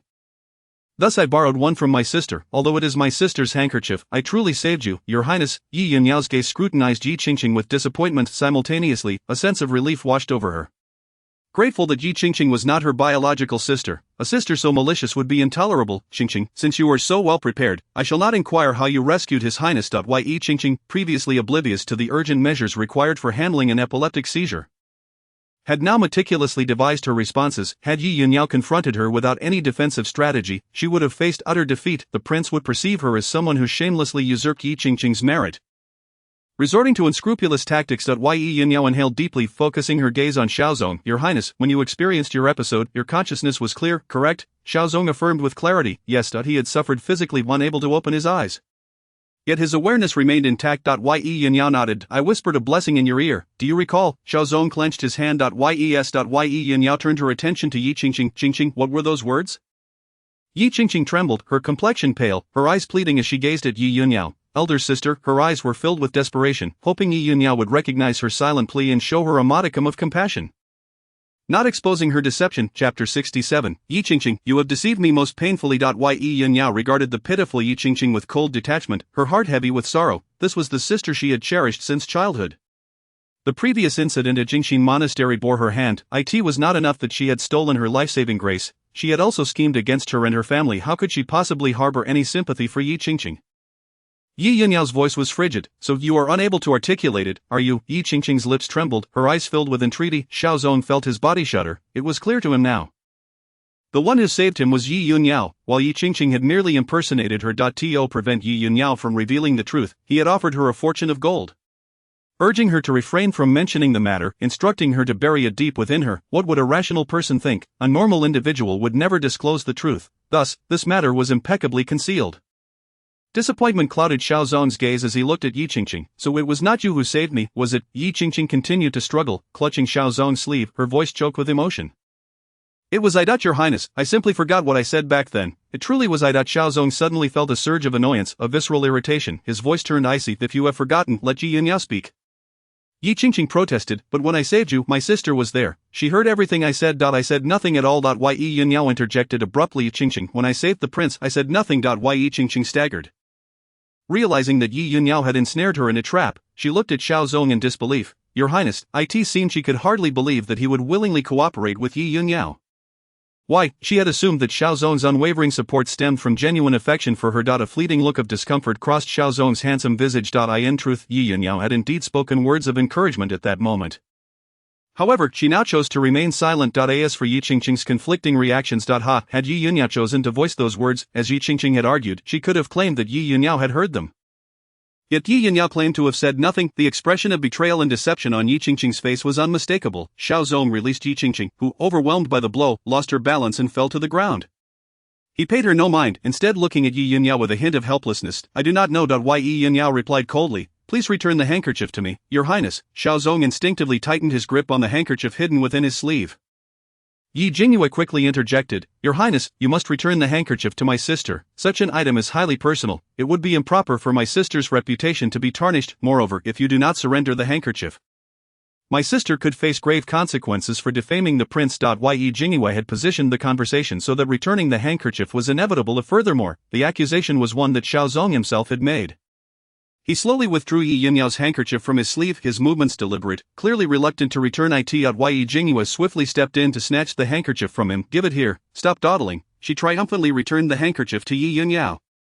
Sister, here it is. This is your personal item and should not be carelessly discarded, lest it fall into the hands of undeserving individuals. Xiaozong, the undignified prince, could only watch in silence. Yi Yunyao felt a sense of resignation as she lightly tapped Yi Jingyue on the head. Do not be vexed, some truths are best left unspoken, especially regarding the prince. Yi Jingyue took Yi Yunyao's hand. Come sister, I have brought you many gifts, let us go and unwrap them. Yi Yunyao followed Yi Jingyue with enthusiasm. Not casting a single glance back at Xiaozong, who watched her leave with longing, Missy, all that remained for him was the cold silhouette of Yi Yunyao. Yi Qingqing, realizing her fate was sealed, gazed at Xiaozong with tear-filled eyes. Your Highness, I simply admired you too much. Yi Qingqing, Xiaozong's voice was laced with barely concealed fury. Do you believe I would trust your words now? You are nothing but a liar. Yi Qingqing felt her body tense, an unfamiliar sensation creeping within her, as though her vitality was being drained. This signified that the fortune she had drawn from Xiaozong was being returned to him. Xiaozong's icy gaze bore into her. Previously his kindness had stemmed from the lens of gratitude for her life-saving actions. In reality, he felt suffocated by the burden of his princely duties, unable to fulfill the role expected of him. Yet, Xiao Xi insisted he become the crown prince, and the weight of his daily responsibilities crushed him like a mountain. He was suffocated, unable to breathe. Every so often, he would retreat to the back mountains of Jingxin Monastery for solitude. Lest he lose his sanity. Half a year prior, during one such retreat, he suddenly fell ill, convinced he was facing death. In that moment, he felt a strange sense of liberation. Perhaps dying would be a form of comfort. However, at that instant, someone descended from the heavens and came to his side, administering urgent care, whispering soft reassurances, holding him, encouraging him, soothing him. That voice was the gentlest he had ever known, the warmest source of solace. It ignited within him a desire to live, to repay her kindness. Upon awakening, he had seen Yi Qingqing and mistakenly believed she was his savior. Why Yi Qingqing had not denied it, leading to this monumental misunderstanding. Now every glance at Yi Qingqing filled him with rage and frustration. The crown prince had been manipulated by her. Why Yi Qingqing, you are quite adept. Do not let me see you again, or I shall ensure your existence becomes a torment. With that, he angrily swept his robes and departed. Why Yi Qingqing's face turned ashen. Why Yi Jingyue grasped Ji Yunyao's hand and remarked, Sister, the fact that the prince can be so easily led by Yi Qingqing indicates he is a fool. Not worthy of lifelong devotion. The prince's persona is one of dependency and admiration for those who save him. Now that he knows the truth, he will undoubtedly cling to you. I must warn you. Sister, do not let this foolish prince deceive you. Yi Yunyao chuckled despite herself. In all of the imperial city, perhaps only Yi Jingyue viewed the prince as a fool unworthy of trust.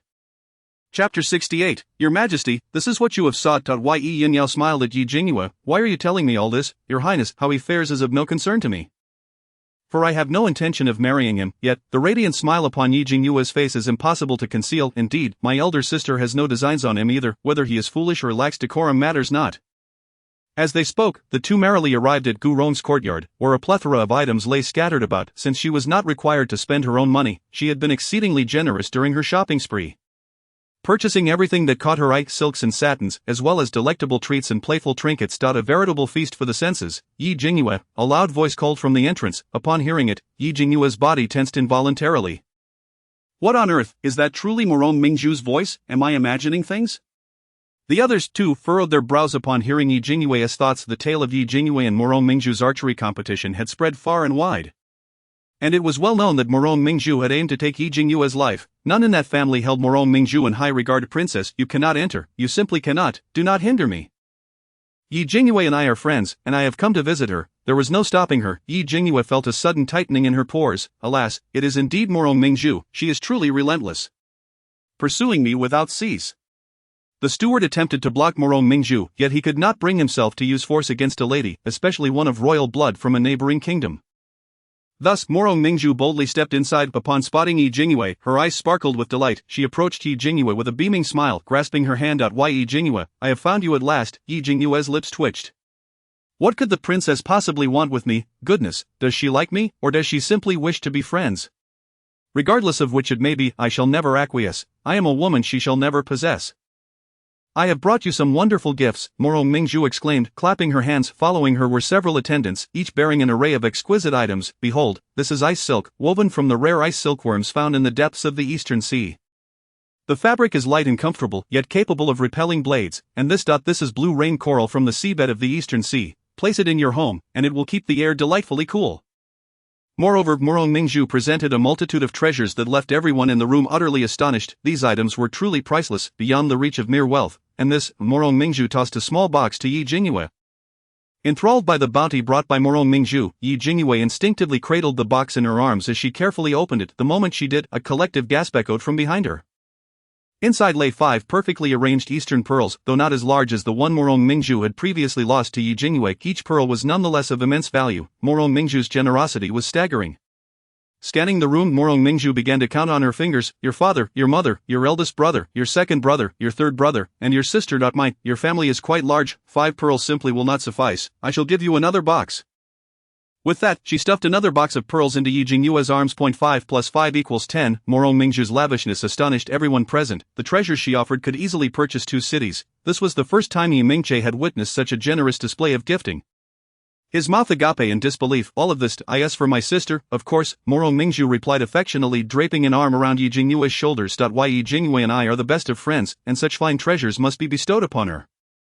Then, she turned to Yi Jingyue with a playful smile. Isn't that so, Yi Jingyue? All present felt a pang of sympathy for Yi Jingyue. Her character was peculiar, yet she held firm to her principles. She had already declared in her heart that she was a woman Morong Mingzhu would never attain. It was evident just how much resentment she harbored towards her. Not even 100 pearls would sway her. Alas, what a pity it was to waste such extraordinary treasures. Indeed, Yi Jingyue replied, affectionately wrapping her arm around Morong Mingzhu's neck, smiling as she introduced her family: mother, sister, third brother, cousin, this is my dearest friend, Morong Mingzhu. We became inseparable after a rather tumultuous introduction. As she spoke, she discreetly tucked away the box containing the pearls. Oh dear, it appears you are the one pursuing this friendship. I am not forcing you. Faced with such a bounty, only a divine being would remain unmoved. Clearly, I am but a mere mortal, driven by the allure of wealth. 10 Eastern pearls, 2 for mother, 2 for each brother. And 2 for sister. I shall later infuse the pearls with rare medicinal herbs to maximize their potential. Perfection, ha! Gu Rong, Yi Yunyao, and Yi Mingche exchanged bemused glances as they overheard Yi Jingyue's thoughts. Just moments ago, they had perceived her as a woman whose integrity could not be swayed by wealth or power, yet here she was, captivated by such trivial treasures. Ji Yujingshan struggled to contain his laughter. Feeling a twinge of frustration that he could hardly believe that Yi Jingyue had not set aside even a single pearl for her beloved cousin. Was it truly an oversight? What of the largest Eastern pearl? A sense of pride welled within Gu Jingshan. After all, he was Yi Jingyue's most cherished cousin. Surely the largest pearl was destined for him. Of course, I shall keep it for myself. The Eastern pearl is a precious item. An exceptional medicinal resource that I must safeguard. La la la.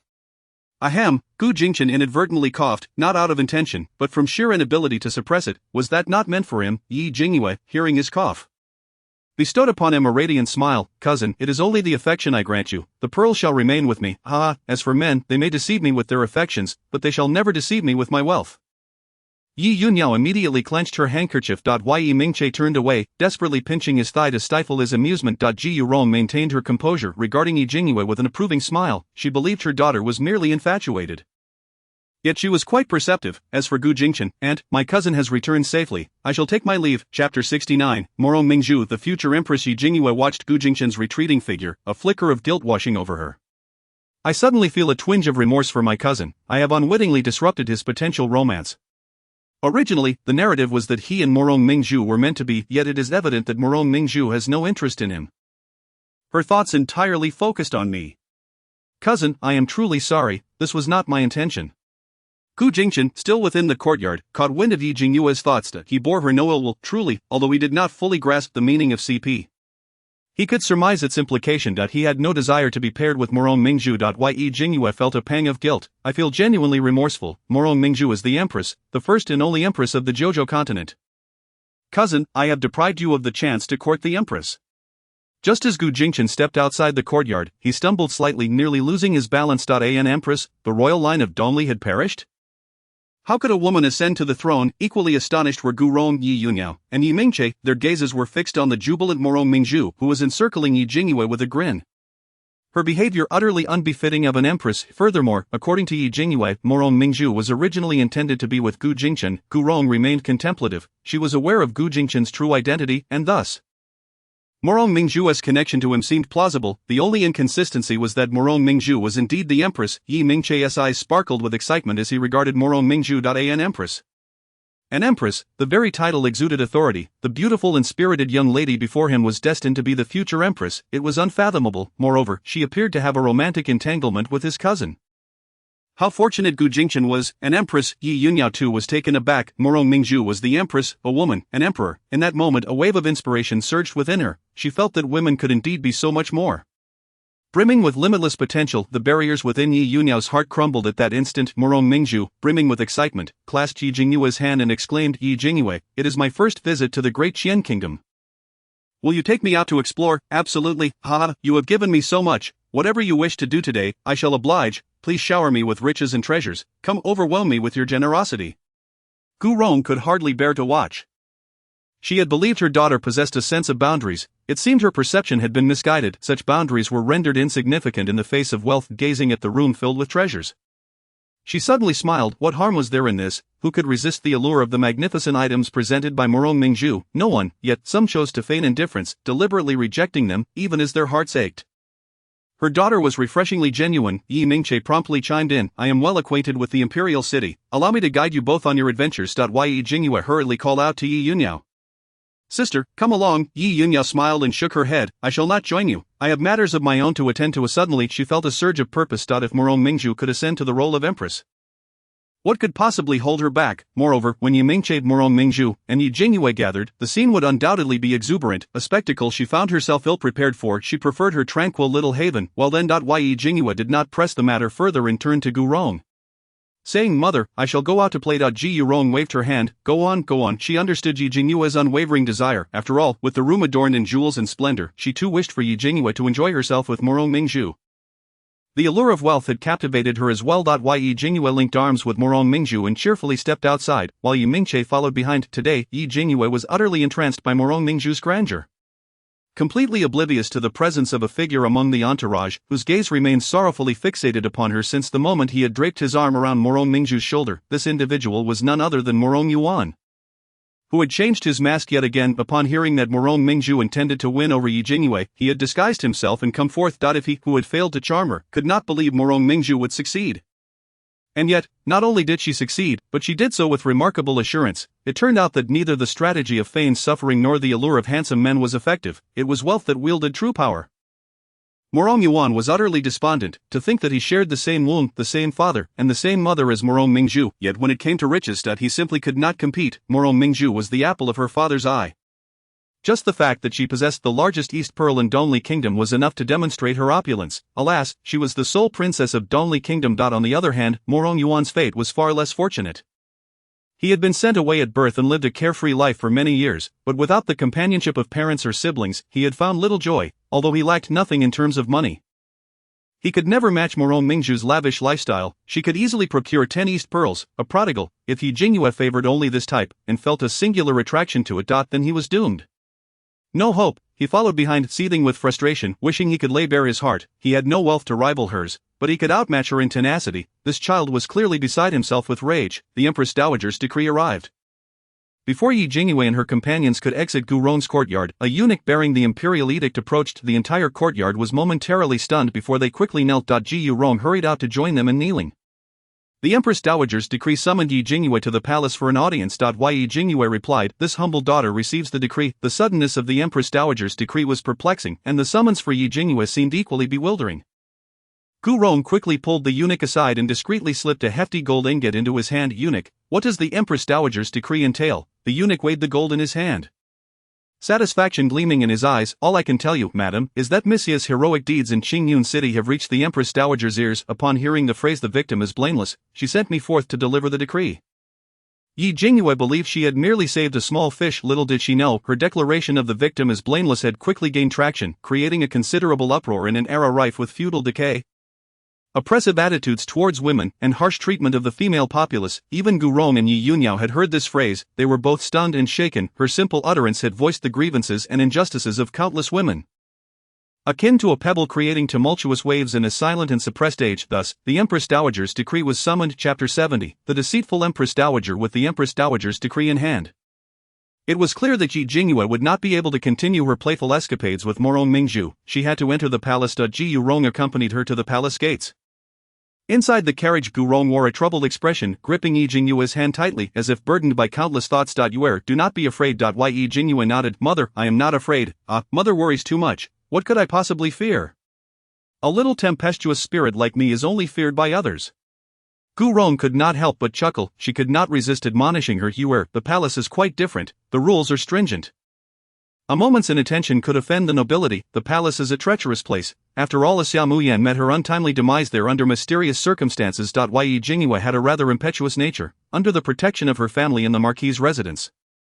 She might attract unwelcome attention in the palace. The critical point was that she was unaware of the uproar her declaration of the victim as blameless had stirred. This was merely the beginning, a starting point that would make her a target. Yi Jingyue clasped her hand reassuringly. "Mother, do not worry. I understand the rules. I shall certainly behave and avoid causing trouble, provided no one provokes me. I do have a temper. Whoever dares to annoy me shall face my wrath. I will not be bullied. Not even the Empress Dowager or the Emperor will suffice. No one can make me suffer indignities."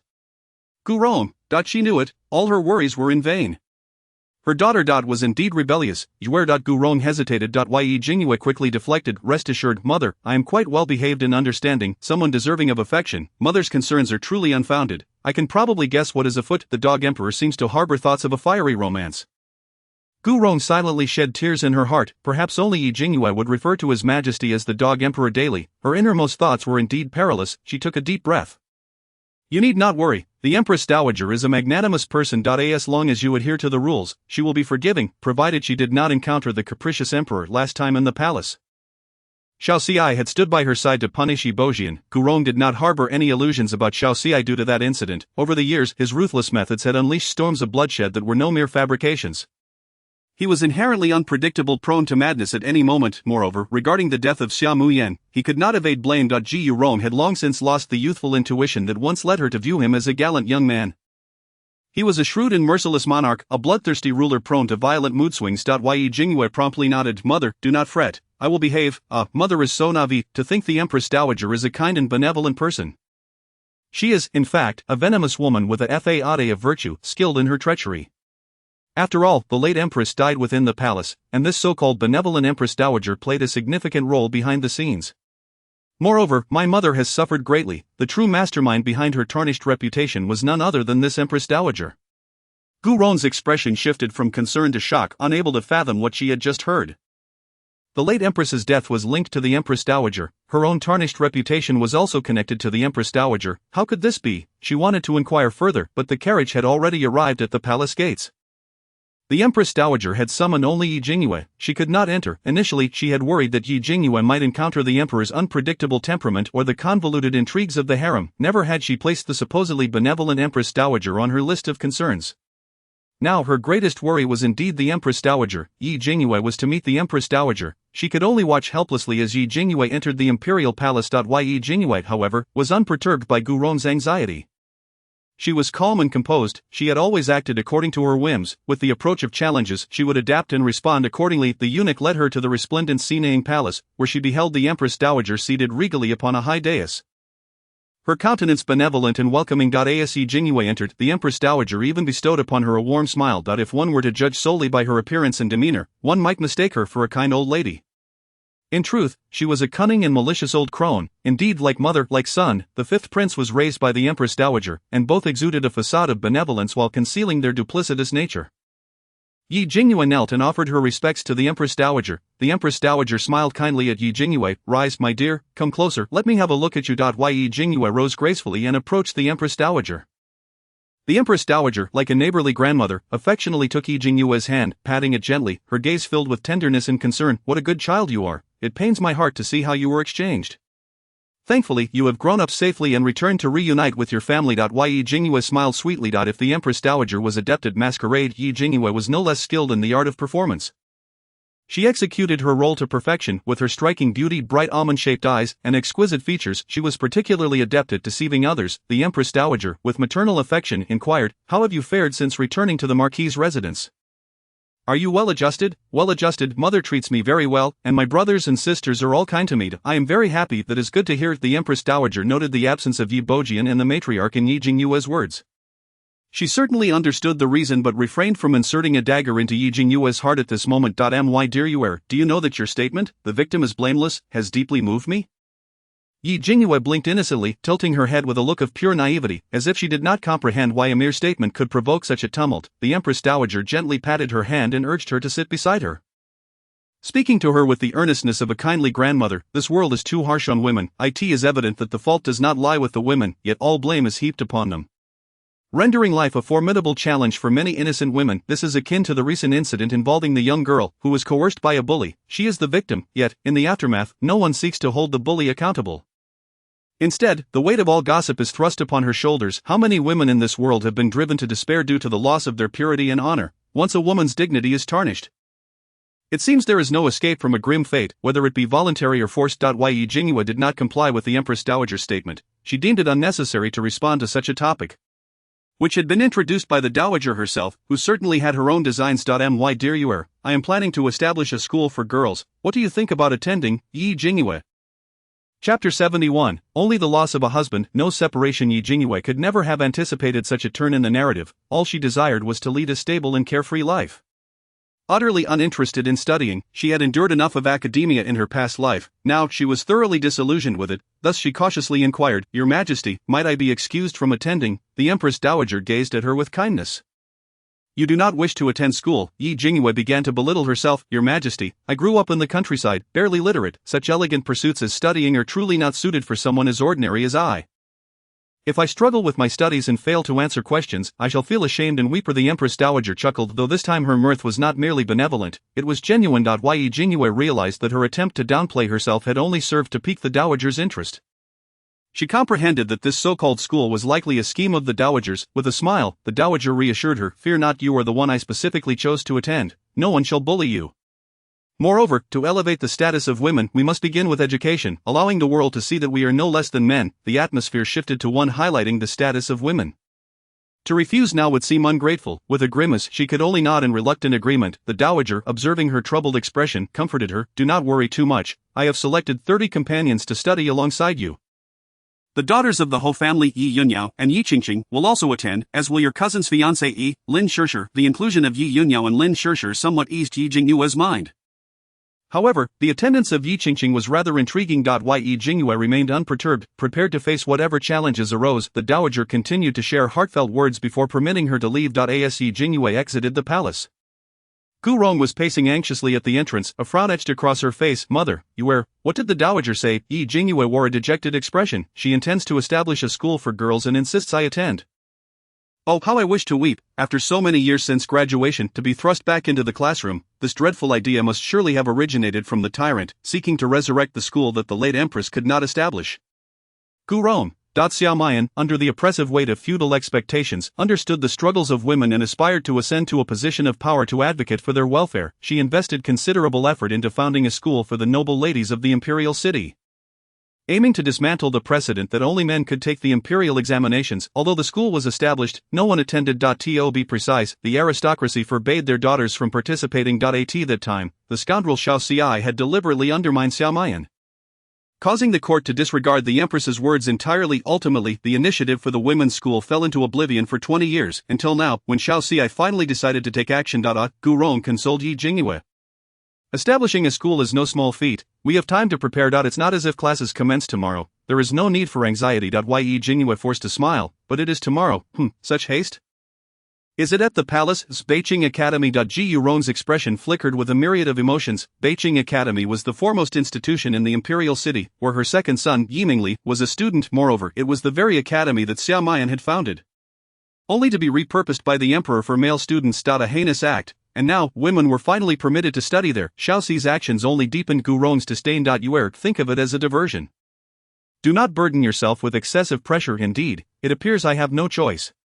However, I must enter the academy. My elder brother's institution is organizing an autumn outing. During this excursion, the students will unexpectedly encounter an assassin, and my brother will lose his life while trying to protect Yi Tianqi.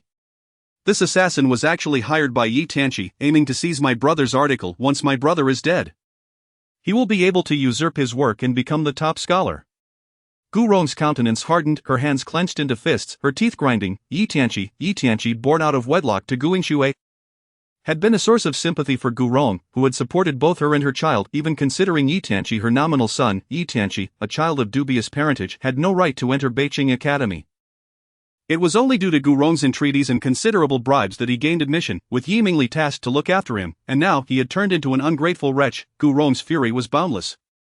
What a treacherous duo Gu Yingxue and Yi Tianqi! She had poured her heart into their well-being, and they conspired against her and her son. Yi Jingyue regarded Gu Rong with an odd look.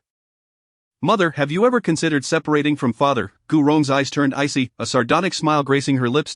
Separate, he dreams. I shall only know the loss of a husband, not separation. Chapter 72. Catching in the act. Upon returning home with Yi Jingyue, Morong Mingzhu had already been taken out for recreation by Yi Mingche. Gu Rong instructed Yi Jingyue to retire to her own chamber while she went to visit Yi Bojian. Yi Bojian had been recuperating for some time, and currently Gu Rong held the reins of the Ho residence, keeping him under control. The meals he received were plain, and the maids assigned to him were far from attentive. Even the person tasked with his medication was clumsy.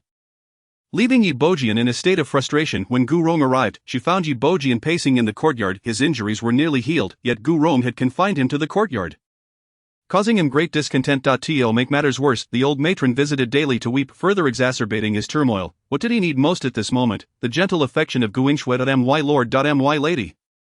Yi Bojian's demeanor towards Gu Rong had softened considerably. Despite the simmering frustration within him, he treated her with kindness. Gu Rong, considering her intentions for the day, did not mind offering him a warm smile. My lord, I had a quarrel with my sister, and she has not visited in several days. She must be upset. I have yet to provide her with this month's allowance. Could you deliver it for me? Yi Bojian's heart leaped with joy. For days, he had felt stifled longing for Gu Yingxue's gentle presence. However, their relationship had to remain clandestine. Their interactions were always initiated by Gu Rong, who would send him to deliver items. creating opportunities for secret meetings. Thus, their affair had gone unnoticed. Essentially, they were using Gu Rong's name to conduct their illicit rendezvous, something Gu Rong would never suspect. Feigning innocence, Yi Bojian remarked, "Sisters should not hold grudges. If I deliver this to your sister, she will surely understand your intentions and come to seek you out." Gu Rong smiled sweetly. "I appreciate your efforts, my lord. It is my honor to relieve my lady's concerns." Then Yi Bojian grasped Gu Rong's hand, his gaze filled with a longing that threatened to unravel. "My lady, I acknowledge my recent errors regarding Yue. I was foolish. I promise to amend my ways and make amends to Yue. Please do not harbor resentment towards me." Gu Rongjiao playfully chided. "Well then, let us see how the lord performs." She had no desire to continue feigning civility with Yi Bojian. "My lord, quickly send these items to Jingyue." She spent lavishly. If the money were delayed, she feared for her well-being. Yi Bojian felt a swell of appreciation. "Madam, your kindness is truly commendable. Only you would treat your half-sister with such compassion. I shall make the trip on your behalf." "Hurry, my lord." "Very well." Just as Yi Bojian turned to leave, Gu Rong hastily wiped her hands with a handkerchief. Repulsed by his touch, watching his departing figure, she headed directly to find Yi Jingyue. Upon entering, she wasted no time and declared, "Yue, come, accompany me to catch a cheating spouse." Yi Jingyue, who had been teaching Xiaoyu about pharmacology, perked up at Gu Rong's words. "Catch a cheating spouse? Who are we catching?" "Ha, it must be that scoundrel father. Mother, how valiant."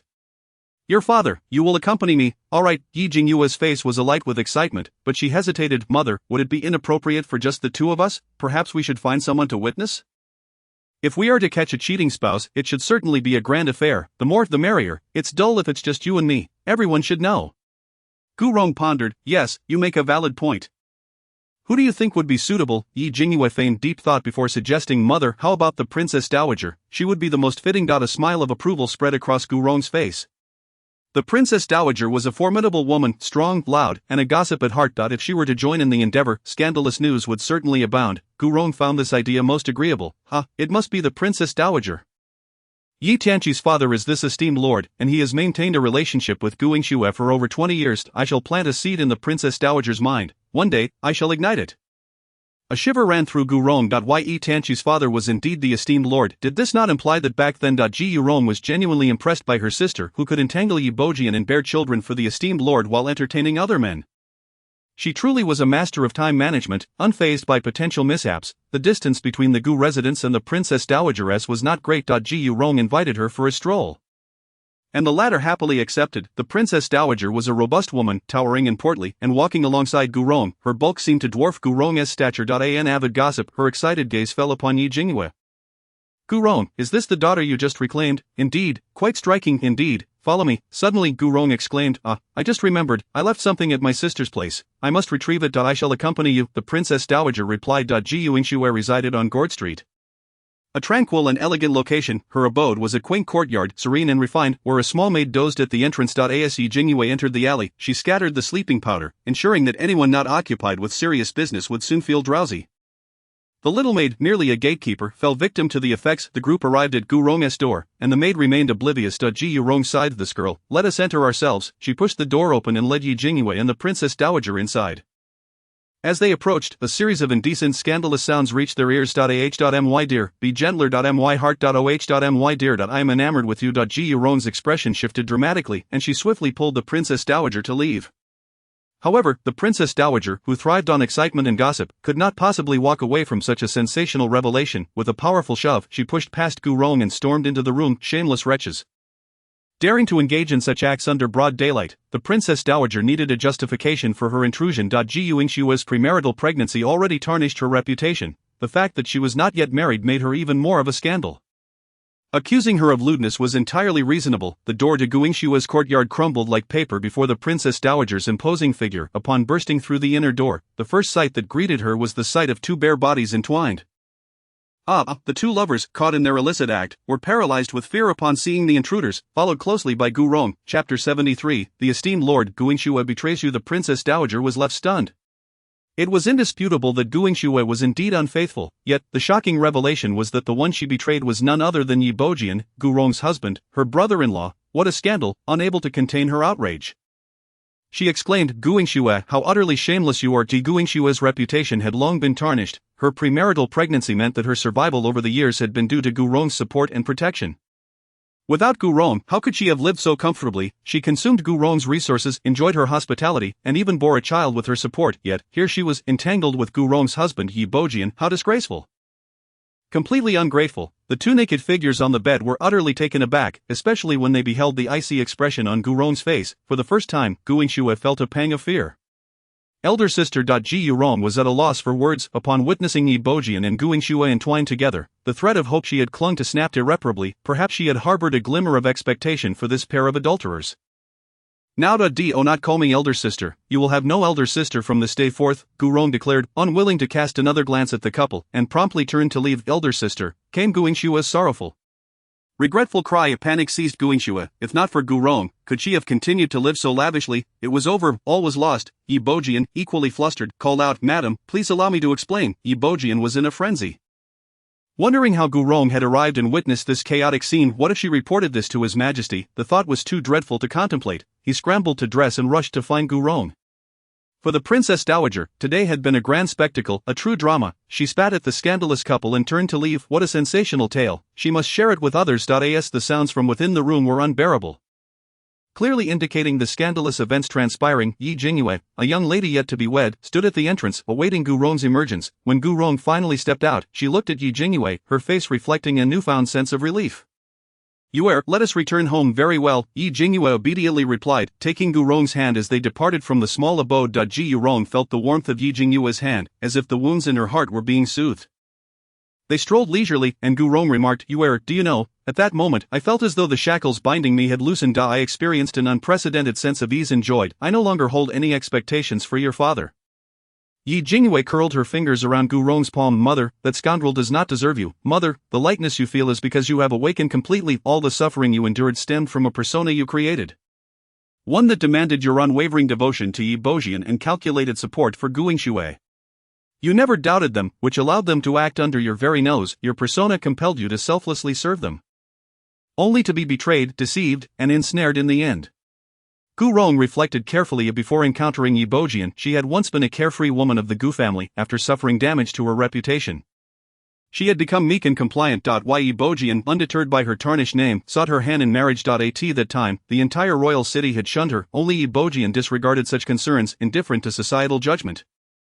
Thus, after marrying him, she devoted herself to repaying his kindness, strategizing for his career, spending lavishly on his behalf, bearing his children, managing their household, and caring for his elderly mother. As for Gu Yingxue, she had come to Gu Rong, weeping and claiming that she had been wronged and was now with child, unable to terminate the pregnancy due to her unique constitution, pleading for Gu Rong to take her in when Gu Rong's own reputation had suffered.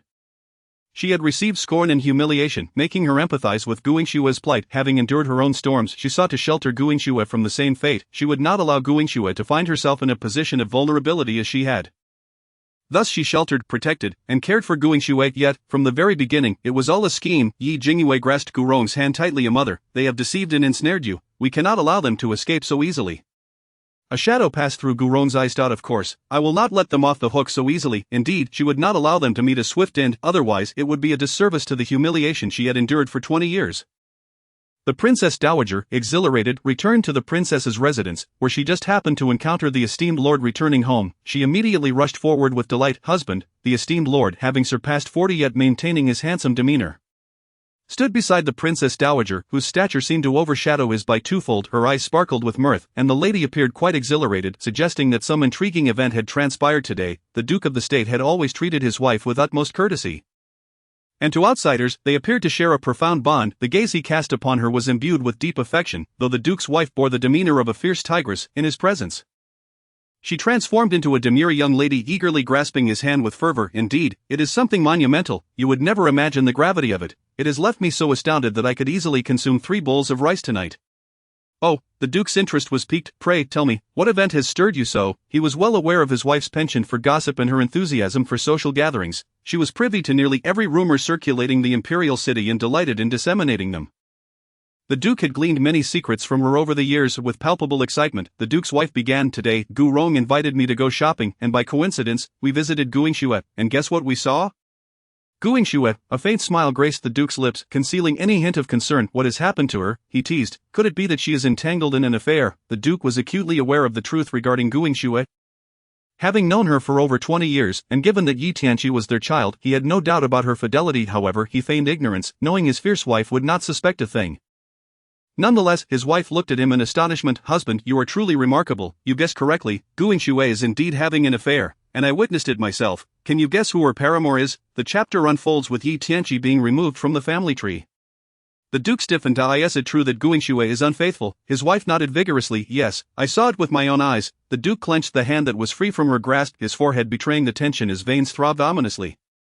How dare Jingyue, his mistress, betray him in such a manner? He had no doubts about his wife's honesty. Through their years together, he had come to understand her unwavering integrity, knowing she would not concoct such fabrications.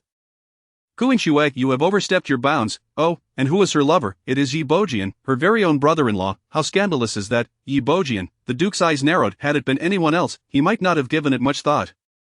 However, the fact that it was Yi Bojian, his son carried that surname. Moreover, the child was recognized under Gurong and Yi Bojian's names as their godson, while he had previously arranged for Yi Bojian and Gurong to look after the boy.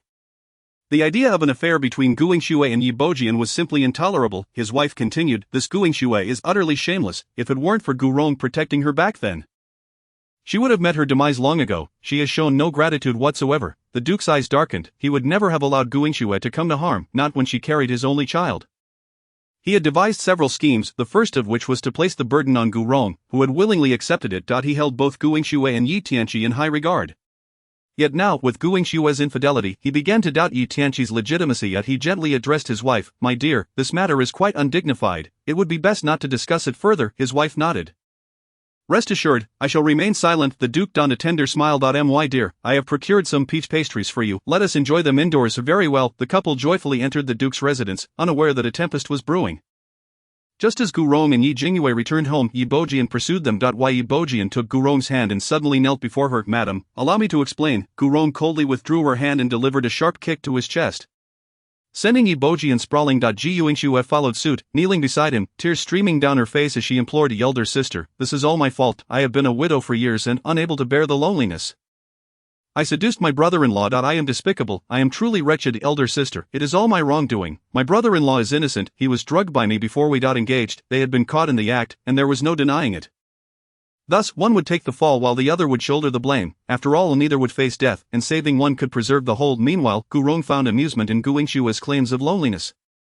Had she truly been in solitude? Gurong had dispatched observers to keep tabs on her for 4 days. 2 of those days involved her entertaining 2 men, while another day was spent with yet another male. Roughly counting, with Yi Bojian and the Duke included, Jingyue had at least 5 men in her orbit. Yi Jingyue stepped into the room and brought over a stool for Gurong. She seated herself without ceremony, calmly surveying the kneeling pair of treacherous souls. "So, what you are saying is that I should forgive your brother-in-law, and what of you?" Jingyue bit her lip, tears cascading freely. "Elder sister, I acknowledge my faults. I am aware I have no right to seek your forgiveness, but I merely wish to clarify the truth so you do not misunderstand my brother-in-law. It is all my fault. And he too has been ensnared." Yi Qingqing and Jingyue, this mother-daughter duo, truly are something extraordinary. Their tears flow freely. Gurong scoffed internally, for shedding tears often elicits sympathy and compassion. 4 years she had been ensnared by the tears of this mother-daughter pair. Her expression hardened. "Is this your first time? Has there been a prior incident?" Both Jingyue and Yi Bojian stiffened. "No, this is the first time. The last time, when you accused me of shamelessness, I harbored resentment, so when my brother-in-law visited, I slipped something into his tea." Smack. Without hesitation, Gurong struck her across the face. "Jingyue, after all these years of providing for and protecting you, you repay me by plotting against my husband over a mere insult? Has your conscience been devoured by dogs?" "Elder sister, I realize my error. Please forgive me." "Forgive you?" Gurong sneered. "You conspired against my husband for a single rebuke. And you think I would forgive a venomous serpent like you?" Jingyue hastily bowed her head in supplication. "Elder sister, I was confused in that moment. Please grant me this one chance. I shall not dare again." "I will not grant you a second chance. After what you have done, our sisterly bond is severed. From this day forth, your affairs are no concern of mine. The small courtyard you currently reside in is rented by me. Vacated immediately. As for Yi Tianqi, I shall have him removed from the family tree of the Yi clan." "Elder sister, please don't." "Madam, you mustn't." Yi Bojian, having suffered a grievous blow to his heart, struggled to recover, only to hear her decree to remove Yi Tianqi from the family tree. How could that be? Yi Tianqi was his sole hope for the future. Gurong regarded Yi Bojian with steely resolve. "You appear quite troubled. Could it be that Yi Tianqi is indeed your offspring? Have you two been entangled for the past 20 years? No, that is not true." Yi Bojian and Jingyue both panicked. Guingxue quickly interjected, elder sister, all fault lies with me. If you wish for me to leave, I shall depart immediately, but please spare Tianqi. He is innocent. If he is removed from the Yi family tree, how will he maintain his standing among his peers? The academy is like a microcosm of society. Ye Tianqi's identity is already subject to scrutiny. If he is stripped of his lineage, his situation will become untenable. Gu Rong coldly responded, you need not concern yourself. Once he is removed from the Yi family tree, he shall no longer have a place at Beiqing Academy. He will leave the academy altogether. Guingxue looked at Gu Rong in disbelief. Elder sister, must you be so cruel? Cruel? Gu Rong clutched her heart. You stab me in the back and expect mercy. Removing Yi Tianqi from the family tree is a message that I, your elder sister, am not to be trifled with. Chapter 75, The Performance, To Die for a Cause. Guingxue's eyes brimmed with disbelief. She had always believed Gu Rong to be benevolent, even believing that she would not act harshly after discovering her infidelity. Yet now she was directing her wrath toward Yi Tianqi, a notion she could not abide. She glared at Gu Rong. Elder sister, are you intent on driving me to despair? Gu Rong raised an eyebrow. You should have met your demise 20 years ago when you became pregnant out of wedlock. It was her kindness that had initially led her to assist Guingxue, yet Guingxue, devoid of gratitude, had dared to trample upon her goodwill. No longer could she endure it. Her patience had run thin. She would not hold back any longer. Guingxue had not anticipated Gu Rong's unrelenting nature. She exchanged a glance with Yi Bojian, then looked at Gu Rong with despair. Elder sister, I understand that my actions have hurt you, and I am willing to offer my life to appease you. If only you would spare Tianqi. He is but a child, and our grievances have nothing to do with him. As she spoke, Guingxue bowed deeply 3 times before Gu Rong, then abruptly hurled herself toward the wall. Intent on causing herself grievous harm, with a glance exchanged with her despicable father, it seemed she intended for him to intervene. Was this a performance of desperation? I shall not grant you your wish. I will take action. Gu Rong's gaze remained fixed on Guingxue, and she did not miss the fleeting moment when Guingxue exchanged glances with Yi Bojian. A cold smile crept into her heart. She allowed Guingxue to collide with the wall. She did not believe that Guingxue truly wished to end her life. As for Yi Bojian, did he think he could intervene? With Yi Jingyue present, he might not be able to catch her at all. Gu Rong had unwavering faith in Yi Jingyue's capabilities. At this moment, her heart was as hard as stone towards Guingxue. If she did indeed perish in a reckless crash, she would at least admire Guingxue's audacity. The crux of the matter was, she did not believe Guingxue had the courage to die. Don't, Yi Bojian shouted, seizing the opportune moment to grasp Guingxue. There was an unspoken understanding between them. Guingxue's impulsive act of colliding with the wall was a mistake originating from him. If only he could catch her, and stage a dramatic display of sacrifice before Gu Rong, her anger would surely dissipate. He hurried to his feet, striving to reach Guingxue. You worthless father, take this. In that instant, as Yi Bojian stood, he stumbled awkwardly, falling flat on his face. He failed to catch Guingxue. Guingxue witnessed his fall, her delicate features momentarily reflecting disbelief, yet the momentum of her impending collision with the wall remained, and she could not halt herself. Her head was on a collision course with the wall, and panic began to rise within her. She was acutely aware of the force she had exerted. Should her head collide, her brain would surely shatter. Driven by the instinct to survive, she hastily twisted her body. Her shoulder collided heavily with the wall. At that moment, the sound of her bones fracturing was chillingly clear. Guingxue's scream this time was genuine. Her shoulder was instantly dislocated and shattered, leaving her pale as she collapsed to the ground, wailing. It hurt so much. On the sidelines, Yi Jingyue reveled in the chaos. Father, why didn't you catch her? Surely you didn't deliberately let her fall, did you? If she dies, your innocence is preserved. Oh father, what a clever ruse you've devised. As Yi Bojian struggled to rise, his eyes met Guingxue's gaze. Her eyes were filled with anger, shock, disappointment, despair, and a profound hatred. Why? Yi Bojian panicked. I didn't mean to, I truly slipped, I wanted to catch you. Gu Rong stood, her gaze drifting languidly towards Yi Bojian. No need to catch her, she doesn't genuinely wish to die. If she did, she wouldn't have used her shoulder to crash into the wall when you failed to grasp her. Guingxue gritted her teeth, trembling all over. The pain in her shoulder rendered her incapable of uttering a single coherent word. Gu Rong then turned her gaze back to Yi Bojian. Will you still attempt to catch her? Yi Bojian's resolve wavered slightly. I don't wish to see a life extinguished so easily, especially since she is your sister. Gu Rong swiftly slapped his face. The slap was meant to rouse him from his stupor. She was here to settle accounts with Guingxue, not to involve him. Do not forget, your life is still in my hands. Should I go before His Majesty to lodge a complaint against you, prepare for a fate worse than death. Please, no. Yi Bojian's face turned pale as he quickly pleaded for mercy. Madam, I was wrong. I truly fell for her trick this time. I won't dare again. Yi Bojian was genuinely frightened. His life was in Gu Rong's hands. Observing Yi Bojian's cowardly demeanor, Gu Rong could not fathom how she had once been so enamored by him. Why? Yi Bojian, I am offering you a chance.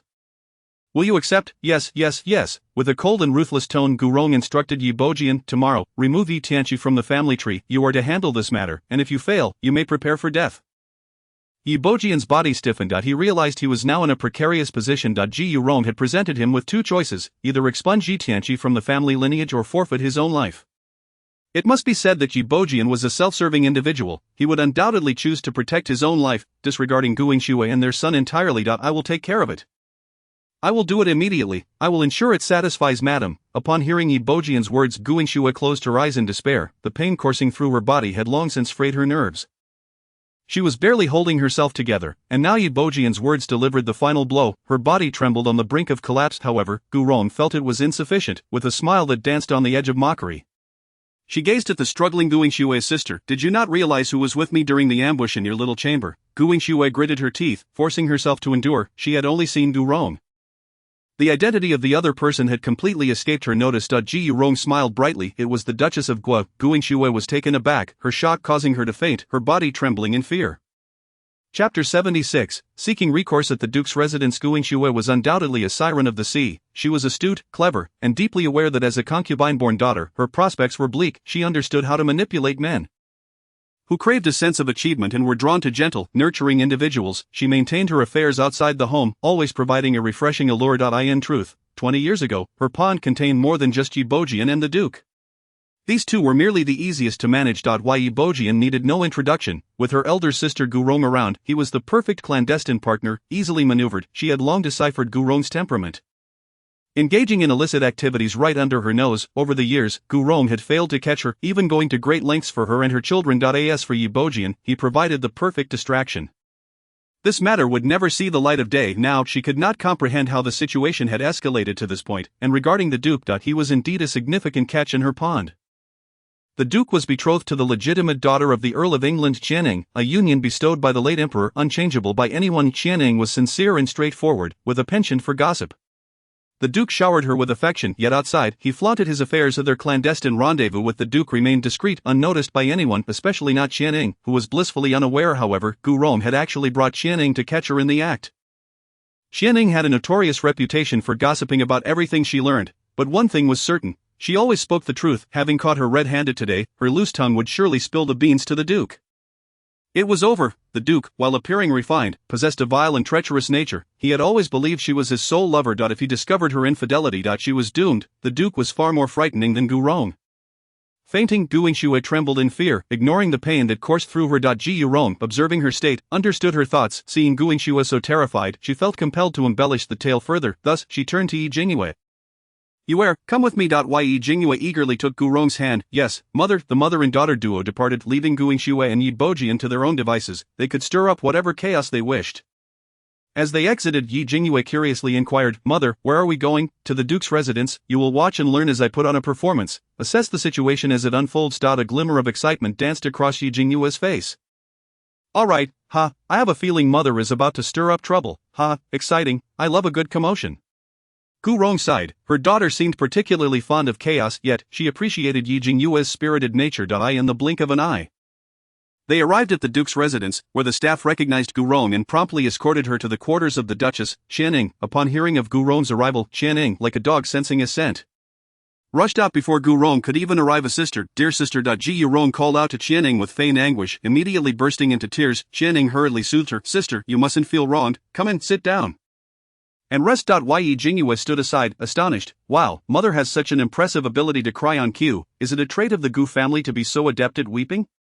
Gurong, however, did not relish crying or shedding tears. Still, she recognized that, at times, women could garner sympathy through tears. If Gu Yingxue could do so, why couldn't she? Seated within Qianying's quarters, Gurong allowed her tears to flow freely. Sister. You witnessed today's events.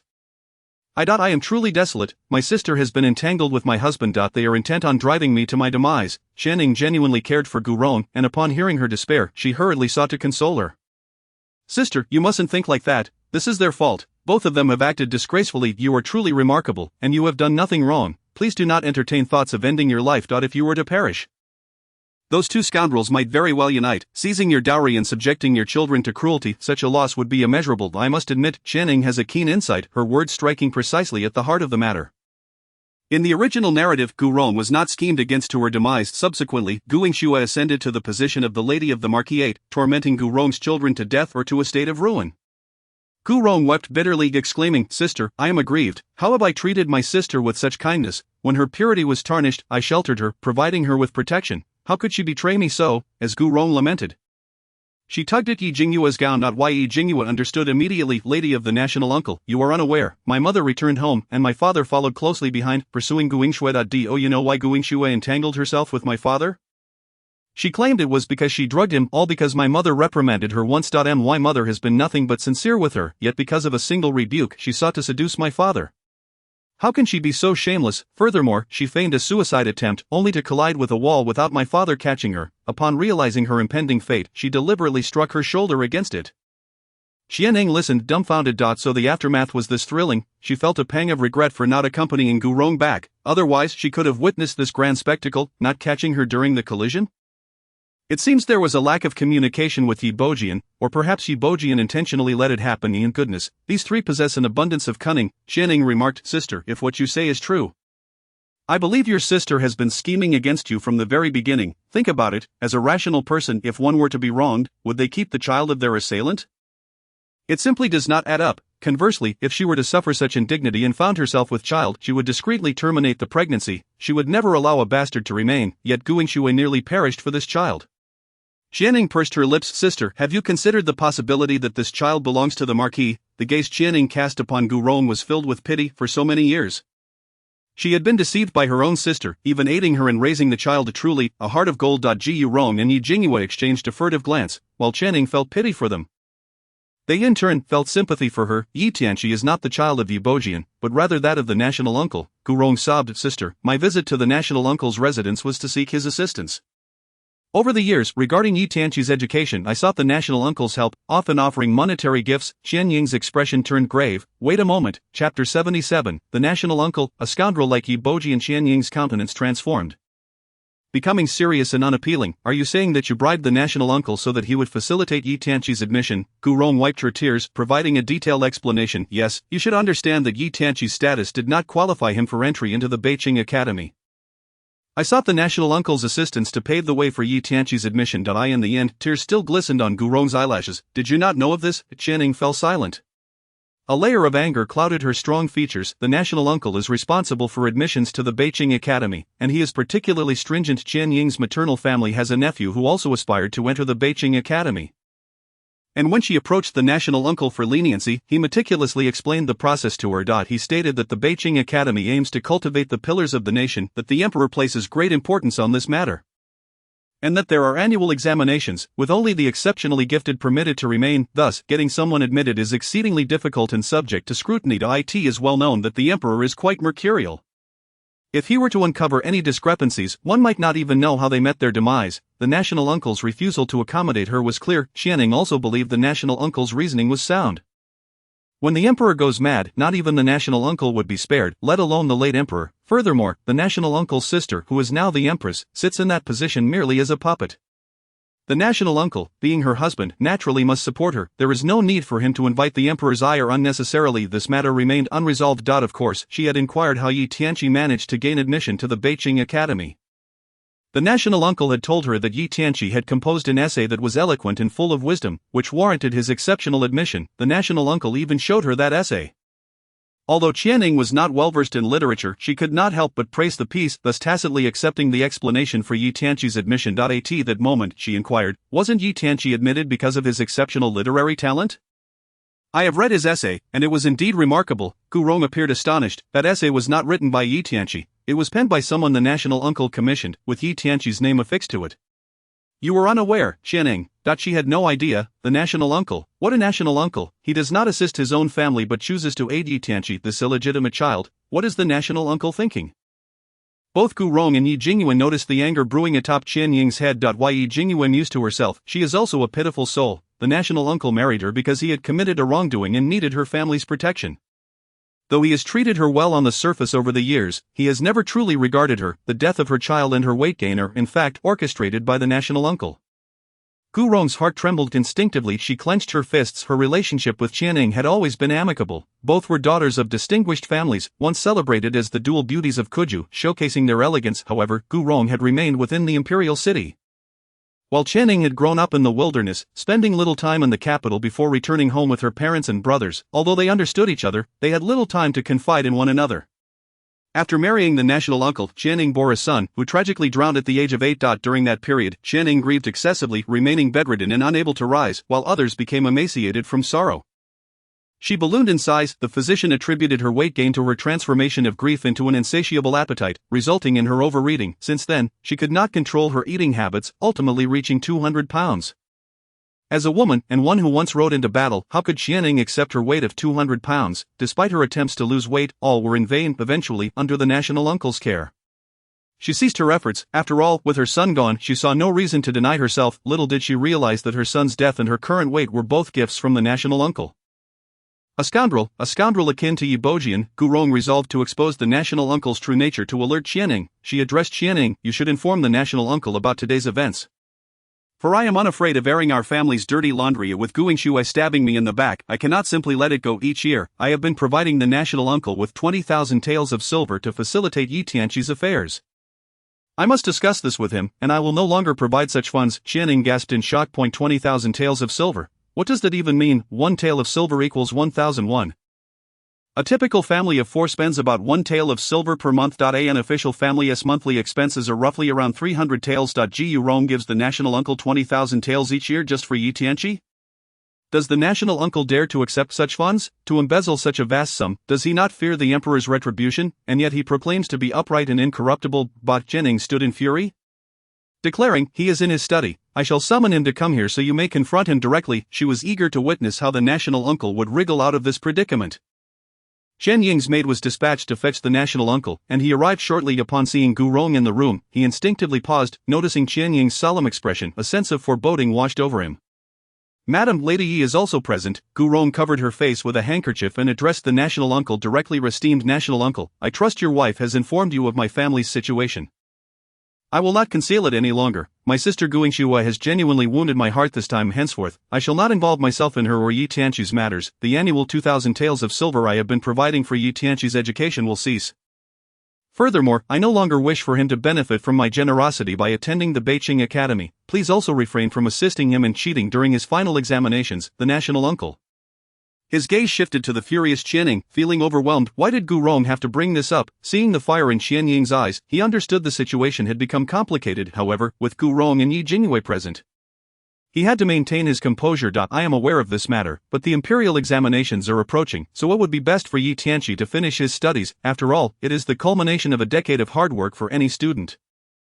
Gu Rong fixed her gaze on the national uncle, her eyes displaying neither fear nor retreat. "National uncle, please understand. Why Yi Tianqi's mother is ungrateful. I merely scolded Gu Jingyue once, and she dared to drug my husband to seduce him. If Yi Tianqi were to succeed in the future, I do not believe he would treat me kindly." Gu Rong's words revealed far too much information. It was Gu Jingyue who had drugged and seduced Yi Bojian. That wretched woman. Chapter 78, The Darkening Value of 108. Qianning interjected coolly, "The national uncle truly is benevolent. You accept money to act, yet when the funds cease, you refuse to act. How can one not grasp such a simple principle?" The heart of the Duke of State sank. He realized that Qianning was subtly pointing a finger at him. It was regarding the matter of her nephew from her maiden family. He had secured a place for Yi Tianqi in the Beijing Academy, yet he had failed to do the same for her nephew. Qianning was furious. The Duke felt a surge of anger himself. Why was Gu Rong bringing this up? He truly did not know how to explain the situation to Qianning. All he could do was soften his tone and say, "Madam, I have my reasons. I shall explain shortly." Yi Jingyue scoffed coldly. This Duke of State is a master of honeyed words, skilled in both flattery and deceit. Meanwhile, the Duchess is naive and simple-minded. Her limited intellect is no match for the Duke's cunning. With just a few insipid excuses, she would easily be swayed. Alas, the plight of a woman ensnared in the throes of love. Gu Rong felt that Yi Jingyue was correct. Qianning was singularly focused and could not outmaneuver the Duke's crafty schemes. Gu Rong held a deep disdain for the Duke. When she had initially implored him to take in Yi Tianqi, he had presented her with numerous obstacles, which was clearly intentional. Yi Tianqi was his son. Even without her request, the Duke would have ensured Yi Tianqi's admission to the Beijing Academy. Moreover, he exploited her for 20,000 taels of silver each year. Such shamelessness, Yi Jingyue was determined to stir up trouble. Now that the opportunity had presented itself, she would not let the matter slide so easily. Thus, she feigned innocence and said, "Mother, during my time wandering the streets, I heard a saying, those with a mole on the nape of their neck are treacherous and untrustworthy. Doesn't Yi Tianqi have a large mole on his nape? If he were to succeed in the future, who knows how he would take revenge on us? He must not be allowed to study." The Duke shot Yi Jingyue a glare of silence. "What business is it of yours to speak here?" Yi Jingyue immediately feigned submissiveness and retreated behind Gu Rong. "What a display of authority! I wonder how long that will last." Gu Rong noticed that when Yi Jingyue mentioned the mole, Qianning abruptly clutched her head. A forgotten memory surged forth from the depths of her mind. A sharp pain pierced through her skull, causing her to collapse to the ground, groaning in agony. The Duke's complexion changed dramatically. "Madam, what is the matter?" Gu Rong was also alarmed by her condition. Beads of cold sweat were forming on Qianying's forehead, and her considerable weight prevented her from curling up in discomfort. It was evident that she was in genuine pain. "Duchess, are you all right? The situation is not trivial. It is merely that the memories she had buried are now resurfacing, and she is on the verge of recalling what she had forgotten. The pain is overwhelming. Her memories sealed away, now unearthed by my probing. Yi Tianqi is quite the ruthless individual, even at such a tender age." He recognized that Qianying's son posed a threat, and he directly pushed him into the water to drown. He stood on the shore, watching coldly. When Qianying arrived, she saw Yi Tianqi's figure, and he fled in terror. However, as he departed, Qianying managed to grasp the hem of his garment, revealing the large mole on the nape of his neck. Gu Rong's heart was tumultuous. Qianying's child had actually been killed by Yi Tianqi? It was worth noting that Qianying's child was 2 years older than Yi Tianqi. Her child had perished at the age of 8, while the 6-year-old Yi Tianqi was capable of committing such an act? Gu Rong felt a chill run down her spine. What kind of predators surrounded her? At such a young age, they were already capable of such violence. The blow from her son's death had been too much for Qianying, resulting in a severe illness. When she recovered, she had gained a significant amount of weight and lost a portion of her memory. The mention of Yi Jingyue's mole had triggered those memories. She would not forget. The person who had watched her son drown by the lake had torn at his clothing, revealing that large mole on his nape. It was sizable indeed. She had not seen the assailant's face clearly, but the location of that mole, if she were to see it again, she would undoubtedly recognize it. She clutched Gu Rong's garment, her eyes piercing into hers. "Tell me, does Yi Tianqi have a large mole on the nape of his neck?" Gu Rong pretended to be oblivious, yet replied sincerely, "When Yi Tianqi was recorded in the family register, I personally bathed him. Indeed, he has a large mole on his nape." Qianying's grip tightened suddenly. Wrinkling Gu Rong's clothing, she quickly released her grip, closed her eyes, and tears streamed down her face. She suddenly broke into a frenzied laughter. Ha ha ha ha ha! Goodness gracious, the blackening value is off the charts. This is madness. The resonance of Yi Jingyue's thoughts trembled. She had never witnessed such an extreme shift in demeanor. The Duke was perplexed by Qianying's state, visibly alarmed. "Madam, what has come over you?" Qianying regained her composure from the fit of laughter. Her intellect finally aligning after years of disarray, she realized that her sudden illness, coupled with her amnesia and weight gain, was far from coincidental. The only person capable of such manipulation was her husband. She turned to the Duke with a gentle smile. "It is nothing. I merely recalled that my father once encountered a sage who foretold that should I meet someone with a mole on the nape of their neck, that person would be my benefactor. They could help me lose weight." This darkened Qianying is quite the storyteller. She is definitely planning something. Ha! I can't wait to see it unfold. Let's bring that scoundrel to his end. Qianying grasped Gu Rong's clothing. "Sister, my father said that this lifetime I shall only have this one benefactor, and I cannot let this opportunity slip away. Therefore, I cannot agree to prevent Yi Tianqi from studying. I shall adopt him as my son and see if the sage's words hold any truth. But if they do not, I shall promptly take a stick to him in your presence and ensure he does not live." The Duke was taken aback. Did this imply, Qianying has awakened? This plan is ruthless, keeping Yi Tianqi within the Duke's residence. If she loses weight, it would indeed confirm the Duke's involvement. If she does not lose weight, then Yi Tianqi shall perish. A twofold strategy. Brilliant. With the conversation having reached this point, Gu Rong could only facilitate the arrangement. She quickly responded with warmth, "I do not wish to unjustly blame Yi Tianqi. I merely need time to process. Since sister has stated that he could be your benefactor and assist you in losing weight, I shall not insist any longer. I sincerely hope you achieve your goal soon." Qianying looked up at the Duke, her eyes pleading. "Husband, you know how much I long to be slim. You would not deny me this chance, would you?" The Duke felt a shiver run through him.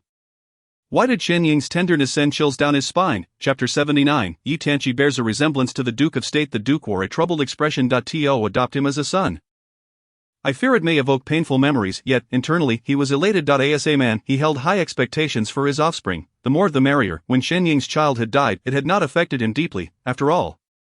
He could always have more. However, after numerous attempts, the women he supported outside had yielded no results. He eventually had himself examined and discovered that he had lost the ability to father children.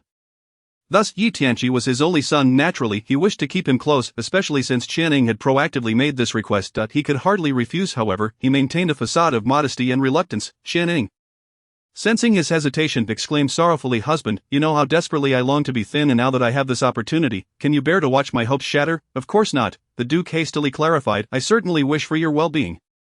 "Then let us heed your wish to adopt him. If he truly brings you fortune, it shall be his blessing." As the Duke spoke, he secretly resolved to discontinue Chen Ying's medication. If he ceased it, she would surely lose weight, confirming that Yi Tianqi was indeed her benefactor. Yi Tianqi would then be allowed to stay. Yi Jingyue was beside herself with excitement. The Duke has fallen into the trap. Now we shall see Qian Ying's performance. I must think of a way to remind her of the Duke's and Yi Tianqi's identities. Gu Rong, understanding the situation, remarked, "Since sister has made her decision, I shall refrain from interfering with matters concerning Yi Tianqi. I have been a bother, so I shall take my leave." Qianning immediately stood. "I shall see you off, sister." Thus, Qianning took Gu Rong's arm and walked out, assuring her sister, "Rest assured, now that I have adopted Yi Tianqi, I shall ensure he is well educated and will never allow him to become like Jingyue, a heartless wretch." Standing behind them, the Duke was left speechless.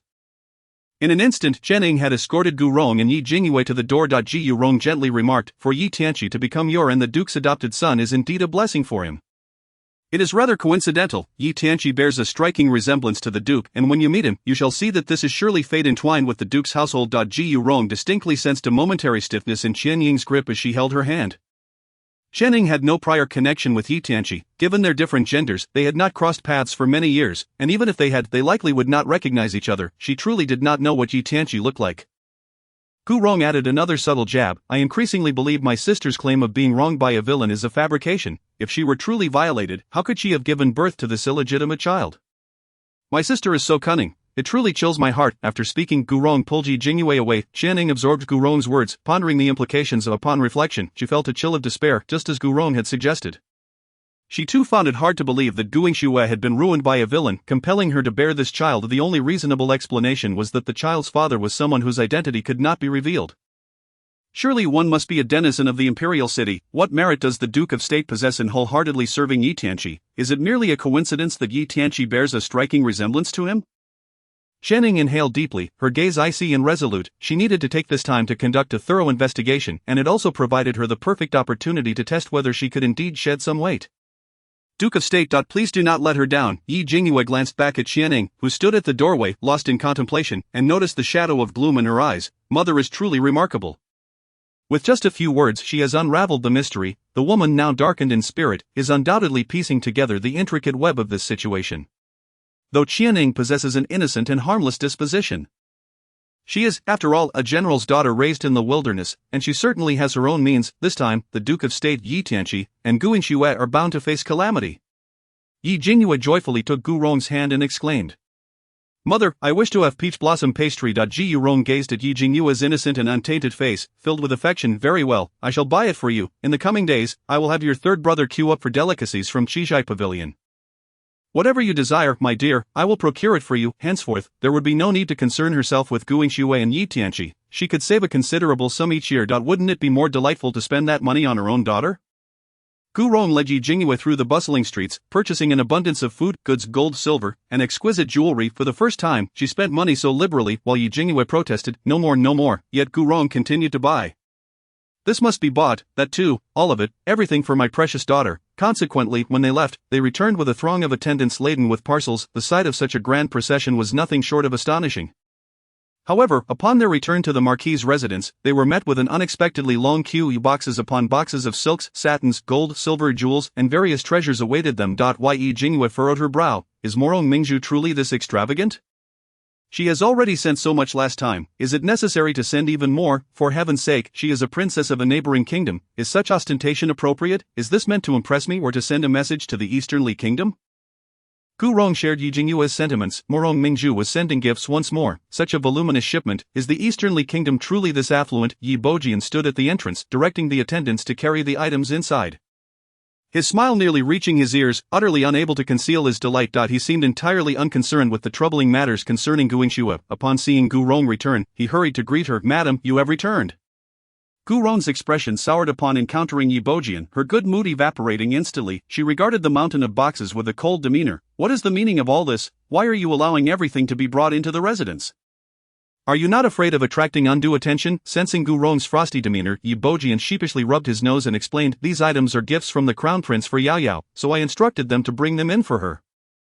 The crown prince? This revelation caught Gu Rong off guard. The crown prince is not sending gifts to Yi Qingqing but instead to Yi Yunyao. Has he lost his senses? Upon hearing the mention of the crown prince, Yi Jingyue's expression darkened, and her heart filled with indignation. This crown prince is truly insufferable. He initially believed that Yi Qingqing was his savior, indulging her in her various underhanded and shameless antics. Now that he has learned that my sister is his true benefactor, he has come to curry favor with her. Whoever saves him, he showers with excessive kindness. His affections are indeed unappealing. I cannot allow my sister to become entangled with the crown prince. He must be taught a lesson. Chapter 80, Breaking Free from Constraints and Embracing Oneself. Gu Rong heard Yi Jingyue's inner thoughts and, though she was uncertain about the specifics of this so-called life-saving grace, she grasped that Yi Yunyao had saved the crown prince, yet he mistakenly believed it was Yi Qingqing. He had been unconditionally favorable towards Yi Qingqing since then.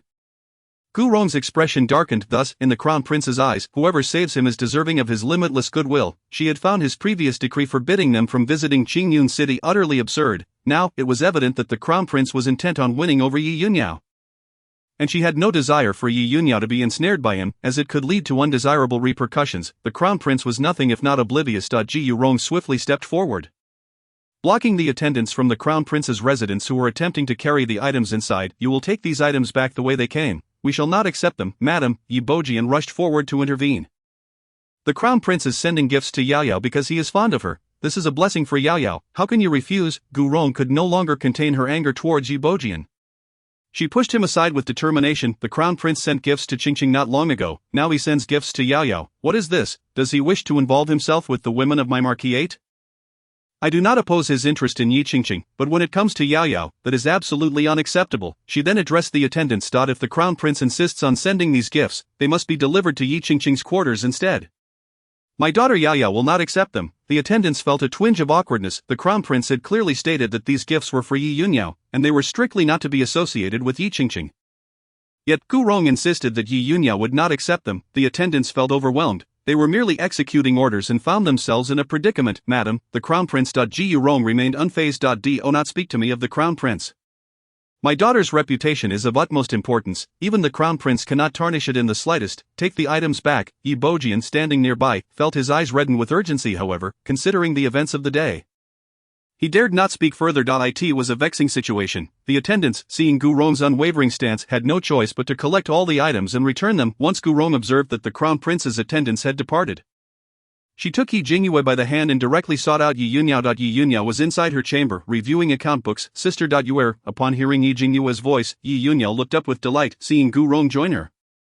She gently called out, Mother. Gu Rong felt a pang of jealousy. Why do I sense a difference in your demeanor towards me and your sister? You call you are so sweetly, yet your address to me feels somewhat procedural. Yi Jingyue exchanged a playful glance with Yi Yunyao. Mother is feeling jealous. Yi Yunyao chuckled. Yi Jingyue's lively personality brought her joy, while she felt the weight of her mother's expectations pressing upon her. Gu Rong, of course, understood this dynamic. She clasped Yi Yunyao's hand, her eyes filled with deep remorse. Yao Yao, I have placed too many demands upon you over the years, which has burdened your spirit. Ji Yurong's past disgrace had not only affected her but also had repercussions on her children. Among them, Yi Yunyao bore the brunt of this impact, as others would often judge her based on Gu Rong's history. Furthermore, the matron would occasionally invoke Gu Rong's tarnished reputation to manipulate Yi Yunyao, compelling her to retreat to Jingxin Monastery for reflection. Why was Yi Yunyao reluctant to confide in Gu Rong about her troubles with Yi Bojian? Because she feared that her mother would take it upon herself to intervene, and any such advocacy would only invite public scorn. Yi Yunyao was pained for her mother and kept her grievances bottled up. Yi Yunyao spoke gently. Mother, there is no need for you to feel guilty. It is simply my nature. Yi Jingyue, pulling each of them by the hand, playfully winked. Mother, sister, it's quite simple. In the future, let us communicate openly. We are family, connected by blood. As long as we live happily and well, why concern ourselves with the opinions of others? You know, women must be open-minded and broad in spirit. If we bottle things up too tightly, we may either develop knots or suffer from irregularities. Gu Rong, Yi Yunyao, both stared at Yi Jingyue in astonishment, unable to believe that she, a woman, could utter such audacious sentiments, yet upon reflection, they realized the truth in her words. Yi Jingyue seemed to exist in a realm distinct from their own. Unbound by the constraints that had ensnared them. Ji Rong, with a mix of resignation and admiration, thought to herself, "You are a girl, do be mindful of your speech and refrain from being so indiscreet." Though this was a lesson, her tone lacked reproach and instead held a note of fondness. Ye Yunyao, with a smile, added, "Mother, I actually think it's wonderful that sister is this way, she lives freely and vibrantly." With a clear mind. We, on the other hand, have become trapped. Despite her seeming frivolity, she possesses a clarity that surpasses our own. The mere thought of her declaration, "You may deceive me in matters of the heart but not in matters of money," left Ye Yunyao in prolonged astonishment. What value does emotional connection hold? Can love sustain one's hunger? Can it quench thirst? Certainly not. Only wealth provides a sense of security and confidence. Moreover, her initial aversion towards Morong Mingju faded upon being presented with so many treasures, leading her to cast aside all prejudices and befriend her. This swift and adaptable demeanor left her in awe. For years, she had been taught the importance of principles and boundaries, emphasizing the need to uphold one's limits. To refrain from this and that, yet living this way was utterly exhausting. One must heed their true self to live joyfully and freely. Gu Rong gazed at Yi Jingyue with tender affection, holding Yi Yunyao's hand and placing the sisters' hands together. "You are right, your sister is remarkable as she is. I hope you too can embrace this spirit, my dear. You have borne the weight of being the Marquis' daughter for so long. I wish for you to simply be Yi Yunyao from now on. As for everything else, I shall shield you from my T. Ji Rong was, of course, referring to the Crown Prince. I shall handle matters concerning the Crown Prince. Tonight, I will confront him, teach him a lesson, and ensure he forgets about my sister, so he doesn't continue to pester her." "Gu Rong, Yi Yunyao," Yuer, upon hearing Yi Yunyao call her name. Yi Jingyue felt utterly defenseless against the gentle elder sister and instinctively leaned in to nuzzle her cheek. "Sister, let us be close to eye." In that instant, both Yi Yunyao and Gu Rong decided against saying anything further. Let it be, let her do as she wishes. Meanwhile, Yi Mingche, who had just approached the door but had not yet entered, caught wind of Yi Jingyue's intention to confront the Crown Prince that evening.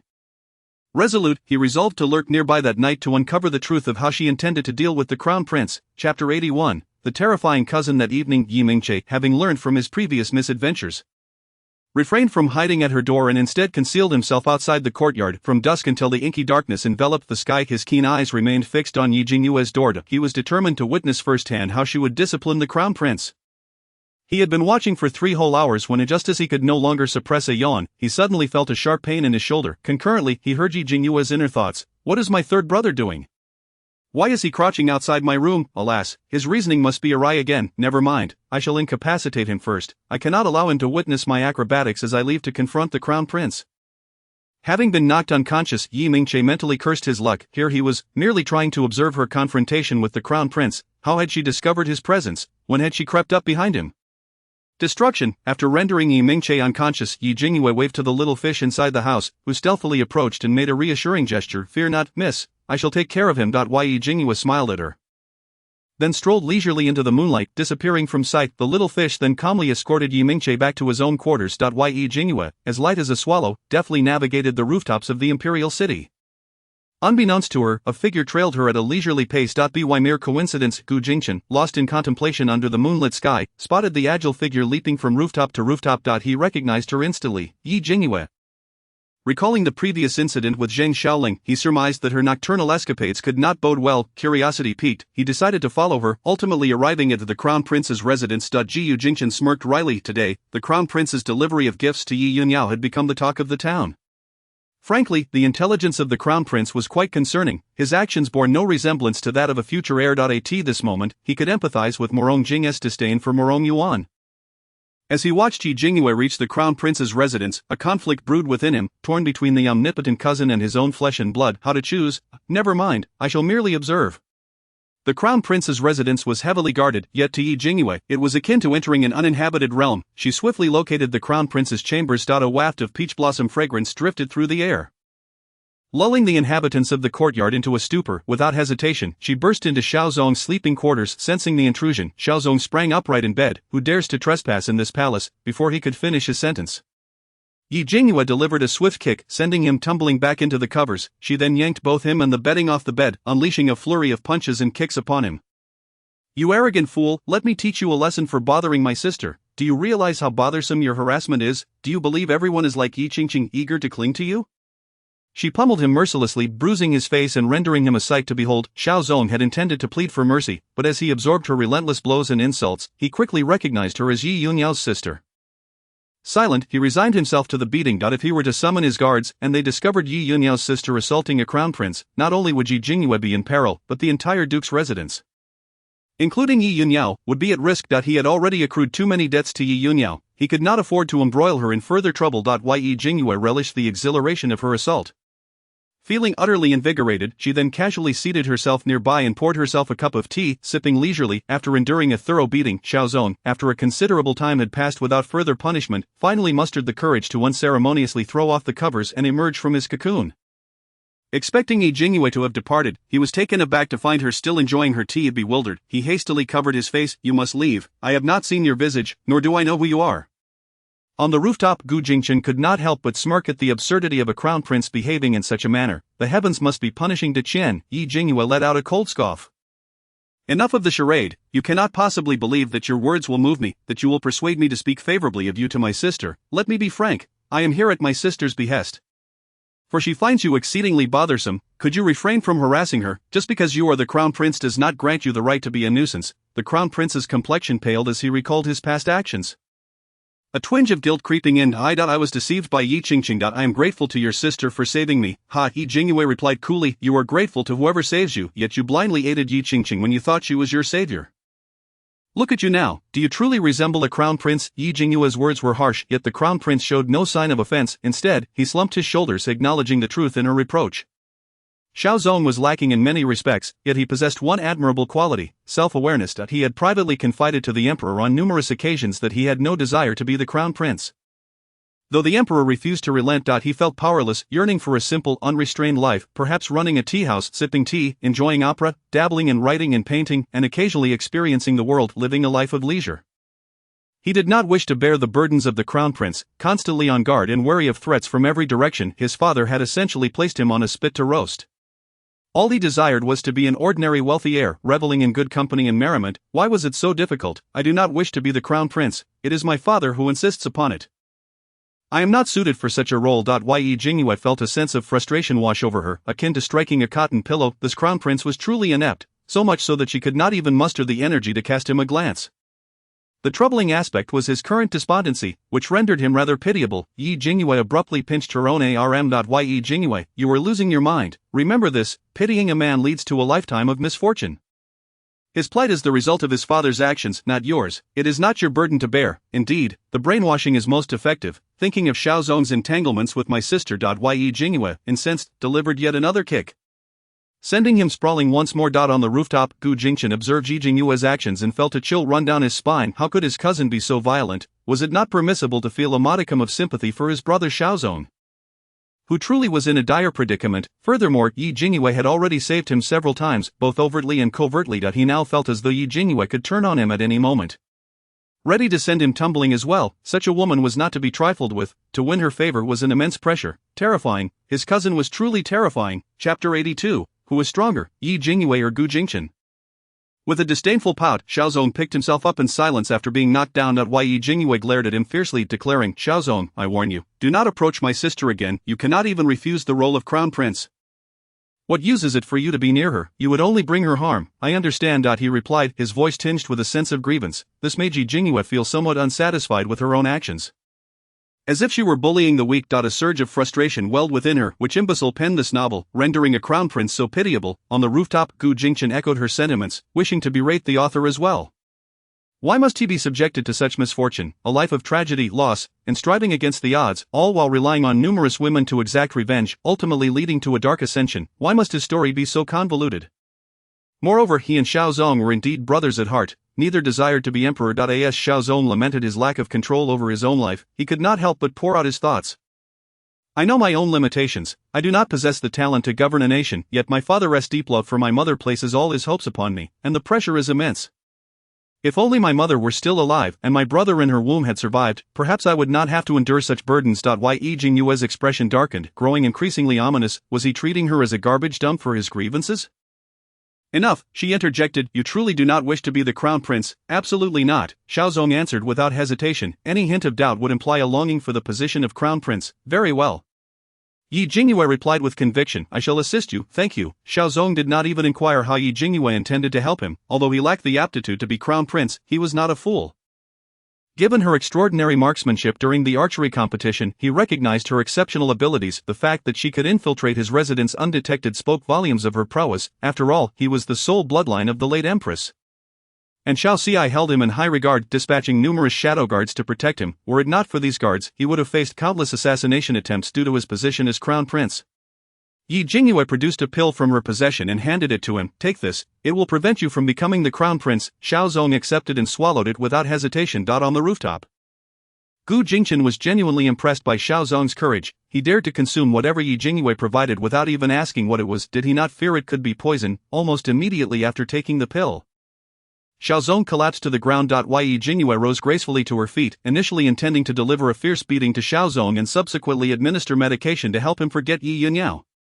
She decided instead to simply give him a single pill to avoid unnecessary complications. With that, she turned on her heel and departed, her silhouette flitting across the rooftop like a wraith. Before long, she sensed the presence of someone trailing behind her. She immediately halted her steps. This individual had appeared suddenly, yet it was evident they had been shadowing her for quite some time, only now seeking to reveal themselves deliberately.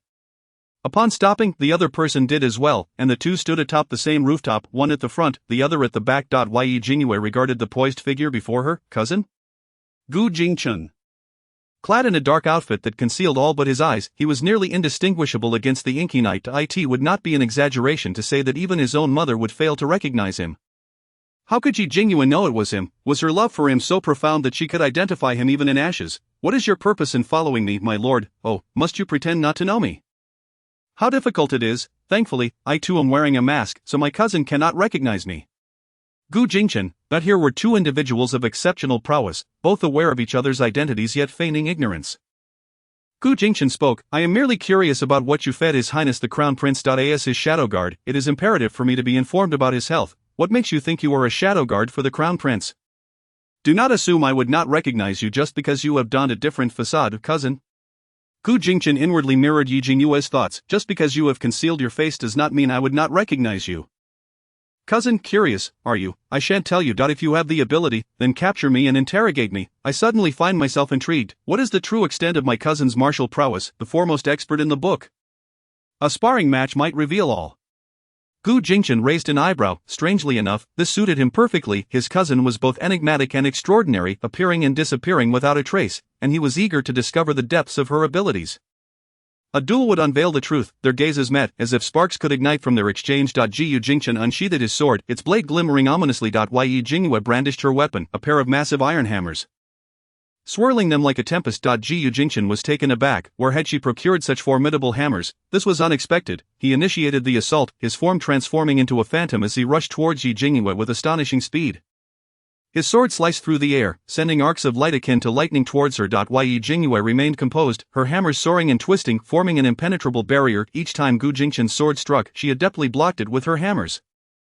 Their exchanges were rapid, akin to flickering illusions. Gu Jingchen's swordplay was agile and ethereal, while Jingyue's hammer techniques were fierce and overwhelming. Their strikes collided, producing resounding thuds that reverberated through the night. After just a few exchanges, Gu Jingchen realized Jingyue's strength far exceeded his expectations. No longer holding back, he unleashed a powerful move. His sword transformed into a radiant beam, hurtling towards Jingyue's chest with blinding speed. Jingyue swiftly raised her hammers to deflect this lethal strike. However, Gu Jingchen's momentum did not wane. His blade pierced through her defenses, aiming directly for her heart. At the critical moment, Jingyue brought her hammers down with thunderous force, striking Gu Jingchen's sword and sending it careening off course. The sheer power of her blow forced Gu Jingchen to stagger back a few paces, surprise flickering across his face. Jingyue, exhilarated by the encounter, seized the opportunity to counterattack. Her twin hammers spun like windmills as they descended upon Gu Jingchen. He quickly evaded, yet Jingyue's speed was blistering and he could not entirely escape. One of her hammers struck his shoulder, causing his body to jolt. Gu Jingchen let out a muffled groan, retreating 7 steps. Jingyue's face lit up with triumph. I have won. She had held back her strength, otherwise his shoulder would have been shattered. Gu Jingchen's gaze turned fervent as he regarded her, his smile genuine. This battle had been exhilarating. He sheathed his sword, his dark robes billowing as he moved with abandon across the rooftop. He clasped his hands in a gesture of respect. Conceding, I admit defeat. Chapter 83, A defeated opponent, what courage remains? Jingyue wore an expression of smug satisfaction. The male lead, the top expert, quite mediocre, I must say. Gu Jingchen, hearing her thoughts, found himself both amused and exasperated. Yet she spoke the truth. He was indeed her defeated foe. Despite the humiliation, he felt a sense of comfort, having become the direct disciple of the venerable Tianji old man. Gu Jingchen possessed formidable prowess. Having defeated his master in just 5 years. At present, he could assert with confidence that, as long as he wished, no one could harm him except for Yi Jingyue. Gu Jingchen clasped his hands again.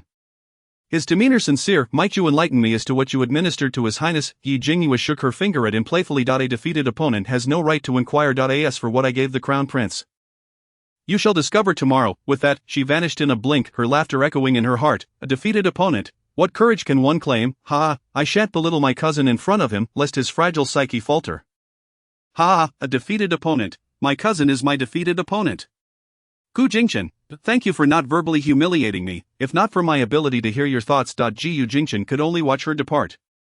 Feeling at a loss, what could he do about being humiliated? The truth was undeniable. He was indeed her defeated opponent. When Yi Jingyue returned to her quarters, it was already late at night, and Xiaoyu awaited her at the door. She smiled gently at Xiaoyu. Did my third brother take you home? Yes, he did. If you cannot wait for me, you may retire early. I will wait for you to return before I sleep. Yi Jingyue pinched her adorable little face. There is no need to be so formal. Here, you may act as you wish. If you wait for me, I might feel burdened. Xiaoyu's face flushed. I simply wish to wait for you. Mississippi. Yi Jingyue found herself at a loss for words and decided to remain silent. She winked at Xiaoyu. You must keep my secret, alright? She referred it, of course, to her extraordinary abilities. Xiaoyu nodded earnestly. Do not worry, Mississippi, I saw nothing. Yi Jingyue smiled in satisfaction and waved her hand. Go rest now, alright? Xiaoyu watched as she entered the house before returning to her own quarters to rest. Her fingers brushing against the spot where Yi Jingyue had pinched her, warmth flooding her heart. The following morning, Yi Jingyue was awoken by Yi Yunyuo's calls. Today marked the day they would attend the Beiqing Academy. Due to Yi Jingyue's influence, both Yi Yunyao and Yi Qingqing were to enter as well. When Yi Jingyue finished preparing and was ready to leave with Yi Yunyao, Yi Qingqing was already waiting at the door. Upon seeing Yi Yunyao, she rushed forward to sister. Yi Jingyue raised her hand to block her, preventing her from approaching Yi Yunyao. Yi Qingqing, one must have self-awareness, after all the misdeeds you've committed. Do you expect my sister to simply overlook them? My sister is kind-hearted, but she is not foolish. Moreover, if she forgives you, I certainly will not. You ought to be grateful that I have not disposed of you. Yi Jingyue had refrained from killing Yi Qingqing primarily because of the suspicions surrounding her. Another reason was that in this world of the book, she could not take a life. In recent days, she had noticed something amiss with Yi Qingqing's state, her mental condition, complexion, and even her thoughts seemed off. She intended to uncover the secrets concealed within Yi Qingqing. Yi Qingqing bit her lip, tears threatening to spill. A pitiful sight, sister. I simply love His Highness the Crown Prince too much and sought an opportunity to get close to him, which is why I lied. Yi Jingyue grasped Yi Yunyao's hand. Sister, she is filled with deceit. If she merely wished to approach the Crown Prince, she could have shared the reasons with you. I refuse to believe that you would not support her, but she has not done a single good deed in her attempts to get close to the Crown Prince.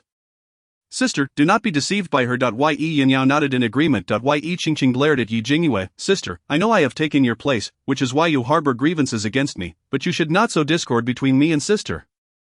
Yi Jingyue scoffed disdainfully. Oh, so you are aware that you have taken my place. If I were you, I would have moved out of the Marquis' residence out of sheer embarrassment, with such a thick skin. Why pretend to be pitiful? Yi Jingyue hastily pulled Yi Yunyao towards the carriage. Sister, let us not engage with her. She harbors ill intentions that could lead you astray. Yi Yunyao stifled a laugh at the side.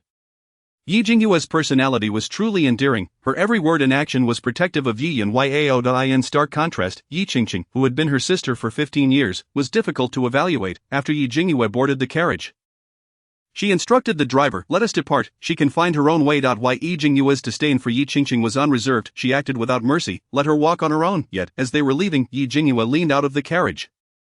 You claim to genuinely adore His Highness the Crown Prince. An opportunity will soon arise. I hope that when it does, you will maintain your declaration of love for him. Yi Qingqing did not board the carriage.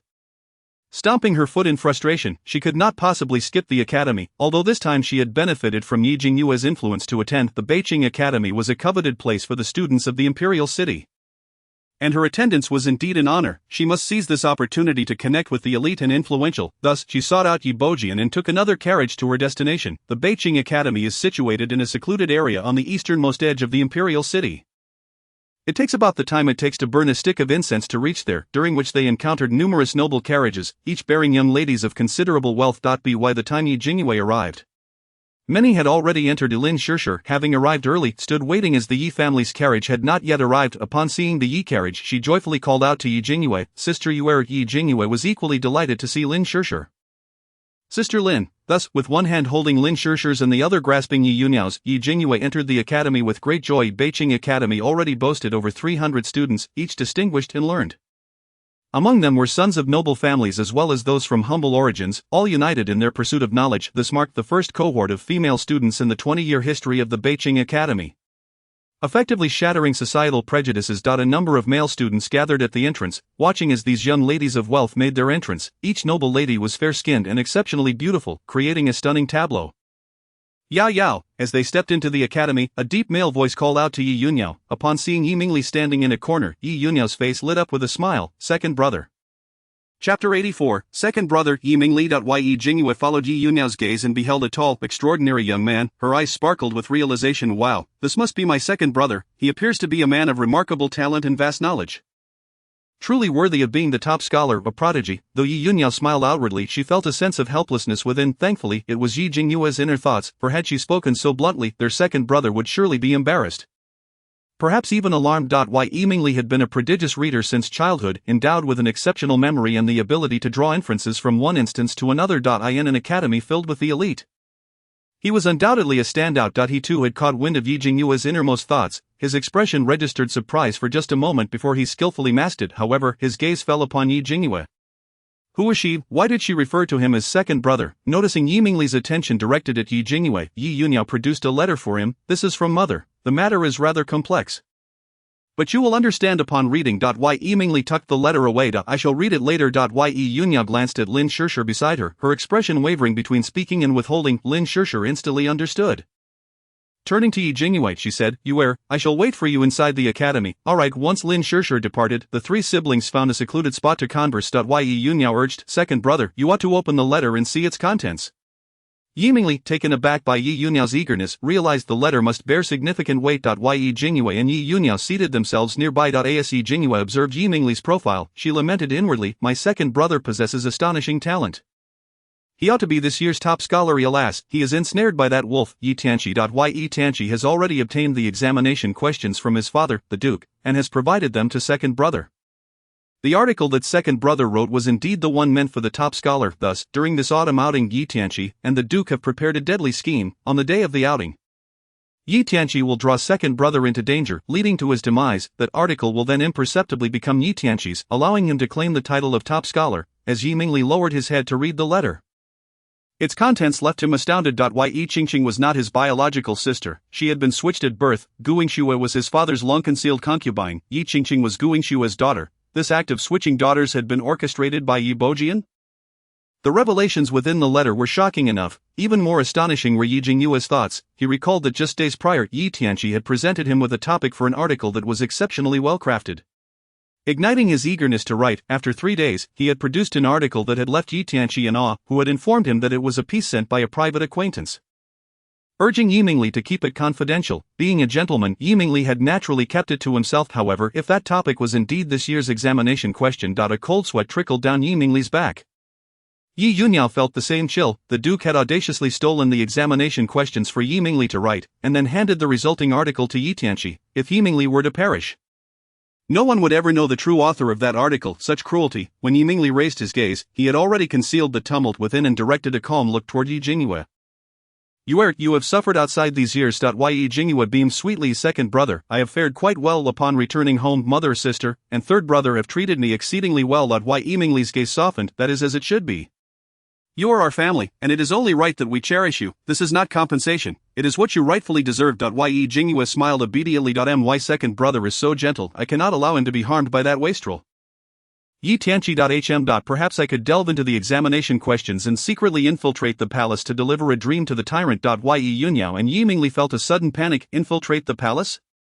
Was Yi Jingyue out of her mind? Moreover, she would be facing a tyrant. Yi Yunyao interjected, Yao Yao, it is time for class. Jiyu Jingchen appeared beside them, calling them to attend. Coming. Yi Jingyue exclaimed, leaping up. A cousin, what brings you here? Yi Jingyue noticed Gu Jingchen's somewhat awkward posture. She felt a twinge of guilt. Fortunately, cousin remains unaware that it was I last night, otherwise I might have dislocated his arm, and he wouldn't hold it against me. Would he? He cannot resent me. I am his beloved cousin. Last night was merely a test of his skills. I never intended to defeat him. Speaking of which, cousin's abilities are rather mediocre, but then again, Cousin is still in the early stages, nearly a blank slate, innocent. The later stages of darkness and madness are truly formidable, unparalleled. I am merely taking advantage of cousin's lack of experience. Yi Yunyao and Yi Mingli exchanged incredulous glances at Gu Jingchen.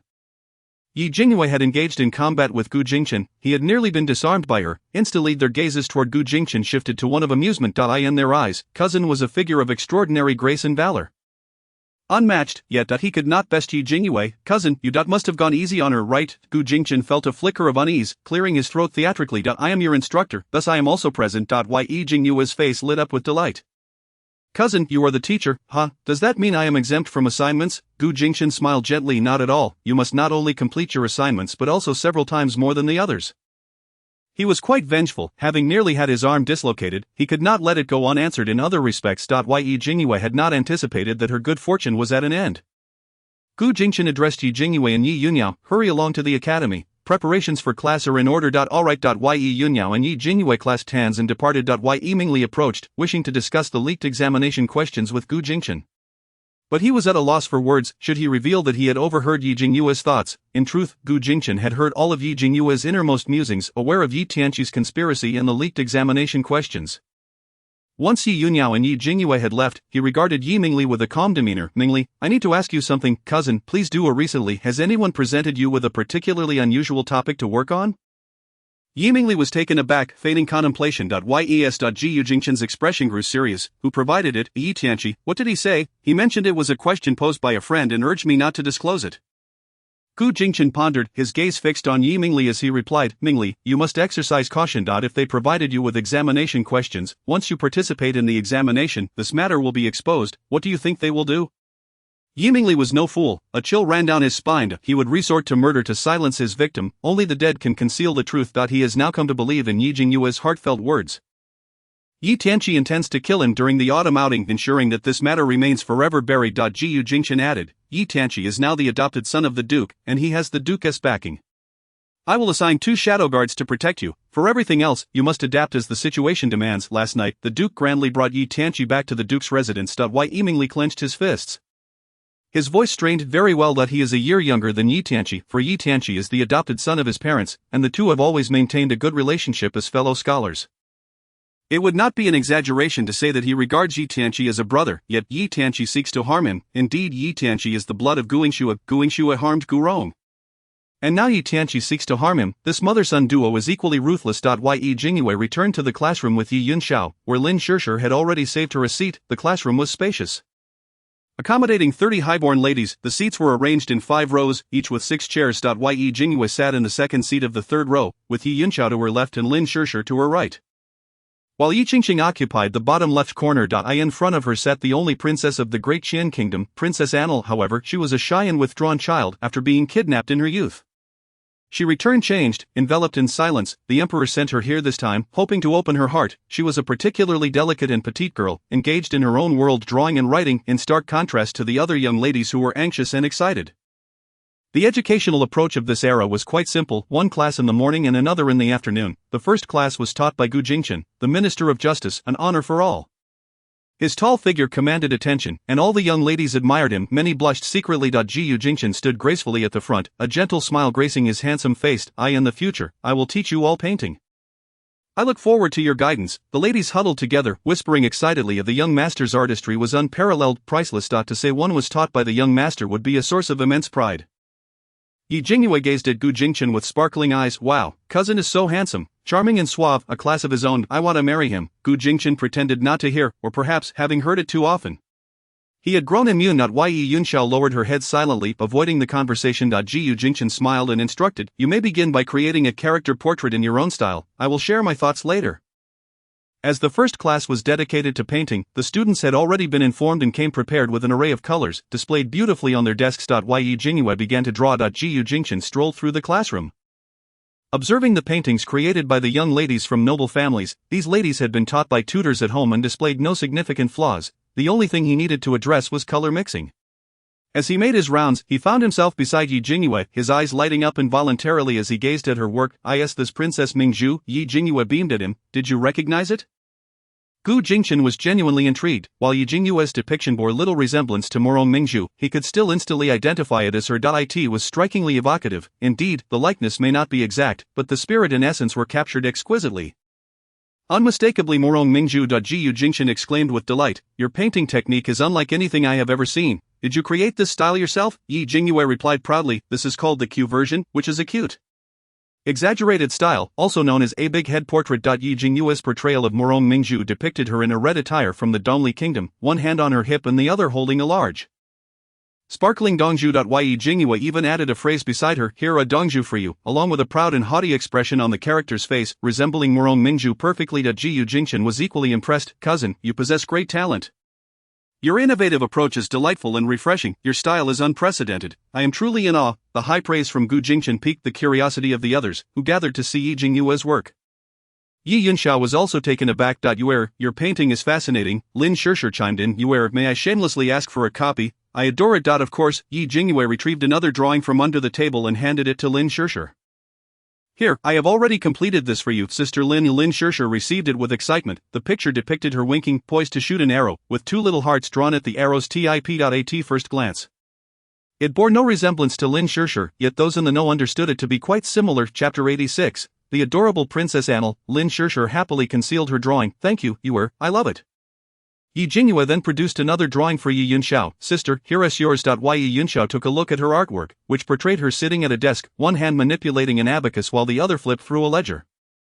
Her expression radiating ease and joy. It might not have been a perfect likeness, but the essence was entirely captured. Yi Yunxiao gratefully accepted it. The others were equally intrigued by Yi Jingyue's unique style. Having never encountered such artwork before. Gu Jingchen was astonished. "In such a short time, you've produced 3 pieces, not just 3, Yi Jingyue replied, her eyes sparkling playfully, as she pulled out yet another sheet. "Here, cousin, this one is for you, another for me." Gu Jingchen accepted it, flipping it open to see his own image dressed in white, exuding an ethereal quality, a gentle smile gracing his face, hands clasped in a courteous gesture. His complexion exquisite. "This is how you looked after losing to me in our spar last night. Had it not been for my need to maintain my disguise, I would have added 4 characters, I concede." "Ha ha ha. Gu Jingchen, that it's over. I lost to my cousin, there is no way to recover from this." To others, this painting simply depicted a refined, graceful young gentleman. Gu Jingchen chuckled as he accepted it. "Thank you, cousin." Almost everyone gathered around Yi Jingyue. Gu Jingchen addressed them. "If any of you are interested in learning the big head portrait technique, feel free to consult my cousin privately, and now, please return to your seats and continue your paintings." The young ladies were eager to inquire about Yi Jingyue after class. Yi Qingqing ground her teeth in frustration, her face displaying disdain. "What is so remarkable about a big head portrait? It's not impressive. It doesn't resemble anyone." Once the others left, Yi Jingyue continued her work, sketching for her third brother and her mother. Although Morong Mingzhu had not requested anything, she had given her many gifts previously, and as a person of etiquette, she should return the favor with a painting. Right as she immersed herself in her work, a soft voice floated over. Could you draw one for me?" Yi Jingyue paused, noticing the delicate, porcelain-like face of Princess Annihilate. Princess Annihilate had exquisite features, with clear, captivating almond-shaped eyes and a serene, innocent expression filled with timid inquiry. It seemed that if Yi Jingyue refused her, she would begin to cry. Yi Jingyue had an undeniable weakness for such sweet, gentle girls. Of course, she quickly retrieved a fresh sheet of paper from her desk and began to draw Princess Annihilate. In no time, she completed the portrait and handed it over. "Here." Princess Annihilate carefully accepted it, her eyes sparkling in astonishment as she beheld the depiction of herself immersed in her own world of art, surrounded by a few fluttering butterflies, with a drawing of a small cat on her paper. How did you know?" Yi Jingyue smiled sweetly. "I know everything." Princess Annihilate adored drawing cats, but when Gu Jingchen requested a portrait of a person, she had opted to draw her mother, only just beginning and yet to define the form. Yi Jingyue had drawn a small orange cat, the very pet that Princess Annihilate owned, which was often her primary subject. Moreover, Yi Jingyue's rendition of the fluffy orange cat bore an uncanny resemblance to Dundu, who would fluff up when displeased or when good food was out of reach. Princess Annihilate was delighted, her eyes shimmering with joy as she gazed at Yi Jingyue. "Could you teach me how to draw big head portraits?" "Certainly," Yi Jingyue replied readily. After all, big head portraits were simple, focusing primarily on a person's expression and spirit. Since Yi Jingyue and Princess Annihilate sat at adjacent desks, they could converse quietly. Princess Annihilate boldly took up her drawing brush. Beginning her lessons under Yi Jingyue's guidance, the first person she chose to draw was Yi Jingyue herself. The portrait captured Yi Jingyue's playful smile and the way her tongue curled up. Showcasing her charm perfectly. Ye Jingyue beamed as she said, "May I keep this drawing?" Princess Annal's cheeks flushed. Yes, the drawing was meant to be a gift for Ye Jingyue, yet she struggled to find the courage to ask. Having already used all her bravery to request art lessons, she felt shy. Ye Jingyue joyfully accepted the drawing, squeezing Princess Annal's hand tightly. "Thank you, I really appreciate it. Note, it's my pleasure," Princess Annal stuttered slightly. Her cheeks flushed with a rosy hue, she stole glances at Ye Jingyue, harboring a fondness for her. Ye Jingyue winked at her, saying, "I have other painting techniques as well, let us exchange ideas in the future." Okay, Princess Annal's voice was barely audible, yet it was difficult to conceal her delight. Others watched with a mix of envy and jealousy as Ye Jingyue and Princess Annal engaged in such amiable conversation. Princess Annal was the sole princess of the Deqian kingdom, having become reclusive after being kidnapped in her childhood. She rarely left her palace. The emperor doted on her immensely, once proclaiming that anyone who could make Princess Annal happy or assist her would be granted tremendous rewards. The people of the imperial city were eager to vie for her favor. However, Princess Annal had always ignored them, refusing to respond and seldom venturing outside. This time, however, the emperor had forcefully sent her to the Beijing Academy, where many noble young ladies sought to befriend her. Yet, it was Ye Jingyue who managed to win her affection, all because of a single portrait. How infuriating! The first seat in the third row was reserved for Princess Annal, and the second seat in the same row was designated for Ye Jingyue. It felt as if this were the emperor's arrangement. The morning classes swiftly concluded, and due to the distance back to their residences, everyone had lunch at the Beijing Academy, with meals brought from their respective homes. Ye Jingyue planned to dine with Ye Yunyao when Princess Annal grasped her hand. "Shall we eat together?"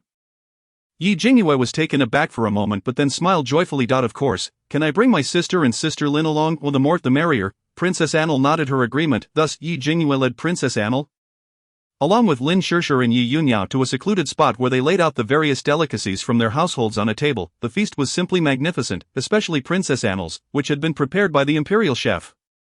"Ha, mooched off the princess's meal, how delightful!" The sweet and sour pork ribs made by the imperial chef were renowned, and nearly everyone who had tasted them sang their praises. Hence, it was widely known that the palace's sweet and sour pork ribs were delectable.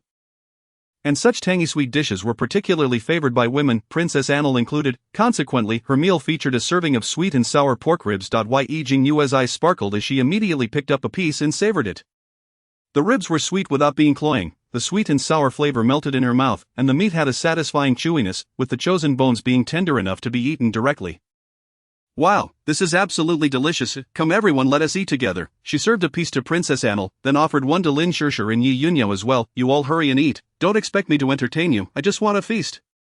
Ye Yunyao and Lin Shishir exchanged glances, both feeling helpless. They dared not compete with the princess for food. Before the princess had even taken a bite, Ye Jingyue had already dug in. Princess Annal felt no qualms about it. After all, she had consumed sweet and sour pork ribs daily, and even the most delicious dish could become tiresome. As long as Ye Jingyue enjoyed it, that was sufficient. Ye Jingyue devoured 6 or 7 pieces. While the others hardly touched theirs, the majority of the ribs had disappeared into her stomach. After such a hearty meal, she began to feel a bit full. Suddenly, an idea struck her, and her eyes lit up. "I have something special, wait for me." She set down her chopsticks, lifted her skirt, and dashed outside the corridor. After lingering outside for about 2 minutes, she returned holding a cloth bag, coincidentally, as she was hiding behind the wall to retrieve her items. Gu Jingchen happened to be standing in her blind spot, watching her. As if she had conjured something from thin air. Truly, it was as if something had magically appeared. He witnessed her hand reaching into thin air, and suddenly a cloth bag appeared in her grasp. Gu Jingchen saw it clearly, it was unmistakable. Ye Jingyue remained oblivious, merrily returning to the dining area where she triumphantly unveiled 4 transparent bottles, each sealed with a cork. She asked Princess Annal, "Do you like peach flavor?" Princess Annal, unsure of what it was, nodded cautiously. Ye Jingyue handed her a bottle. "Here, this one has peach flavored, this one is for my sister. Watermelon flavor, Sister Lin gets osmanthus flavor, and I have cherry flavor. Everyone give it a try, it's refreshing." Each bottle contained about 400 milliliters, and Ye Yunyao poured everyone a cup. Lin Shishir was the first to taste it, and the refreshing flavor was striking, leaving a lasting impression. "This is delicious, I've never had anything this tasty before. Is this new wine?" "This isn't wine, it's fruit juice, made with osmanthus, hence the flavor." She nudged Princess Annal, "You should try it, it's really good." Princess Annal cautiously took a sip. She didn't comment on whether it was good or not, but by her second sip she was clearly enamored. And by the third sip, her delight was unmistakable. Ye Yunyao also indulged in it. Everyone enjoyed the drink. Princess Annal seemed genuinely captivated, as her cup quickly emptied. Ye Jingyue promptly refilled it for her. Try my cherry flavor. Princess Annel's eyes sparkled as she looked at her. Okay, the result was of course that she took sip after sip. Being young and having never tasted fruit juice before, Princess Annel found it utterly irresistible. Yi Yunyao and Lin Shishir enjoyed it too, but not to the same exaggerated extent as Princess and Lud. In no time, she had consumed 2 large cups, showcasing just how much she relished it. Yi Jingyue halted her when she reached for more. That's enough, save some for when you return to the palace. I'll send you 2 more bottles, don't drink too much at once. Princess Annel clearly wanted more but was a well-behaved child, especially since Yi Jingyue had given her 2 additional bottles, which made her even happier. Lin Shishir and Yi Yunyao exchanged glances, likely realizing that Princess Annel's heart had already been captured by Yi Jingyue. How admirable, but it made sense. Yi Jingyue was genuine and unpretentious, treating others with sincerity and kindness, and her many noble qualities drew people in, making it impossible to resist. How much more so for the reclusive Princess Annel. Everyone enjoyed a delightful meal, and the next part of the day involved an hour and a half of rest. The academy had designated restrooms, and Princess Annel, pulling Yi Jingyue along, headed directly to hers.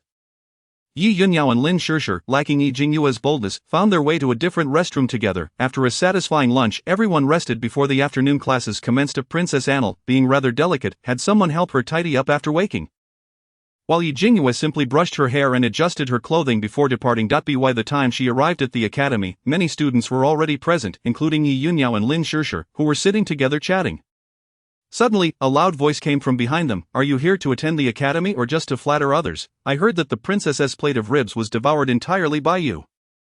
Ha, truly the hungry peasant who indiscriminately snatches food from the princess. Exactly, what can we possibly learn from someone like her? Yi Yunyao's expression darkened upon hearing this. It was clear that they were referring to Yi Jingyue. She prepared to stand up, but Yi Jingyue held her back and slowly turned to face them. The speakers were Chao Anqing, the daughter of the Minister of War, and Chen Jia, the daughter of the Grand Secretary, along with the scheming Yi Qingqing by their side. Yi Jingyue blinked innocently and asked, are you talking about me? Chao Anqing scoffed, who else could it be? You're the only one in this academy who was eager to curry favor with Princess Annel. Are you daring enough to claim that the princess's sweet and sour ribs weren't all consumed by you? Chen Jia chimed in, I heard you grew up in the countryside for over a decade. Lacking exposure to good food, you managed to deceive the princess into liking you a bit, and now you think you can monopolize her food? Are you out of your mind? Others began to gaze in their direction. After hearing Chao Anqing and Chen Jia's words, they too perceived Yi Jingyue as unworthy. The meals prepared by the imperial chef were not particularly substantial. A plate of sweet and sour ribs typically contained only about 10 pieces. Indeed, Yi Jingyue had eaten 6 or 7 of them. At first glance, it seemed as though she was a famished ghost reincarnated. Moreover, during this era, everyone valued their dignity. One should eat only until 3 parts full and maintain composure. After Yi Jingyue had finally established a rapport with Princess Annel, she went on to consume all of the princess's sweet and sour ribs. That was utterly disgraceful. Yi Jingyue raised her eyebrows at the two of them. So what, am I eating your rice? You. Chen Jia was quite frustrated as well. Although Yi Jingyue's words were rather ungracious, they were undeniably true. They truly could not curry favor with Princess and Lud. Yi Jingyue stood with her hands on her hips, utterly dismissive of them. What's the matter? If you can't stand me, yet can't take me down, isn't that just infuriating? If you're upset, just bottle it up. If you have the capability, go ahead and persuade Princess Annel to provide you with sweet and sour ribs. Oh dear, Princess Annel wouldn't even deign to acknowledge you. Forget about sweet and sour ribs, you wouldn't even be able to gnaw on the bones. You, Chen Jia and Chao Anqing were fuming. The surrounding onlookers stifled their laughter. The two, incensed, returned to their seats, refusing to engage with Yi Jingyue. Yi Jingyue merely stuck her tongue out at them and flashed a provocative smile at Yi Qingqing. Yi Qingqing's expression was equally displeased. She had initially intended to tarnish Yi Jingyue's reputation, hoping to ruin her entirely, but instead, Yi Jingyue had turned the situation into a jest, once the troublemakers departed. Lin Shishir pulled her hand and sat down. You should have clarified earlier to avoid leaving a poor impression on everyone. Yi Jingyue shrugged, when others slander you, it's imperative not to defend yourself. The more you try to clarify, the more muddled it becomes. If they are slandering you, it is undoubtedly out of jealousy. If they truly look down on you, they wouldn't bother to slander you. Since they are envious, simply amplify the qualities that incite their jealousy. In the face of misunderstandings and misconceptions, incessant explanations and clarifications are futile. Their slander against her was akin to a starving ghost reincarnated. Disparaging her humble origins, the more she explained, the darker her reputation would become. Their actions were driven by Princess Annel, so amplifying her presence sufficed. Yi Yunyao and Lin Shishir were taken aback by Yi Jingyue's perspective. Could it truly be approached this way? Upon reflection, it was indeed so. The more one explains, the more akin it becomes to ink washing away, only making things worse. Yet, her previous jesting attack on Chao Anqing and Chen Jia had clearly diverted their attention from Yi Jingyue's lineage. Instead, they perceived their own jealousy towards her for failing to establish a rapport with Princess Anlu. Jingyue's approach was refreshingly different and remarkably swift. Just then, Princess Annel entered through the door.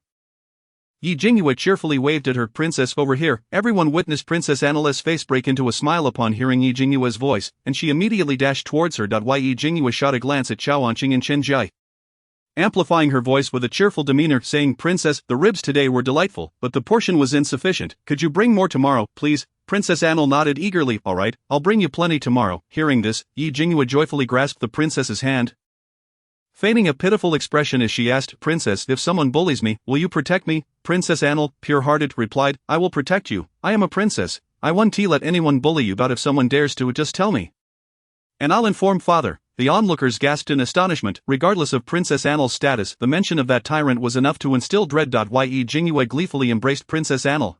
I've latched onto a powerful ally. I am now a woman of the princess. Some should sharpen their vision and refrain from offending me. Having the princess as my backing is quite advantageous. With that, she cast a triumphant glance at Qiaoanqing and Chen Jie, whose faces turned as dark as coal. Ye Yunyao and Lin Shishir were utterly astonished by Jingyue's audacity, only to break into laughter. Undeniably, her strategy was remarkably effective, and she was entirely unreserved about it. She had brazenly secured Princess Annel's favor, boldly, not feeling aggrieved. Then you try to secure her favor too. It's all about whether you can succeed. From a distance, Gu Jingchen and the ninth prince Xiaoyu, who had just witnessed the scene, couldn't help but chuckle. Xiaoyu, with a knowing smile, remarked, Your cousin is quite amusing. Isn't she? Gu Jingchen reflected on how his life had dramatically changed in just a few days since meeting Jingyue, who had introduced him to an entirely different worldview. A smile of fondness graced his lips as he acknowledged her remarkable prowess. This was a commendation of Jingyue. Xiaoyu was taken aback. Gu Jingchen, typically so guarded with his words, was openly praising Jingyue, which was indeed a rarity. It seemed that this true-born heiress who had been replaced was genuinely intriguing. The afternoon class was a music theory lesson, taught by the musically gifted ninth prince Xiaoyu. As he gracefully entered, his extraordinary aura was palpable. Standing tall, with features like a jade statue, brows like distant mountains, and eyes like bright stars, a faint smile graced his lips, captivating all who beheld him. His attire was exquisite, a white robe as pure as snow, embroidered with golden threads that shimmered with each motion, embodying elegance. When the ninth prince appeared, Jingyue's eyes sparkled with delight. Wow, this ninth prince's figure and demeanor are truly on par with my cousin. He is incredibly handsome, so charming, I could envision marrying him. Yi Yunyao was taken aback. Did Jingyue just express a desire to marry the ninth prince? Wasn't she just enamored with her cousin? Had she so quickly shifted her affections? Upon deeper contemplation, Yi Yunyao quickly understood. Ye Jingyue's nature was inherently whimsical, her thoughts always ahead of their time, and she acted impulsively. Given her unrefined demeanor, could one expect her inner world to be conventional? Whether she expressed a wish to marry Gu Jingchen or the ninth prince, it was merely a spontaneous utterance, a reflection of her appreciation for beauty. It wasn't a genuine desire for marriage. Chapter 89. The fifth prince brings the guests. In the music theory class, everyone selected an instrument they were familiar with. Guzheng, pipa, flute, xiao, kongho. Yi Yunyao and Lin Shishir both chose the guzheng. Princess Annel opted for the pipa. Most others also chose the guzheng, leaving Jingyue with an empty table. Having selected nothing, Xiaoyu noticed and inquired with a smile, Miss Yi, why haven't you chosen an instrument? Before Jingyue could respond, Qiaoanqing interjected, Your Highness, she has grown up in the countryside, born into poverty, and has had no exposure to such refined instruments. The implication was clear. An attempt to belittle Jingyue. Unfazed, Jingyue waved her hand dismissively. Unfortunately, I was swapped at birth, never becoming the true heiress, so I indeed haven't learned these elegant arts. Jingyue's response was candid, her gaze clear. She did not feel inferior despite her lack of musical knowledge. Xiaoyu expressed his admiration. Miss Yi, you may choose an instrument you like, and I shall teach you. This time, Jingyue directly declined. Thank you for your kindness, Your Highness, but I am unfamiliar with this field and do not wish to invest time in learning. However, I do enjoy music. Listening is sufficient for me.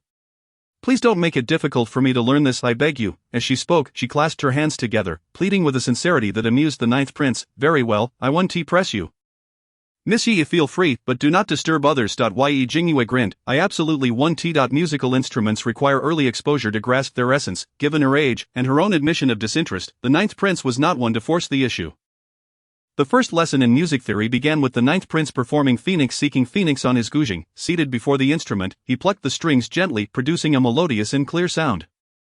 His gaze was focused and tender, as if he were expressing his innermost sentiments through the music. The notes flowed gracefully, reminiscent of a phoenix dancing, exuding elegance and mystery. The ninth prince's skill was exceptionally refined. His fingers gliding effortlessly across the strings, the notes cascading fluidly like a gentle stream. As he played, his expression deepened with enchantment, the music resonated profoundly, captivating all in attendance. Jingyue, too, was entranced. She pulled several cups from beneath the table, filling them with water, mentally harmonizing with the ninth prince's melody, and struck the cups with chopsticks in response to his music. Initially startled by the tinkling sounds, the ninth prince continued to play without missing a beat. The clinking in the music ebbed and flowed, one profound and distant, the other crisp and bright. He seemed to forget everything around him, wholly absorbed in his art. Initially, he led Jingyue, but gradually, she guided him. Music, when shared, is a comforting experience. His eyes gently closed, a smile gracing his lips as he reveled in the beauty of the melody. After a considerable time, as the piece concluded, his gaze fell intensely upon Jingyue. Miss Yi, you possess remarkable talent. You memorized Phoenix Seeking Phoenix after just one play. This piece was widely recognized as challenging. He had spent a significant amount of time mastering it himself. Jingyue responded without hesitation. I suppose I have a modicum of talent, however, learning an instrument requires a certain decorum and patience, qualities that do not suit me. Implicitly, she conveyed that if she wished to learn, she would excel. But she simply lacked the motivation. Such confidence was unmistakable. The ninth prince chuckled, glancing at the simple instruments on Jingyue's table. How did you come to know how to make this? During mealtime, while playing with soup, I discovered that water at varying depths produces different tones. In essence, musical instruments merely produce a limited range of notes. The ninth prince was utterly amazed, exclaiming, who would have thought? I have gained new insights. Miss Yi is truly remarkable. I am humbled in her presence. Jingyue also performed a respectful gesture towards the ninth prince, modestly claiming, I'm just average, perhaps third best in the world. Once again, the ninth prince was amused by her antics. Indeed, Jingyue possesses a delightful charm. Yunxiao, observing from the side, could hardly contain her laughter. She realized that her sister is quite unabashed, despite lacking any musical prowess. She dares to claim the title of third best in the world, such audacity, yet there is undeniable talent in her. Perhaps it validates her assertion, I cannot stand her, yet I cannot eliminate her. So infuriating. Yunxiao sighed and shook her head. The others were equally incensed, particularly Yi Qingqing, Chao Anqing, and Shen Jie, who felt as though they could grind their teeth to dust. However, there was nothing they could do against Yi Jingyue. It was undeniable that today, in both classes, Yi Jingyue had stolen the spotlight. After the music theory class concluded, everyone departed. Yi Jingyue continued to accompany Yi Yunxiao until they encountered a luxurious carriage adorned with the royal insignia. Miss Yi, Princess Annel wishes to speak with you. Yi Jingyue lifted the carriage curtain, finding a familiar eunuch Zheng Shaoling addressing her. The carriage indeed bore the marks of the royal palace. Upon seeing Zheng Shaoling, Yi Yunxiao felt an unsettling premonition and promptly stated, I will accompany you. Zheng Gangang immediately interjected, the princess only wishes to see Miss Yi. Yi Jingyue waved her hand dismissively, sister, I have a rapport with the princess and some private matters to discuss. You may return first. Do you think I am oblivious to such an obvious trap? It just so happens that I am in a good mood today and shall indulge you all. By the end, I assure you there will be nothing left to wear. Yi Yunxiao had initially intended to caution Yi Jingyue, but upon hearing her thoughts, she felt no further warning was necessary. After all, her sister was far more formidable than she had previously imagined. Even their cousin was no match for her, how much less so for Zhang Gangang. Yi Jingyue dismounted and stepped into the opulent carriage. Once inside, a faint scent of lotus wafted through the air. Have they resorted to using a drug? How unfortunate that this particular concoction is merely leftover from my own amusement. I will pretend to be incapacitated and allow you to revel for a time. But be warned, I am sharpening my blades. Yi Yunxiao also discerned the presence of the drug within the carriage. Initially concerned, she soon thought better of it. Why fret over her sister when she could instead focus on her own calculations?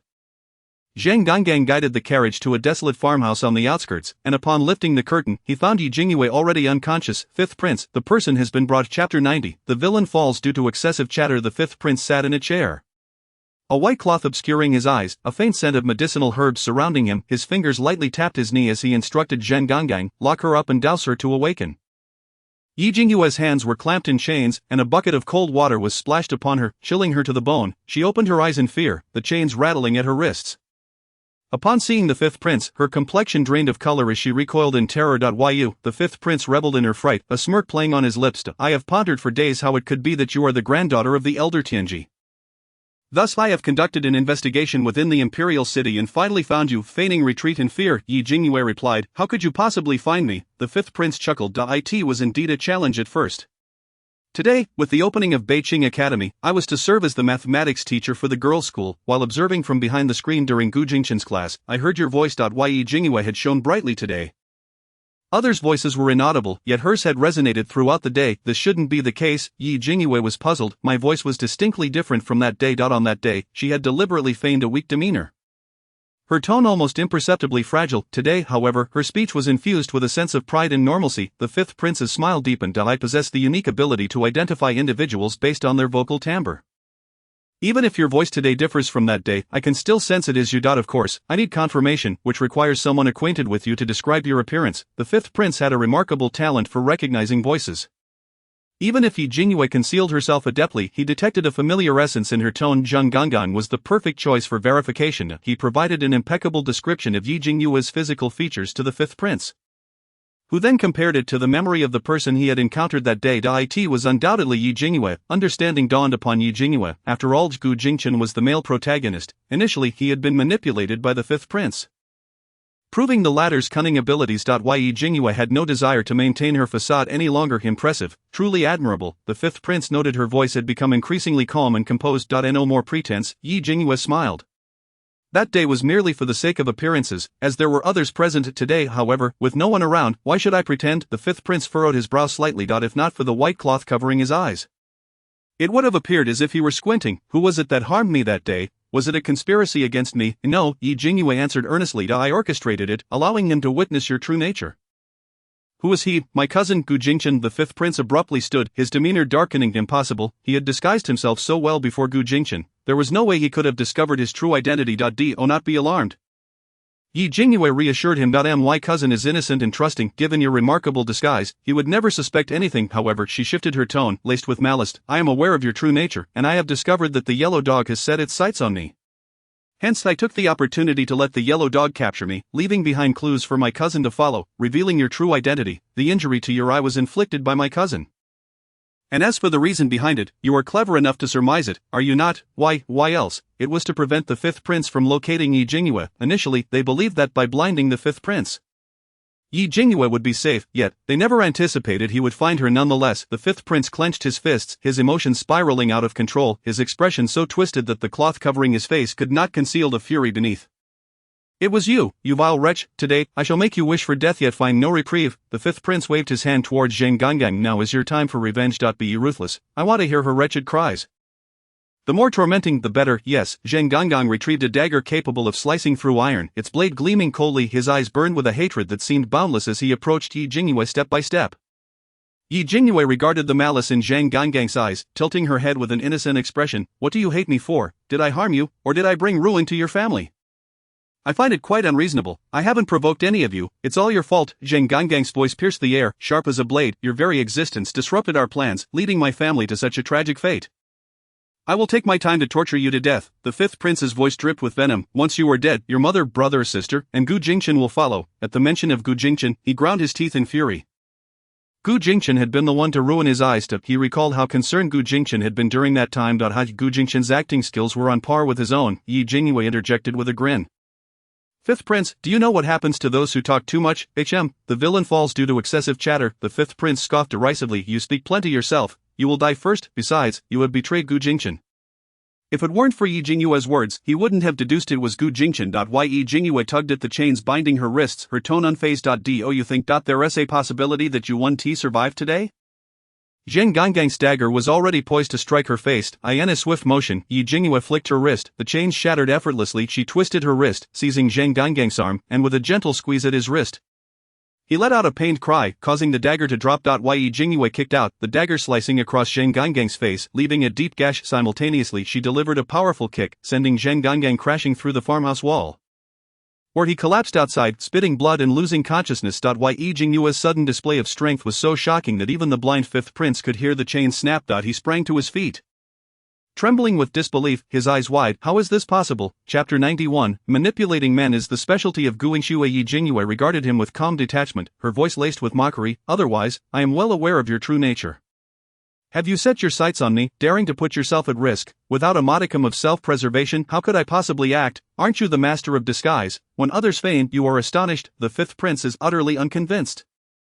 Jingyue, a frail woman, managed to effortlessly break free from iron chains. Jingyue, with a playful smile, gazes at him. Where are your trump cards? If you do not reveal them forthwith, I shall be compelled to take action. The fifth prince, of course, possesses his own hidden cards. He gestures, and 4 exceptional masters, his covert guards, stand before him. In an instant, the fifth prince feels a surge of security. Your abilities indeed surpass my expectations. Yet I am not one to be trifled with. Ye Jingyue regards the 4 individuals before her. Are these the 4 kings under your command? Do you recognize them? The astonishment in the fifth prince's voice is palpable. These 4 are his secret weapons, known to no one. The last time he encountered trouble, they remained hidden. Under normal circumstances, they would not reveal themselves. It is no exaggeration to say that these 4 could rival an entire army. Yi Jingyue smirks, raising her hand. In an instant, a waft of peach blossom fragrance fills the air. The formidable 4 collapse to the ground like iron bulls, unable to rise. The fifth prince, too, feels as the scent of peach blossoms envelopes him. His body becomes immobilized, rendering him utterly motionless. The sound of their heavy bodies hitting the ground sends a chill through him. What are you? The fifth prince's voice trembles with fear at this moment. He comprehends a profound terror. Ye Jingyue chuckles, shrugging her shoulders. Weren't you rather boastful? Keep it up, don't feign cowardice. The fifth prince, realizing the gravity of the situation, finds it difficult to maintain his bravado. His voice softens, and he hastily replies, I am the fifth prince of the great Qian kingdom. You cannot harm me. If you spare me, I will do anything for you. Ye Jingyue's eyes flash with disdain. This is the very character from the stories. The one who previously ensnared the male lead, leading him into traps and inflicting various torments. She can barely suppress a scoff, utterly defenseless. I have laid bare my trump cards before you, along with those of my cousin. Do you truly believe you will survive today? The fifth prince, now gripped by profound fear, pleads, no, spare me, and I shall be your dog. It must be said indeed that he is a quintessential early-stage antagonist, with a plummeting threshold. Such adaptability is commendable. Yi Jingyue observes his state, nonchalantly stating, rest assured, I shall not kill you. After all, she cannot take a life. A flicker of hope ignites in the fifth prince's heart, yet, Yi Jingyue's next words extinguish that flicker in an instant. Then let us ensure you are unable to live or die. The fifth prince opens his mouth, intending to further lower his standards, but Yi Jingyue has grown weary of his prattle. He feels a chill at his brow, followed by an intense heat, and then a sensation akin to being gnawed upon by a myriad of venomous insects, unbearable in its intensity. Something in his mind crashes violently, threatening to tear his brain asunder. He screams in agony before collapsing to the ground, convulsing briefly before falling silent. Yi Jingyue could have easily ended his life just now, but refrained. Her thoughts align with those of Gu Jingchen. If the emperor were to learn that 2 princes had perished in succession, he would surely go mad. After all, one can never predict the actions of a deranged emperor. Perhaps a storm of bloodshed would ensue.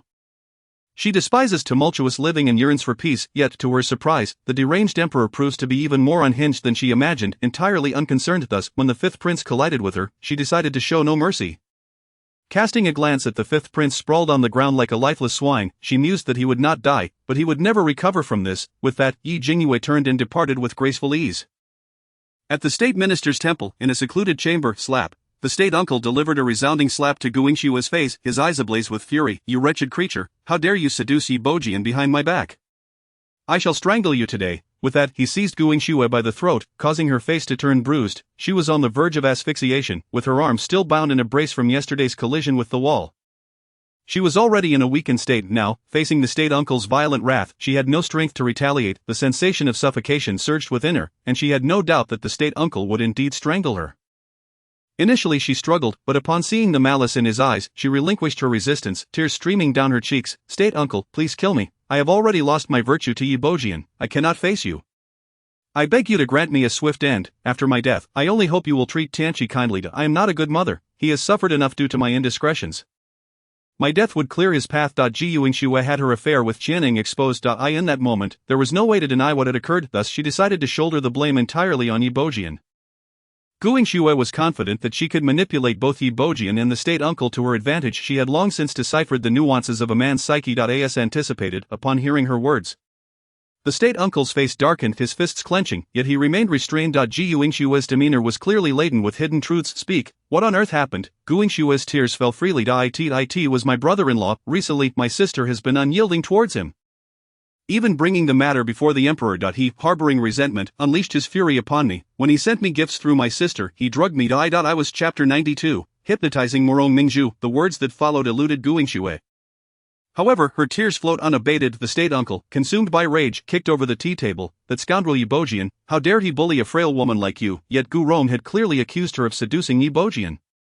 Guingshue sobbed, gasping for breath. I did not, state uncle, I did not. I have devoted myself to you, sacrificing my dignity to bear your children. How could I possibly seduce Yi Bojian? I did not. You must believe me.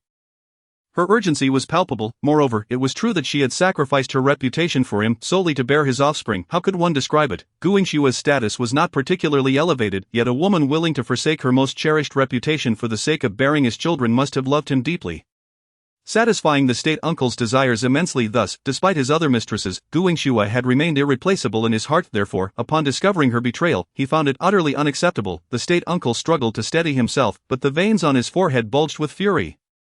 "What on earth is going on?" Gu Yingxue, in tears, replied. "It was my brother-in-law that he instructed me to say these things, to take the blame for everything, to claim that I seduced him, that I drugged him, that I betrayed my sister. If I do not comply, he will expel Tianqi from the Yi family tree." Gu Yingxue covered her face. "Tianqi has already endured enough ridicule because of me, a mother of questionable virtue. The only reason he can attend Beiqing Academy is due to Yi Bojian and my sister. What can I do? I have no choice but to compromise." The state uncle, upon hearing this, was utterly enraged. "What a Yi Bojian! My son is fortunate to be on his family tree, yet he dares to use my son as leverage against my woman. Excellent, very well." The state uncle did not doubt Gu Yingshue's honesty. After all, she had sacrificed her reputation for him, her love unwavering. Now, at her age, she would not resort to deceitful tactics. Furthermore, Gu Rong's coercion to expel Yi Tianqi from the academy only underscored Gu Yingshue's plight caught between the couple. The state uncle stepped forward, lifting Gu Yingxue from the ground. It was as if he finally noticed the injury on her shoulder. "What happened?" Gu Yingshue's tears flowed even more fiercely. "It was my brother-in-law. He said I should die to seek my sister's forgiveness. I had no choice but to throw myself against the wall. Yet my brother-in-law is heartless. He said he would catch me, but he did not. Had I not been cautious, I would have." The state uncle was beside himself with rage. "You scoundrel Yi Bojian, you violate his woman, coerce her, threaten her, and ultimately deceive her into seeking death. How shameless!" Gu Yingxue subtly shifted the state uncle's hand from her shoulder, stepping back several paces. "I am now a withered flower, unworthy of you. Let our relationship end here." I must say, Gu Yingshue's poise in navigating the situation has left no room for the duke's maneuvering. "What nonsensical ramblings! This is hardly your fault. It is all that shameless Yi Bojian's doing." He then gazed at Gu Yingxue, his face awash with tenderness. "You have indeed suffered over the years. I have wronged you. Now Tianqi has entered the duke's household and become my adopted son. In a few days, I shall inscribe him in the family tree, and from this moment forth, he shall be my legitimate son." As he looked at the enamored Gu Yingxue, his voice softened. "Tianqi has acknowledged his ancestry, and I shall ensure he receives proper guidance to achieve greatness. As for you, I owe you a debt, and I shall make amends." The implication is clear. Yi Tianqi may return to his rightful lineage, yet Gu Yingxue must remain the clandestine mistress. Gu Yingxue, fragile and overwhelmed with joy, wept as she fell into his embrace. "Duke, I am enamored with you. I do not seek an everlasting bond. I only wish to remain by your side." The duke's heart softened, completely laden with guilt. Gu Yingxue had expertly grasped the nuances of a man's psyche.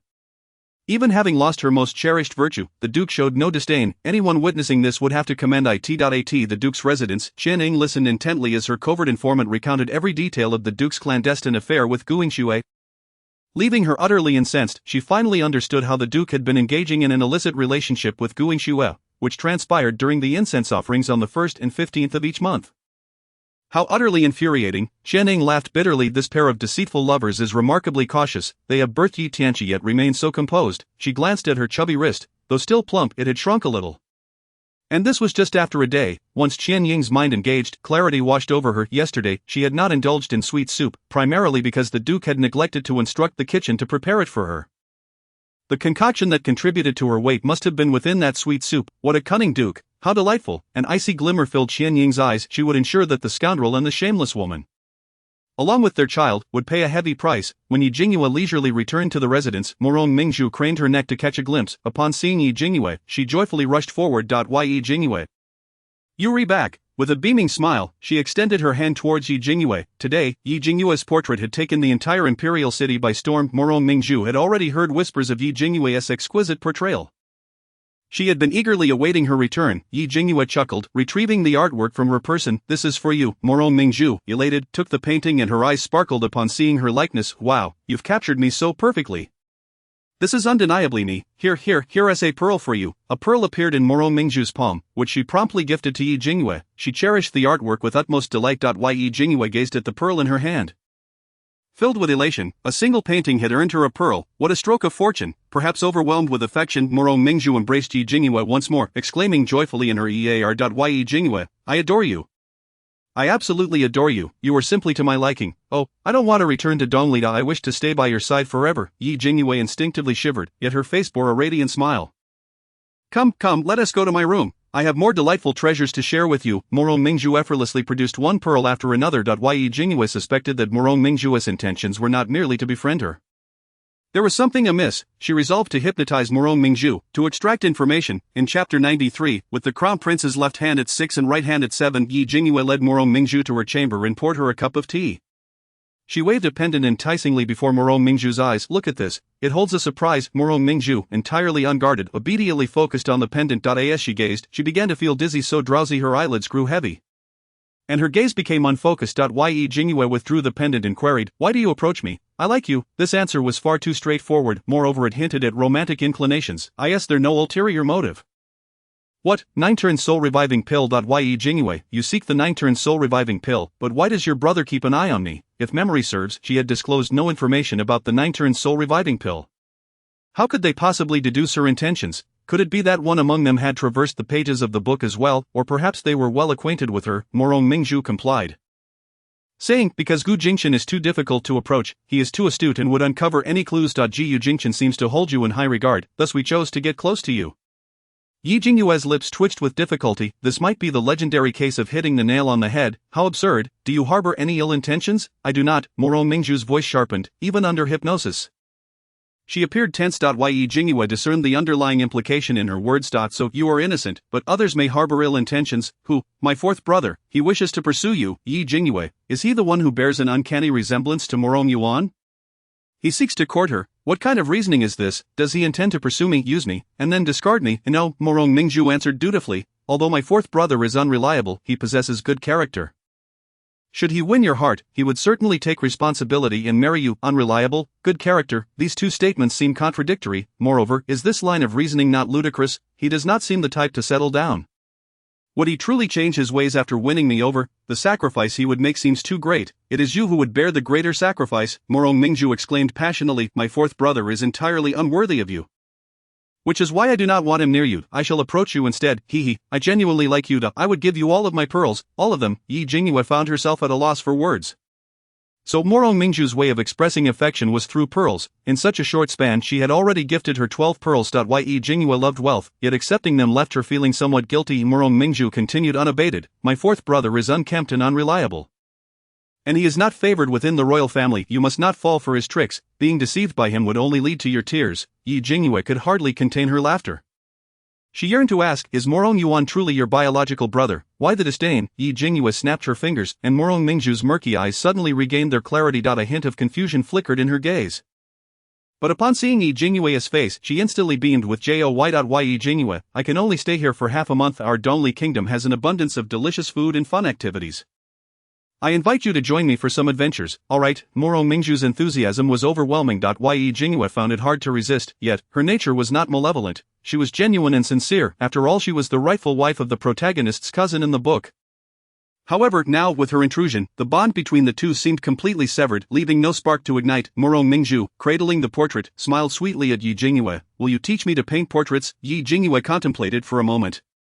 Morong Mingzhu had given so much, and there was no reason to refuse. Very well. She then arranged the writing instruments in various colors, ready to begin. Then 15 minutes later Jingyue and Morong Mingzhu exchanged bewildered glances. Jingyue surveyed the scribbles on the paper, utterly astonished. Morong Mingzhu exhibited no talent whatsoever for painting, not even a shred of skill. How could she have requested Jingyue to teach her? Jingyue blinked. Perhaps we should go out instead. Hooray! Morong Mingzhu had whimsically suggested learning portrait painting, believing it merely required a few strokes, thinking portraits looked deceptively simple, yet she quickly discovered it was far more challenging. Thankfully, Jingyue, with her beauty and kindness, recognized her predicament and proposed an outing. Oh, Jingyue is simply too wonderful. I adore her. Jingyue and Morong Mingzhu clasped hands as they stepped outside. Wait for me. Mingche called after them, casting a mournful glance at Jingyue that he had been knocked unconscious by her again last night. How unfair. To go out and have fun without him was intolerable. Jingyue tugged at his sleeve. Let us go together. Bringing along my third brother is also beneficial. He can serve as my laborer when we shop. My third brother is quite useful. Mingche, alright. So in his sister's eyes, he was merely a laborer. As the three of them hurriedly left, night had already fallen, and they were perfectly poised for a late-night feast throughout the journey. Mingche leaned closer to Jingyue, eager to inquire her sister. He opened his mouth, utterly at a loss for words. He longed to know how she had dealt with the crown prince yesterday. He had been holding in his curiosity for an entire day, even his bowel movements had been hindered, yet he couldn't find a way to ask. He was utterly distressed, Morong Mingzhu, being forthright, found his hesitance exasperating. Why are you so wishy-washy? Just say what you need to say, there is no need for all this pretense. You're not being manly at all. Yi Mingche was incensed. How dare she call him less than a man? What do you understand? Surely, I have my own unspeakable difficulties. Yi Jingyue naturally hid behind Morong Mingzhu, not responding to Yi Mingche. Third brother must be wondering why he was knocked unconscious twice in the vicinity of my room. But he doesn't know how to voice it. It's better that he doesn't. I still want to ask why you're loitering at my door. This peculiar habit of yours will never win you a wife. Yi Mingche, he has no peculiarities. He merely wishes to ascertain the current state of the crown prince. At this moment, within the imperial palace, Gu Jingchen observed the crown prince Xiao Zong, who was drooling and performing a bizarre sequence of movements: left hand 6, right hand 7, left shoulder high, right shoulder low, left foot drawing circles, right foot kicking, and felt an overwhelming sense of desolation. Yi Jingyue truly dares to be audacious. Her approach is so simplistic and brutal. How did she manage to cultivate such audacity? She has rendered the crown prince foolish. Chapter 94. If only you were my child inside the palace. The imperial physicians knelt in a row, each trembling with trepidation. Seated upon the throne, the emperor's countenance was cold as ice, emanating an aura of lethal intent as he gazed upon the now foolish crown prince. His expression dark as night, his voice dripped with cold ruthlessness. What on earth is happening? Ultimately, it was the esteemed physician Fei from the Imperial Medical Bureau who, trembling, spoke up from the ground. The crown prince has suffered from epilepsy for some time, and recently, due to excessive worry and immense pressure, it has led to the Emperor Xiao Ci let out a chilling laugh. Are you implying that the crown prince's own excessive contemplation has rendered him a simpleton? In a sudden fit of rage, Xiao Ci seized the inkstone from the table and struck it against Physician Fu's head. Do you think I am a fool to be deceived by such an excuse? Physician Fu did not dare to utter a sound, collapsing to the ground, blood streaming from his head, yet still remaining steadfast in his kneeling position. In the face of a tyrant, even a shattered head is not an issue. As long as one can still breathe. Had the timing been more appropriate, Gu Jingchen would have liked to bury his face in his hands. Xiao Zong's condition is truly unbearable. Yi Jingyue is incredibly bold. This is the crown prince. Even if the crown prince claims he does not wish to ascend the throne, one cannot so blatantly administer drugs to turn him into a fool. You have transformed the heir to the throne into a simpleton. The tyrant was equally enraged, as nearly all the physicians' diagnoses were unanimous. The crown prince was overwhelmed with suppressed emotions, burdened by thoughts, resulting in his current foolishness. The tyrant's fury erupted. Summon the guards. Have these physicians taken outside and executed. Your Majesty, spare us. Your Majesty, please show mercy. The physicians knelt, repeatedly bowing their heads. Gu Jingchen quickly stepped forward. Your Majesty, please temper your anger. How can I temper my anger? This group of quacks claims the crown prince has thought too much and rendered himself a fool. If word of this spreads, others will surely laugh until they weep. A dignified crown prince reduced to folly due to excessive contemplation, it is simply the height of absurdity. Gu Jingchen questioned the physicians. Is there any possibility that the crown prince was poisoned? How could a perfectly fine person become overwhelmed with thoughts? Physician Fu hastily replied, we conducted a thorough examination of the crown prince. The only substances detected in his system are those from the calming medicine he regularly consumes, with no signs of poisoning. Since he was already doomed, Physician Fu decided to reveal the stark truth. In fact, the crown prince has long been burdened by excessive contemplation and has exhibited self-harming behaviors over the years, necessitating an increasing dosage of calming medication. I had previously cautioned the crown prince that if this continued, it would eventually lead to complications. Upon hearing this, the tyrant's forehead bulged with veins. In truth, the emperor was not ignorant of the crown prince's situation. However, in this vast Chen nation, which he had fought tooth and nail to establish, having lost his beloved in the process, to whom could he pass down this grand empire? It could only go to Xiao Zong, yet Xiao Zong is a coward. He cannot bear the immense responsibility of ruling. Xiao Ci endeavored to cultivate him. Since he was 6 years old, his studies in various disciplines had been meticulously arranged. Forcing a young child to mature too soon, to become composed, devoid of joy, Xiao Ci was not blind to this. He simply chose to ignore it. After all, how could someone destined to be emperor possess so little resilience?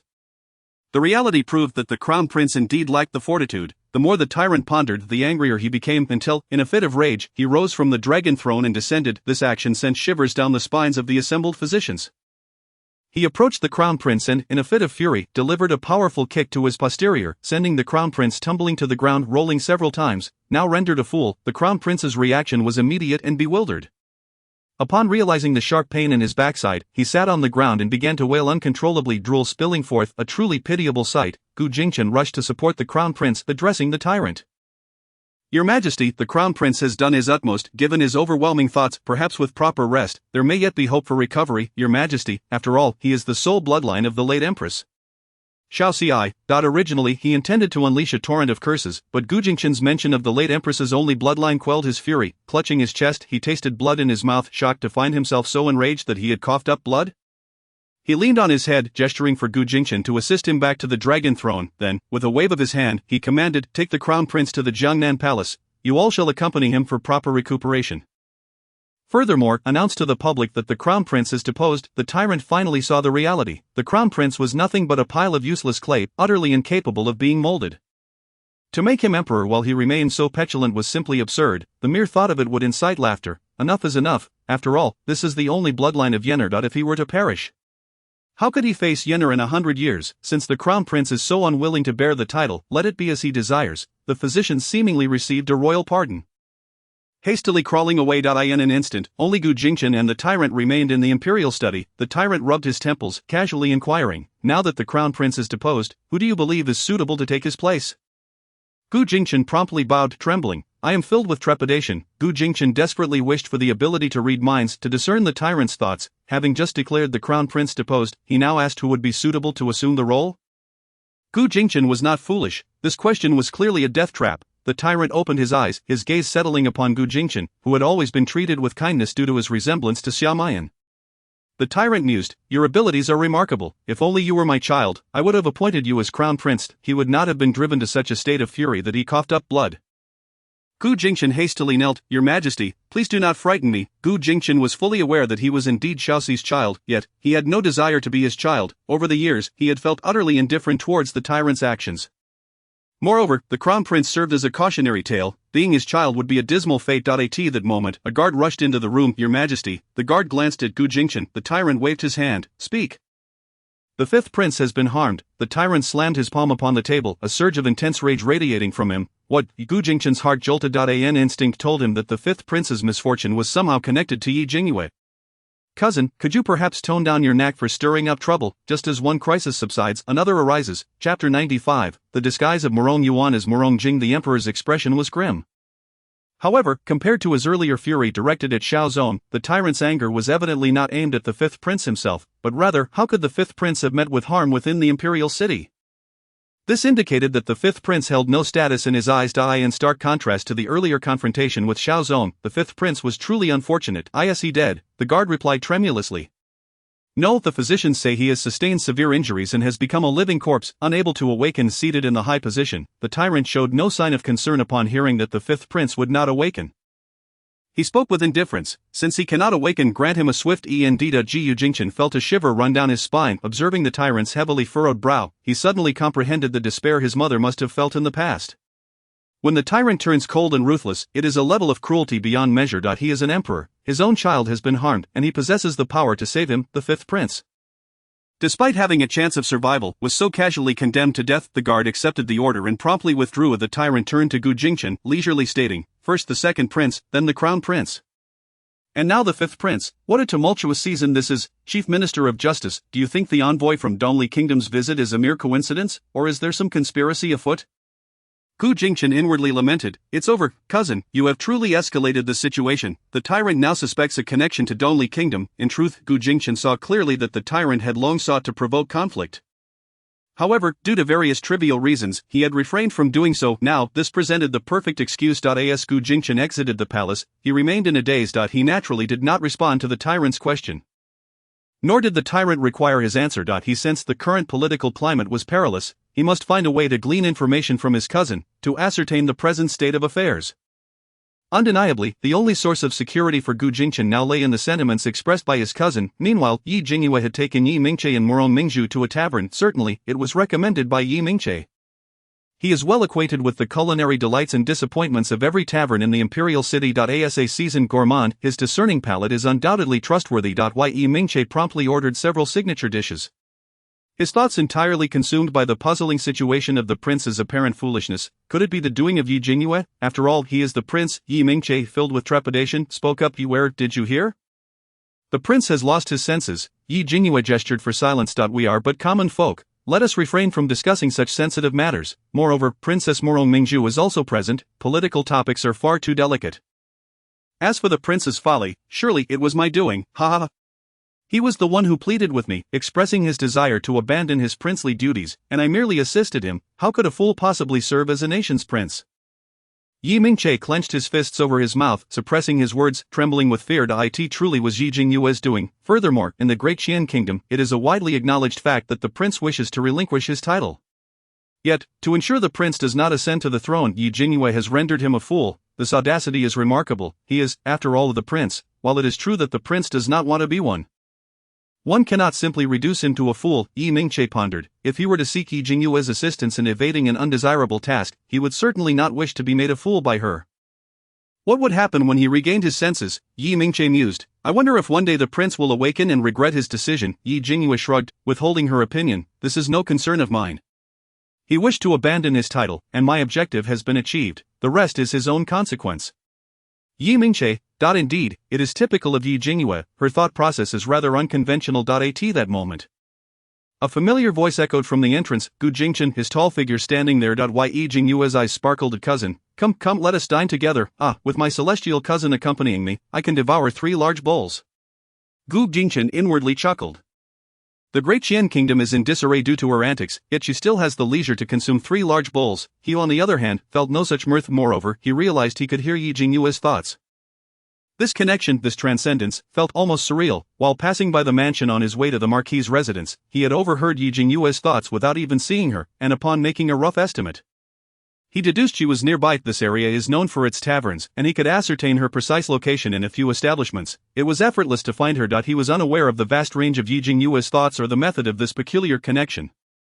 Mingzhu, as Gu Jingchen settled down, another tall figure appeared at the entrance. Moro Mingzhu's face lit up with joy. 3. Yet, upon uttering the word 3, her expression faltered, and she pouted. Third brother, what brings you here? Gu Jingchen recognized the newcomer as the third prince of Dongli Kingdom. Morong Jing. Yi Jingyue blinked. It appears Morong Yuan has finally shown his true face this time, albeit under the guise of Morong Jing. Gu Jingchen smirked slightly. So this individual, whose attire and demeanor resemble that of Morong Jing, is actually Morong Yuan, the prince's twin brother. Initially, Morong Mingzhu thought it was Morong Jing, but upon meeting his gaze, she recognized it was not him. The joy that had filled the room swiftly dissipated, leaving only Yi Mingche in a state of bewilderment. Who is this Morong Jing? Who is Morong Yuan? Is not the person before us the third prince of Dongli Kingdom, Morong Jing? How could he possibly be Morong Yuan?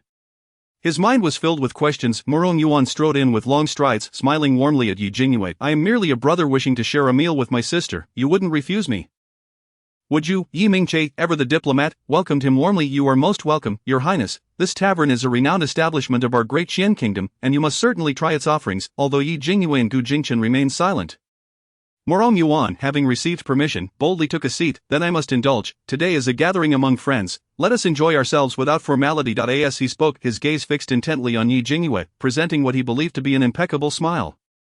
Miss Yi, what a pleasure to see you again. I trust you remember me. Yi Jingyue forced a smile, though it did not reach her eyes. Of course, I remember. At the archery range, Your Highness nearly took my life with but a word. It is an indelible memory. Chapter 96, Morong Yuan's proposal to marry. And Morong Yuan pinched his thigh sharply, cursing Morong Jing internally. Typically composed and eloquent, he had now offended someone. This could jeopardize his grand plans. Pinch, a fierce pinch. Meanwhile, Morong Jing, far away in the palace, sipped tea, only to be jolted by a sudden intense pain in his thigh, his expression darkening. Has Morong Yuan lost his mind? Is he truly this harsh on himself? Morong Jing pondered what sins he had committed in his past life to deserve a brother like Morong Yuan. Sharing a face was one thing, but sharing sensations, he had endured countless tribulations throughout his life. Perhaps in his past life, he had desecrated Morong Yuan's ancestral grave, thus earning such a punishment in this life. At this moment, Morong Yuan smiled gently at Yi Jingyue. Missy, you do not know me well. I tend to speak impulsively, but I am quite compassionate. I would never stand idly by while a beautiful maiden suffers harm before me. Morong Mingzhu wished to distance herself from Morong Yuan, yet felt compelled to speak on his behalf. Yi Jingyue, do not misunderstand my elder brother. He is a good person, just as when I once threatened to kill you, I wouldn't truly do so. It was merely a moment of heightened emotion, beyond my control, she added, playfully tugging at Yi Jingyue's hand, her voice taking on a pitiful tone. You wouldn't still hold a grudge, would you? Yi Jingyue sighed. While she had harbored resentment previously, it had dissipated once Morong Mingzhu presented an array of exquisite pearls. The power of wealth is formidable, capable of smoothing over all grievances and affections. Yi Jingyue smiled warmly at her. How could I? We are the best of friends, bonded through our playful skirmishes. Indeed, indeed. Yi Jingyue also smiled at Morong Yuan. Your Highness, please refrain from making light of such matters. Young ladies can be quite sensitive and may hold grudges. Morong Yuan hastily reassured her that I would never. Yi Jingyue leaned towards Morong Mingzhu, whispering in her ear, I only allowed your brother to sit down out of consideration for you, otherwise I would have left. Primarily, it was the allure of those precious pearls that kept her there. Morong Mingzhu's spirits soared instantly at Yi Jingyue. You are truly wonderful. The two young women, hand in hand, chatted merrily, creating a lively atmosphere. Morong Yuan, restless in nature and intent on making progress, interjected, Missy, have you pledged yourself to another? Yi Jingyue was taken aback. Ye Mingche and Gu Jingchen too were momentarily stunned. Ye Jingyue furrowed her brows. What do you mean by that? Is this fellow genuinely considering pursuing me? What is he thinking? Dongli Kingdom is so far away. Is he truly contemplating a long-distance courtship? Yi Mingche was suddenly alarmed, losing his composure entirely. Gu Jingchen struggled to comprehend how the situation had escalated to this point. A mere 9-turn soul recovery pill had somehow transformed into Morong Yuan's desire to marry Yi Jingyue. Is this truly necessary? It is certainly not warranted, unquestionably, if Yi Jingyue were to vanish from his sight. Gu Jingchen would be utterly distraught. Yi Mingche was even more horrified. What madness is this? The third prince of Dongli Kingdom wishes to court his sister. Has he lost his senses? Yi Mingche instinctively shielded Yi Jingyue, casting a wary gaze at Morong Yuan. My sister shall not marry far away. Do not even think about it. Morong Yuan, growing anxious, retorted. She need not marry afar. I shall come to her. Morong Mingzhu covered her face, utterly embarrassed by Morong Yuan's shamelessness. In her heart, she cursed him. You are currently posing as Morong Jing, and yet you speak of entering my family's household. Are you not afraid of Morong Jing's wrath? Yi Jingyue, however, found the prospect intriguing. You, the third prince of Dongli Kingdom, wishing to join the ranks of our great Qian Kingdom's Marquis. Are you certain? If you dare to assert that with conviction, I shall dare to marry you. I truly wish to see where your limits lie. Morong Yuan's expression brightened, instinctively opening his mouth. Morong Mingzhu dashed forward, covering his mouth. Third brother, be cautious as Gu Jingchen spoke in a calm yet serious tone. Your Highness, I advise you to choose your words carefully. Should this statement reach the ears of others, it may bring trouble to both you and Missy. I implore you to tread lightly.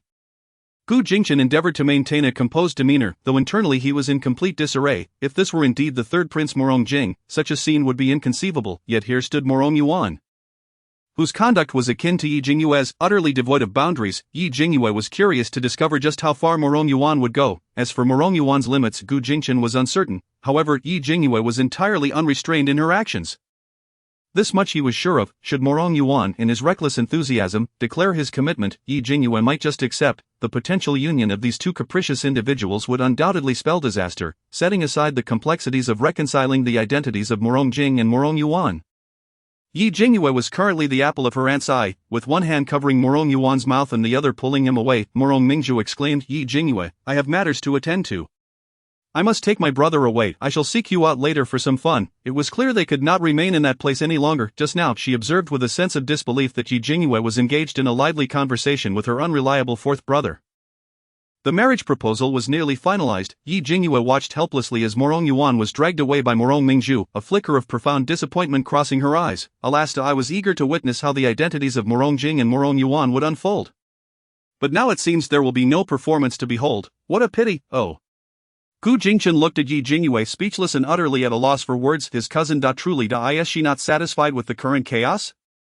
Morong Mingzhu forcibly towed Morong Yuan to the palace, unceremoniously tossing him before Morong Jing. Third brother, you must rein in. Fourth brother, he's gone mad. I know, Morong Jing replied with an air of calm, sipping his tea while rubbing the spot where Morong Yuan had just pinched him. How could he not be mad at himself for being so harsh? He cast a meaningful glance at Morong Yuan. Why is it that upon encountering Yi Jingyue, you have become so ostentatious? Although you are generally flamboyant, your behavior has escalated to an extreme around her. Morong Yuan feigned innocence. She never falls for my tricks.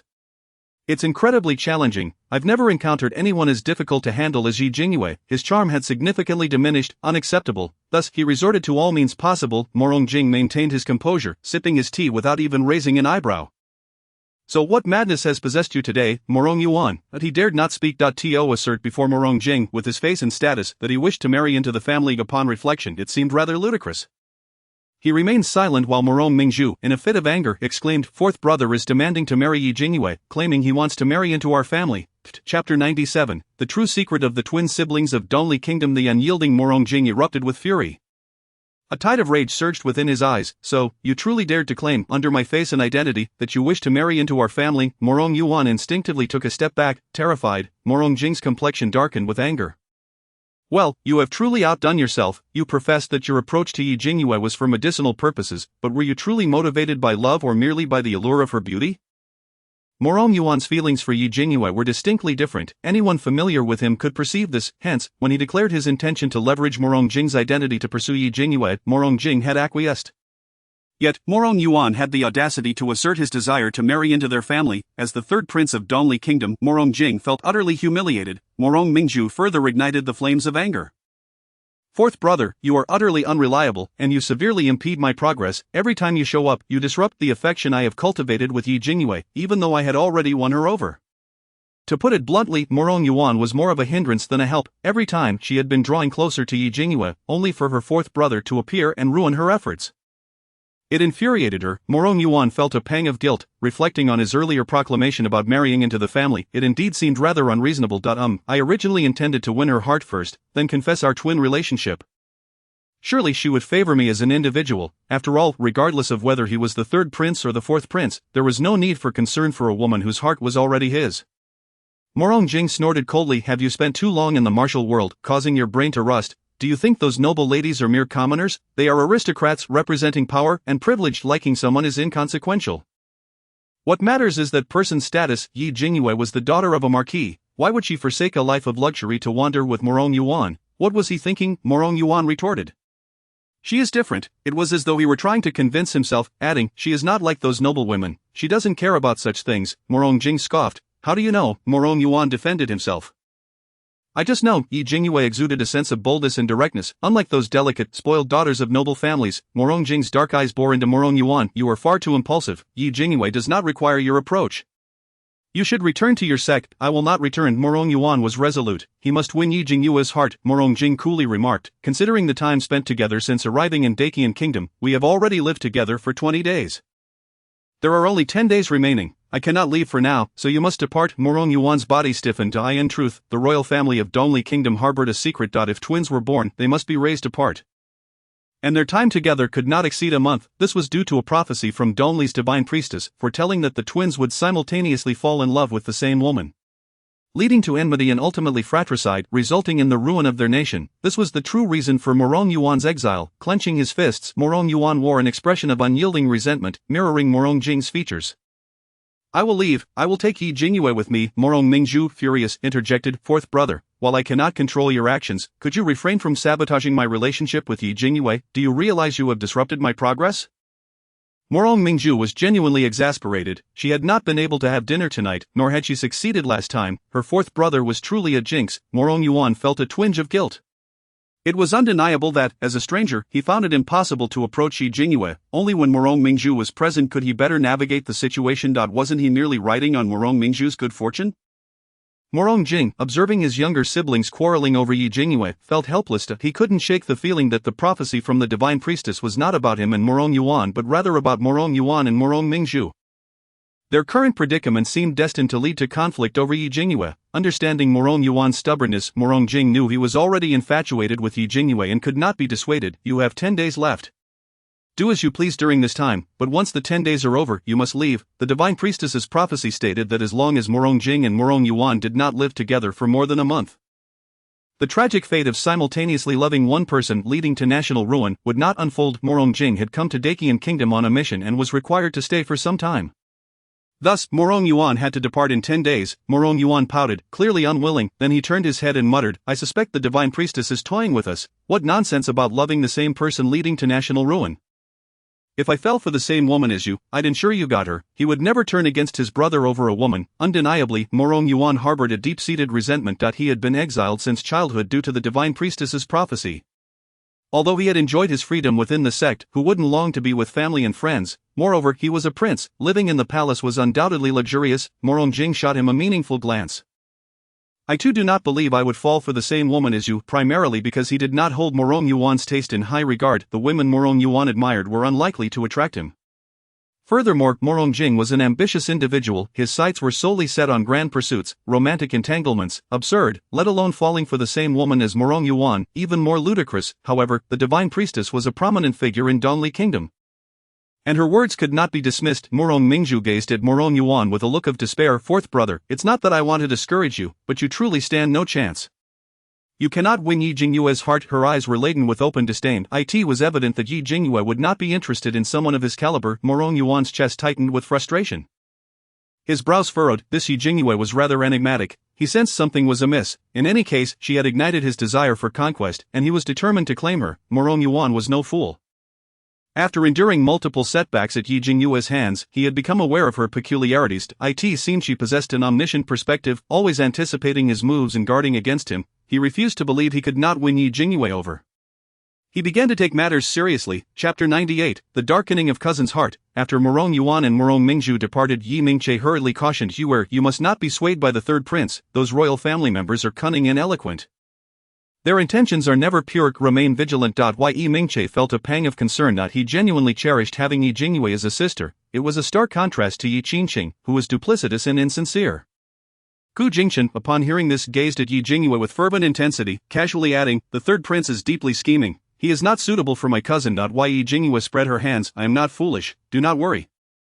I wouldn't be deceived. I could deceive him instead. I wouldn't leave him with a shred of dignity. Gu Jingchen. I knew it. With such a demeanor, Gu Jingchen genuinely felt concerned. Cousin, if the third prince had just now proposed to marry into our family, would you truly accept? Yi Jingyue blinked, her gaze falling upon Gu Jingchen. What is this look from my cousin? Why so serious? Could it be he harbors feelings for me? No, I must respond properly. Even if it's a lie, I have to make my cousin happy. Ha, I shall become a heartbreaker. Not a single fish can be spared from the sea. My cousin cannot be absent, nor can the third prince, the fourth prince, and ideally, the ninth prince should join as well.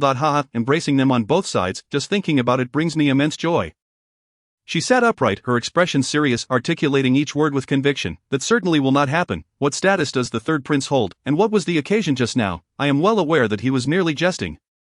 I will not take it seriously, and my cousin need not either. Gu Jingchen felt an overwhelming darkness descend before him. What does it mean to be a fish? What does it mean to be the Sea King? The third prince, the fourth prince, the ninth prince, and him. Cousin, do I appear easily deceived? Yi Jingyue lied without a flicker of her countenance. Cousin, look at my expression. Do I seem deceitful? Furthermore, I would never deceive you. Cousin, after saying this, Yi Jingyue bestowed Gu Jingchen with a brilliant smile. If it were not for Gu Jingchen's ability to hear her innermost thoughts, her earnest words, coupled with her radiant smile that was brimming with affection for him, would have ensnared him entirely. He gazed at Yi Jingyue with an inscrutable expression, the corners of his mouth curling into an almost imperceptible smile. Cousin, Yi Jingyue instinctively felt a shiver in her heart. What is happening? Why do I feel as though my heart has momentarily emptied? Why does cousin's tone seem so peculiar? Could it be that he has realized I am deceiving him? That cannot be. My acting skills are such that even the Jade Emperor himself would fail to discern any hints. Yi Mingche, standing nearby, covered his face. How did he catch the whiff of gunpowder? Yi Jingyue was indeed correct. She was exquisitely beautiful, her bright smile and curved eyes evoking a sense of warmth. Her words were both earnest and obedient, and had it not been for the exposure of her true thoughts, he would have remained oblivious. However, he was Yi Jingyue's elder brother. He would certainly not blame her. She was not lying intentionally to soothe Gu Jingchen. She was simply being kind-hearted. She even went so far as to deceive her cousin for his sake. He felt compelled to lend her a hand. Cousin, do not frighten Yaya. She is timid and would certainly not accept the third prince as a consort. There is no need for you to intimidate her. Yi Jingyue nodded vigorously. Yes, I would never entertain thoughts of the third prince. If the third prince truly dared to enter our family, I would genuinely consider marrying him. Life is so tedious. Stirring up some trouble would certainly be entertaining. Gu Jingchen's expression darkened further, his smile struggling to remain subdued. Did she think that the mischief was insufficient, destroying a minister's household, incapacitating a second prince, and maiming a fifth prince? Each of these actions could cost one their head. Did she still wish to create chaos? Yi Jingyue raised her head, glancing at Gu Jingchen with a hint of trepidation. Instantly stunned, what in the world? Why did the ominous aura above cousin's head suddenly surge to 50? What has he done? Yi Mingche was taken aback, observing Gu Jingchen's ominous aura. What ominous aura? Why could he not perceive it? Yi Jingyue quickly reassured him. Cousin, do not overthink it. I truly would not agree to the third prince's proposal. This is the early stage cousin, gentle and jade-like, not the later stage Yandere version of cousin. Which, while thrilling, I find unmanageable. I prefer my men to be more docile and normal. Cousin, you must take care, do not turn Yandere, be good, otherwise, I shall no longer like you. Subsequently, her attempts at reassurance had an effect. The ominous aura surged to nearly 80. Jingyue was flabbergasted, so had she unwittingly triggered another of Gu Jingchen's sensitive spots, not merely a sensitive spot, she had practically danced upon his bottom line. Jingyue clutched her chest, watching Gu Jingchen's ominous aura rise. 81, 82, 83. Ah, cousin, your ominous aura cannot increase further. If it continues to rise, this world will collapse. Once it reaches 95, I might be forced to exit this realm. Ah, cousin, remain calm, stay composed. Jingyue's inner voice was filled with trepidation and fear. The tension was palpable. Gu Jingchen, at that moment, felt as if he could no longer contain the wrath within him.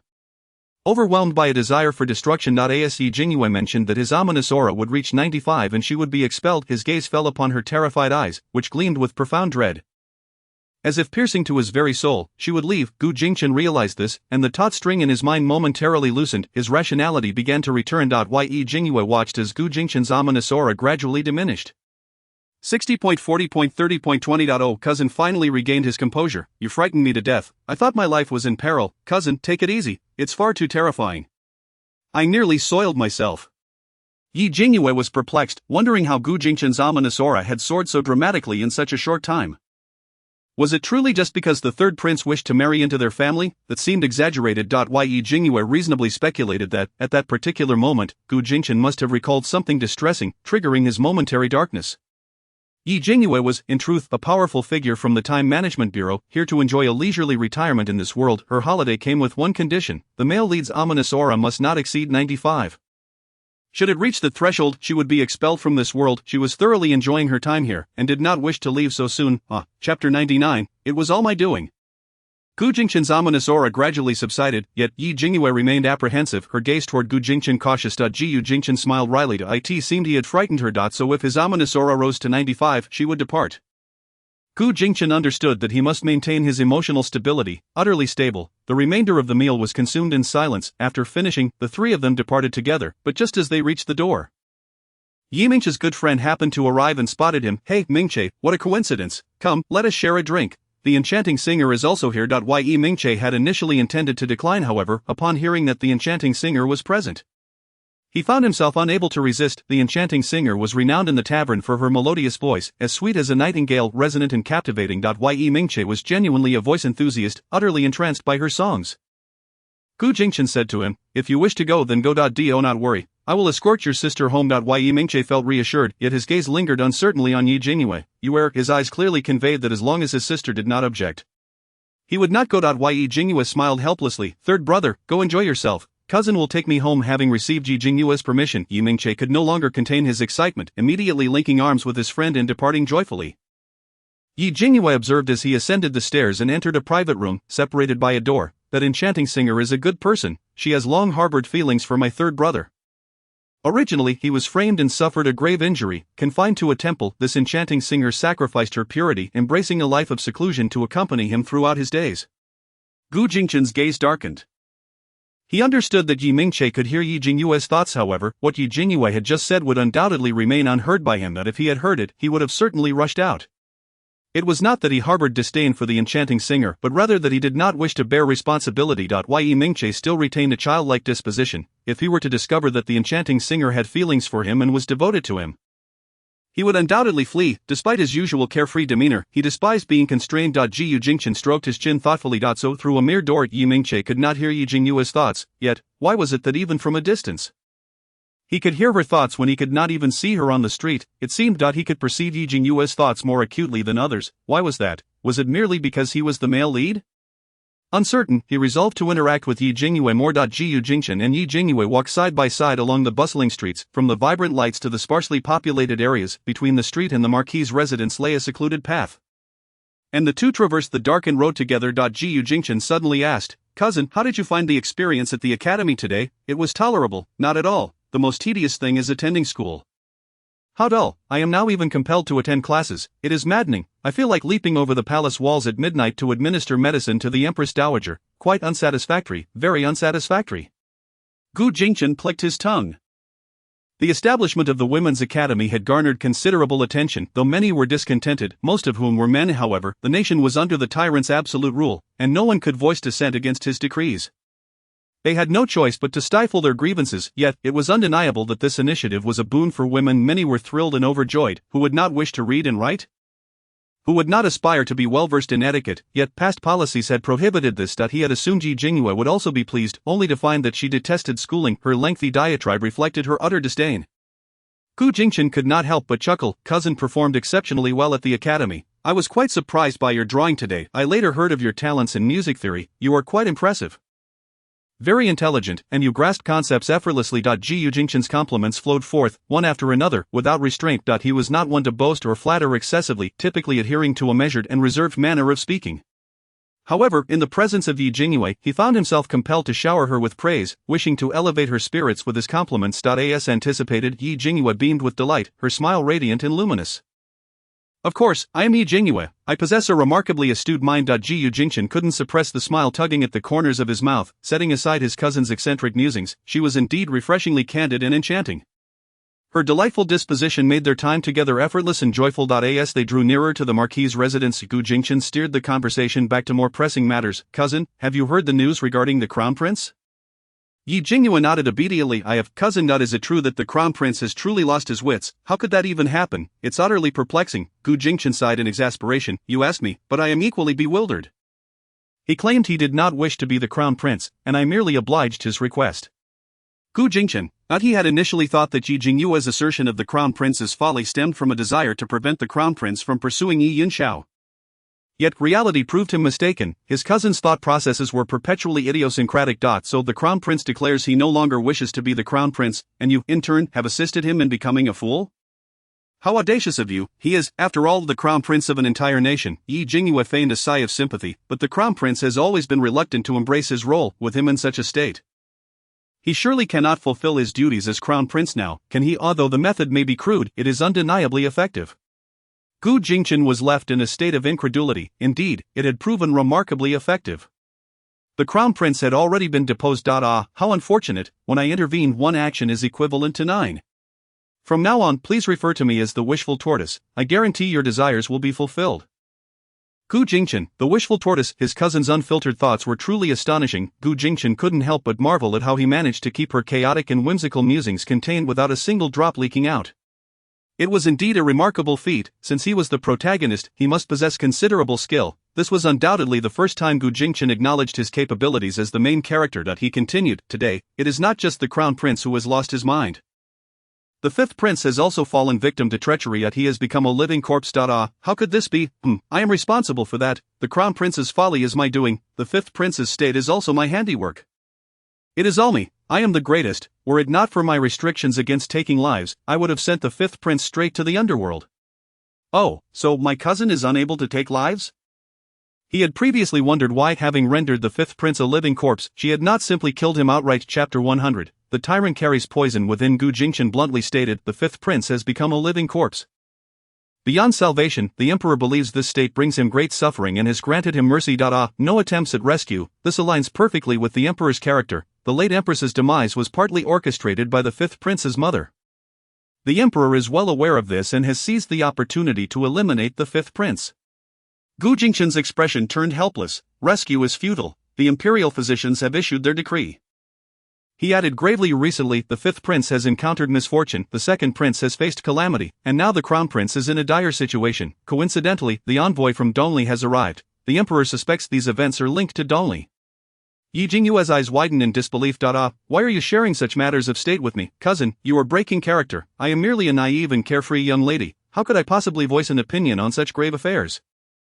Such matters of state, Gu Jingchen would not divulge to anyone else. He even kept his silence around the Duke of State. Why share with Jingyue? Clearly, he sought to elicit her genuine thoughts. Gu Jingchen's countenance darkened. War may soon be upon them. Jingyue, the Emperor has always yearned for war. This time, he has merely found a pretext. Even without one, do you believe he would refrain from conflict? Do you think Morong Yuan was assassinated in the Dacian kingdom for no reason? Do you suppose the 7 killers of Beidou were sent by anyone else? The Emperor is a madman among madmen. How could he remain idle? Why has he been in a state of turmoil within the Dacian kingdom for so many years? Do you think it is merely because of the late empress's sorrow? That would be na-ve. A man who has ascended to the throne, how could he possibly halt his progress for the sake of a woman? He is afflicted with poison within. Unable to harness his internal energy, requiring 2 decades of recuperation, recently, his poison is nearing resolution, and now, he begins to covertly instigate conflict. Gu Jingchen's mind was in turmoil. The emperor harbors poison within?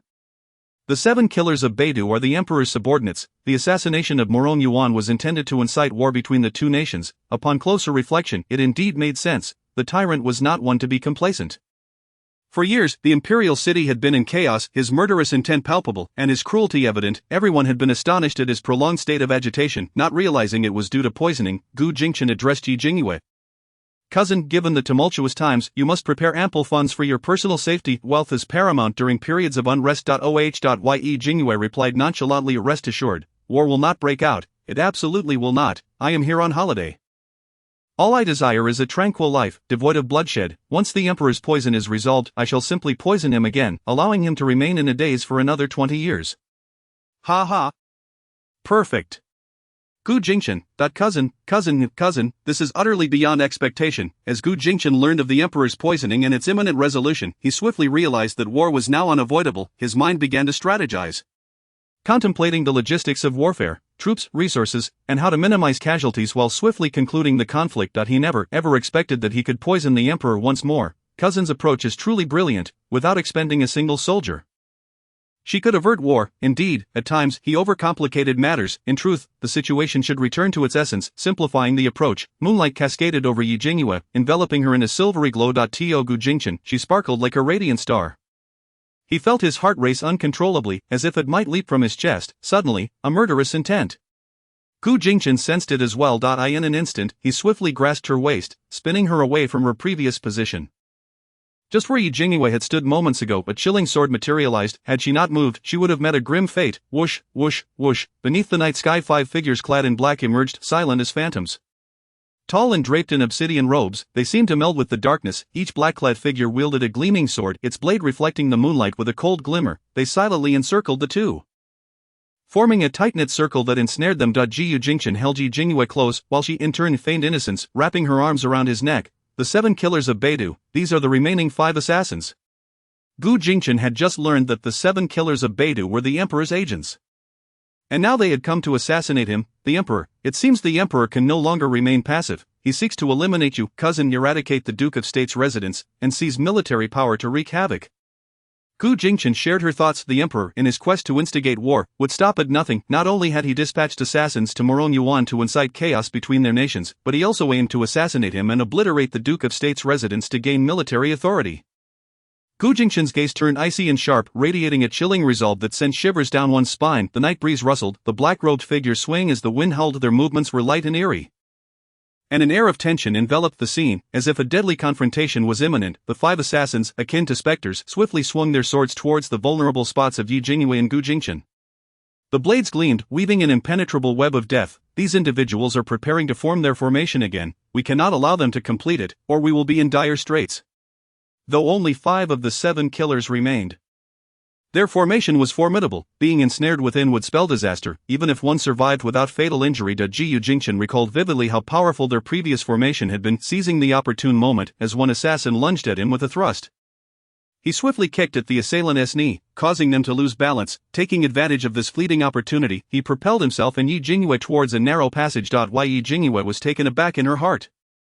Cousin is so clever, so formidable. He even recognized that they were forming a formation and understood that by moving to a narrow space, they couldn't execute their plan. Cousin, you're amazing. I applaud you.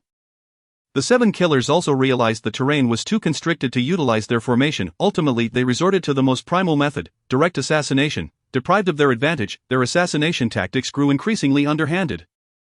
Targeting the seemingly fragile Yi Jingyue held in Gu Jingchen's embrace, several times, the blade nearly grazed Yi Jingyue's face. Yi Jingyue was incensed. How dare you target my cousin while I am here? Why are you fixated on me? I am furious. Today, I shall show you that if you dare challenge me, you are courting. Gu Jingchen felt a surge of delight. Is my cousin preparing to strike back?